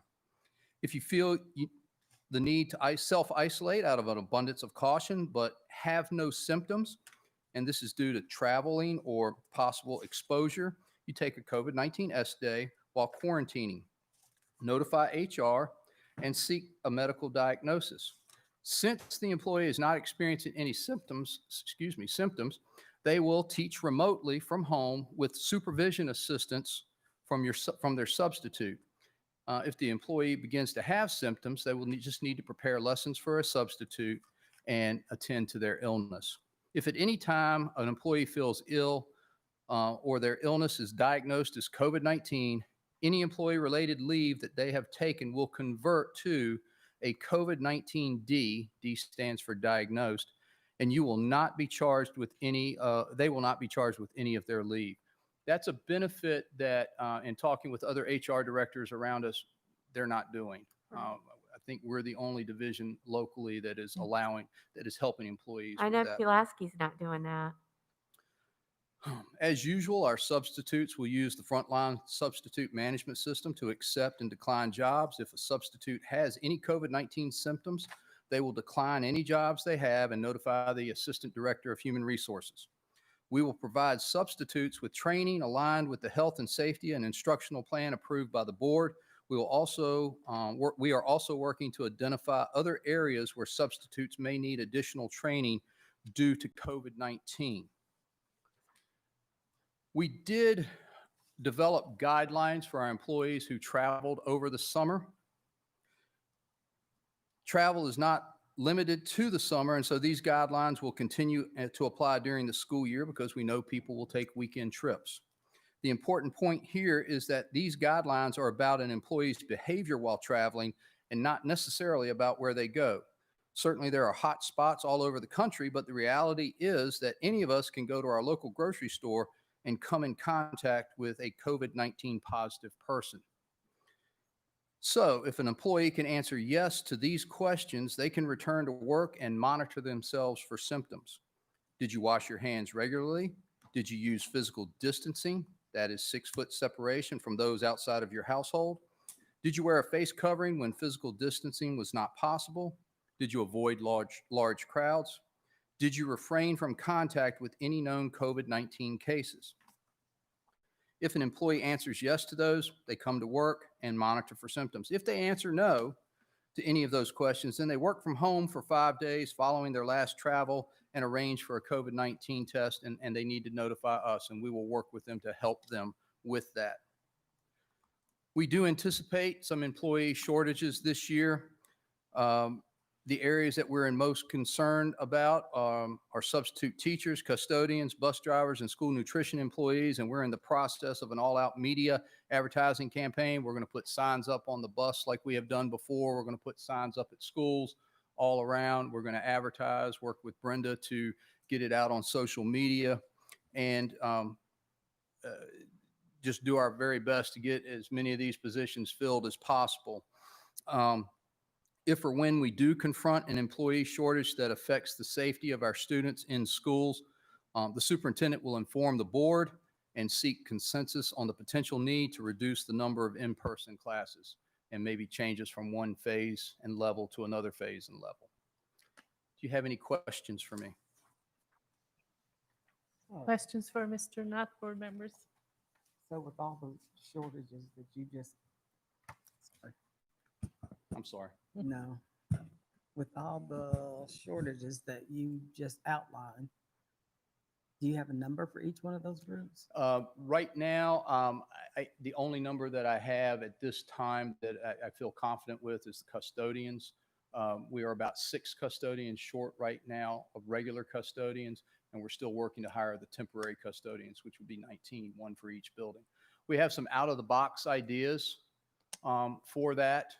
We think that the information or the proposal that Mr. Krantz talked about earlier for custodians will help in that area. So we're hopeful that that's going to help. But we also have some out-of-the-box ideas, possibly if we have some students who are 18, want to work, we could potentially use them like we have done in the past with student workers. Also, we have the ACE volunteers that need the ACE students that need volunteer hours. So we may be able to use some of them to help on a voluntary basis. Dominic is looking into as many different ideas as he can to try to help with this. Substitutes, we do know we're down right now about 160, but we had 500 substitutes, 527 substitutes last year. So we still have a sizable number of substitutes. Until we call them and they say, nope. That's a possibility. How many of those are the retirees? We have approximately 37 who are in the RIHIP program. So those are the ones that I think you're talking about. We have approximately 37 of those, and we are working with them to help them, get placed and get jobs quickly, so that they can earn their 35 days and then start earning pay if they want to earn the pay. Okay, so Danny, I have a question. Yes, sir. So as far as substitutes go, and as far as our own staff, I guess, if they have to hunker down at home, is there a plan to switch any of the in-person, but let's say we're up to 50%, is there a plan where a teacher, let's say a teacher can't, for whatever reason, needs to quarantine or needs to isolate or something for a few days, that teacher can't basically go full-time remote as a teacher at that time? In other words, yes. do you have to, do you understand what I'm asking? If they're being quarantined, but not necessarily sick, then Correct. we would ask them to teach remotely. And their substitute we would work to acquire a substitute for them who would supervise their students in the classroom while the teacher is teaching remotely in that situation. I think you just mentioned that in the plan, didn't you? Yes, ma'am. You just read that out of the plan. Okay, I thought so. How are you going to have substitutes that are trained to be able to use the technology that we're going to be using for the synchronous learning? And I mean, it's being a substitute, going to a classroom and just taking somebody's sub plans and kind of, just getting things done for the day is one thing, but to go in there and get on the Chromebook and get logged in and that's a whole another thing.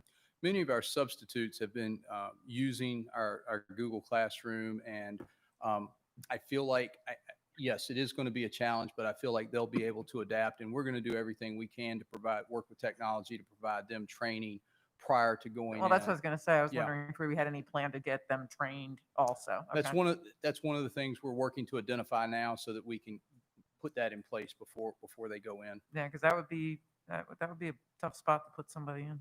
Yes, ma'am. So you mentioned cafeteria workers also. How many? Yeah. I do not. Dominic, do you have a number for T&G? Yes. We'll bounce that around. Dr. Meyer? No. There's 28 positions short. Most of those are minimal hours, and when evaluating the staff by school, it would not impact our opening, but if our participation were to get back to a higher level, we would struggle.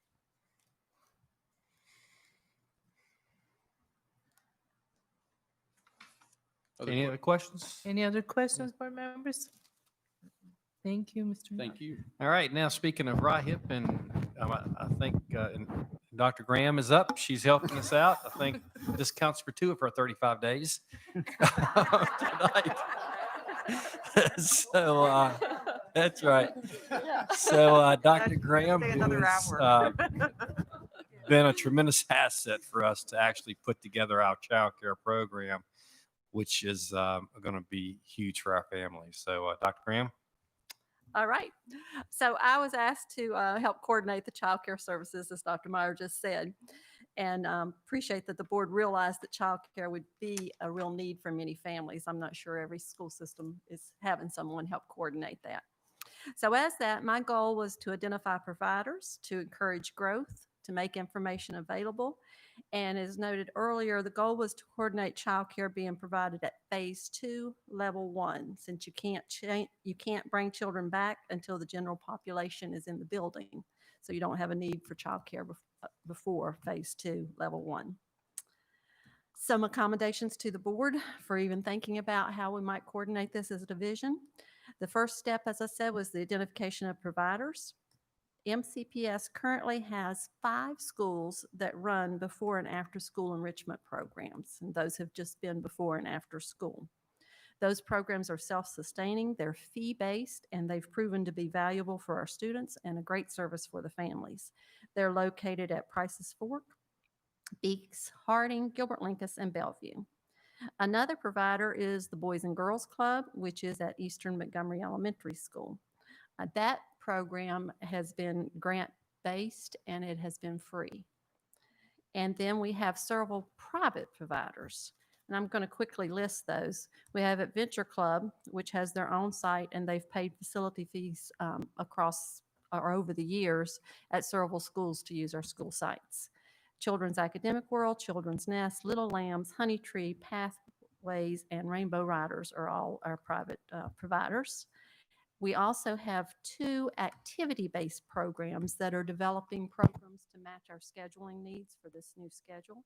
Those are Tech MMA and Fitness Academy and Virginia Techniques. And we've also worked closely with the Y Center, which is in Blacksburg. They've done more of a tutoring, but they're working with us through this as well.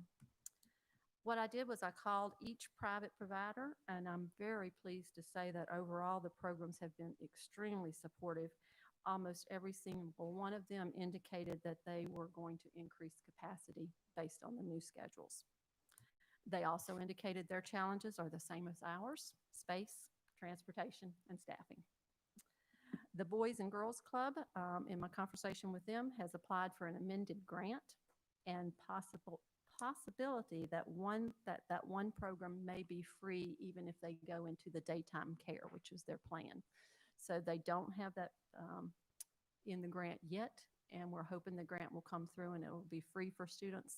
Either way, they will offer a program. The Y program's looking at how they can extend their program and support MCPS. The Rainbow Riders program is going to start offering a remote learning program for about 20 students, as well as extending into daytime options for kids in kindergarten through 5th grade. Then Adventure Club, Honey Tree, Pathways, Children's Nest, Children's Academic World, all are expanding to increase their capacity. Just got a call last night from Childcare, which is in Blacksburg. Before they've only served children under the age of 5, they're going to start taking some school-age children. They have not shared what their capacity will be yet because they're still working on their plans. So after identifying all the programs and talking with all the childcare programs and hearing what they were going to do, I knew that we still needed to expand our before and after school programs to accept students in the daytime. To do that, our programs needed space outside of the elementary school site because we're using the school during the day. And likewise, the adventure club sites that have been at our schools needed a place to be during the day.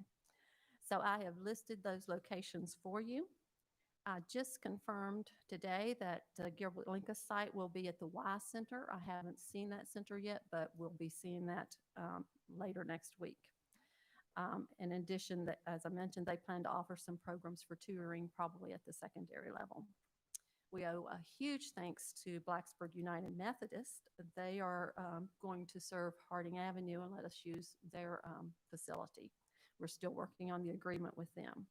And then you'll see Scattergood is listed. Scattergood is the Adventure Club site. And they have a large amount of space there. And then you will see that we're using several of our secondary schools in several instances as we were able to designate a space within the secondary school, like the auxiliary gym in some cases, to house our daycare program. And we're still waiting to hear back from First and Main. We may use some of their space as well. I'll be looking at a space there tomorrow. So once we looked at the space, then the next consideration was how would we staff the MCPS programs during the daytime. The managers of our current before and after school programs have been amazing. Every single one of them has agreed to take on the extra responsibility of running a day program, which is not a small responsibility.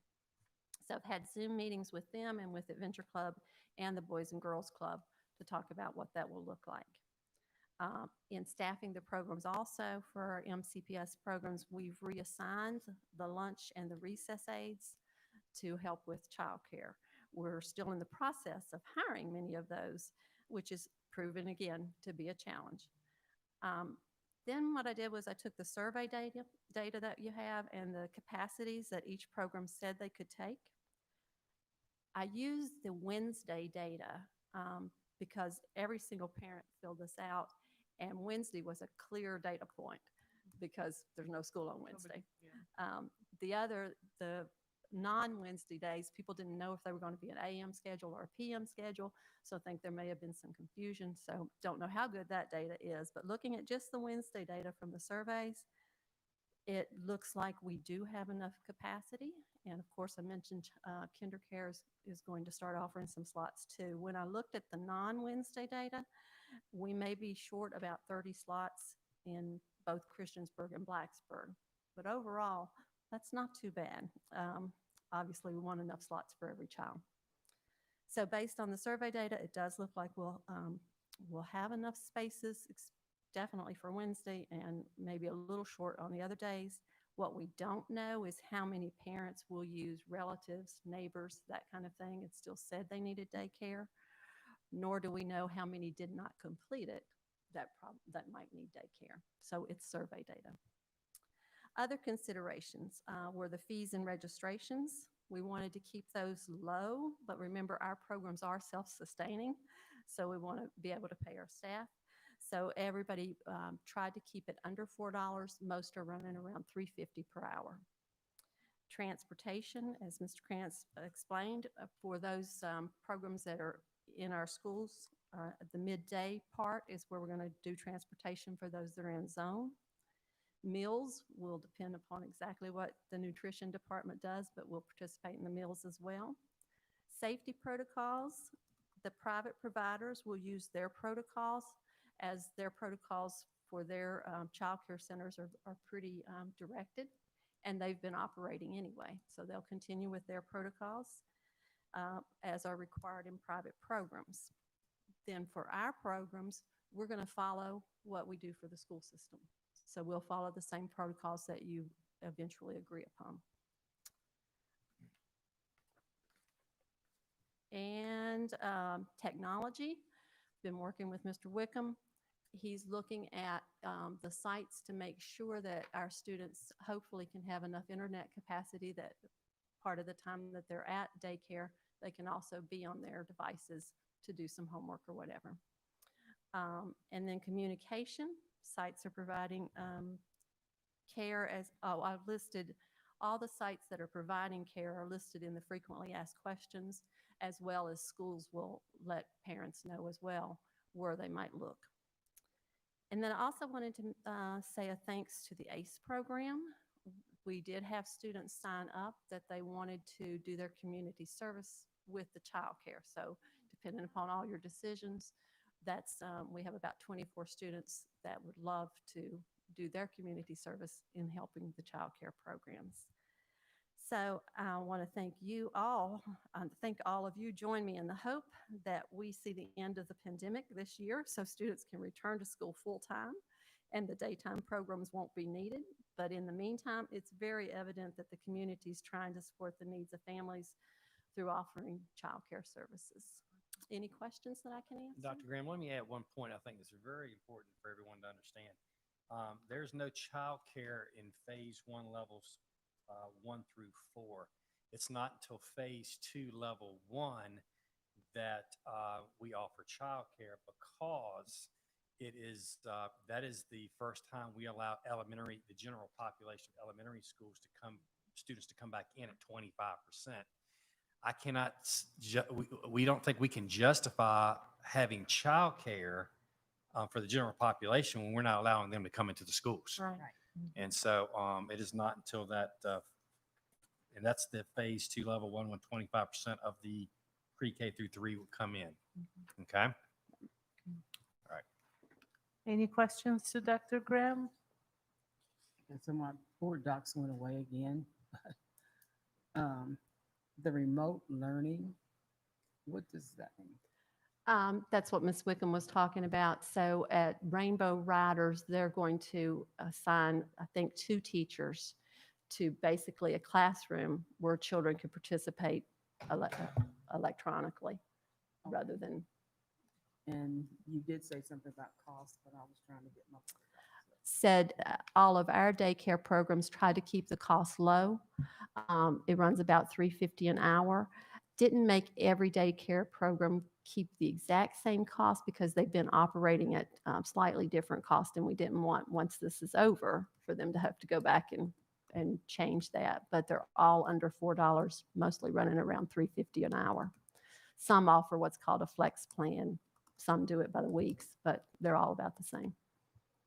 Okay, so I know Jamie brought up the issue of transportation and getting children to childcare providers, whether they be hours or. Yeah, several child care providers mentioned, for instance, that they would love for us to transport children to them, but if they're out of our zone, then we don't provide transportation during the year, and we certainly won't be able to do that now because our busing will already be tight. But all those that are MCPS programs, we will be providing that midday transportation piece.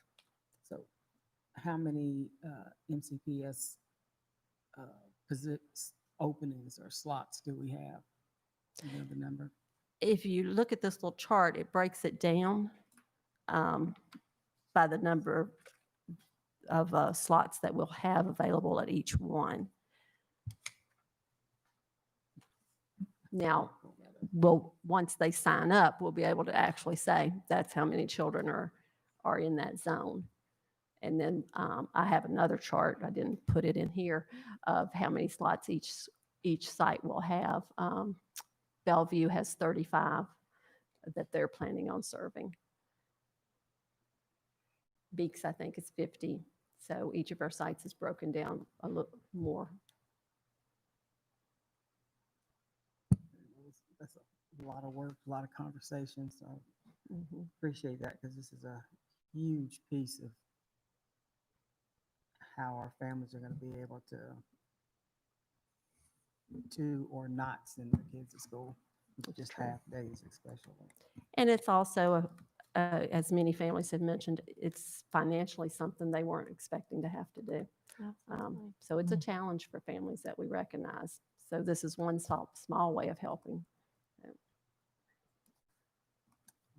Thank you. A lot of work. And thank you for taking the load off the principals and doing this. I know that was very much appreciated from them. Thank you. It's always good to see you. Keep coming. Thank you. Thank you, Dr. Brown. Ms. Diggs, Equity?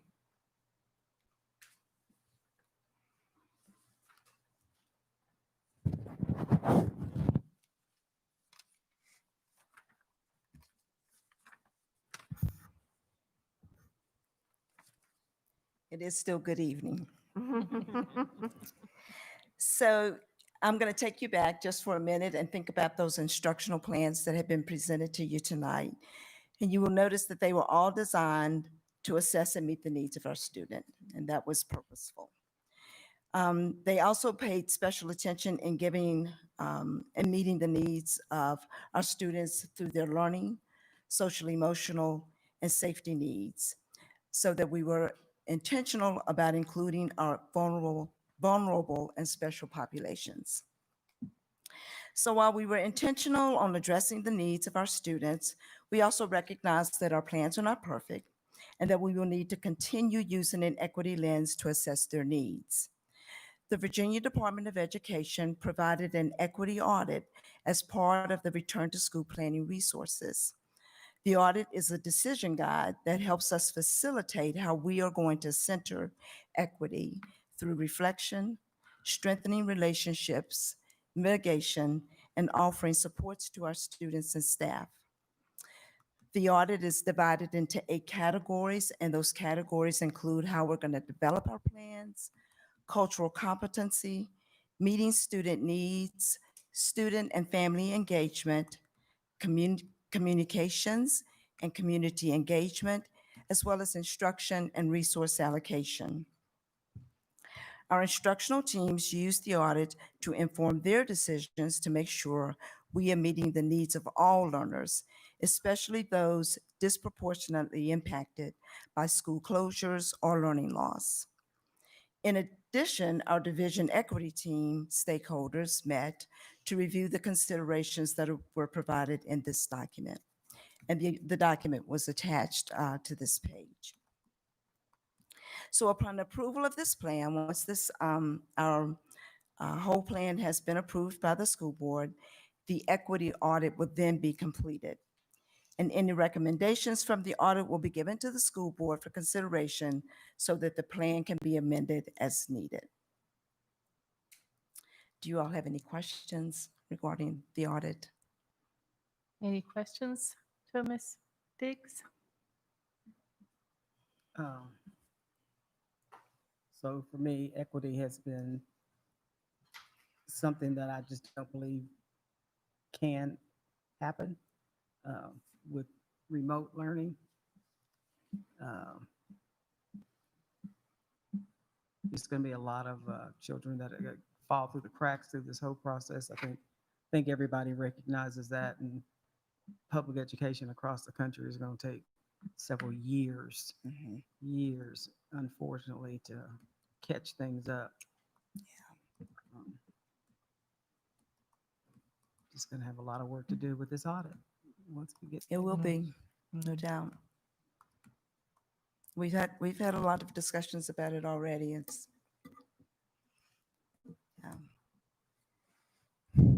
And we'll continue to pay attention to the equity piece as we move through this. correct. Okay. Yes. All right. Thank you, Ms. Diggs. Thank you, Ms. Diggs. All right, Ms. Whitaker.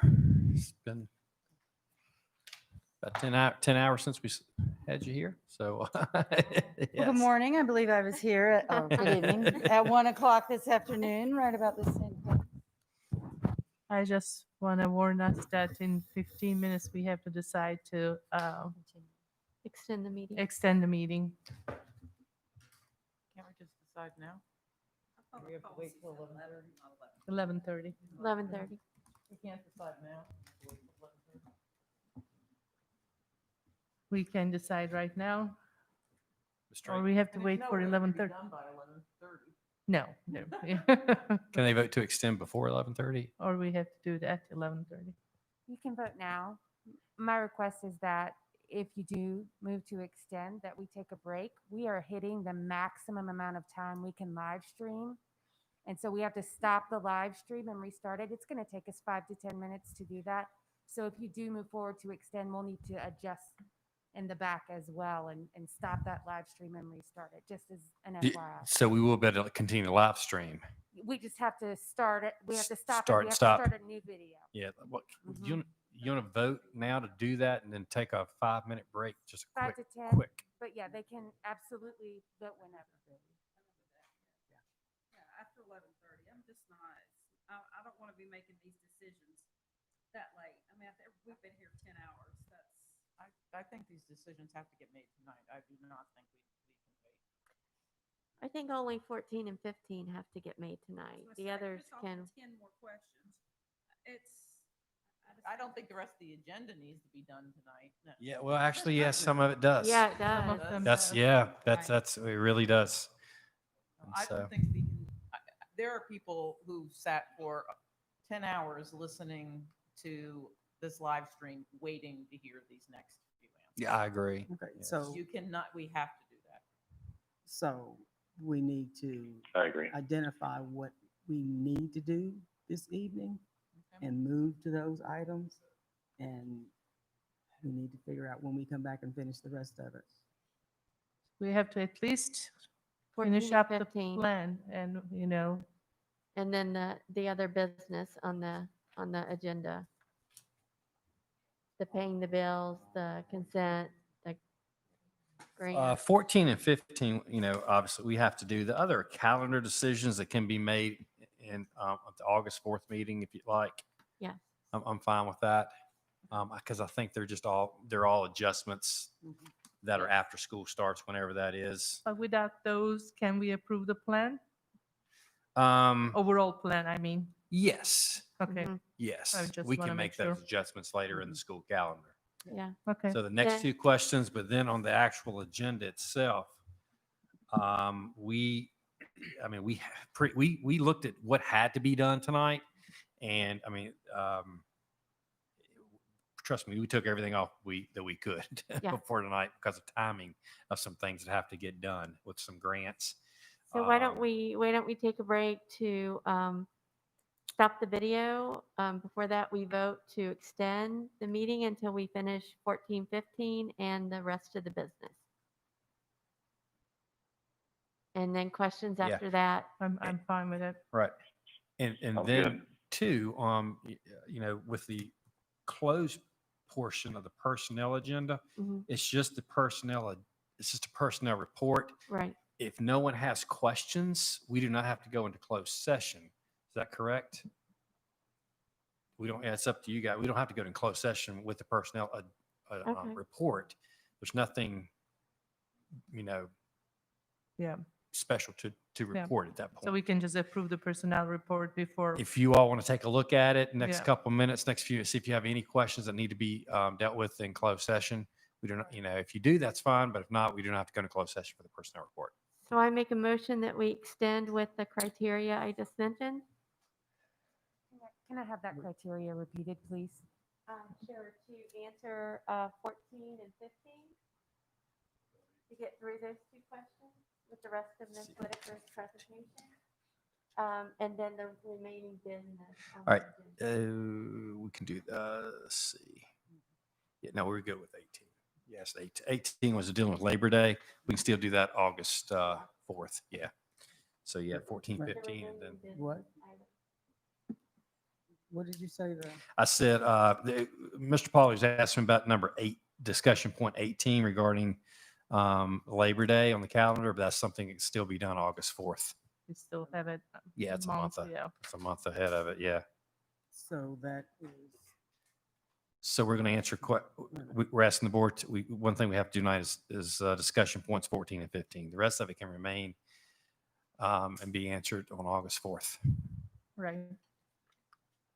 okay, so what is the issue around Labor Day?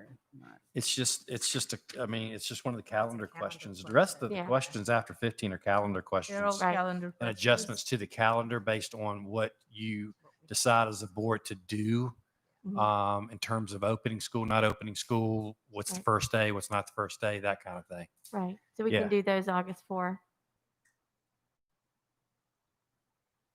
So to make sure it is clear that we're answering 14 and 15 and approving the plan And the rest of the business. and then doing rest of the business And I have, there's a without motion. closed session. Right. There's a we don't motion have on the questions. table. And I, Okay. Oh, we're sorry. the taking more motion I time to have discuss also what the includes that, Let's go. that the other calendar questions will be brought back to the board on August 4th. Correct. That's Yeah. also included Yeah. as a component. So there's a motion. I need a second. Second. Thank you. Now, all those in favor? Aye. Aye. Aye. Any opposed? Thank you. We'll continue. Let's continue at 11:30. 5 minutes Yes. break. Promptly 11:30 be great. Promptly 11:30. Power nap. I may not be moving from my chair.